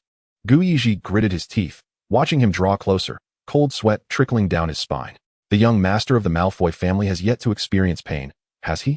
Rocher flicked his wand, and a thorny dark purple whip materialized at its tip, brushing against Yezhi's collar. Dumbledore demands that you return me intact by tomorrow morning. Yezhi's throat tightened, raising his chin to evade the terrifying spikes of the whip. As he stood firm against Rocher, he discreetly pressed his back against the carved chair. Behind the chair, he felt for the serpentine green onyx ring on his finger. A gift from his father last year from Borgin and Burke's, meant for dire situations. Quietly, he rotated the ring clockwise, once. Twice. The onyx glimmered with an eerie green light in the shadows, the serpent's eye seemingly blinking in the darkness. Oh, of course, before I send you back, I shall ensure you are returned to your original state. The whip sliced through the air with a piercing sound, striking Yezhi's chest. Instinctively, he shut his eyes, only to hear a muffled thud. Upon opening them, he beheld a dark tendril creeping along the whip's length like a venomous vine. Rocher's anguished scream lodged in his throat as he stared in horror at his own arm, visibly withering before his eyes, skin rapidly covered with spiderweb-like fissures. In less than 10 seconds, the silver-haired man had transformed into a withered corpse, his dragon-hide gloves discarded on the ground, revealing the darkened skin beneath, marred by a network of spiderweb-like veins. Yezhi stared blankly at the desiccated body, astonished by the sheer ferocity of the black magic ring. Yet, he could not deny that the item gifted by his father was remarkably potent. Nevertheless, was it truly wise to bestow such a perilous artifact upon a son still attending school? It was no wonder they insisted on keeping this from Dumbledore. If discovered, he would undoubtedly face confiscation and a written reprimand. He attempted to shift his arms, which were bound behind the chair, struggling in vain to free himself. Gritting his teeth, he exerted force, toppling both himself and the chair. The stone floor struck his shoulder blade painfully as he used the momentum to inch toward the corpse. Suddenly, the sound of boots scraping against the floor echoed from outside. What was that noise? It was the Aurors from earlier. Yezhi's muscles tensed, his gaze fixed on the wand beside the body, calculating the distance. As the metallic doorknob turned, he drew his knees up and delivered a powerful kick to the table leg. The table toppled, sending him spinning, and at last, the wand fell into his grasp. The sound of the lock disengaging behind him melding with the creaking of the door as it swung open. The Auror's pupils dilated at the sight before him. Just as he raised his wand, a crimson light struck his chest. The man collapsed, his head hitting the stone floor with a dull thud. What was happening? Another Auror, alerted by the commotion, rushed in. Yezhi gripped the wand and sprang to his feet, his peripheral vision catching a glimpse of the torture apparatus in the corner, adorned with copper wheels. He kicked it with all his might, sending it hurtling toward the entrance with a whoosh. The incoming Auror stumbled, narrowly avoiding the box, spell whizzing past Yezhi's ear and exploding with a bang. Seizing the opportunity, Yezhi rolled behind the table and sent forth a stunning spell, hitting the Auror squarely in the chest, who fell backward with a muffled groan. Yezhi steadied himself against the table, casting a spell that summoned 2 wands into his hands. He kicked the unconscious Auror at his feet. These individuals underwent extensive training, and one could never be too cautious regarding curses. For safety's sake, it was prudent to confiscate their wands. He locked the room, sealing the door with a spell. The copper lock instantly melting into a twisted mass of metal. Bursting into the detective's office, he found a death warrant sprawled across the oak table, already stamped with the Ministry of Magic's scarlet wax seal. With a furious incantation, the paper curled into a black butterfly amidst the flames, ashes drifting to the floor. He rummaged through the drawer for his own wand, tucking it back into his sleeve, and grabbed his father's cane and brooch before fleeing. The sudden downpour in May drenched the marble steps, glistening coldly in the twilight. Standing on the street, he was overcome with trepidation. The disappearance of his father, the shriveled corpse in the interrogation room, the Auror he had incapacitated, these images flickered through his mind like a carousel. Panic surged within him, leaving him momentarily at a loss for what to do. He swallowed hard, the bitter taste rising in his throat, when a shadow emerged in his muddled thoughts. Perhaps only he could assist himself. He had no other choice. Gritting his teeth, Yezhi cast the disillusionment charm. Under the shroud of night, the Dark Lord's manor loomed like a slumbering beast, its Gothic spires piercing the heavy clouds. The serpent emblem on the iron gate glimmered coldly in the moonlight, reminiscent of a villain's lair from a horror tale. Yezhi surveyed the empty front courtyard, devoid of any figures. He understood that if he could simply please Voldemort today, all his pressing troubles would be resolved. Taking a deep breath, he steeled himself, casting aside his pride. He prepared mentally, discarding his embarrassment, ready to display his acting skills. Clearing his throat, he approached the iron gate and shouted, "Master, I've learned to transform into a white ferret. Would you like to see?" Chapter 62. A humiliating display. The manor was eerily silent, with no response. After pondering briefly, he raised his hand to cast an amplification charm, bellowing, "Master." He deliberately elongated the syllables. "I can transform into a white ferret. You mentioned wanting to see it last time." After calling out 3 times without regard for his dignity, a burst of silver light erupted in the air at the entrance, and a house elf clad in a gray apron suddenly appeared.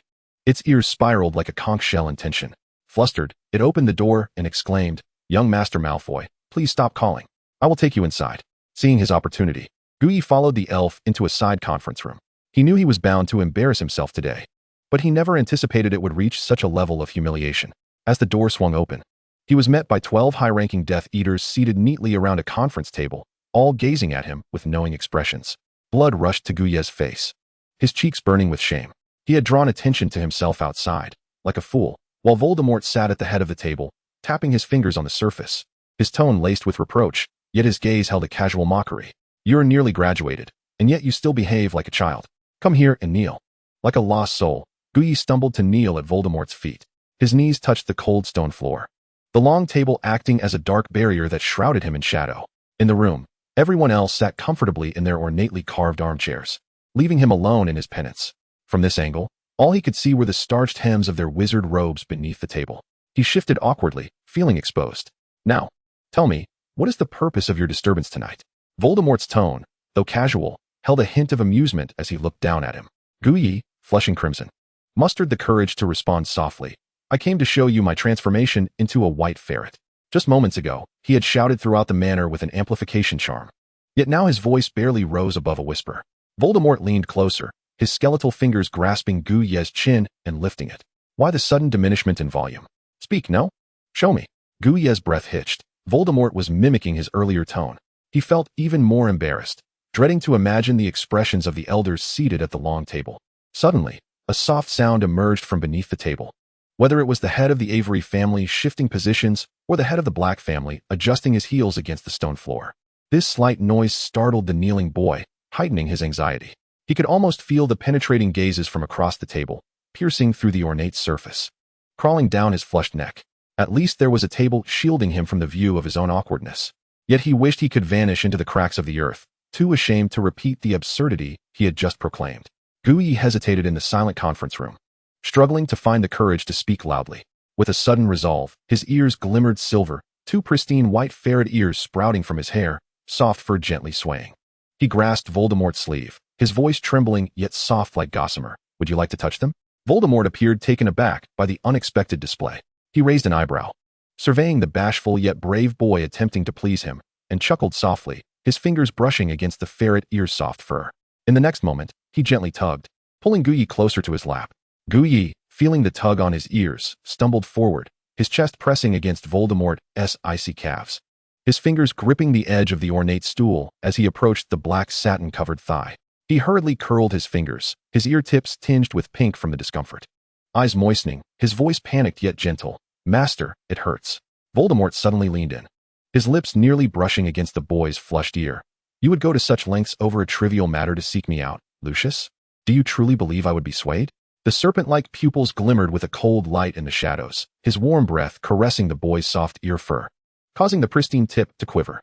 The youth widened his eyes in astonishment. "I shall grant you one more chance. Speak the truth," he said, his fingers caressing the boy's heated ear base, locking onto the boy's flustered gaze, his voice deliberately drawn out. "Or I shall personally delve into the thoughts swirling within your mind." Yezhi shuddered, meeting the amused yet inscrutable curve of Voldemort's lips. The dark flames swirling within those crimson eyes reassured him that the Dark Lord was not incensed, and with a surge of courage, he knelt upright, leaning closer to Voldemort's ear and recounting the events of the evening in meticulous detail. The Death Eaters seated along the long table maintained an air of solemnity, their gazes cast down at the surface before them, yet their fingertips fidgeted with their cufflinks. For they had never witnessed the Dark Lord engage in such intimate whispers with a younger associate during a high-level meeting. They silently pondered the remarkable acumen of the Malfoy scion. As Voldemort absorbed Yezhi's words, his expression grew increasingly grave. He released the boy's furry ear, straightened himself while rubbing the intricately carved armrest, and issued a command. Lucan, proceed to the ministry's underground interrogation room to dispose of any evidence and ensure that all traces within the forensic department are thoroughly eradicated. After a moment's contemplation, he added, gather all of the deceased's hair. Also, obtain a copy of the files pertaining to the Abraxas case. A tall, lean man at the end of the conference table rose to respond, yes, my lord. With that, he swept from the room, his robes billowing like a gust of wind, disappearing in an instant. Voldemort then addressed the remaining attendees. Lucius brings news. Abraxas has vanished. A collective gasp echoed through the room. He disappeared 20 days ago in the English Channel, suspected to have jumped overboard. Voldemort furrowed his brow. His hands clasped atop the table. No wonder there has been no word from him lately, mused the head of the Black family. Yet, why have our contacts in France not relayed any information? The head of the Avery family leaned forward, analyzing. It is rumored that the newly appointed Minister of Magic in France is an enthusiast of Muggle technology, having utilized Muggle surveillance to dismantle our Bordeaux stronghold last month. Could he have severed our information network? The head of the Knot family rapped his fingers against the table. It seems we may have a traitor among us. Voldemort's fingers stroked the armrest as his serpent-like gaze swept over the assembly. Abraxas would not have chosen such a perilous path unless utterly desperate. Suddenly, he let out a cold laugh, effective immediately. All contacts in France are to cease communication. Anyone who attempts to reach out will be detained for identity verification and subjected to rigorous scrutiny. The room fell silent in compliance. Voldemort gradually closed his eyes, leaning back against the chair. When he opened them again, the crimson slits within glimmered with a potent magical energy. The dark mark still resonates faintly. He lives somewhere on the outskirts of Cannes. He raised a hand and pointed to Selwyn and Yaxley. You two will lead the operation to Cannes, circumventing all former strongholds. Proceed with utmost secrecy.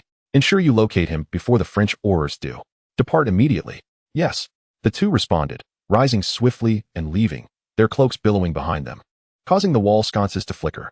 Yezhi nestled within the shadows, releasing a long-held breath, his furry ear tips drooping with relief. Thankfully, his father was still alive. He lowered his gaze, listening intently as Voldemort issued his commands. The dire circumstances that had nearly cornered him were effortlessly unraveled by the Dark Lord's casual directives, melting away like thin ice meeting fire. Chapter 63, Reassurance. The boy, having just endured fear and fierce combat, and having arrived drenched from the rain, now fully relaxed, suddenly realized that his clothes were soaked through, leaving him uncomfortably damp. His forehead burned, and his knees ached against the stone floor. He felt a wave of dizziness wash over him, struggling to maintain his position. He shook his head, the two fluffy white ears swaying like flowers battered by rain. Stealthily, he leaned his entire weight against the leg of the bench to conserve energy, his chin drooping gradually. Voldemort's peripheral vision caught the two fluffy white ears swaying beside him. He reached out, gripping the back of the boy's neck, effortlessly pressing the restless head onto his knee. Yezhi jolted at first, but soon relaxed into the firm muscle beneath the black robe, surrendering to the comforting posture. His nose nestled into the folds of fabric at Voldemort's knee, inhaling a mix of cold musk and serpentine scent. The warmth emanating from beneath the fabric enveloped him. Long, knobby fingers caressed the boy's ear fur, moving slowly from the tip to the base, as if soothing a distressed young creature. As the fingers kneaded the base of the ear, the body beneath twitched slightly, shaking its ears in response. The pressure was neither too light nor too heavy, perfectly countering the throbbing pain at his temples, providing an unexpected sense of comfort. How peculiar it was. The very person before him was the most dangerous entity in existence. Yet he felt an instinctive fear mingled with a surprising sense of safety, if only for this fleeting moment. He could not articulate why. He simply knew that although this man often bullied him, he also genuinely protected him, and the brutality had never been directed at him. At some point, the ruthless Dark Lord from the books transformed from cold, distant words into a tangible presence in his life. This man was so strikingly handsome, so immensely powerful, so reliably steadfast. His body radiated warmth, fragrance, and strength. In his haze, he heard the adults' discussions fading into the distance, his eyelids growing heavy as though laden with lead. Eventually, he succumbed to slumber. Uncertain of how long he had dozed, a gust of wind carrying the scent of rain burst through the conference room door, rousing Yezhi as his lashes fluttered open, meeting the surprised gaze of Lucan Wood, returning with news. Lucan approached Voldemort, placing a blood-stained file and a glass vial containing hair upon the table. He glanced down at Yezhi, who had just been dozing on Voldemort's knee, now alert with his ears perked up. Lucan diverted his gaze, silently reflecting. This boy had just utilized dark magic to transform a person into a corpse and incapacitated two Aurors, yet here he was, nestled against the Dark Lord. His white ears now perked and alert. Yezhi remained oblivious to Lucan's thoughts, feeling a twinge of embarrassment at being discovered napping on Voldemort's leg. He shifted his knee and sat upright. Lucan reported, 2 Aurors have been eliminated. I arranged for them to be assigned to foreign cases. No one will discover their absence. However, Augustine Rocher is a direct descendant of the Rocher family in France. Although not highly regarded in his family, his death on our side could complicate matters. He paused. I have also scheduled a court hearing for the day after tomorrow. If he does not show up, we cannot keep this under wraps. Yezhi glanced up nervously at Voldemort. Voldemort was reviewing the documents within the file.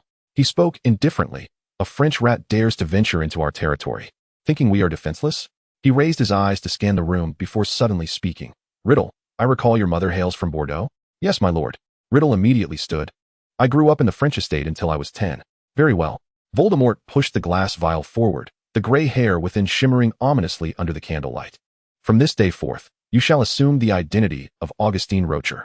You shall navigate the French magical world with this visage, adopting his identity to infiltrate the Ministry of Magic and reconstruct the Death Eater stronghold therein. He gestured towards the dossier, Lucius Malfoy, over the coming days. You are to assist Riddle in gathering and mastering all information pertaining to Rosier, while also aiding him in performing this farce over the inheritance dispute, ensuring that the imbeciles of the tribunal do not discern any flaws. Yes, master. Both Riddle and Lucius replied with a bow. Yezhi abruptly raised his head. Master, did my father not perish? Why then is there a dispute over inheritance? The Dark Lord's crimson pupils narrowed into cunning slits within the shadows. No. He must die for this play to continue. Voldemort then turned towards Bellatrix Lestrange, tapping his fingers upon the ornate armrest. Tomorrow's front page of the Daily Prophet must feature the obituary of the Malfoy patriarch. Bellatrix immediately rose. At your command, master. It was already illogical for Rosier to venture alone into England. Voldemort stroked his obsidian ring, his pupils glinting coldly. The machinations behind the scenes required far more effort than merely contending over inheritance. I shall see what further moves they have prepared. He glanced down at the youth, a sly smile curling at the corners of his mouth, and furthermore, disseminating the news of death would be more advantageous for Abraxas' predicament.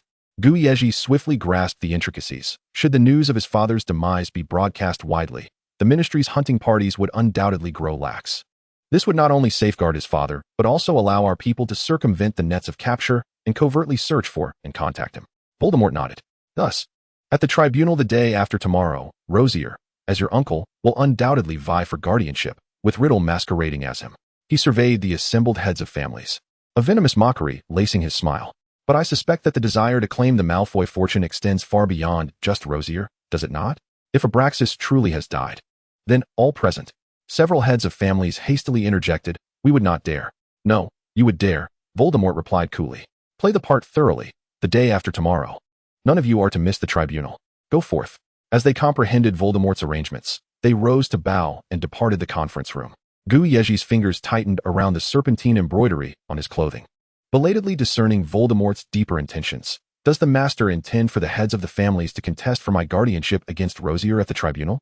His pupils suddenly sparkled, as if infused with starlight. Once the nobles engage in infighting, the tribunal cannot easily reach a conclusion, as long as the proceedings are prolonged for 5 days. I can assume control of the Malfoy estate under inheritance law. The youth abruptly lifted his gaze, his lashes casting delicate shadows beneath his eyes, and he looked at Voldemort with astonishing brightness.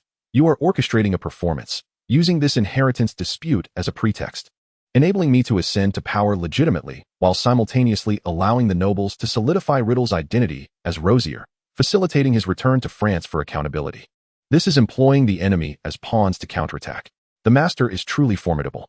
Voldemort lightly tapped the boy's forehead with his finger, relishing the adoration in the youth's gaze, and chuckled, you are quite the astute little rascal. Chapter 64, Glutinous Rice Dumpling. In the small parlor adjacent to the Dark Lord's bedroom, the fireplace flickered with ethereal blue flames. Upon the emerald velvet sofa, intricate black embroidery meandered along the backrest and arms, with several velvet cushions casually stacked atop. The golden tassels glimmered softly in the shadows. The Dark Lord, clad in a black silk nightgown, lounged languidly against the sofa, his fingers caressing a crystal glass. The ice within the whiskey glass clinking gently against the walls, harmonizing with the crackling of the fire. Beside him, the carved coffee table bore a deep brown walnut surface, its vine patterns gilded by the firelight. 2 house elves scurried around the table. The glass fruit bowl, usually filled with candied fruits, had now become a personal bath for a certain furry creature. A white ferret sprawled languidly within the bowl, a cotton cloth askew on its forehead. Its glossy fur soaking in warm rose-scented shampoo. On one side, a house elf tilted a silver teapot, pouring warm water over its plump belly, while the other provided it with a fever-reducing potion in a bottle, bringing it to its lips. Is this what you meant by demonstrating transfiguration to me? Voldemort raised an eyebrow, scoffing lightly. The pampered one of the Malfoy family falls ill from a mere rain and ends up here, indulging in food and the attentions of house elves. The white ferret clutched the bottle with its front paws, tilting its head back to gulp, emitting soft whimpers akin to a young beast, perhaps in a perfunctory response to Voldemort's words. The potion dribbled from the corner of its mouth, staining its fur with amber droplets. As warm water cascaded over its lower abdomen, it felt a wave of comfort, its tail unconsciously slapping the water's surface, sending droplets splashing onto the vine-carved edges of the coffee table. The fever-reducing potion took effect swiftly. Voldemort reclined on the sofa, leisurely speaking. The side effect induces a sensation akin to inebriation. No sooner had he finished his sentence than the white ferret had drained the potion, pushing the bottle aside with its paw, sliding entirely into the warm water, its beady eyes narrowing into slits, a droplet of water clinging to its nose. The two house elves were evidently enamored with the adorable ferret, diligently washing it to a fragrant finish. The white ferret flipped onto its back, exposing its belly to the firelight, its damp paws lazily swaying, allowing the elves to wipe its claws with a soft cloth. The elves used drying spells to fluff its fur, and at last, they adorned its tail with a pink bow, embellished with a crystal bead. The bead swayed gently as the ferret flicked its tail, scattering glimmers across the floor. As the potion began to take effect, the revitalized ferret grew lively, bouncing around the room like a sugar-fueled snowball, its paws skimming over the Persian carpet before brushing against a gilded candlestick on a low cabinet, and then trampling the thick leaves of a potted plant on the windowsill. It remained blissfully unaware that Nagini, the enormous white python, was slithering silently along the wall, its golden eyes reflecting the movement of the fluffy white creature. The serpent's head inched closer, its tongue flicking out, precisely brushing against the ferret's nose. Squeak! The white ferret's fur erupted into a dandelion puff, and it scrambled up onto the sofa, its damp nose rubbing against Voldemort's hand. The entire bundle of white fluff leaped into his embrace, its claws clutching the collar of his silk nightgown, its tail bristling. Meanwhile, Nagini coiled at the base of the sofa, the sound of its scales brushing against the carpet reminiscent of quiet laughter. Voldemort restrained the ferret's flailing paws, pinching the nape of its neck.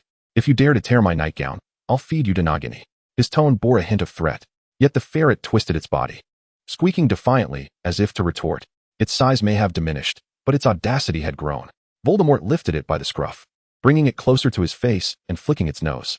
The white ferret responded with a more vigorous squeak, its fluffy coat shimmering like snow under the firelight, the bow on its tail dancing as it struggled, resembling a puffed-up ball of fluff. Has it truly come to thinking of itself as an animal? Is this a side effect of being an animagus? Voldemort pondered, shaking it gently by the nape. The little creature seized the opportunity to curl its body around his wrist, its plump belly pressed against his skin, its paws tugging at his sleeve, clearly seeking affection. The small animal nudged his palm with its head, producing delicate purring sounds, while its tail tip brushed against the back of his hand, tickling like a feather. Do not push your luck. Voldemort gave the fluffy creature a gentle swat on its rear, yet his palm cradled it as he made his way to the bedroom. A dark green velvet cushion adorned the bedside table, its edges embroidered with silver thorns. Once placed upon it, the ferret let out a soft, babyish yawn, revealing its pearlescent fangs, then curled into a fluffy snowball, the bow on its tail resting perfectly at the edge of the cushion, motionless. Moments ago, the Dark Lord, who had found the creature's antics bothersome, now watched it drift into slumber within the span of a heartbeat, igniting a playful desire within him. He gently rubbed the tips of the white weasel's ears, observing as its soft fur quivered, and then poked at its plump belly, eliciting a flick of its tail. Raising an eyebrow, he grasped one of the weasel's hind legs and delicately lifted it, playfully flicking the two fluffy white tufts in the middle, resembling two sugar-coated glutinous rice balls. Oblivious to the gentle teasing, the little creature rolled over, exposing its satin-like belly to the air, its tail curling into a question mark. Lost in a deep, blissful sleep, the Dark Lord gazed at the defenseless sleeping figure, a soft chuckle escaping his throat, and he pinched one of the soft pads, muttering under his breath, "Little rascal." As the morning light filtered through the cracks in the curtains, the white weasel lay sprawled, its face buried in its paws. The black bed beside it was already empty. It flicked its tail and sat up, its round, glossy black eyes scanning the surroundings. On the walnut chair beside the intricately carved wardrobe, the Slytherin uniform lay neatly pressed. Shaking its fluffy head, The weasel felt a lingering dizziness from the fever-reducing potion. The fragmented memories of the previous night glimmered like scattered lights, and it could not quite recall what had transpired after taking the potion. Never mind, if it couldn't remember. It wouldn't dwell on it.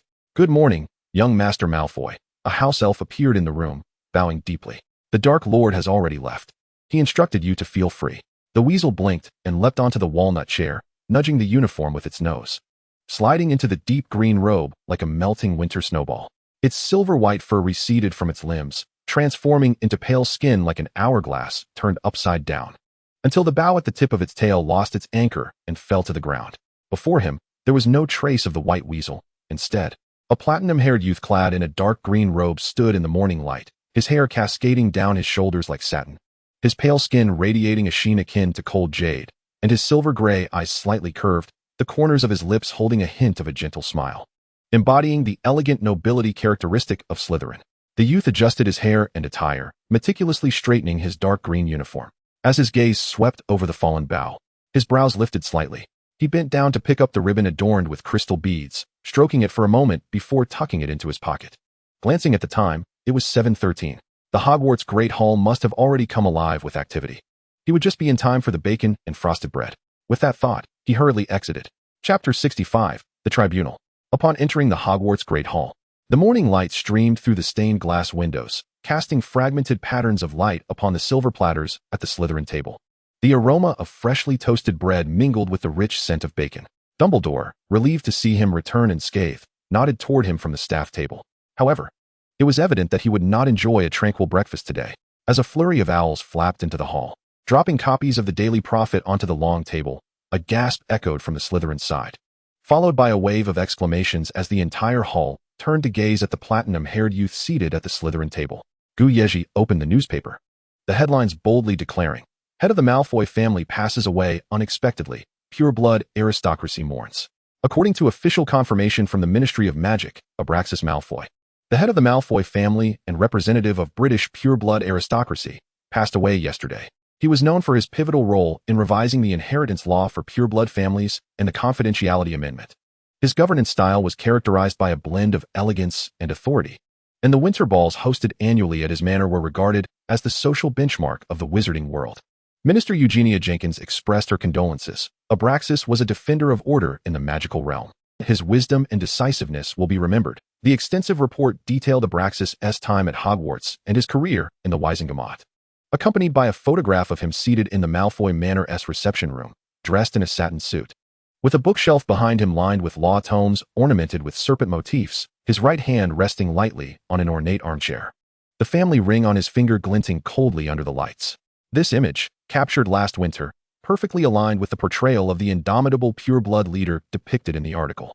Yezhi mused that this task, issued just last night, had produced a full page of reportage overnight, and it was written so convincingly. These people were indeed formidable. Just then, Narcissa turned sharply to him, her eyes wide with shock. What is happening?" Her voice trembled slightly.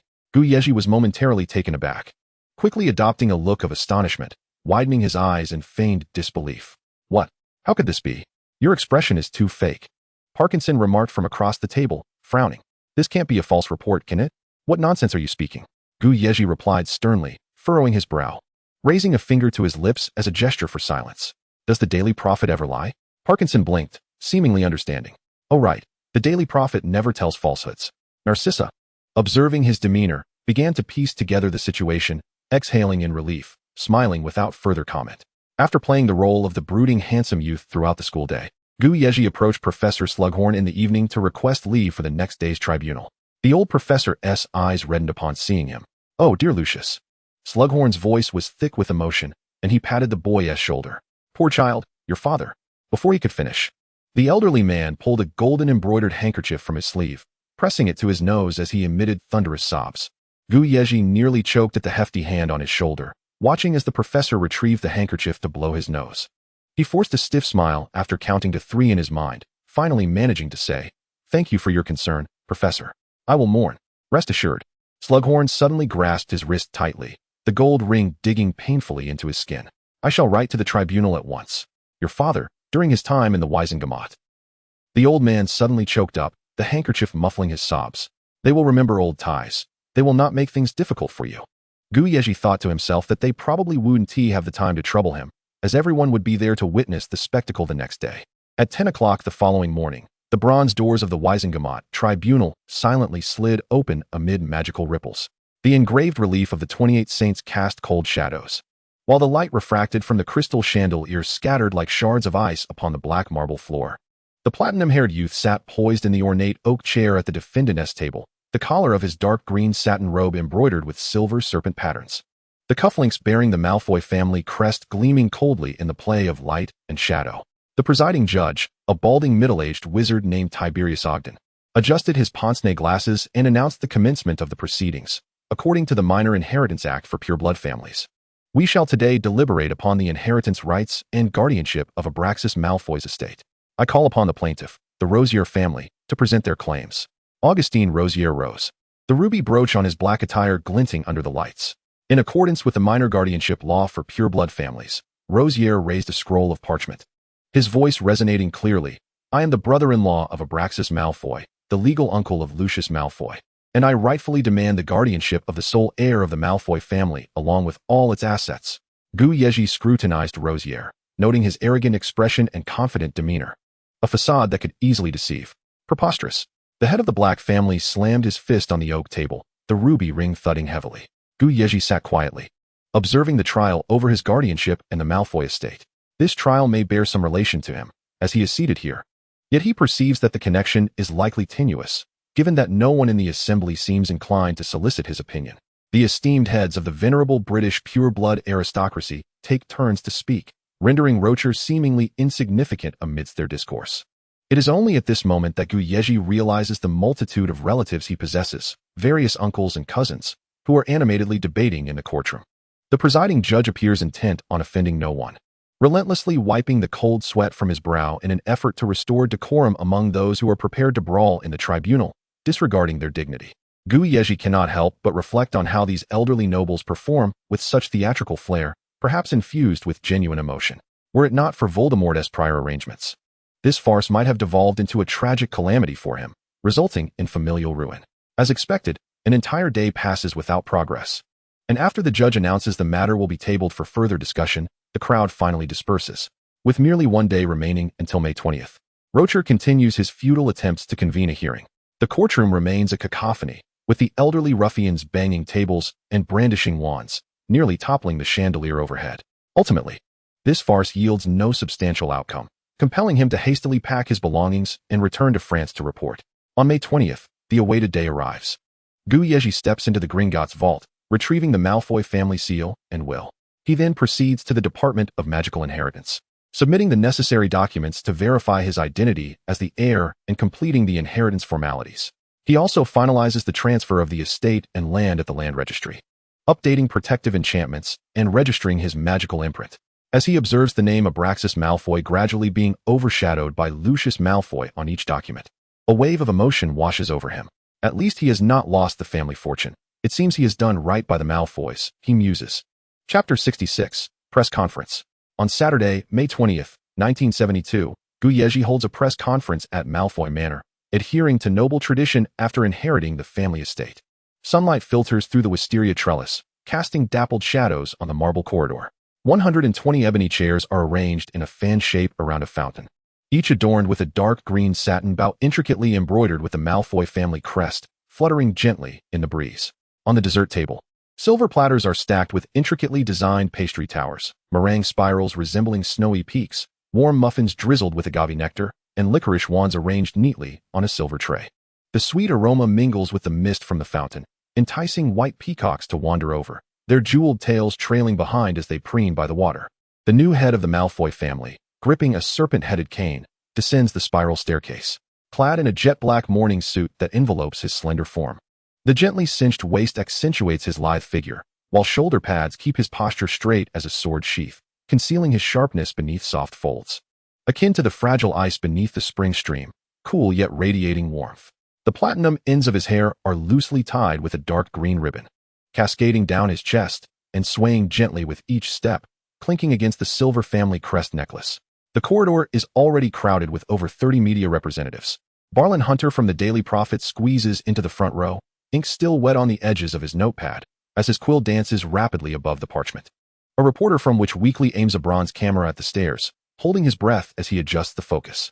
As the young head of the family approaches, the sound of camera shutters clicks like a torrential downpour against windows, with flashbulbs illuminating the scene like crashing waves.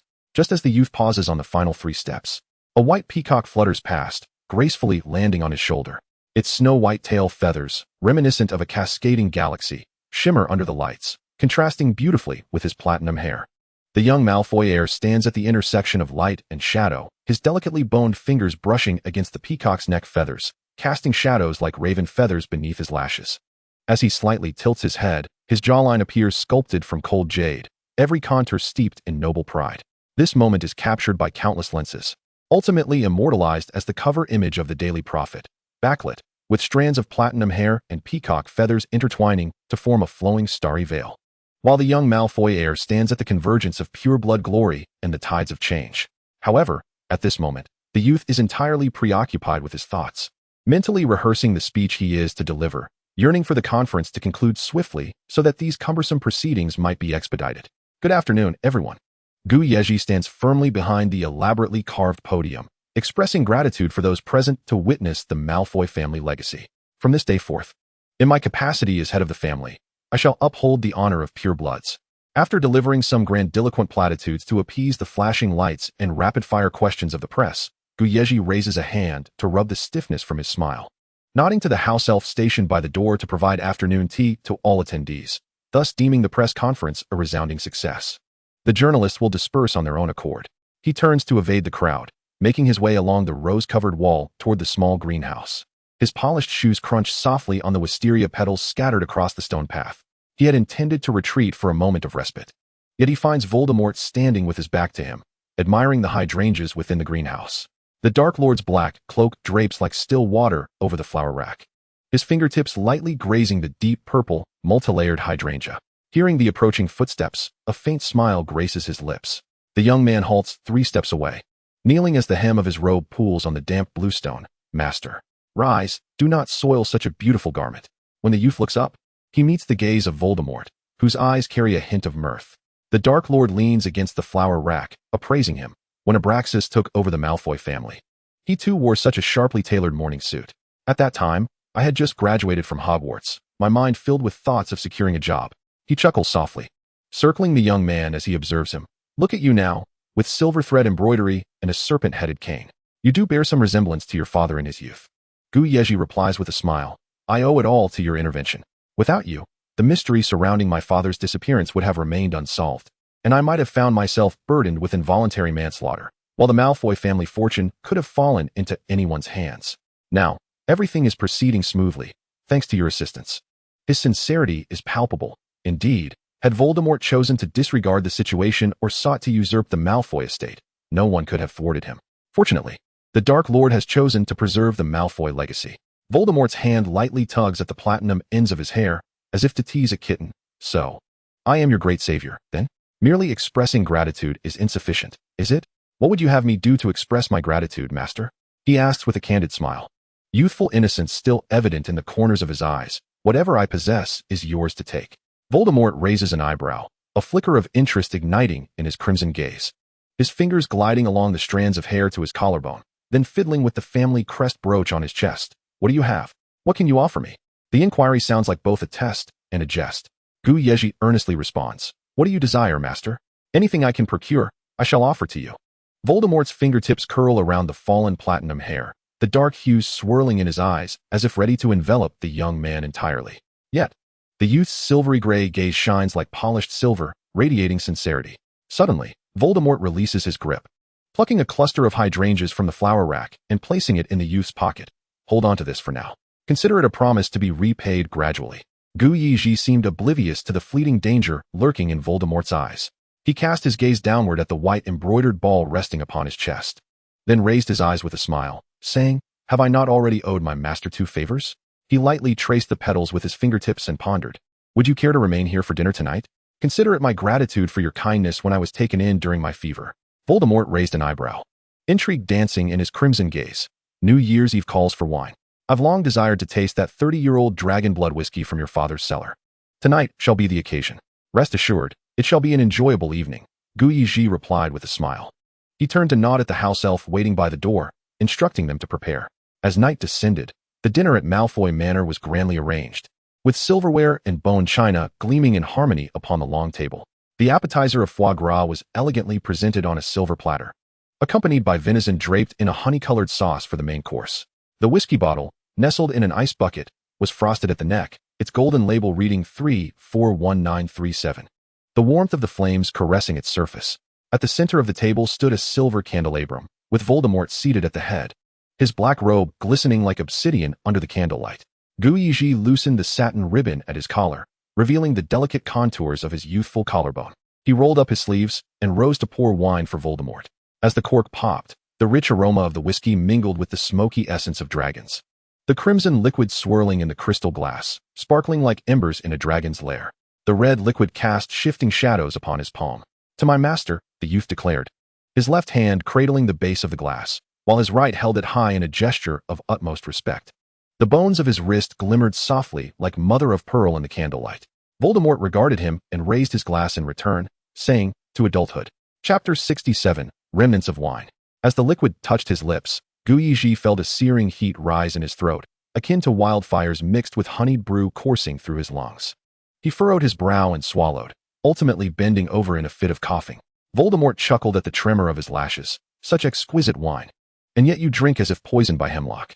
Indeed, Yezhi had never encountered strong spirits before. In his past life, he had only tasted fruit beers. He persevered, sharing 2 more cups with Voldemort, but soon his cheeks flushed with a delicate crimson, the glimmer of moisture in his eyes, and even the tips of his ears turned a translucent red. Noticing this, Voldemort ceased to press him for more drink, yet his interest remained unabated.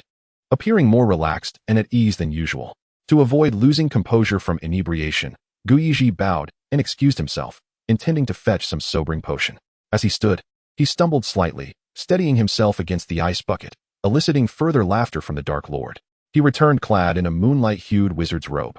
The silver serpent-shaped belt loosely cinched around his waist, accentuating the lithe form typical of an 18-year-old.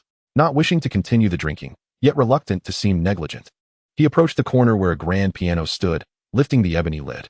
Lucius Malfoy had once studied the piano, and Yezhi had practiced as well, only to set it aside due to the heavy burdens of his high school studies. As his fingers graced the keys, memories flooded back with the melodies. He played a few notes, gradually finding his rhythm. As the strains of Moonlight Sonata unfurled, the candlelight danced across the keys like scattered stars. The music entwined with the aroma of wine, allowing the melody to flow gracefully throughout the space. As his fingers glided over the keys, his body swayed gently to the rhythm, platinum hair brushing against his pale collarbone, casting delicate shadows upon his moonlit robe. As the piece reached its climax, a crystal glass clinked against the piano's body with a clear ring. Voldemort had seemingly leaned against the piano, his pale cheeks tinged with a faint blush. His red eyes half-lidded like a languid serpent, glowing with an unusual softness in the candlelight. His fingertips traced the rim of the glass, listening as the youth stumbled over 2 notes only to swiftly correct himself. As the final note reverberated, Yezhi lifted his gaze, connecting with those softer red eyes, where tumultuous undercurrents mingled with a hint of inebriated warmth, akin to a serpent softened by a campfire's embrace. The lingering resonance of the music hung in the air, and Voldemort's eyes fell upon the boy's hair cascading to his cheeks. Suddenly, he reached out, tucking a stray lock behind the youth's ear, his fingertip lingering for a moment against the warm skin of the earlobe, reminiscent of a pearl warmed in the palm of one's hand. Voldemort's gaze drifted to the boy's flushed ear, and he gently tapped the back of Yezhi's hand with the wine glass. The piano teacher from the Malfoy estate has produced a student capable of such discordant notes? The youth's ears flushed deeper, extending to his cheeks, yet he maintained an aristocratic composure. I have not practiced in a long while, and I have become unaccustomed. Please forgive my clumsiness. He rose to refill the Dark Lord's glass, the hem of his moonlight robe brushing past Voldemort's boot, the silver belt glimmering in the candlelight. Voldemort raised an eyebrow, leaning in suddenly, the mingling scents of wine and cold pine wafting over Yezhi's neck. If you strike another wrong note, you'll take a drink. How does that sound? Yezhi had not anticipated being tested while playing, and a wave of anxiety washed over him. Master this. Let us begin, Voldemort urged, tapping the piano body with his finger, clearly amused. Yezhi felt the weight of impending doom upon him. He resumed his seat, taking a deep breath as his fingers settled upon the keys. This time, he played Fur Elise, a piece he was well acquainted with, flowing more smoothly than the previous one. As he reached the second section, a serpentine breath, long and languid, brushed against the back of his neck. Voldemort's fingertips slid through his platinum hair to the nape, gently caressing along the spikes of his spine, as if admiring a piece of exquisite porcelain. Yezhi's fingers jolted, striking two discordant notes upon the keys. "You are quite fearful of me," Voldemort observed, his thumb grazing the taut skin of the youth's neck. The music faltered, yet the trembling hands continued to appease him. I merely wish to ensure your enjoyment," Yezhi stammered, struggling to keep his hands steady upon the piano, yet his thoughts were tangled. Voldemort's fingers traced slowly down his spine, and with each bump, a series of notes went awry. He could almost hear his own erratic heartbeat mingling with the music, like a fawn being hunted, trampling fallen leaves. "Enjoyment?" Voldemort scoffed. "Oh, do you know what would truly bring me enjoyment? Please, instruct me," Yezhi replied nervously. "I shall not instruct you," Voldemort replied with a wicked laugh, his fingers curling around a lock of Yezhi's hair. "Tell me, why do you seek to please me?" Yezhi's fingers hesitated, but he continued to play, albeit in a disjointed manner, the melody faltering. He focused on the flickering candlelight reflected upon the keys, his voice sincere and gentle. "Master, I simply wish for your protection, like countless nobles who kneel at your feet, praying for the prosperity of their families." Voldemort's laughter, mingled with the scent of wine, enveloped his neck. "How refreshingly candid. You are the first to openly express such ambition." His red eyes narrowed dangerously. "Do you know what I admire most about you?" His fingertip brushed against the youth's flushed earlobe, and Voldemort's voice lowered to a serpentine whisper. "I most admire your understanding of the situation. You are adept at playing roles, pretending to be straightforward, pretending to be naive, and you know how to humble yourself. That is why you can always acquire what you desire from me. Young Malfoy, if your current demeanor is merely an act, it would be best to maintain it in my presence forever." Yezhi felt a cold sweat break out upon him, striving to keep his tone steady. Yet he found his voice quivering slightly. "Master, you have my word. I have never spoken falsely to you." He heard Voldemort chuckle softly. "Your hands tremble as if under a confundus charm." Then, the Dark Lord's hand that had been resting on his shoulder suddenly tightened, compelling him to turn and face him. The music abruptly ceased, and the youth found himself enveloped in the shadow of the dark robe. The sharp scent of dragon blood whiskey lingering in the air, and within Voldemort's eyes, a flicker of something resembling indulgence surfaced. Then, the malevolent figure inquired, "How many notes did you misplay just now?" Yezhi's scalp prickled at the question, a sense of familiarity washing over him, reminiscent of a time when he had seemingly knelt upon the ground, facing punishment. His response mirrored that of the past, as he steeled himself and replied, "Master, I have lost count." "Then what do you suggest we do?" Voldemort observed him with keen interest. He nervously gulped. "I leave it to your discretion, master." Yezhi then watched, wide-eyed, as Voldemort slowly raised his hand, lifting the glass of wine he had just poured above his head. The candlelight shattered into shimmering spots within the crimson liquid, those red eyes fixated on the reflection in his pupils, unblinking like a serpent locking onto its prey. He returned the gaze, his own eyes wide with apprehension. He surmised Voldemort's intention. The Dark Lord's movements were deliberate, seemingly granting him a chance to refuse. Yet he remained motionless. The gradual tilt of the cup was excruciatingly slow, each moment a meticulously calculated torment, testing the boy's limits, causing his insides to tremble. As the icy wine cascaded over his head, Yezhi shuddered involuntarily, fighting against the urge to recoil, allowing the blood-red liquid to weave its way down his platinum locks. He abruptly shut his eyes, the wine spreading dark patterns across his moon-white robe, like a cursed rose climbing upward. He could hear Voldemort's low chuckle reverberating in his throat. Fortunately, the glass contained little wine, and within moments, it flowed down to the tips of his hair. A voice from above, laced with amusement, remarked, "Apologies, my hand slipped." The wine spilled. The man uttered such malevolent words in a voice as magnetic as it was sinister. Before Yezhi could open his eyes, he suddenly felt a tightening at his waist, and with a forceful shove, he was pressed against the cool piano lid. The ivory keys jabbed painfully into his back, mingling with dissonant notes that erupted. His pupils constricted, yet upon opening his eyes, he was met with a sudden rush of fiery liquid. A blend of dragon-s blood whiskey and the man-s signature cold musk, surging into his throat unexpectedly, causing him to cough violently. The liquid trailing from the corners of his lips down to the nape of his neck, soaking his hair and spilling into the piano keys. Yet, rather than retreating, the man delved deeper into his lips. The youth, on the brink of asphyxiation, futilely pushed against him. When the piano lid creaked under his struggles, Voldemort finally released him. The young heir of the Malfoy family lay sprawled across the piano keys, gasping for breath, staring at the flickering shadows cast by the candles on the ceiling. Hearing his erratic heartbeat synchronize with the quivering strings. Little white ferret, your piano is due for a replacement. The Dark Lord's fingertips grazed his swollen lower lip. His tone delightfully mocking. Happy adulthood, good night. The boy lay there, gazing at the man's retreating black cloak as the distant clock chimed. He counted to the 9th stroke, inhaled deeply, and slowly reached to wipe his face. Chapter 68, Newts.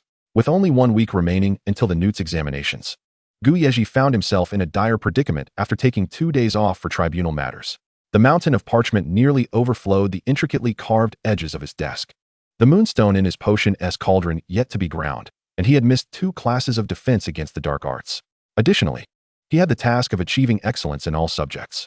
Thus, in the final week, Yezhi fully embraced his studious persona, dedicating himself from dawn until dusk. With only brief interludes for meals, sleep, and restroom breaks, immersing himself in books, problem sets, and spell practice. The long table in the library became his battlefield. To his left lay a copy of Standard Spells Level 7, filled with hasty annotations, while to his right rested a dozen worn quills.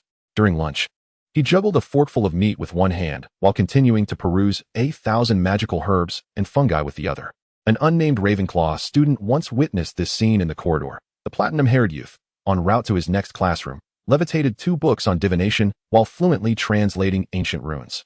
His relentless pursuit of knowledge had even engulfed the entirety of Slytherin, as the library, once a haven for Ravenclaw students, was now dominated by Slytherin's presence.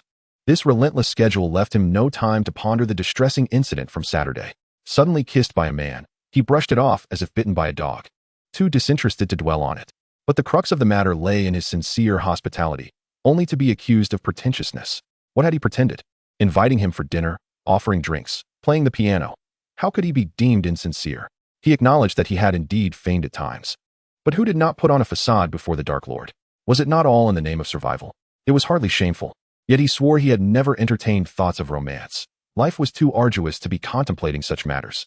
If anyone was to be accused of pretense, it was the one who poured 30 years' worth of dragon-esque blood whiskey over his head and claimed it was a slip. Hypocritical, affected, wasteful. The mere thought of it made Yezhi's head throb with indignation. He slammed his fist on the table, startling the students seated nearby, who looked up in surprise. Realizing he was in the library, he quickly smiled and said, "Apologies, I just swatted a bug. It was all that scoundrel's fault." He resolved to cast a mental block around the memories of him. The oak table glimmered coldly in the morning light as Yezhi settled into the written examination hall, meticulously aligning 7 rolls of parchment in order of subjects. The blackboard bore the monumental inscription, Newts. 4 invigilators stood at the corners of the room, their gazes scanning the room vigilantly. As the examination bell rang, Yezhi's quill was already dipped in ink, gliding across the parchment like a silver serpent, the ink blooming into elegant calligraphy. The final question on the transfiguration paper pertained to the limitations of human transfiguration. He referenced advanced principles of transfiguration and international secrecy laws, crafting a response that resembled a small essay. The ambience of the examination room was punctuated by the soft rustling of quills against parchment. Yezhi skimmed through the 3rd question on the ancient runes paper, inscribed the eternal flame glyph in runes, specifying the suitable materials. As his quill descended, it hardly paused, silver ink flowing seamlessly into perfect spiral runes, with an additional note detailing 3 medieval wizards' modifications to the glyph. The morning written exams concluded, giving way to the practical assessments in the afternoon. While brewing the calming draft, Yezhi moved with the grace of a well-rehearsed ritual. His grinding technique was nothing short of artistic. As the cauldron released a pearl-like vapor, he precisely added the sneezewort juice at the 7th second. Perfect stratification. Professor Slughorn leaned in, his gold-chain spectacles almost touching the cauldron's rim, inscribing an O on his score sheet before him. The transfiguration examiner announced the task: transform a raven into a pure silver ink pot while retaining the feather's texture. With an elegant flick, Yezhi executed a silent spell with finesse. The raven's wings fluttered just as it was enveloped in silvery light, landing as a streamlined ink pot. The tail feather morphing into a delicate dip pen, every feather's detail rendered vividly lifelike. The examiner arched an eyebrow, scribbling notes on the parchment. Yezhi was certain she marked a circle in the score section. To his surprise, the defense against the dark arts examiner was none other than Lucius Malfoy. As Yezhi approached him, Malfoy deliberately set down his score clipboard, standing to acknowledge him with a measured demeanor. "Mr. Malfoy, I hear you have officially taken over family affairs. Congratulations." His tone was laced with just the right amount of flattery. Nearby, a Gryffindor student stared wide-eyed, while several Slytherin peers exchanged knowing glances, having heard of the Malfoy family's recent developments, but none expected a ministry official to openly extend goodwill in the examination hall. Yezhi nodded in return. Mr. Lucan, I have yet to thank you for your assistance last time. Lucan's smile deepened. Just doing my job, no need for thanks. Shifting the topic, Lucan gestured toward a cluster of dummies. Mr. Malfoy, your task is to knock down at least 5 dummies with your wand within 3 minutes. Yezhi's gaze swept over the 10 figures, and he nodded slightly. The final echoes of the timer had yet to fade when his wand traced a half-arc of silver. Although it was not the conventional gesture for the disarming charm, 10 wands, as if lifted by an invisible hand, flew forth like stalks of wheat, colliding with the stone wall amidst gasps of astonishment from the onlookers, producing a sound akin to a torrential downpour. The surrounding students erupted in exclamations. 3 seconds, quite impressive. Mr. Malfoy, chuckled Lucius. The practical examination venue resembled a personal showcase for the platinum-haired youth, with lower-year students, having finished their classes, clinging to their textbooks at the entrance, eager to witness the grace of the Slytherin prince. Not to mention the 7th-year students waiting nearby, whose eyes were irresistibly drawn to him. At the end of the day, Yezhi reviewed his performance, feeling quite pleased with himself. He had solidly grasped the basic questions in the written exam, and he answered the more challenging ones completely due to thorough revision. In practical classes, he excelled in all subjects except divination. Speaking of that divination assessment, the swirling mist within the crystal ball had only revealed a vortex-like shadow, compelling him to stubbornly propose vague interpretations about impending changes shaking the old order, uncertain if the examiner would find merit in his words.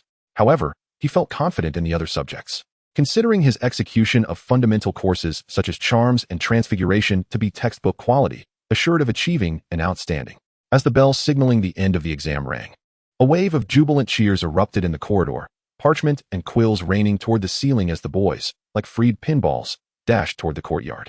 Only Yezhi remained in the corridor, frowning in contemplation over the elusive mist in the crystal ball. Lucius, enough of that. Flint's voice burst into his thoughts as the Quidditch captain suddenly clasped his shoulder, exclaiming, "You've been cooped up in the library for 5 days. You're starting to sprout tentacles. Come on. Let us go to the lake and shed this bookish demeanor." Before he could retort, Flint had already dragged him around the corner of the corridor and out of the castle. Chapter 69, Cookies. Students from both 5th and 7th years concluded their exams today. The youths had already begun celebrating the onset of summer vacation. The grassy slopes by the Black Lake had never been so vibrant, with corridors and common rooms left behind.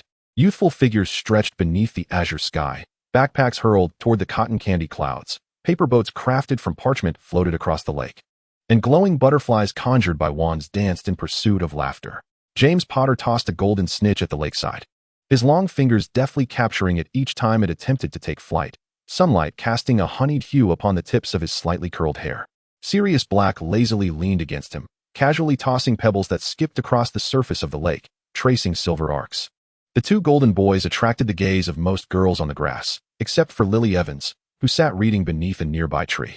With advanced potion-making sprawled across her lap, her red hair cascaded like flames, casting butterfly-wing shadows beneath her lashes. When James stole a third glance her way, the snitch nearly slipped between his fingers, yet her eyes remained glued to the pages, not flickering even once. Upon realizing she had not glanced at him even once, James deflated, shoving the golden snitch forcefully back into his pocket, his shoes making an impatient sound against the grass. Just then, Severus Snape, burdened with a worn backpack, entered his line of sight. In that moment of shared glance between James and Sirius, a mischievous glimmer sparked in both their eyes. With a flick of his wand, James caused Snape's backpack to suddenly snap its strap and soar into the air like a bucket lifted by a giant, raining down parchment and potion vials. The dark arts, a history thudded against the ground, bouncing open to reveal crumpled diagrams of magical circles, while a glass jar containing bat spleens rolled away. Well, look who it is, James mocked in a sing-song voice. Snivella Snape, where are you off to? Sirius joined in the jeering, laughing while mimicking Snape's gait. Probably off to find his Slytherin snakes, perhaps researching some dark magic. Snape's face flushed crimson as he bent to retrieve his books, muttering under his breath. Just as he picked up a potions textbook, Sirius flicked his wand again, sending the book flying once more. "Give me back my book," Snape finally snapped, drawing his wand and glaring at the two. But before he could finish his sentence, his wand was knocked away. James laughed even harder. "What's the matter? You think you can duel me? With you?" He cast a trip jinx, sending Snape sprawling to the ground. Snape's popularity appeared rather lacking. surrounded by a circle of classmates who were not shy about snickering at him. Yezhi frowned at the scene, murmuring to Flint that he had something to attend to before striding toward the crowd. Before he could approach, he saw Lily Evans rushing forward, arms outstretched to shield Snape. James immediately retracted his wand, using his free hand to smooth his hair. An irate Lily Evans shouted at James, "What are you doing?" James paused, incredulous. "You're yelling at me for this, Novellis." He looked at Lily with wounded disbelief. "I'm not just yelling at you, James Potter." Lily's red hair flared with her anger. "I find you absolutely disgusting." Sirius patted his best friend sympathetically. James's forehead pulsed with veins, jealousy morphing his features. "What does he have that I don't?" With a flick of his wrist, his wand traced a crimson arc, the spell hurtling towards Snape. Lily hastily drew her wand as well, but it was evident she was too late, and Snape, still grappling with the trip jinx on the ground, could only stare wide-eyed as the red light approached. In a moment of dire urgency, a silver-blue barrier unfolded like a curtain of water, the spell shattering into ethereal blue stardust upon impact, cascading down like extinguished embers. Is the Gryffindor justice truly aimed at a fellow student? Yezhi waved his sleeve to dispel the trip jinx. "In my view, Miss Evans's bravery is far more deserving of the lioness crest." He approached, nodding respectfully at Lily. Seeing a reliable prefect arrive visibly eased her tension. "Thank you, Senior Malfoy," she replied warmly. "Busybody," Sirius muttered. But before the words could fully escape his lips, James's elbow jabbed him sharply in the throat. Flustered, James ruffled his hair, his wand spinning in his fingers. "I was just joking."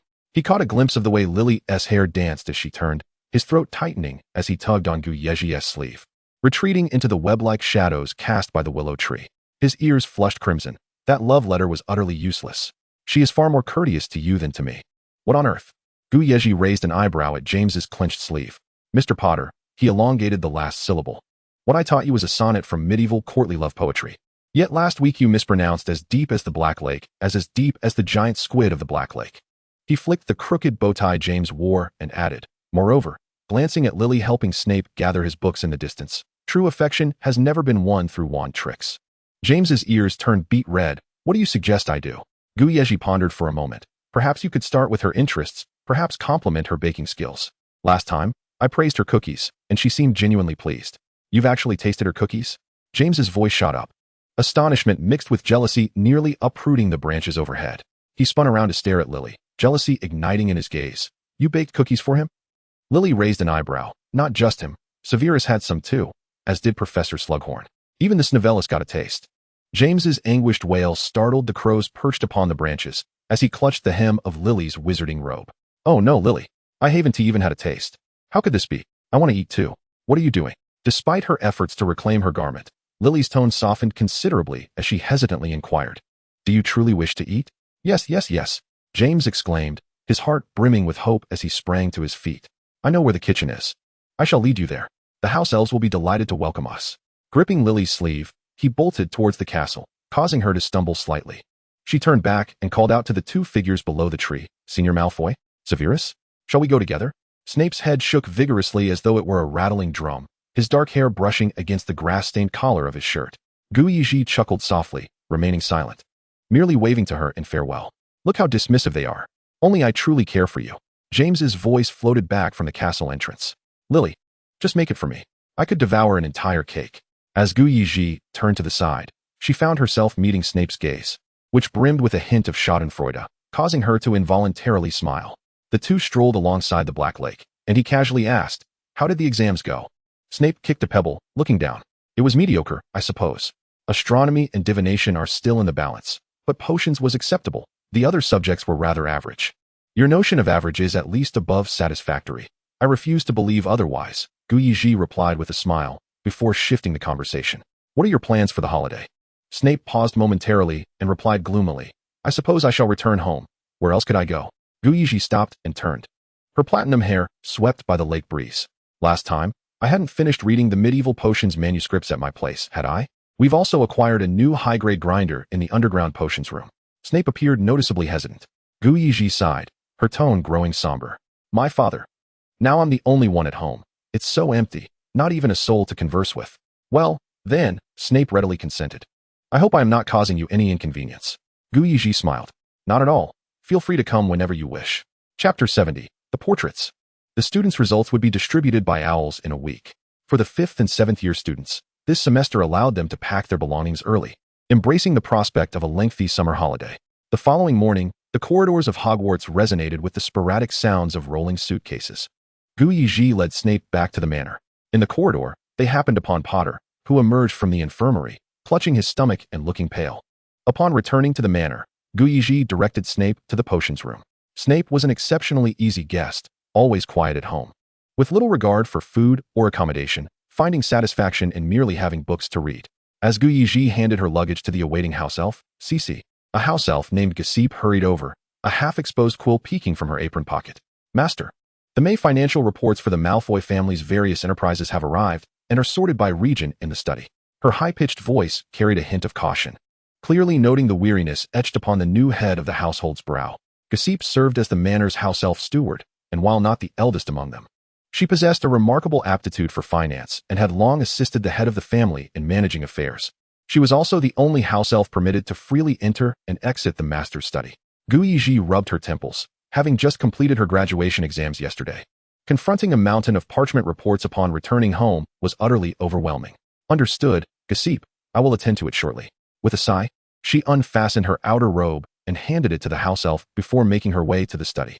Standing at the threshold of the study, she gently caressed the platinum griffin door knocker and pushed open the intricately carved oak door, the room still retaining the scent of pine needles that her father favored.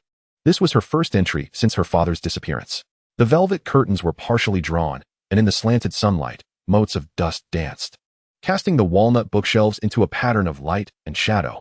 The leather spines of the books glimmered with a honeyed hue, still adorned with her father's handwritten labels, sources of potion ingredients, secrets of cauldron casting, and so forth. At the center of the desk lay her father's silver quill holder, with 7 intricately carved pen shafts still arranged in order of length, albeit covered in a thin layer of dust. The room's arrangement remained unchanged from days gone by, save for the desk piled high with parchment, replete with data from farms, distilleries, and complex supply chain reports monopolizing the production of high-end potion cauldrons across Europe, all laid out haphazardly, causing her temples to throb. She had never dealt with such matters before. She would require outside assistance. The curtains behind the desk concealed an oil painting on the wall. As she reached to pull aside the velvet drape, she discovered the canvas utterly bare, the gilded frame containing only an intricately carved chair. Yezhi rapped on the ornate frame, the hollow echo reverberating beneath the copper irises. Grandfather? She called, but there was no response. A slight frown creased her brow as she pushed open the hidden door behind the bookshelf and descended the stone staircase into the basement, where the damp, musty scent intermingled with the aroma of aged turpentine assaulted her senses. The walls on either side were adorned with portraits of the Malfoy ancestors. As she descended the steps, the soft sound of clinking cups and gentle laughter wafted from the depths of the corridor. Yet, as the tips of her shoes struck the final step, all the portraits fell silent, their gazes converging upon her. Lucius? The Brutus Malfoy who had previously supervised his defensive practice approached. What brings you here? Yezhi's eyes swept across the gilded frames. Esteemed ancestors, the portrait of my grandfather in the study is vacant. Is he with you, Uncle Beltram? A portrait of a gentleman wearing a tricorn hat chuckled lightly, the chain of his pocket watch glimmering in the light. Your father took one of his portraits when he went to France last month. He has gone there with Abu. Just a few days ago, that fellow returned to report his safety. Yezhi was taken aback to hear news of her father in this place and felt a rush of excitement. How is he faring now? He was rescued from the sea by the Sel family's whaling ship, Brutus remarked, the tip of his sword grazing the frame and revealing tiny cracks in the paint. That rascal is tough. He's currently nursing a leg injury in a cellar in Cannes. Yezhi felt a measure of relief wash over her. Then, I have 3 messages to relay to my father. First, the original contacts in France are no longer trustworthy. Second, the Dark Lord has dispatched Selwyn and Yaxley to locate him, and he may contact them under the guarantee of safety. Third, Augustine Rocher is now one of us and can be trusted. The portraits nodded in unison. He will return every few days. We will convey your words. Abruptly, Yezhi shifted the topic. Which ancestor could assist me in reviewing the financial reports? The financial reports? That is quite simple. The ancestors in the gilded frames stirred restlessly, a platinum gentleman pushing aside the portraits on either side as the sound of his pocket watch chiming echoed. I was once a bank manager. Brutus, wielding his sword, tapped on the frame. I can as well. It's quite straightforward. In an instant, 7 or 8 platinum Malfoys squeezed together, vying for the honor of guiding their descendant. Yezhi helplessly raised her hand to her forehead and pointed to a portrait in the corner featuring a youthful figure clad in the refined attire of the previous century. sipping red tea while perusing a newspaper. You shall do. You appear the most normal. The young man in the portrait raised an eyebrow, setting down his teacup, his fingertips tapping against the gilded frame. A wise choice. Upon returning to the study, Yezhi pulled back the curtain behind the desk, revealing the young Malfoy adjusting his cuff, the silver cufflinks glinting with his movements. Septimus Malfoy, at your service. He inclined slightly from the frame, his voice resonating with the elegant timbre of a bygone era. I know you, Yezhi exclaimed, astonishment flickering in her eyes. This legendary ancestor, often referred to as the Rothschild of the magical world in the annals of family history, is forever etched in memory as a figure of stern majesty, with silver-streaked temples. The portraits of you displayed externally, well, are rather, shall we say, aged, depicting a gravely serious elder. The youthful Septimus chuckled softly, tapping the edge of the frame with his knuckles. It is rumored throughout the magical community that I have constructed a puppet regime within the Ministry of Magic with a mountain of galleons, naturally necessitating a facade of iron-fisted oligarchy. Now, before family, he winked. Why not call me Cyprian? Yezhi stifled a laugh, pulling over an ornately carved armchair, its legs scraping softly against the oak floor. He meticulously spread out the accumulated sheaves of parchment on the table. To have an economic oligarch capable of influencing the appointment and dismissal of the Minister of Magic teach me to interpret financial statements is, frankly, a waste of talent. The realms of political maneuvering and accounting calculations ultimately converge. Septimus scrutinized the reports laid before them, noting that analyzing financial statements requires grasping three pivotal elements: revenue, costs, and profits. First comparing year-on-year figures, then observing month-on-month variations. For instance, the revenue from the tequila estate in Cornwall this May has surged by 12 compared to the same period last year, yet costs have escalated by 15, leading to a decline in profits. Yezhi, following his lead, located the corresponding data, where the explanation noted an overspend on pest control agents. Pest infestations, should they not fall under the category of natural disasters, would render such profit fluctuations within a reasonable scope. Yezhi inquired. One must compare the data against historical averages and the input-output ratio. Septimus's fingertip hovered over the report, delineating the area in question, which experiences a fixed pest outbreak annually. Last year, the procurement quantity was 120 barrels, but this year it has doubled to 240, while the area affected has only increased by 30. They are taking advantage of your youth and naivety, preying on your inexperience. Chapter 71, Burned. Yezhi, with a resigned sigh, circled the problematic figures on the paper with red ink. How should this situation be addressed? The first step is to send a trusted subordinate to verify the inventory. It is not a difficult task and can be delegated to a house elf. The second step is to publicly disclose this batch of problematic data in the family's monthly report. Every member of the management must see. For the new head of the family should be able to see through lies. The third step, he suddenly chuckled, waiting for the responsible party to become flustered, then extending an olive branch, allowing them 3 months to make up for the shortfall, but requiring weekly in-person inventory reports. Septimus blinked, first instilling fear in them, then offering a morsel of goodwill. Such a method proves effective in managing talent. Yezhi suddenly recalled how Voldemort employed a similar tactic with his own. Do not underestimate these figures. Septimus's mirth vanished abruptly, his eyes glinting coldly. For this is a show of force. The other members of management are watching from the shadows. Should you fail to maintain control, henceforth, everyone will feign compliance while treating the Malfoy accounts as their own private coffers. Yezhi's brow furrowed with concern. It is indeed challenging. This was his first profound exploration into the intricacies of the family business since taking over. Outside, raindrops pelted against the glass as he perused the financial reports, discovering multiple instances of dwindling profits. The iron ore profits have plummeted by 17, while the Australian platinum mines have surged by 42. He pointed to the data column. Why? The Muggle Bretton Woods system has collapsed. Septimus gestured with his pocket watch. The pound has become worthless paper. They are all scrambling to hoard gold for value retention, and platinum, being scarcer than gold, naturally appreciates. You are aware of the Muggle Bretton Woods system? Yezhi's eyebrows shot up in astonishment. In his understanding, pure-blood wizards typically disdain knowledge of Muggle affairs. Finance knows no boundaries. Muggles account for 90% of the population. When a breeze stirs there, we endure a torrential downpour here. Thus, we have always kept a keen eye on the movements of the Muggle world. Septimus lifted his chin slightly, his expression bearing a hint of condescension towards the naivety of the younger generation. The third shelf to the right of the bookcase contains the latest Financial Times. Yezhi followed his directive, extracting the neatly stacked newspaper, the headline abruptly capturing his attention. Australia's rare earth sector opens. Foreign investment welcomed with open arms. His gaze swept downward. The accompanying image featuring Intel's newly launched 4004 microprocessor, the diminutive chip emanating a cold glow in the black and white photograph. Australia's opening of rare earth mines signifies a monumental shift in the technological industry of the Muggle world. Septimus extended a finger, pointing at the newspaper from a distance. Rare earths are the lifeblood of the electronics industry. With a stable supply of rare earths, Muggle tech companies like Intel will develop more market-disrupting products, compelling the magical world to adjust its trade strategies accordingly. Cyprian, you surprisingly possess knowledge of Muggle technology? Yezhi's eye sparkled. Naturally. Septimus glanced at the newspaper's mention of foreign investment entry. Have you set your sights on the development rights of rare earth mines? The lifeblood of the Muggle computer industry hinges on this substance. The next 20 years will undoubtedly be a lucrative field.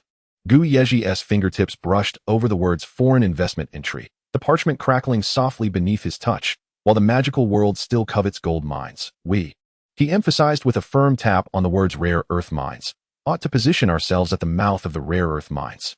The appetite of alchemy for rare earths is no less than that of Muggles. Septimus's fingertip lightly tapped the phrase rare earths. Yttrium is essential for the purification of moonstone, and lanthanum is indispensable for the casting of astrolabes. It warrants further discussion. For the moment, let us set it aside. The two resumed their engrossment in the financial reports. Under Septimus's guidance, Yezhi made decisions regarding the family business based on the economic climate and the realities of various industries. In light of the declining British economy, divesting from textiles to invest in the wine industry, piloting a hybrid cultivation model of potion-induced ripening and Muggle drip irrigation techniques in the Bordeaux vineyards of France, designating an exclusive research zone within the dragon breeding grounds in Munich under the guise of a dragon research institute to mitigate the backlash from animal protection organizations.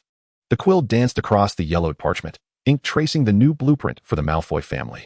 When Yezhi finally lifted his gaze from the mountain of financial reports, the sky outside had already succumbed to the depth of dusk. Merlin's beard. I completely forgot to eat lunch. He rubbed his aching temples, placing the quill heavily beside the ink bottle, the shaft clinking against the glass neck. Gossip. The house elf materialized in response within the study, its ears nervously curling. Master. What does Gossip need to do? Yezhi rapped his knuckles against the financial reports on the table. I hear you have been responsible for compiling the monthly reports. Integrate my annotations and send them to all management. Furthermore, you shall personally verify the inventory at the Tequila estate in Cornwall and return with a detailed report. As he spoke, he rose and rubbed his wrist. I leave this in your capable hands. I must go satiate my hunger. I am absolutely famished. Before his words had fully escaped, he had already strided out of the study. He first turned towards the library, where Snape was indeed still immersed in a pile of books, his black hair cascading down to obscure his brows and eyes. I knew you hadn't eaten either. Yezhi leaned in to glimpse the open ancient tome, the gilded lettering on its cover, detailing the essentials of medieval toxicology, now worn and faded, with a few dried petals of night-blooming cereus tucked between the pages. I grabbed a sandwich from the kitchen at noon, Snape replied without lifting his head. That won't do, you must eat something more substantial this evening. He seized Snape and pulled him towards the dining room, calling out, Cece, serve dinner. The silver candelabra flared to life, and the long table was instantly adorned with lamb chops, honey-glazed ham, and apple pie dusted with cinnamon. The two took their seats at the table, the clatter of knives and forks swiftly reducing half the plate of roasted lamb to mere remnants. Having eaten to a moderate fullness, Snape took a sip of juice, his gaze drifting to the empty space beside the wall where a carpet once lay, and he inquired. I recall there being a rather beautiful grand piano here, made of ebony. What has become of it? Yezhi's knife and fork froze midair, his expression suddenly stiffening. Burned, he replied coldly. Snape raised an eyebrow. That old, decrepit thing was an eyesore. I had it chopped up for firewood. Yezhi, with an impassive countenance, meticulously minced the lamb before forcefully biting into it. Snape, with a perplexed expression, inquired, Are you speaking of the piano? Amidst their conversation, a soft thud resonated as Gabby suddenly materialized beside the dining table. Master, he said respectfully, placing a gilded Malfoy family May report at Yezhi's elbow. The rankings for net profit, growth rate, and cost control were distinctly laid out, with Yezhi's annotations highlighted in bold red ink, strikingly evident. Gabby, your organization is both swift and precise, Yezhi praised. The house elf's ears perked up, his large eyes twinkling with delight. Very well. Let this version be sent to each member of management by tomorrow morning. Understood, Master. Before the words had fully left his mouth, Gabby vanished with a soft pop. So busy on the first day of vacation? Snape remarked, picking up the last piece of apple pie. Indeed, It appears I have finally wrapped things up, Yezhi replied, sipping his juice. Shall we take a stroll in Diagon Alley tomorrow? We could also restock some potion ingredients. Snape initially intended to decline, but upon hearing the mention of ingredients, he swallowed his words and nodded. Very well then. Chapter 72. Equivalent exchange. The following morning, Yezhi and Snape strolled through Diagon Alley. It was not a holiday, and the streets appeared somewhat desolate. As they turned the cobblestone corner, the sign of the glittering jewelry store shone brilliantly through the morning mist, while the crystal chandeliers behind the velvet curtains refracted glimmers of light, as if stardust were scattered throughout the shop. He had previously promised Delacroix to visit the new store and apologize to Evie, but had repeatedly postponed due to pressing matters. Today seemed like the perfect opportunity to do so. Are you looking to customize some jewelry? Snape raised an eyebrow, his gaze sweeping over the floating malachite pendants showcased in the window, the gems strung together with delicate silver chains gently spinning under the spell, casting colorful shadows on the dew-kissed glass. Just browsing, Yezhi replied as he pushed the door open, a blend of resin and silver polish fragrances enveloping him. The shop had long ceased to resemble the dilapidated little store on Muggle Street. Now, it was spacious and exquisitely decorated. On deep purple velvet cushions, magical starlight formed trails holding various adornments, as if the galaxy had been plucked and laid upon the plush drapery. The store was busier than anticipated, with 3 noble women adorned in wide-brimmed wizard hats gathered around the display case, while Delacroix himself held a velvet tray, showcasing the newly designed moonstone earrings. 2 shop assistants moved about, attentively recommending products to the customers. Noticing that Delacroix was occupied with the guests, Yezhi refrained from interrupting and casually explored the shop with Snape. A shop assistant approached and inquired, "What kind of jewelry do you gentlemen require?" "I can assist with recommendations." Yezhi pointed towards Snape. "Help him choose a protective alchemical accessory." Snape, taken aback, quickly waved his hands. No, I don't need anything. This is a prepaid deposit." Yezhi suddenly leaned close to his ear, the scent of cedar mingling with the fragrance of golden osmanthus. "I need your help to concoct a batch of special potions," he whispered, "concerning my family's estate. If successful, the annual profits could increase by 1,000,000. This deposit is merely a favor." Snape raised an eyebrow, his dark eyes scanning the moonstone talisman in the display case. What potions require such substantial investment?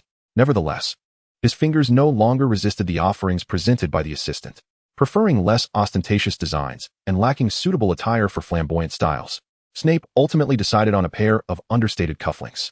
Delacroix bid farewell to the last noblewoman, the silver scissors still clipped onto his belt adorned with butterfly patterns, remnants of gold powder shimmering under the magical light on his fingertips.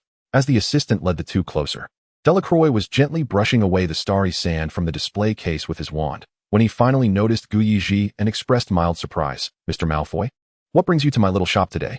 I should have come to see your new store sooner and offer my apologies to Evie. I have been quite occupied.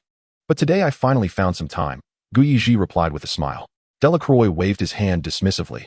"I thought you were merely speaking out of courtesy. Had it not been for your intervention that time, I shudder to think what might have transpired. I am already immensely grateful. There is no need for further apologies." Yezhi chuckled softly. "I truly wish to apologize. You and your daughter are sincere and genuine individuals who should not have been entangled in such matters. You needn't blame yourself. Regardless of the circumstances, the fault should not rest upon your shoulders," Delacroix began. But Yezhi swiftly raised his hand to interrupt. "Mr. Delacroix, let us tread carefully. Even within the same faction, it is wise to maintain a degree of caution. Do not place too much trust in me. Prioritize the safety of yourself and your daughter above all else." Delacroix regarded him intently, shaking his head with a smile. "I truly do not understand you." Yezhi responded with a grin. "I shall take that as your compliment to me. And who might this be?" Delacroix turned his gaze towards Snape. Having overheard their exchange, Snape recognized Delacroix's affiliation with Voldemort and nodded amicably.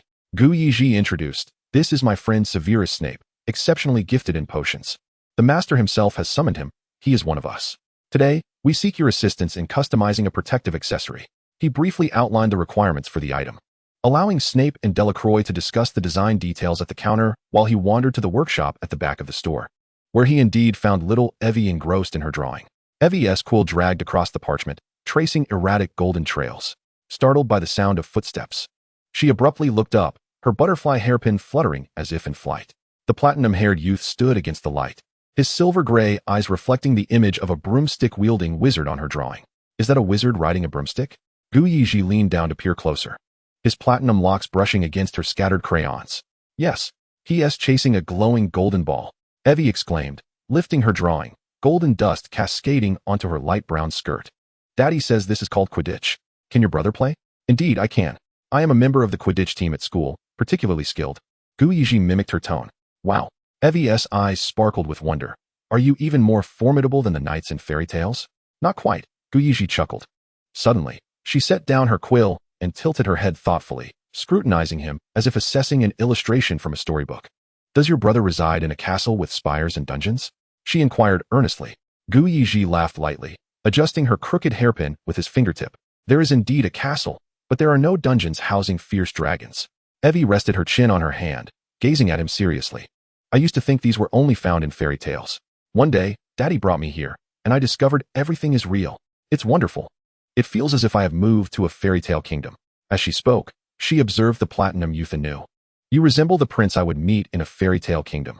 Yezhi chuckled. I am not a prince. I am merely your father's friend. Here to offer my apologies to Miss Evie. Apologies? The little girl tilted her head, blinking her eyes, her butterfly hairpin shimmering with golden dust. What mischief did you commit?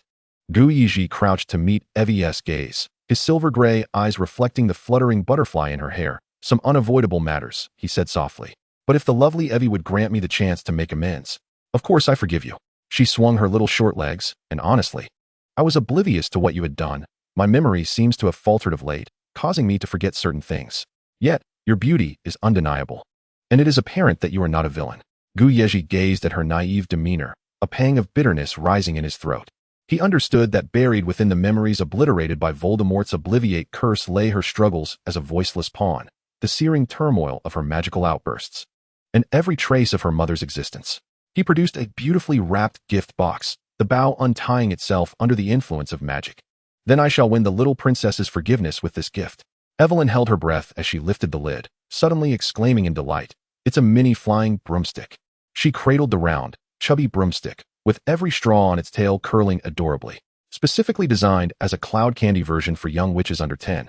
Yezhi stood up to support the broom's ends, lifting it half a meter high. Would you like to try? He asked. The little girl nodded vigorously, her skirt billowing in the wind, scattering golden sparkles upon him. He steadied her as she mounted the broom, instructing her to grip the handle firmly while thinking of ascending gently. He crouched beside her protectively. Evelyn bit her lip and closed her eyes, her eyelashes casting trembling shadows in the sunlight. In the next moment, the broom wobbled and rose 2 inches, floating steadily in midair amidst her exclamations of surprise. When she opened her eyes, they sparkled with a joy brighter than starlight. It moved. It feels like riding a flying cotton candy. Her sense of balance was unexpectedly excellent. By her third attempt, she could grip the broomstick securely. Yezhi followed her around the studio, watching as she zipped past display cabinets, the butterfly hairpin and the broom's tail complementing each other beautifully. When she attempted to mimic a Quidditch player's dive, he swiftly reached out to steady the broom's head, eliciting a cascade of laughter like silver bells. When Delacroix returned to the studio, he witnessed his daughter soaring on the plump broomstick, giggling incessantly. Yezhi stood 3 paces away, subtly cradling her waist, his platinum hair glinting honey-colored in the morning light. Every time the broom tilted, he was quick to support its tail, as if guarding a fluttering young butterfly. This is the latest model of toy broomstick. Delacroix disapproved, noting its costliness. As long as the child enjoys it, Yezhi replied nonchalantly. Delacroix observed his daughter's happiness and remarked, I never imagined I would witness her joy and confidence like other young witches, as if everything were a dream. Previously, if she accidentally broke a cup, the neighbors would scold her as a freak. Now she is a little witch who can control a broomstick. Yezhi casually righted a tipped ink bottle that Evelyn had knocked over. She expressed that she felt as though she had moved into a fairy tale world. This indicates that your choice, at least for Evelyn, has granted her a better life. The old shopkeeper fell silent for a moment, his fingertips tracing the protective enchantments on the workbench. Yet, there are no true fairy tales in this world. Mr. Malfoy should understand the price we pay. I recall that your alchemy emphasizes equivalent exchange. Life is no different, Yezhi interrupted. I believe as long as the cost remains within one's capacity to bear, there is no need to look back. Moreover, he added, patting the shopkeeper's shoulder, we tread a path from which we cannot retreat. His last words were as light as a sigh, as if spoken for his own ears. Chapter 73, Dismissal. Yezhi, accompanied by Snape, continued to procure potion ingredients, stepping into Malfoy Manor from the green flames of flue powder. Just as he brushed off the sparks from his sleeves, the house elf Cece approached. Young master, the supervisor and inventory manager from Tequila Manor have been waiting in the reception room all morning. What was their reaction? he inquired, loosening the tassels of his cloak. They haven't even dared to use the restroom, Cece replied, his ears nervously folding into half-moons, his hands almost fraying the cloth they clutched. Yezhi smirked, his fingertips tracing the serpentine emblem on his cufflinks. Has Giuseppe returned? Just now. Good, let them continue waiting. I shall change before meeting them. Yezhi returned to his room and donned a deep brown wizard robe, exuding maturity. He adjusted his expression in the mirror, his silver-gray irises suddenly darkened. His lips pressed into a sharp line as he adopted a demeanor of stern detachment. Satisfied that he looked imposing enough, he took his father's serpent-headed cane and proceeded to the reception room. Upon entering, two balding middle-aged men immediately rose to greet him. Young Master Malfoy, the foremost man, portly and jovial, smiled ingratiatingly, his buttons straining against his protruding belly, his small eyes squinting behind gold-rimmed glasses. He extended his thick palm, eager for a handshake with Yezhi. The pungent scent of cologne mixed with sweat assaulted his senses. Behind him stood a thin, wrinkled man, looking rather frail. Yezhi cast a glance at the hovering fat hand, his smile failing to reach his eyes. Mr. Basil, the head of Tequila Manor, a pleasure. He disregarded the outstretched hand, sidestepping the two men and settling onto the sofa, the serpent-headed cane resting against his knee, its head glinting coldly in the light. Sit, Yezhi commanded. He tapped the table with his fingertips, and a silver coffee pot floated up, pouring out black coffee. The rich aroma dispelling the overpowering cologne scent wafting from Basil. Basil sheepishly withdrew his hand, sinking back onto the sofa. Mr. Basil arrived quite early. I had an errand this morning, so I apologize for keeping you waiting. He glanced at the gilded clock, noting that it had just passed 11. I've heard that pests have been rampant at Tequila Manor lately. The thin logistics manager seemed somewhat uneasy, shrinking into the sofa's seams, his tie askew, resembling a dying snake.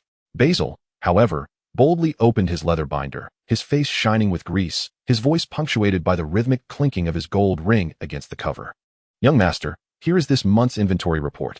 The pesticide consumption aligns perfectly with the spring pest forecasts. With only a minor amount of barrels, he suddenly cleared his throat. Due to last winter's unexpected mold, not so fast. Yezhi raised a finger, interrupting him. Giuseppe. In the air, a faint crackling sound erupted as the house elf appeared beside the coffee table, clutching a stack of parchment, his ears twisted into tight spirals.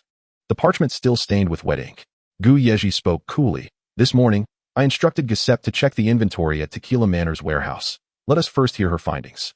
Giuseppe unfurled the parchment and began to read the densely packed notes. There are 120 fewer oak barrels in cellar 3 than on the books, and only 180 liters of pesticide remaining in warehouse 5. Basil's smile froze on his face, his plump hand rustling nervously on his knee. This must be a mistake by the staff, young master. The manor has always maintained strict oversight of the warehouse. Yezhi reached for the parchment in Giuseppe's hands, and with each glance, his expression grew colder. The pages rustled as he flipped through them, his fingertips turning pale at the edges.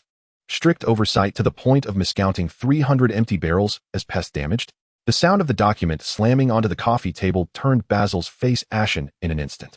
Yezhi tapped the red seal on the report. The order for 30,000 galleons of pesticide. He suddenly laughed, yet his eyes brimmed with malice. But not a single barrel of sage pesticide remains. Did you drink it? At that moment, the boy's eyes brimmed with fury, eerily reminiscent of Voldemort's cold demeanor. Under the gaze of the boy's fierce glare, the hefty man's gold-rimmed glasses slipped down his sweaty nose, his bristly brows knitting into a knot. Unexpectedly, he spun around and shouted at the thin man beside him, Pinky, I trusted you wholeheartedly. How could you do this? How dare you misrepresent the inventory? As he turned once more towards Yezhi, his double chin crumpled with a palpable anguish, lamenting his lax governance that had allowed treachery to fester. The logistics manager, Ping Chi, appeared startled, rising hastily. No, Mr. Basil, it was clearly you.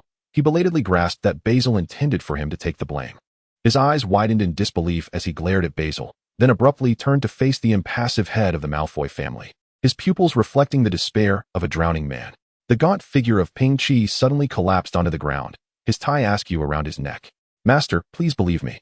I was merely following orders. He threatened to dismiss me if I disobeyed. My family relies solely on my income. My wife has just given birth. And he even said the master is too young to understand the accounts. What utter nonsense. Basil's corpulence quivered, almost bursting the confines of his shirt collar. The heir of the Malfoy family cannot be deceived by someone of your ilk. Young master, take heed. He has long coveted my position and has contrived this fabrication. I may be young, but let this be regarded as your compliment. Yezhi's voice was laced with ice shards, having grown weary of the other's oily evasions.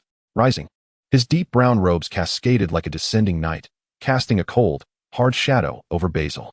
Despite his slender frame, he towered half a head above the rotund middle-aged man. The oppressive aura accompanied by the shadow bearing down upon Basil's back, forcing him to collide with the intricately carved tea table, producing a muffled thud. Yet, to falsify accounts for such reasons, he suddenly seized the man's tie, the silk emitting a deathly crackle beneath his grip, pulling the sweat-stained face closer to his own. I must say, your intellect has redefined my understanding of fools. The Ministry of Magic's auditors will soon come to appreciate your managerial skills. Basil's corpulence trembled in a cold sweat, his voice rising in a panicked shriek. You dare touch me? When the elder Malfoy was alive, the platinum-haired youth abruptly pressed the serpent-headed end of his wand forcefully against the man's slack throat, the jeweled eyes nearly piercing through his flesh. Standing before you, he gritted his teeth, each word like a steel nail dipped in poison. Is the current master of the Malfoy family 30,000 galleons. If it is not returned to the vault by 10 o'clock tomorrow night. The serpent-headed wand pressed against Basil's pulsing neck. The emerald necklace you commissioned for your mistress at the glittering jewelry shop will inadvertently make an appearance at Lady Thursday's tea party, accompanied by your signed receipt. The wand was suddenly withdrawn, and the rotund man staggered back into the sofa. Gasper, confiscate Mr. Basil's estate keys. From this day forth, his name shall be permanently removed from the Malfoy family's collaboration list. As for you, he turned to the crumpled logistics manager, his tone suddenly softening yet colder than the winter wind. Mr. Ping Chi, from this moment, you are to recount and document the entire inventory. I shall assign a house elf to supervise you. Should there be another mistake, you shall be dismissed. After expelling the two men, Yezhi abruptly sank into the sofa, his fingers pressing hard against his brow. He had intended to intimidate them as per the plan, allowing for a chance of redemption. Yet he found that the estate manager was not only addicted to financial discrepancies, but also audacious enough to invoke his father's name as a shield. The ingratiating smirk plastered on his fat face was more nauseating than a troll's saliva. He could no longer tolerate such flagrant impropriety, both in work and character. Just as he was lost in thought, he heard footsteps returning from outside. His temples throbbed, and he bellowed, I said to leave. However, to his surprise, a round of applause echoed from the doorway. He looked up to see the Dark Lord, draped in a flowing black robe, his skeletal fingers leisurely applauding him. Leaning against the doorframe, the Dark Lord regarded him with interest. How rare, little white weasel, to see you in such a commanding position. Yezhi was momentarily startled, his hairs nearly standing on end. He hurriedly knelt and bowed. My lord, I apologize. I thought it was those two. Voldemort circled him slowly, taking the seat he had just vacated, his long fingers caressing the silver serpent carvings on the armrest of the sofa. Yet he made no motion for the boy to rise. Yezhi wished he could reprimand his past self from merely a minute ago. He gestured for a house elf to bring a fresh spread of tea and pastries, kneeling beside the coffee table to pour tea for Voldemort. The Dark Lord accepted the cup and casually tossed a scroll of parchment onto the table. Yezhi blinked, picking it up to find it bore the Ministry of Magic's wax seal. Your appointment letter. Voldemort sipped his tea. Report to the Ministry tomorrow. But my grades haven't been released yet. Yezhi looked up at him. This position has already been reserved for you. Voldemort waved his hand dismissively. There is no need to wait for your grades. Your transcript is merely a stepping stone for future endeavors. Yezhi lowered his gaze to unfurl the parchment. Official appointment document from the Ministry of Magic.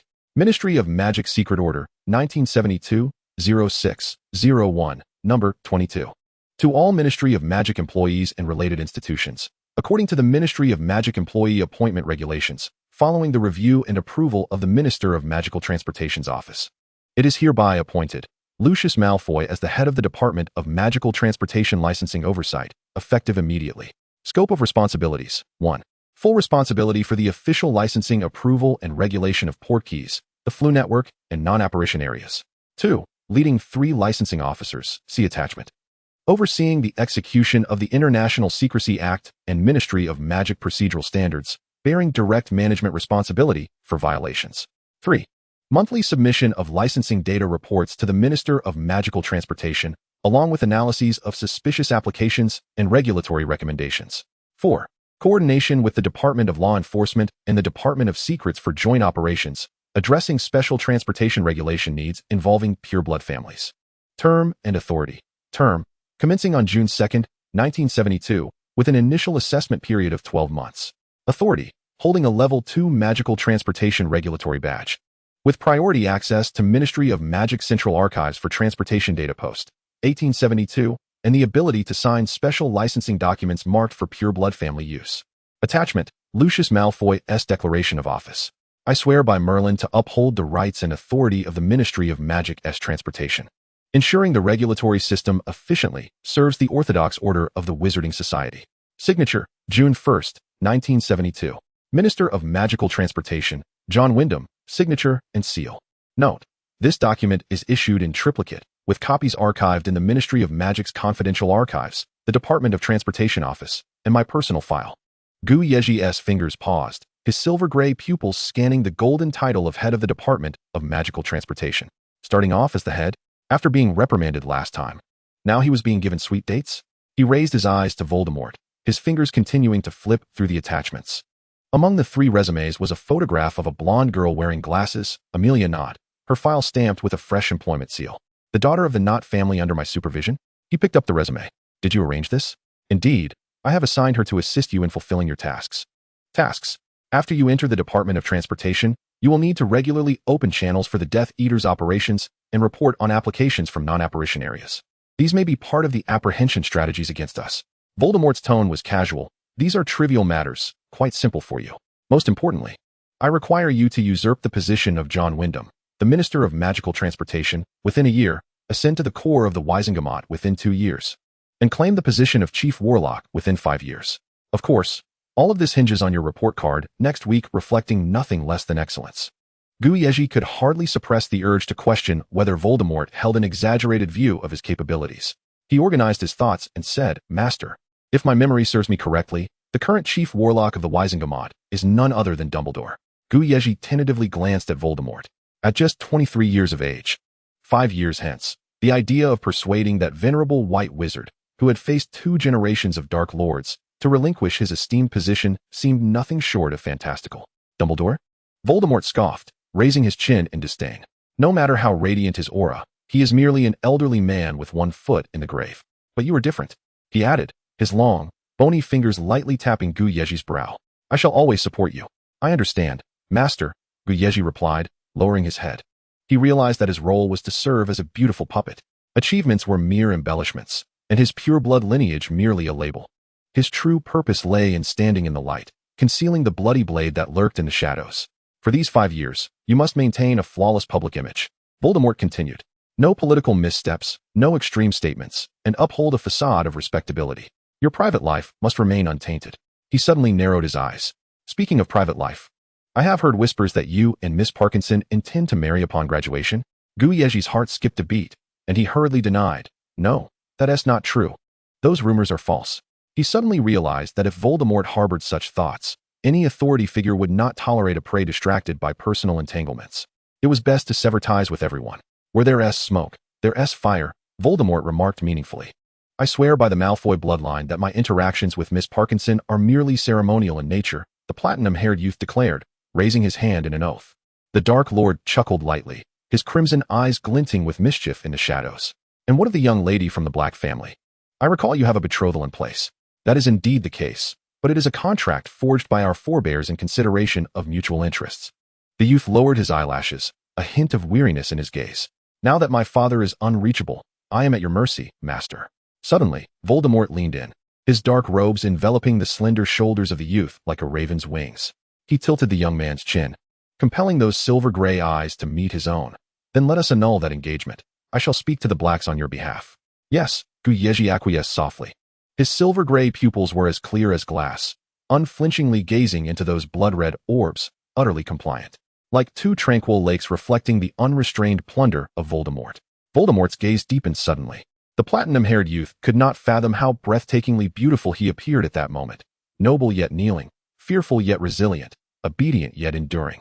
This exquisite contradiction of beauty intoxicated more than the finest of spirits, inviting one to savor, to drink deeply, to shatter his reserved facade, to witness his unraveling, to see him descend into despair. Even more, it yearned to indulge his proud soul, to observe him awaken in his fall, pure amidst the mire, brilliant in his fragmentation. Chapter 75, The Dance. The expression in the Dark Lord's eyes felt eerily familiar to Yezhi. After the shot of whiskey at the piano, he understood the profound meaning behind that gaze. His heart constricted. In his naivete, he could boldly seek favor, but now that he comprehended the implications, he could only muster the strength to suppress his retreat. However, the initiative had never been his. The Dark Lord's thumb brushed over the youth's pale lower lip, and the weight of that pressure instantly made the youth aware of his intentions. Trembling, he obediently parted his lips. Yet that hand remained still, yielding no further depth. The boy's throat tightened, and instinctively he licked his dry lips, but alas, his fingertips grazed against his teeth. Startled, he raised his eyes to meet those mirthful red orbs, as if being examined like a flower on the brink of bloom, or surveyed like an unfinished painting. The fingertips stroked lightly, absent-mindedly, yet he froze. Too timid to bite down, the transparency of the moment teetering on the edge of collapse. He tilted his head back, his throat constricting in a swallow. But the fingers ventured deeper. The youth's pupils constricted sharply, his lashes quivering violently, his spine rigid, nearly turning away. Yet his jaw was abruptly seized and thrust upward, the forceful grip compelling him to endure the upward gaze. His throat convulsed uncontrollably, and a sheen of moisture quickly filled his eyes. He trembled, clutching the edge of Voldemort's sleeve, his fingers digging deep into the fabric, unable to resist, only able to beseech with his wet gaze. Finally, he grasped at Voldemort's sleeve with fervor, when suddenly a powerful force pushed him onto the sofa, a cold, fragrant shadow descending upon him. The soft touch prying open his lips like a serpent's tongue. The Dark Lord's palm clutched the nape of his neck, fingertips nearly embedding themselves into his skin. He was forced to tilt his chin upward, the relentless pressure pinning him against the sofa's seam, allowing Voldemort's knee to intrude between his legs, compressing his fragile form into the soft fabric. From fierce grappling to gentle pecks, from the siege of a city to mere sampling, from the mere contact of lips to bodies pressed together, the figures of two tall adult men nestled in the narrow sofa, their breaths intertwining into a sea of heat. From that forceful kiss, Yezhi had already grasped the inevitable direction of their encounter. If other Death Eaters bore the dark mark as a token of allegiance, perhaps his token should be this moment of submission, especially since he would soon be reporting to the Ministry of Magic. This gesture was the most fitting declaration. He had long prepared himself internally, but found himself momentarily stunned by Voldemort's sudden rise. Voldemort leaned over the sofa, gazing down at him, the red of his eyes sweeping over the lingering moisture in the youth's gaze. His fingers brushed through the damp strands of the boy's hair, tucking the platinum locks behind his ear. Observing the youth's dazed expression, he suddenly chuckled softly, straightening up with a voice laced with casual elegance. "Esteemed master of the Malfoy family, would you do me the honor of joining me for lunch at my estate?" The youth was uncertain of Voldemort's intentions, yet he could not refuse an invitation that no one else would offer him. He did not mind playing along with Voldemort's charade, for the most challenging act was best delayed. He rose to adjust his attire, and when he lifted his gaze, the dazed look had vanished, replaced by a subtle smile that exuded the reserved demeanor of a Slytherin. "It would be my honor, master." Alas, his voice was still husky, laced with lingering breaths. His lips flushed from their earlier kiss, yet his demeanor feigned indifference, prompting Voldemort to steal another light kiss from his lips. Yezhi returned to his room to change into a simple silver wizarding robe, following the Dark Lord through the fireplace. The Dark Lord's manner remained steeped in deep, somber tones, yet today, the crystal chandeliers sparkled exceptionally bright, casting fragments of light like scattered stars. Upon entering the dining room, the long table was set with silverware arranged like a galaxy, 12 courses meticulously lined up, and the Bordeaux red wine in the goblets shimmered with scattered light. The two engaged in casual conversation about the newly enacted Pureblood Wizard Privilege Act from the Ministry of Magic, their cups refilling endlessly. Yezhi could feel the tips of his ears growing increasingly warm as he stole glances at the man across from him, the laughter in those red eyes blurring together. The clinking of knives and forks slicing through foie gras mixed with the soft sound of candle wax dripping. By the time the 7th course was cleared, the nape of the youth's neck had turned a faint crimson, unsure whether it was due to the wine or the way the other man's gaze lingered just shy of his lips. In the sitting room after dinner, the scent of cedarwood incense wafted through the air as the record player spun the melody of Chopin's waltz in C-sharp minor. The two leaned against the fireplace, red wine glasses in hand, as the light from the crystal chandelier wove delicate patterns like shards of silver across the carpet. Nobles often say that the waltz is a flowing poem. Voldemort unfastened the silver clasp of his outer robe, casually draping the satin gown over the back of an ornate chair, revealing a sharply tailored black shirt, the serpent-shaped gemstone cufflinks glimmering with an ethereal blue glow. He extended his hand towards the youthful head of the Malfoy family, his knuckles distinguished and kissed by the flickering candlelight. "Will Mr. Malfoy accompany me in verifying this romantic notion?" The platinum-haired lord raised an eyebrow, setting down his wine glass upon the coffee table, and lifted his hand to rest against that calloused palm. As they drew near, the mingling scents of cedar and the rich Bordeaux enveloped them, infusing the air with a pleasantly intoxicating warmth. Lord Voldemort's palm pressed firmly against his lower back, fingers gently caressing through the fabric of his shirt. And as he twirled in time with the music, the glimmers of the crystal chandelier danced upon their hair, resembling scattered diamonds. Lucius recalled fragments of aristocratic dance lessons, though he had never danced the feminine steps. Fortunately, Voldemort's guidance was impeccably precise. He merely needed to sway his body in rhythm with his partner, the embroidered hem of his robe brushing lightly over their feet. As the music reached its crescendo, their shadows intertwined upon the wallpaper's rose-patterned design, and he could distinctly feel the warmth of that hand, traversing from his waist to the nape of his neck, igniting a searing heat within him, akin to a slow simmering flame. The wine glass on the table shimmered with a golden halo amidst the swaying candlelight. He could hear the rapid beating of his heart mingling with the static of the record player, until, with a gentle motion, Voldemort lifted his chin with his knuckles and pressed his lips, imbued with the essence of wine, against his own, a tender yet fervent kiss. A flutter coursed through his heart. As the melody concluded, their bodies remained entwined, and the hand at the nape of his neck leisurely traced along his spine, gliding from the base to the delicate indentation of his waist. The platinum-haired lord's fingers sank into the fabric at his shoulder, detecting the cedar scent of the other mingled with the silver fir fragrance that clung to him. In the distance, the clock chimed thrice, and the phonograph needle landed upon the grooves of a new melody, the strains of Chopin flowing once more. Chapter 76, The Notebook. Silver robes lay strewn upon the floor, and within the shadows of the drapery, a long strand of hair flowed like a river of platinum across the inky black sheets. A pale, slender hand emerged from the confines of the curtains, grasping at the fabric of the sheets, its fingertips blanching from the effort. In the next moment, another hand, marked by defined knuckles, descended upon it, pressing that delicate hand into the warmth of his palm, fingers interlocking, leaving no room for retreat. The slender hand instinctively recoiled. Yet in its struggle, it sank deeper into that comforting grasp, and after a fleeting moment of resistance, the fingers tightened abruptly, rendering it weak and limp as if all strength had been siphoned away. The encasing hand, however, refused to relent, gently kneading each fingertip from the pads to the knuckles, as if toying with a delicate artifact. From the depths of the drapery, muffled sobs escaped, only to fragment into trembling gasps, consumed entirely by the oppressive cedar fragrance that enveloped the room. The platinum river swayed gently, as if flowing through a dark swamp. Time slipped away unnoticed until faint sounds emerged from the depths of the curtains. As the tall, dark-haired man parted the velvet drapery, the young Malfoy heir was curled within his embrace. A cashmere blanket barely covered his frail figure, trailing across the floor, revealing skin tinged with a rosy hue, strands of hair clinging to his tear-streaked cheeks. His silver-gray eyes fluttered half open, the corners tinged with crimson, his unfocused gaze lost in the void. Suddenly, the person in his arms shivered, and Voldemort, unbeknownst to the cause, elicited a sudden wide-eyed response from those vacant orbs. The Platinum Lord tilted his head back, breathless, his hazy gaze locking onto the Dark Lord's face, beseeching with those ruby eyes, and the waterworks began anew, unbidden. Finally, all strength ebbed from his body. After a moment of stupor, he blinked slowly, as if waking from a long slumber. Voldemort, seemingly satisfied, cradled him as they moved towards the bathroom. The platinum locks cascaded like silk, swaying with each step. The bathroom was shrouded in steam, and the youth felt utterly drained, his body soft and pliable, as if it might dissolve into a puddle of water, sinking further down.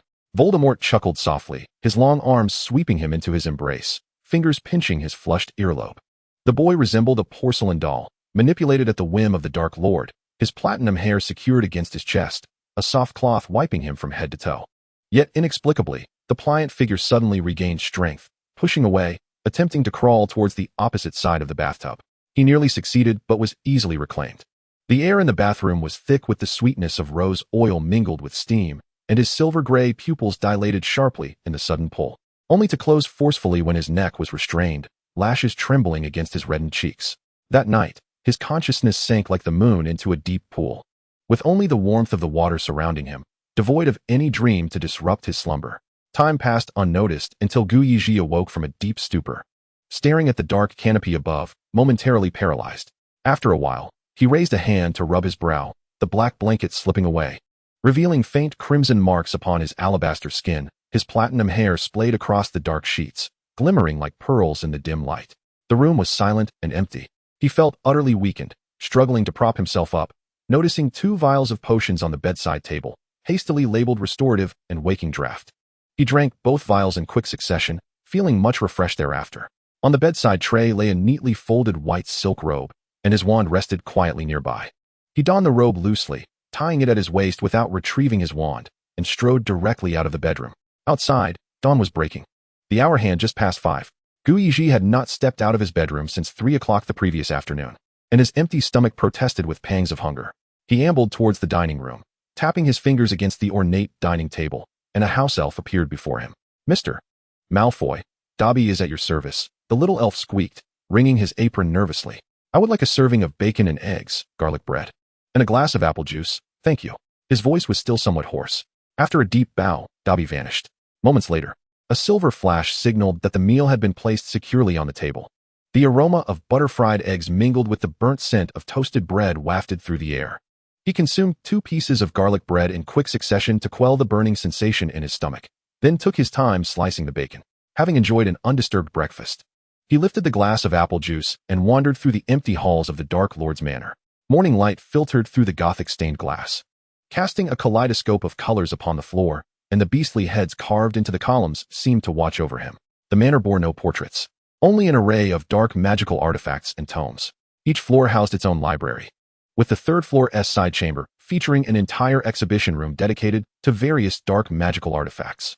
Yezhi meandered between the display shelves, his gaze flitting over a luminescent skull hourglass and a dripping, slimy parchment scroll, until he was suddenly captivated by an ordinary object in the corner of a desk by the window. A black leather notebook lay quietly on the desk, accompanied by a few yellowed parchment sheets scattered nearby. Amidst the twisted curse objects that filled the room, it appeared unremarkable and out of place. Yezhi squinted, a sense of foreboding rising within him. He set down his glass and reached out to brush aside the parchment, his fingertips grazing the rough texture of the notebook's cover, revealing the dark leather beneath the worn edges, where the name Tom Riddle was elegantly inscribed in cursive. Upon opening the cover, the pages crackled, but they were devoid of any writing.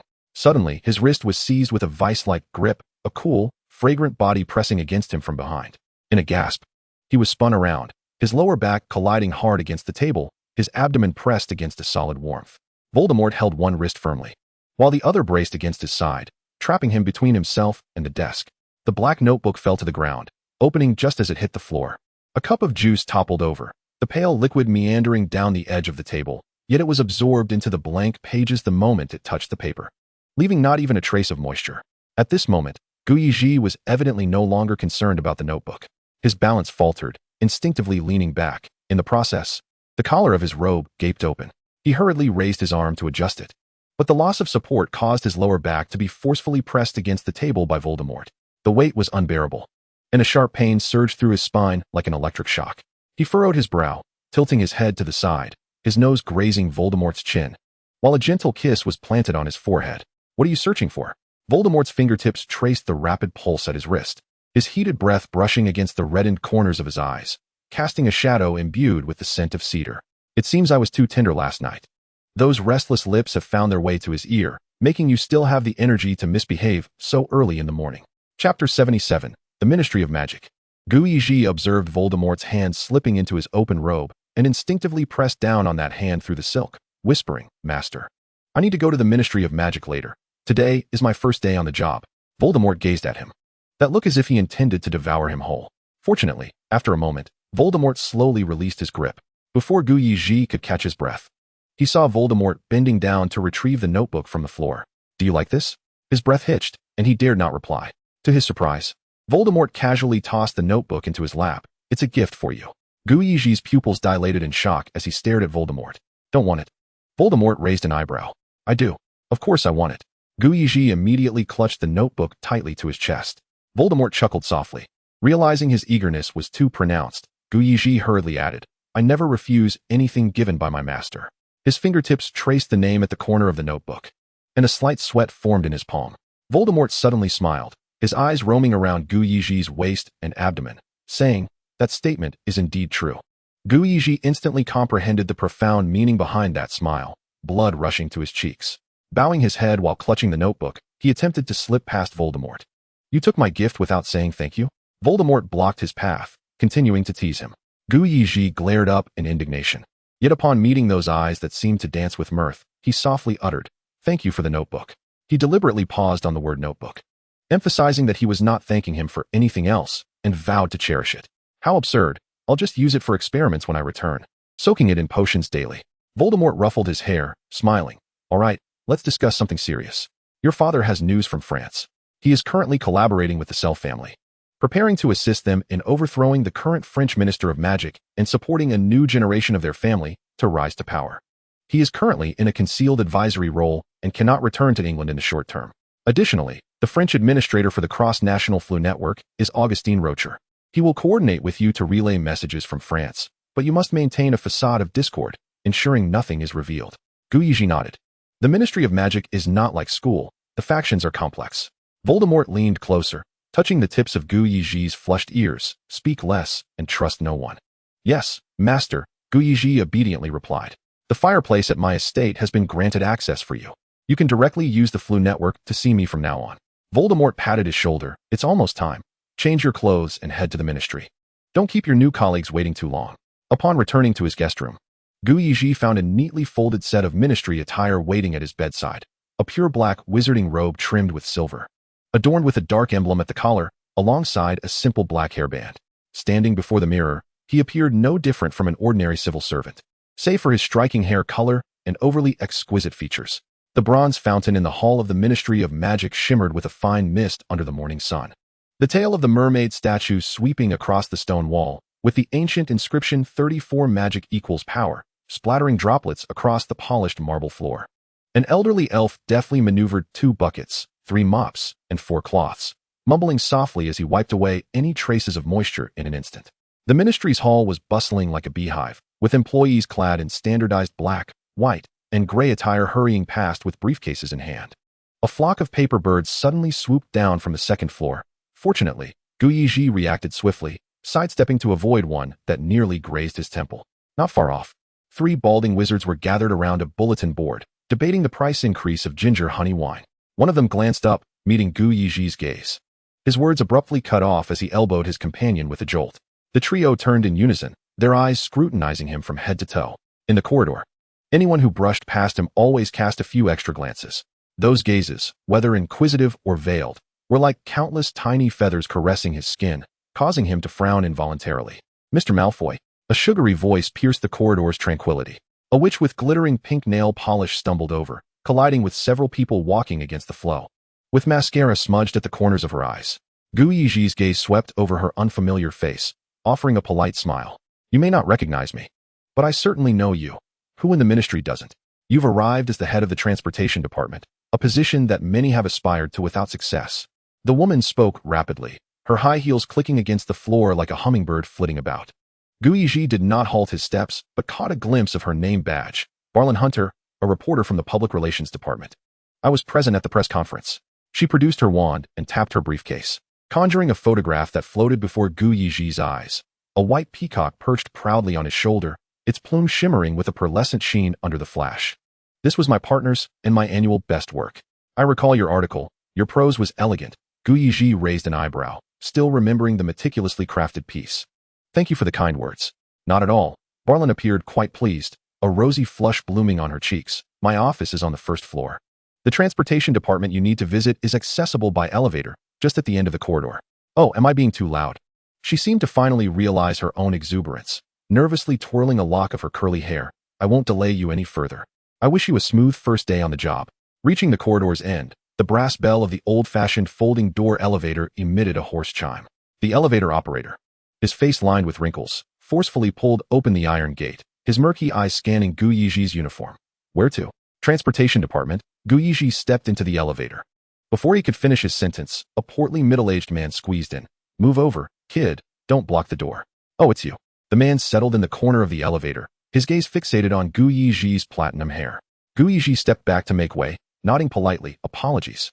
Oh, no worries. You're the new Malfoy boy, right? The man's scrutinizing gaze was unabashedly curious. Yezhi had grown accustomed to such looks since entering the ministry. He offered a faint smile, refraining from responding. A flurry of silver-gray paper birds fluttered into the elevator, a few landing squarely on Yezhi's head. Don't let them settle on you. A new voice emerged from the entrance. A tall, slender man clad in a black top hat stepped inside, his brim pulled low. Once these little rascals latch on, they'll always come back. He waved his hat, dispersing the paper birds, though it inadvertently caused several irate pages to smudge ink on his suit. Thank you for the warning. Yezhi flicked his wand, erasing the ink stains. Just a minor issue. The man grasped the bronze handrail, his knuckles rapping against the elevator wall, securing his hold as he prepared himself for the tumultuous ride in old Barlow's elevator, which was wilder than a dragon. The operator cast a glance down the vacant corridor, noting the absence of any further entrance, and with a resounding clang, pulled down the iron gate, his calloused palm yanking the bronze handle with force. The elevator cab emitted a groan under the strain of its burden. Chapter 78, A Medley of Creatures. Just as Yezhi tightened his grip on the handrail, the elevator cabin suddenly shuddered violently, as if beset by a dementor, first careening backward with a jarring screech of metal gears, then abruptly veering upward like a rocket. The sensation of weightlessness sent his stomach plummeting towards his heels, and in his peripheral vision, he caught sight of several paper birds being flung into the gaps of the elevator, their gray pages instantly shredded to bits. Maintaining his composure, he stealthily edged toward the center of the cab, his other hand securing the bronze handrail firmly. Once more, the elevator twisted, surging forward before finally coming to a halt. The iron gate swung open with a clang, and the operator's voice mingled with the drone of gears. Third floor. Department of Magical Creatures, Muggle Protection Office. Potion Cultivation Management Office. The middle-aged man squeezed out of the elevator. At the entrance, two laborers clad in overalls were struggling to push a pot of writhing, fluorescent green plants into the elevator. The tendrils of the plant were adorned with droplet-like protrusions, and the rim of the pot was smeared with what appeared to be a transparent, slimy substance. The operator blocked their path, shouting, "No plants that vomit are allowed in the elevator." "What? They were allowed yesterday," protested one of the laborers, his nose red as a beet, brandishing a rake smeared with the same viscous substance. "That is precisely why I applied overnight for new regulations." The operator tapped his wand against the last line of the new elevator usage guidelines, exclaiming, "That accursed vomiting plant coated me in slime yesterday. It merely has root rot and is producing acidic liquid." One of the laborers retorted angrily, "How am I supposed to get it to the 7th floor if it can't go in the elevator?" "That is your own problem," the operator snapped, sharply pulling the iron door shut.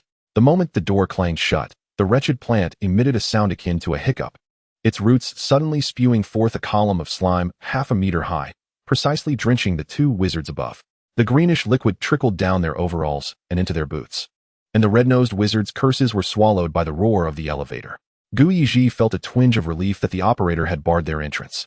He certainly did not wish to start his first day at work covered in goo for all to see, though he mused that since his arrival at the Ministry of Magic, the glances directed at him seemed little different from those he would receive in a state of disarray.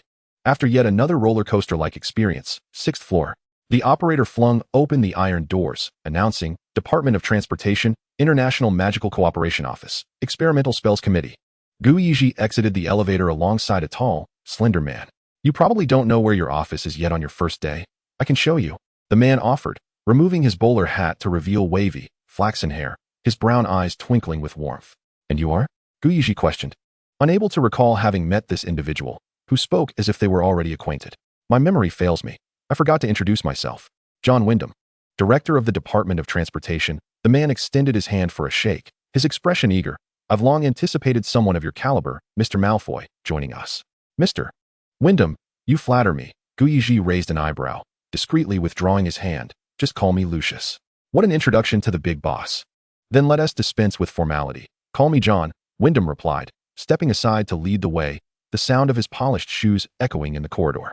"Dear Lucius, your office is arranged according to ministry protocol, with a private office for yourself and 3 workstations for your subordinates. Should you require any office supplies, feel free to have them retrieve what you need from logistics." "Very well, thank you," Yezhi nodded. As he pushed open the oak door, Amelia Nate and 2 other staff members immediately rose to their feet. Their uniforms were crisp, and they turned in unison to regard Wyndham. "Good morning, Director Wyndham. This is your department head, Mr. Malfoy. Be sure to assist him well," Wyndham said as he patted each of their shoulders before retreating to his own office. The 2 seasoned staff members offered Yezhi a curt nod before returning to their stations, their hushed murmurs intermingled with the rustling of parchment. However, Amelia followed Yezhi into the office, shutting the door behind her. "How did you manage to join before me?" Yezhi waved his wand, conjuring 2 steaming cups of cinnamon-scented tea that floated to the desk. He slid one toward her, his silver eyes curving slightly. "Poor thing. I was dragged here to toil right after my exams." Amelia took a sip of tea. "I'm just here to help you navigate." What have you discovered? Yezhi leaned back in his leather chair. Let us start with your right-hand man. Amelia pointed discreetly toward the workstation on the left, Jason Jenkins. The minister's nephew, notoriously inept. He spends his days either sipping tea or reading the newspaper. Last week, he miscast a spell and transformed the shipping guidelines for flu powder into a catalog for Honeyduck's new products. The entire department is still cleaning up after him. She gestured toward another desk. William Cruz, who has toiled in the Department of Transportation for a decade, was promised a promotion to department head by Wyndham 3 months ago. And now you've parachuted in. She made a slicing gesture. This morning he broke all the quills on his desk in a fit of rage. Heh. Yezhi swirled his teacup, the amber liquid creating delicate ripples in the gilded cup. He traced the rim with his fingertip, a cold smirk forming. So it seems you and I are the only ones capable of working in this department? Outwardly calm, inwardly he churned with irritation. Jason was a parasite planted by the minister, Cruz a thorn set by the director, and Amelia, while seemingly an ally, was actually a spy for Voldemort. The so-called department head was little more than a figurehead, caught between overt attacks from the minister's faction on one side and covert schemes from the director's confidants on the other. With a pair of scarlet eyes lurking behind him, perhaps it was best not to be a department head after all. These are merely minor players. The true boss is the one you just encountered. Amelia nodded toward the director's office, leaning in closer. Do you know his true identity? Yezhi regarded her, intrigued by her mysterious demeanor, and raised an eyebrow. Could he be a member of the Order of the Phoenix? The Order? Hardly a formidable force. A mixed bag that won't stir up much trouble. Amelia waved her hand dismissively. Then who would deliberately seek to undermine me? Yezhi's brow furrowed slightly, his tone laced with confusion. He clearly recalled submitting his career planning form after Christmas, which unmistakably signaled to Dumbledore that the Dark Lord coveted the position of Director of Transportation. Dumbledore could not possibly be unprepared after 6 months. Are you aware of the Pureblood Party? Amelia suddenly lowered her voice, her gaze intense. Yezhi jolted, exclaiming, the Saints? Grindelwald's followers? Impossible. He frowned, countering. Are you certain you've not made a mistake? Seems you have heard of the organization. Amelia gently tapped the table with her fingers. He never shies away from it. He always wears that triangular crow pendant, strikingly similar to their rumored emblem, the Eye of Eternal Night. How would you know about the emblem of the Pureblood Party? Yezhi stared at her incredulously. Read about it. Amelia shrugged, a glimmer of confidence flashing in her eyes. My life goal is to read every history book in the library. And have you informed the master? Yezhi's brow furrowed deeper. No, it's merely my speculation. Amelia spread her hands. What if I'm wrong? I'd be in quite a predicament. So, you're making wild accusations with no evidence? Yezhi was at a loss for words. I'm just chatting casually with you. It's not a big deal. Amelia chuckled lightly. Yezhi pinched the bridge of his nose, exasperated, and waved his hand dismissively, signaling for her to leave. Chapter 79. Recruitment. After a week of service at the Ministry of Magic, Yezhi had grasped the operational framework of the Transportation Licensing Supervision Department. The department's daily tasks were not particularly burdensome, consisting of a core process that involved 3 steps: receiving recent application forms from the Transportation Application Department, verifying their compliance with regulations before determining approval or rejection, and then transferring the approved applications to the Transportation Operations Department. The number of applications for entrance keys and non-apparition zones was relatively modest, primarily encompassing requests for Quidditch event entrance keys, concert entrance key permits submitted by the Cultural and Sports departments, as well as non-apparition zone permit applications submitted for new residences and estates to ensure internal security. The most troublesome aspect involved the work related to the Flu network. Newly established shops, residences, and even public transportation venues would submit applications for network access, while those being dismantled required cancellation procedures. The volume of such documents exceeded that of the other 2 categories by more than tenfold, stacking up to half a person's height, forming a heavy mountain of paperwork on the oak desk. Jason Jenkins, the nephew of the Minister of Magic, indeed lived as leisurely as Amelia had described, indulging daily in a cup of black tea paired with the newspaper, leading a life more relaxed than that of a retired wizard. Yezhi had attempted to assign him 2 Flu network access applications, only to inadvertently stir up a hornet's nest, resulting in their department facing complaints for a full 3 days. Not only did Yezhi have to redo those 2 applications himself, but he also spent sleepless nights drafting 5 or 6 complaint handling reports, complaint acknowledgement receipts, and applications for withdrawal of complaints. Ever since, this gentleman had been relegated to a decorative role in the corner of the office. William Cruz, on the other hand, was a seasoned employee with a decade of experience, undeniably proficient in his duties, yet he consistently exhibited a lackadaisical attitude, adopting a stance of non-violent non-cooperation that slowed productivity to a crawl. akin to a leaky cauldron. Fortunately, the current workload was manageable, and with a determined spirit, Yezhi and Amelia could barely keep the department operational. Yezhi recognized that this was ultimately not a sustainable solution, yet he found himself at a loss for alternatives. On Saturday, Malfoy Manor basked in the gentle sunlight, with vines climbing the ornate iron railings to form a verdant curtain. A dining table on the terrace was set with silver cutlery and chilled grape juice. The weather was splendid, and two young men sat outdoors enjoying breakfast. The vines swayed in the breeze, and the distant hum of a house elf trimming branches could be heard. I apologize for leaving you alone in the manor lately. I had intended for you to keep me company, yet I find myself out early and returning late, Yezhi remarked with a note of helplessness. Snape poked at the roasted potatoes on his plate with the tip of his knife. As long as I have the books and potion ingredients from your home to accompany me, I am content. I discovered calculating errors and potion ratios from the 15th century in the manuscript section last week, which is far more interesting than dining with a busy individual. As he spoke, he pulled a glass vial from the pocket of his black robe, the purple liquid swirling in the sunlight, its ethereal sheen revealing glimmers of silver sediment. This is the concentrated growth agent you requested. Snape slid the vial across the table. Since you mentioned wanting to integrate Muggle drip irrigation techniques, I took the liberty to research this area and modified the concentration ratios twice. According to my calculations, the yield should increase by 30%. However, without on-site experimentation and given my limited understanding of the local climate, there may be discrepancies. The bottom of the vial contained a fine layer of laurel powder. Yezhi turned the glass vial in the light, watching the silver sediment swirl like gold leaf in the potion vortex, indicative of the inclusion of star moss. The 20 experimental bottles have already been sent to the Bordeaux vineyard, Snape added, momentarily pausing with his fork. If the control group's data deviation exceeds 2%, I suspect. You wish to personally oversee the adjustments on site? Yezhi suddenly laughed, tapping the glass vial with his fingertip. Severus, you might as well become my family's potion consultant. What do you say? Snape raised his eyes, his motion of stirring the oyster soup halting abruptly. Yezhi had merely spoken in jest, yet the more he pondered it, the more feasible it seemed. He pulled out a piece of parchment to calculate compensation. No need for a fixed schedule. I can offer you a monthly salary of 800 galleons. He circled the travel expenses with his quill, noting that the French vineyard and its corresponding winery had earned 30 million galleons last year. If your potion significantly boosts production, I can award you 5% of the increased profits. Snape stared at him incredulously. But I am still a student. Yet you surpass many potion experts. Yezhi leaned closer. Last year's improved Wolfbane potion, although credited to Slughorn's laboratory, who doesn't know it was your creation? Once you graduate, I fear I won't be able to recruit you, so I must act swiftly. The dark-haired youth furrowed his brow, his tone still frosty. Once school starts, I want to have the time to be in the laboratory all day. No need to come every day. Remote guidance will suffice, Yezhi continued. However, this summer, you must visit the vineyard to test the growth agent and teach the workers how to brew the potion. I'll cover 10 galleons daily for travel expenses, including meals and accommodation. Snape suddenly set down his spoon, his dark eyes narrowing. Do you know what I think right now? I would love to hear your thoughts. Yezhi replied, resting his chin on his hand, the sunlight gilding the boy's hair. Rich people are truly detestable. Haha. Soon you shall become one of those detestable rich people yourself. At that moment, two owls fluttered down onto the nearby railing, tilting their heads to observe them. Snape abruptly pushed his plate away. My report card. Yezhi sprang to his feet, feeling a twinge of anxiety, particularly regarding his divination grade.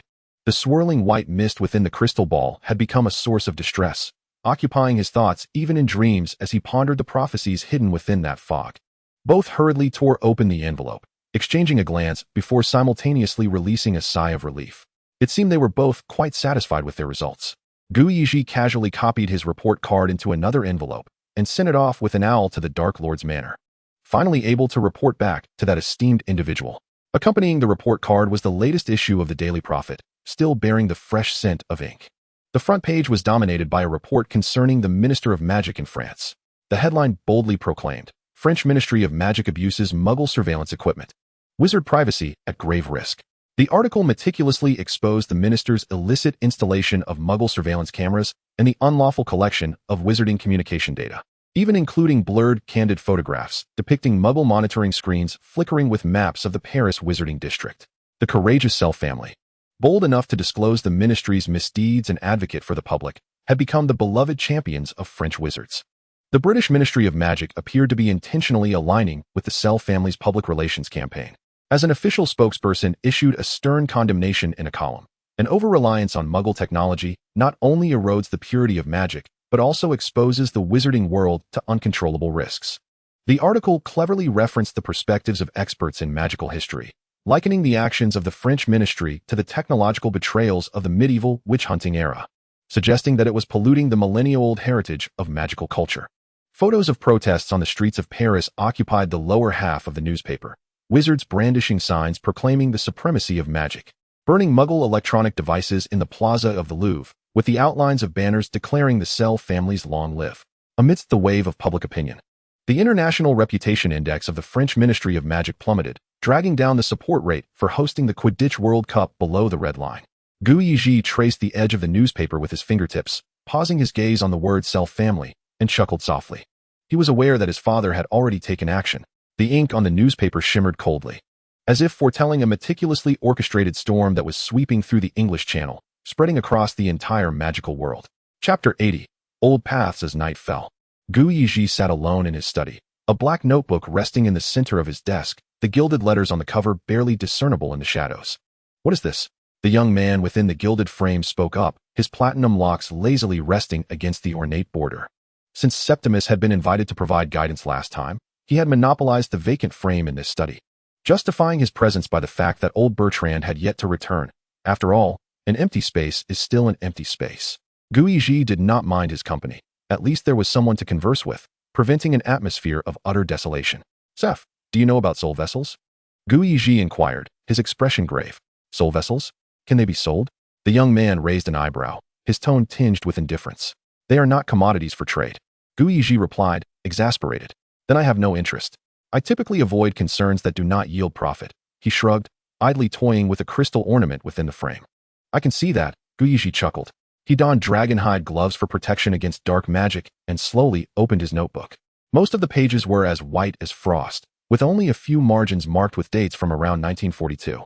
Scattered across the corners were disjointed phrases like pure blood, power, and soul, resembling the mutterings of some troubled soul, ominous and jarring.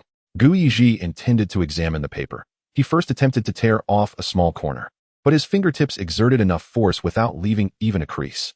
Switching to a silver paper cutter, he pressed the blade down only to find it left a mere white imprint, as if slicing through dragon scales. This seemingly supple parchment proved remarkably resilient. It appears that only a potion can suffice, Yezhi pondered, tapping his fingers rhythmically on the table. Just then, ink-like stains began to seep through the blank page. The hue reminiscent of diluted apple juice, exuding a faint golden glow. Friend, please do not harm me. The elegant cursive was impeccably formed, with a flourish at its end. Yezhi's pupils constricted, cold sweat pooling in his palm beneath the dragonhide gloves. He had always refrained from writing on it, fearing the beguiling language of the soul fragment, yet now the yellowed page manifested words of its own accord. Did something just flash by? Septimus leaned forward suddenly, his gray eyes glinting coldly under the wall lamp. It wrote itself. Yezhi stared at the now blank page, his fingers tightening around the wand's hilt. Though I am not well versed in soul vessels, Septimus remarked, suddenly shedding his habitual nonchalance, the silver candelabrum behind him casting sharp shadows. The old wizards know well, sentient dark magical artifacts are more perilous than dementors. When encountered, it is best to flee without a backward glance. Oh, but I cannot simply flee, Yezhi replied resignedly, for the true master of this thing occasionally flits before my very eyes. I merely wish to know if there is a way to destroy it. That is a trivial matter. Use the Sword of Gryffindor. That artifact is particularly effective against dark magical creations. As if we could easily procure the sword from Hogwarts, Yezhi retorted. You need not lift a finger. Septimus suddenly wore a sly grin, his fingertip tapping a rhythm on the edge of the frame. What if you were to accidentally leave the notebook in the corridor where Dumbledore frequently passes? He could retrieve the sword without your intervention. Your reasoning holds merit. Yezhi mused, stroking his chin as candlelight flickered in his eyes. When the Dark Lord entrusted me with this item, he did not instruct me to keep it secure. If it were to go missing by chance, it would be quite justifiable. He drummed his fingers on the table, chuckling. For instance, if it were to inadvertently fall into Dumbledore's hands. As the most formidable white wizard of our time, he should indeed shoulder the responsibility of eradicating all forms of malevolent dark magic. Once he acquires this item, he will undoubtedly shatter the source of its evil with one swift stroke.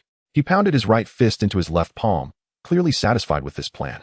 Now the question is, how do we ensure this notebook reaches Dumbledore's desk without passing through my hands? That is also simple. Just slip it into the bag of that potion-making lad when school commences at the manor. Once it enters Hogwarts, it is only a matter of time before old McGonagall discovers it. Septimus swirled the wine glass in the painting, the ice clinking crisply. Yezhi paused, suddenly enlightened. Was this not precisely the route that Lucius Malfoy had taken in the original text? So that was his scheme. After further contemplation, he dismissed the idea. No, that plan could lead to casualties. Yezhi rubbed his temples. Lucius had previously tested this method, resulting in a plethora of fantastical adventures for the Chosen One during his second year, thrilling enough to warrant a 2-hour and 41-minute film. However, at present, Snape lacked any protagonist's aura. He did not wish for his actions to precipitate the untimely demise of the esteemed potions master. Perhaps best to reconsider this later. Yezhi decided, stuffing the notebook into his dragon-hide bag and placing it carelessly in the deepest recess of the bookshelf. He loosened his tie and headed towards his bedroom to retire for the night. The following morning, the ornate iron gates of the manor were rattled by a knock. Yezhi descended the stairs, rubbing his brow, only to encounter Miss Sinifa Parkinson, hands on her hips, directing the house elf. The muffins require 3 drizzles of honey and 2 lumps of sugar in the tea. The girl's black curls glistened with morning dew, and her dove-gray robe wrinkled like a day-old pastry. Miss Parkinson, why are you here so early, commanding my house elf? Yezhi sighed as he settled at the dining table, slathering jam on a slice of bread. To his surprise, her eyes suddenly brimmed with tears. She abruptly dropped her cutlery, stuttering for a while before Yezhi finally pieced together her distress. Aileen voice is missing? He froze, the silver spoon hovering mid-air, as the jam spread ominously across the porcelain plate. We last met 2 days ago. At the time, nothing seemed amiss, but afterward, she ceased responding to my messages. When I visited her home, I discovered she hadn't returned since parting with me that day. Her voice trembled, fingers gripping the tablecloth tightly. No one can assist me. I could only come to you. Yezhi pondered briefly before asking, when you met, did she say anything peculiar? She often spoke of eloping with me, but I consistently refused. We had just broken up before graduation. During our last encounter, she did not bring it up again. I assumed she had come to terms with it. She suddenly bit her lip, recalling, I must make the aristocracy change something, she muttered to herself. Make the aristocracy change. Yezhi murmured, Aileen should not be foolish enough to attempt to assassinate the Dark Lord. Do you have any leads? Where might she have gone? Miss Parkinson grasped his wrist anxiously. He gently patted her hand in reassurance. I do not know yet, but I will endeavor to find out. I promise to inform you as soon as I have news. Chapter 81, The Abandoned Mansion. As Yezhi entered the Department of Transportation on Monday, he noticed groups of colleagues huddled together, the atmosphere thick with tension. Last week, the department had approved a routine application for the FLU network, intended for inter-district transportation of magical materials. The process was compliant, with seals glaringly red. However, the operations department reported that the landing coordinates had been erratically shifting, accompanied by disturbances in magical energy. According to regulations, the Department of Transportation was required to collaborate with the Aurors for enforcement, necessitating personnel from both the regulatory and operations departments to inspect the site together. Thus, Yezhi had no choice but to lead his team on a field assignment. The scene at the incident site was permeated with a musty scent mingled with the acrid odor of spoiled cabbage. Dilapidated structures, abandoned for at least a decade, loomed before them. They stood within a derelict mansion, where the bald head of the operations department extinguished a cigarette but underfoot, sneering at the fireplace that belched black smoke. Is this the permit your regulatory department approved? An abandoned mansion past inspection? Every time such incidents arise, it ultimately falls upon us in operations to clean up the mess. As he turned away in indignation, he caught sight of Jason squatting on the ground behind Yezhi, jabbing at an ant that had crawled past his feet with his wand. The temple of the head of the operations department throbbed with rage, nearly overwhelmed by the sight of such careless behavior. Amelia, her black skirt sweeping across the scattered debris, approached Yezhi. The coordinate deviation is -19.7. She prodded a charred piece of wood in the fireplace with her wand, purple-black viscous liquid seeping from the wood grain. This was the saliva of a venomous creature. The application stated the transport of moonstone, all of which contradicted the details on the application form. 2 Aurors accompanying her crouched down to investigate, the tip of their wands glowing with an eerie blue light. As they cleared away the rubble, they uncovered a crumpled copy of the Daily Prophet, the front page depicting the Minister of Magic sneering at slogans from the Wizarding Rights movement. The headline reading the traps and conspiracies hidden beneath the facade of wizarding equality circled in red ink, the edges of the ink bleeding irregularly. Clearly a result of excessive pressure when dipping the quill. Yezhi felt a sense of foreboding. Caution is warranted. Before he could finish his thought, the sound of shifting rubble echoed from the second floor. As everyone looked up in an instant, A dozen figures clad in muggle-hooded sweatshirts revealed themselves from behind the second-floor railing. The lead figure pulled down his hood, revealing a grotesque burn scar that stretched from his ear to his jaw, resembling twisted black lake weeds. The bureaucratic parasites of the Ministry of Magic. The Burn Man bellowed, his wand tip pulsating with a sinister green light. We will use your blood to consecrate the new order of the wizarding world. Behind him, the other figures raised their wands in unison, their eyes glinting with madness beneath their hoods. It's you. Last month, your flu powder license was revoked. An Auror clenched his wand, his voice laced with both fury and caution. You illegally altered the flu powder recipe and attacked enforcers during your apprehension. I broke the law? The Burn Man suddenly threw back his head and laughed maniacally, his decaying flesh twitching grotesquely under the flickering candlelight, resembling a writhing tumor. His neck veins bulged as he howled. The law is merely a tool crafted by your privileged class. Why should the ministry have a monopoly on flu powder? Why can't I sell it at a lower price to those poor wizards who don't even dare to enter Diagon Alley? He gasped for breath, his wand trembling with agitation. Because your cheap flu powder killed 3 innocent wizards. Another Auror's roar was abruptly cut off by a piercing rush of wind. The Burn Man swung his wand violently, a dark light infused with a stench of decay tearing through the air, hurtling straight towards the speaker. In a split second, Yezhi's wand shot forth like a silver serpent, a crystalline blue shield materializing before the crowd, deflecting the fatal dark light. At the moment of impact, a shrill wail erupted, and the sparks that flew forth fell like shooting stars, creating charred craters upon the ground. The 2 administrative Aurors finally seemed to snap out of their stupor, hastily raising their wands in panic. Such scenes of investigation typically did not witness combat. Hence the 2 Aurors present were administrative personnel, lacking combat prowess and appearing visibly flustered, their reactions trailing behind Yezhi. Fall back behind me. Yezhi's boot crunched on a loose stone, and from the corner of his eye, he noticed the thugs behind Barrow hurling potion vials down the stairs. Amelia's calm voice broke through the chaos. 12 individuals, 3 vials of corrosive acid, 5 modified muggle stun batons. What do we do? I don't want to die? Jason's briefcase crashed to the ground, parchment scattering everywhere. His hand clutching the wand trembled uncontrollably, cold sweat cascading down his forehead. Those without combat experience stay in the center. Those with combat capabilities form the perimeter. Yezhi barked orders while simultaneously waving his wand to deflect 2 incoming black corrosive vials. The Burn Man's second curse grazed William's shoulder armor, scorching black cracks into the wall. He quickly surveyed the positions of the others, his wand flicking as he knocked down a smoking potion vial. 2 Aurors. Suppress the left side of the second floor. The head of operations, and I will handle the right. William, hold the staircase. Amelia. His gaze darted to the rusted gas canisters in the southeast corner. Blast those 2 canisters up the stairs and ignite them. Understood.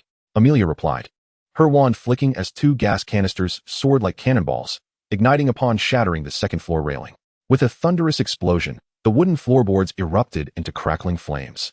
Thick smoke swirling with sparks cascading down, forcing the hooded figures to retreat. Everyone, retreat to the entrance. Yezhi's roar cut through the smoke and dust of the inferno as he seized the disoriented Jason, crouching low against the wall as they pressed forward, weaving a protective barrier of light with his wand. The Burn Man Barrow staggered back to the window, his contorted face turning a liverish hue. You suck the blood of wizards and now wish to pose as heroes? Let me tell you, he suddenly vaulted over the railing. Plummeting from the second floor, kicking up a cloud of dust upon impact, the new order will crush all parasites. A beam of black light struck the crumbling wall. Yezhi's pupils constricted as he yanked Jason back sharply. The entire wall groaned under the corrosive effects of dark magic, bricks collapsing with a thunderous crash, debris and dust hurtling towards them. He shielded Jason as he lunged forward, rolling onto the ground outside, sharp shards of stone whizzing past his ears. The mad laughter of the burned man echoing nearby, along with the fleeting shadows lurking around the corner, an ambush yet to come. Amelia, protect William. Jason, follow me. He dragged Jason forward, but felt a sudden weight on his wrist. Jason had tripped over distorted rebar, crashing heavily into the rubble. The sound of booted feet crushing stones echoed behind them, accompanied by chilling incantations slicing through the air. Yezhi raised his wand to parry the attack while struggling to pull Jason up, but he could not lift him. Yezhi saw the 2 Aurors who had run far now turning back towards him and immediately shouted, "Return to the ministry for aid. Do not worry about us." Before he could finish, Barrow had led 3 hooded figures in a fan-shaped encirclement, while 2 others pursued the fleeing Aurors. "Look who I've caught." The Burn Man pointed his wand at him, the Malfoy scion, a living emblem of nobility. "I will sever your head." Before his deranged words could finish, Yezhi's wand shot forth like a silver dragon emerging from the depths. The silver-blue slicing spell transformed into a tangible blade of light, sweeping through with devastating force. For lines of blood erupted simultaneously in the air, the wizards within the encircled area staggered back, clutching their newly opened wounds. Warm droplets of blood splattering across Gu Ye's pale cheek, contrasting starkly against the cold light glinting in his eyes. The burned man stumbled back, emitting a low growl akin to a beast, the tip of his wand suddenly coalescing with a surging dark curse. Just as that curse was about to be unleashed, a hooded figure beside him suddenly twisted their wrist, sending the burned man's wand flying. Seizing this fleeting opportunity, Gu Ye incapacitated the burned man. When he turned around, he found the other two hooded figures also lying motionless on the ground. Only he and the suddenly traitorous hooded figure remained standing. That person yanked off their hood, revealing a mane of red hair tied back in a high ponytail, exuding a striking presence. Gu Ye's pupils dilated. Eileen voice. Chapter 82. Pearl Attire. Eileen and Gu Ye worked together to hoist the limp Jason up. Her voice, raspy from the smoke, urged, "Hurry, follow me. There's no ambush this way." "Eileen, do you have any idea what you're doing? Parkinson has been frantic searching for you," Gu Ye implored urgently. Eileen pulled the two of them into a nearby dilapidated building, pushing aside a rusted cabinet for cover. As they sank to the wall, Gu Ye noticed that her left arm was already soaked in blood, appearing a dark purple in the dim light. It was then that Gu Ye recalled that his slicing spell had struck her earlier. The wound was grotesquely rolled and dark red droplets dripped through her fingers onto the cobblestones below. "I'll help you heal." Gu Ye raised his wand, but Eileen grasped his wrist, halting him. She tore a strip of cloth from the hem of her sweatshirt. Time was of the essence. They would follow the blood trail to their location. Swiftly, she wrapped it around her arm. The rear window led directly into a muddy alley. If they could just leap out and run a few steps, they could apparate away. "No, you must come with us," Gu Yezhi insisted earnestly, gripping her arm tightly. Jason, like a frightened mouse, trembled as he cowered in the corner, his eyes fixed on Gu Yezhi. "So, Malfoy, you're in cahoots with these traitors. You're all just jealous of me, wanting to harm me. I am the nephew of the Minister of Magic." He said this as he edged toward the door. Gu Yezhi barked, "Don't move. Stay inside." Just then, a series of explosions erupted outside, the aura shouts cutting through the smoke. "All personnel, lay down your arms immediately. Resistors will be executed on the spot." Jason's previously ashen face lit up with elation, and he shouted hoarsely, "I'm over here. The fugitive is this way." He stumbled toward the iron gate, his slippery shoes screeching on the gravel. Gu Yezhi caught the sound of heavy footsteps outside and cursed under his breath. Without a moment's hesitation, he seized Eileen's wrist, using the windowsill for leverage to leap into the dark, narrow alley behind them, quickly disappearing into the damp mist. After experiencing the weightlessness of apparition, they found themselves in a Muggle neighborhood. The sound of car horns in the fog felt particularly jarring. Aileen could no longer hold herself up and slowly sank down against the moss-covered brick wall, blood dripping from her fingertips, spreading like a stain on the cobblestones. "Where's this?" "Silence," Gu Yezhi replied sharply, swiftly removing his outer robe to wrap it around her still bleeding left arm. He scanned their surroundings vigilantly before guiding Aileen into a nearby alley. In the dreary rain, a tailor shop named Pearl Attire stood quietly, warm yellow light spilling through the bright floor-to-ceiling windows. A lady in a pearl hat was alone, cutting satin at her desk. The soft sound of silver scissors against silk was particularly clear in the silent alley. "I don't know where else I can take you. Perhaps only the Muggle world can provide a temporary refuge." He took a deep breath and pushed open the shop door. The crisp sound of a bell chimed as warm air, imbued with the unique scent of silk, enveloped him. "Welcome. Oh, who might you be?" "Isabella Whitley." The lady in the pearl hat halted suddenly, her neatly trimmed eyebrows knitting in concern. She quickly approached to support the swaying Aileen. "Ms. Isabella Whitley. I hope you still remember me," Gu Yezhi said, pulling out the business card the shop owner had given him, the embossed golden pattern glimmering softly in the warm light. "Oh, you are the gentleman who inquired about the shimmering trinkets shop." Isabella smiled. "You were our first customer. I remember you well. How may I assist you?" "I need a private room where we won't be disturbed, and if you could also find a clean set of clothes for her, I would be most grateful." "Money is not an issue. I can pay in gold." Gu Yezhi spoke rapidly. "Of course. There's a lounge available. Just lock the door behind you. I'll fetch the clothes." Isabella did not ask any difficult questions, leading them straight into the back room and helping them close the door. As soon as the door was locked, Gu Yezhi's wand burst forth with blue light. The healing spell enveloped the wound like a delicate veil. But the flesh barely adhered together. Without potions, only using spells, the healing process was exceedingly slow, and he could only recite the incantation repeatedly. "You need to go back." Aileen suddenly spoke. "If they couldn't find us here, they would surely suspect you. Your identity is already sensitive. First, take care of yourself. Yezhi interrupted her, the faint glow of his wand flickering. Why are you associating with those people? She turned her face away, her red hair brushing against her blood-stained collar. I want to change the world. Can those scoundrels playing in an abandoned house truly change the world? You think rebellion will change the world? Yezhi raised his voice. Killing will change the world? I have no other way. She suddenly grasped his collar, her blood-stained fingers clutching tightly at his lapel. Has this wizarding world ever given us muggle-borns a chance to live? The aristocrats always come first. We are forever inferior. What makes me any less than that coward who was just begging for help on the ground? Her voice quivered, tears shimmering in her eyes. Tell me, what makes me any different from you? Why is it a tale of romance when Senefina's name is linked with yours? But I can't even be mentioned in the same breath. I want to eradicate the aristocrats. Overthrow your rule. Kill me. Yezhi suddenly seized her wrist, pressing her wand firmly against his chest, the blue glow at the wand's tip reflecting the coldness in his eyes. Aren't you trying to topple the aristocracy? Here I am, the current head of the Malfoy family, the greatest noble in the wizarding world. The opportunity is rare. He leaned closer to her reddening eyes, his breath brushing against her trembling lashes. Do it. Prove that your so-called desire to change the world is not just empty talk. Aileen's hand suddenly loosened as if scalded, the wand clattering to the ground with a sharp sound.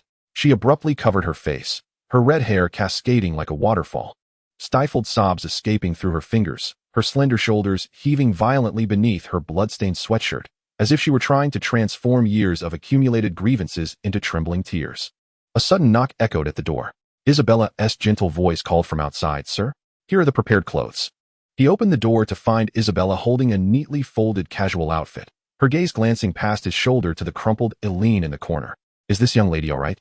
Yes, just exhausted, Yezhi replied, pulling a few gold galleons from his inner pocket, his hand hidden behind his back, transforming the gleaming coins into gold bars as he pressed the still warm metal into her hand, besides the clothes.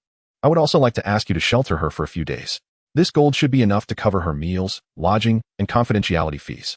Isabella trembled slightly as her fingers brushed against the gold bar. This is too precious. She needs a place to hide. Yezhi lowered his voice, stealing a glance at Eileen, who was using her blood-crusted hand to wipe her face. If anyone comes asking, just say you haven't seen us. Once the door closed again, Eileen suddenly pushed herself up against the wall. I want to stay here. You have no choice. Yezhi pressed her hand down to prevent her from pushing the door. Your accomplices want to withstand the Ministry's interrogation. Within 3 hours, they will have your every movement documented. Returning to the wizarding world is akin to walking into a trap. My home is even less safe. He paused, gazing into her defiant, reddened eyes. Only the Muggle world can hide you. Don't worry, I will arrange for Parkinson to visit you. His final words made her feel as if a taut bowstring had suddenly loosened. Eileen's tense body sagged. She collapsed onto the couch piled high with fabric, clutching the new clothes over her face, her muffled voice still carrying the remnants of her unshed tears. You'd better keep your word.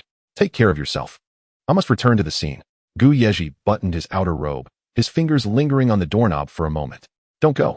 Eileen staggered, clutching his sleeve, the wound beneath the bandage pulling and oozing blood. You've been gone with me for so long. Going back now is like walking into their sights. That minister's nephew will undoubtedly reveal our location. You'll be thrown into an interrogation room and forced to confess. If I don't show up, that would solidify the suspicion against me.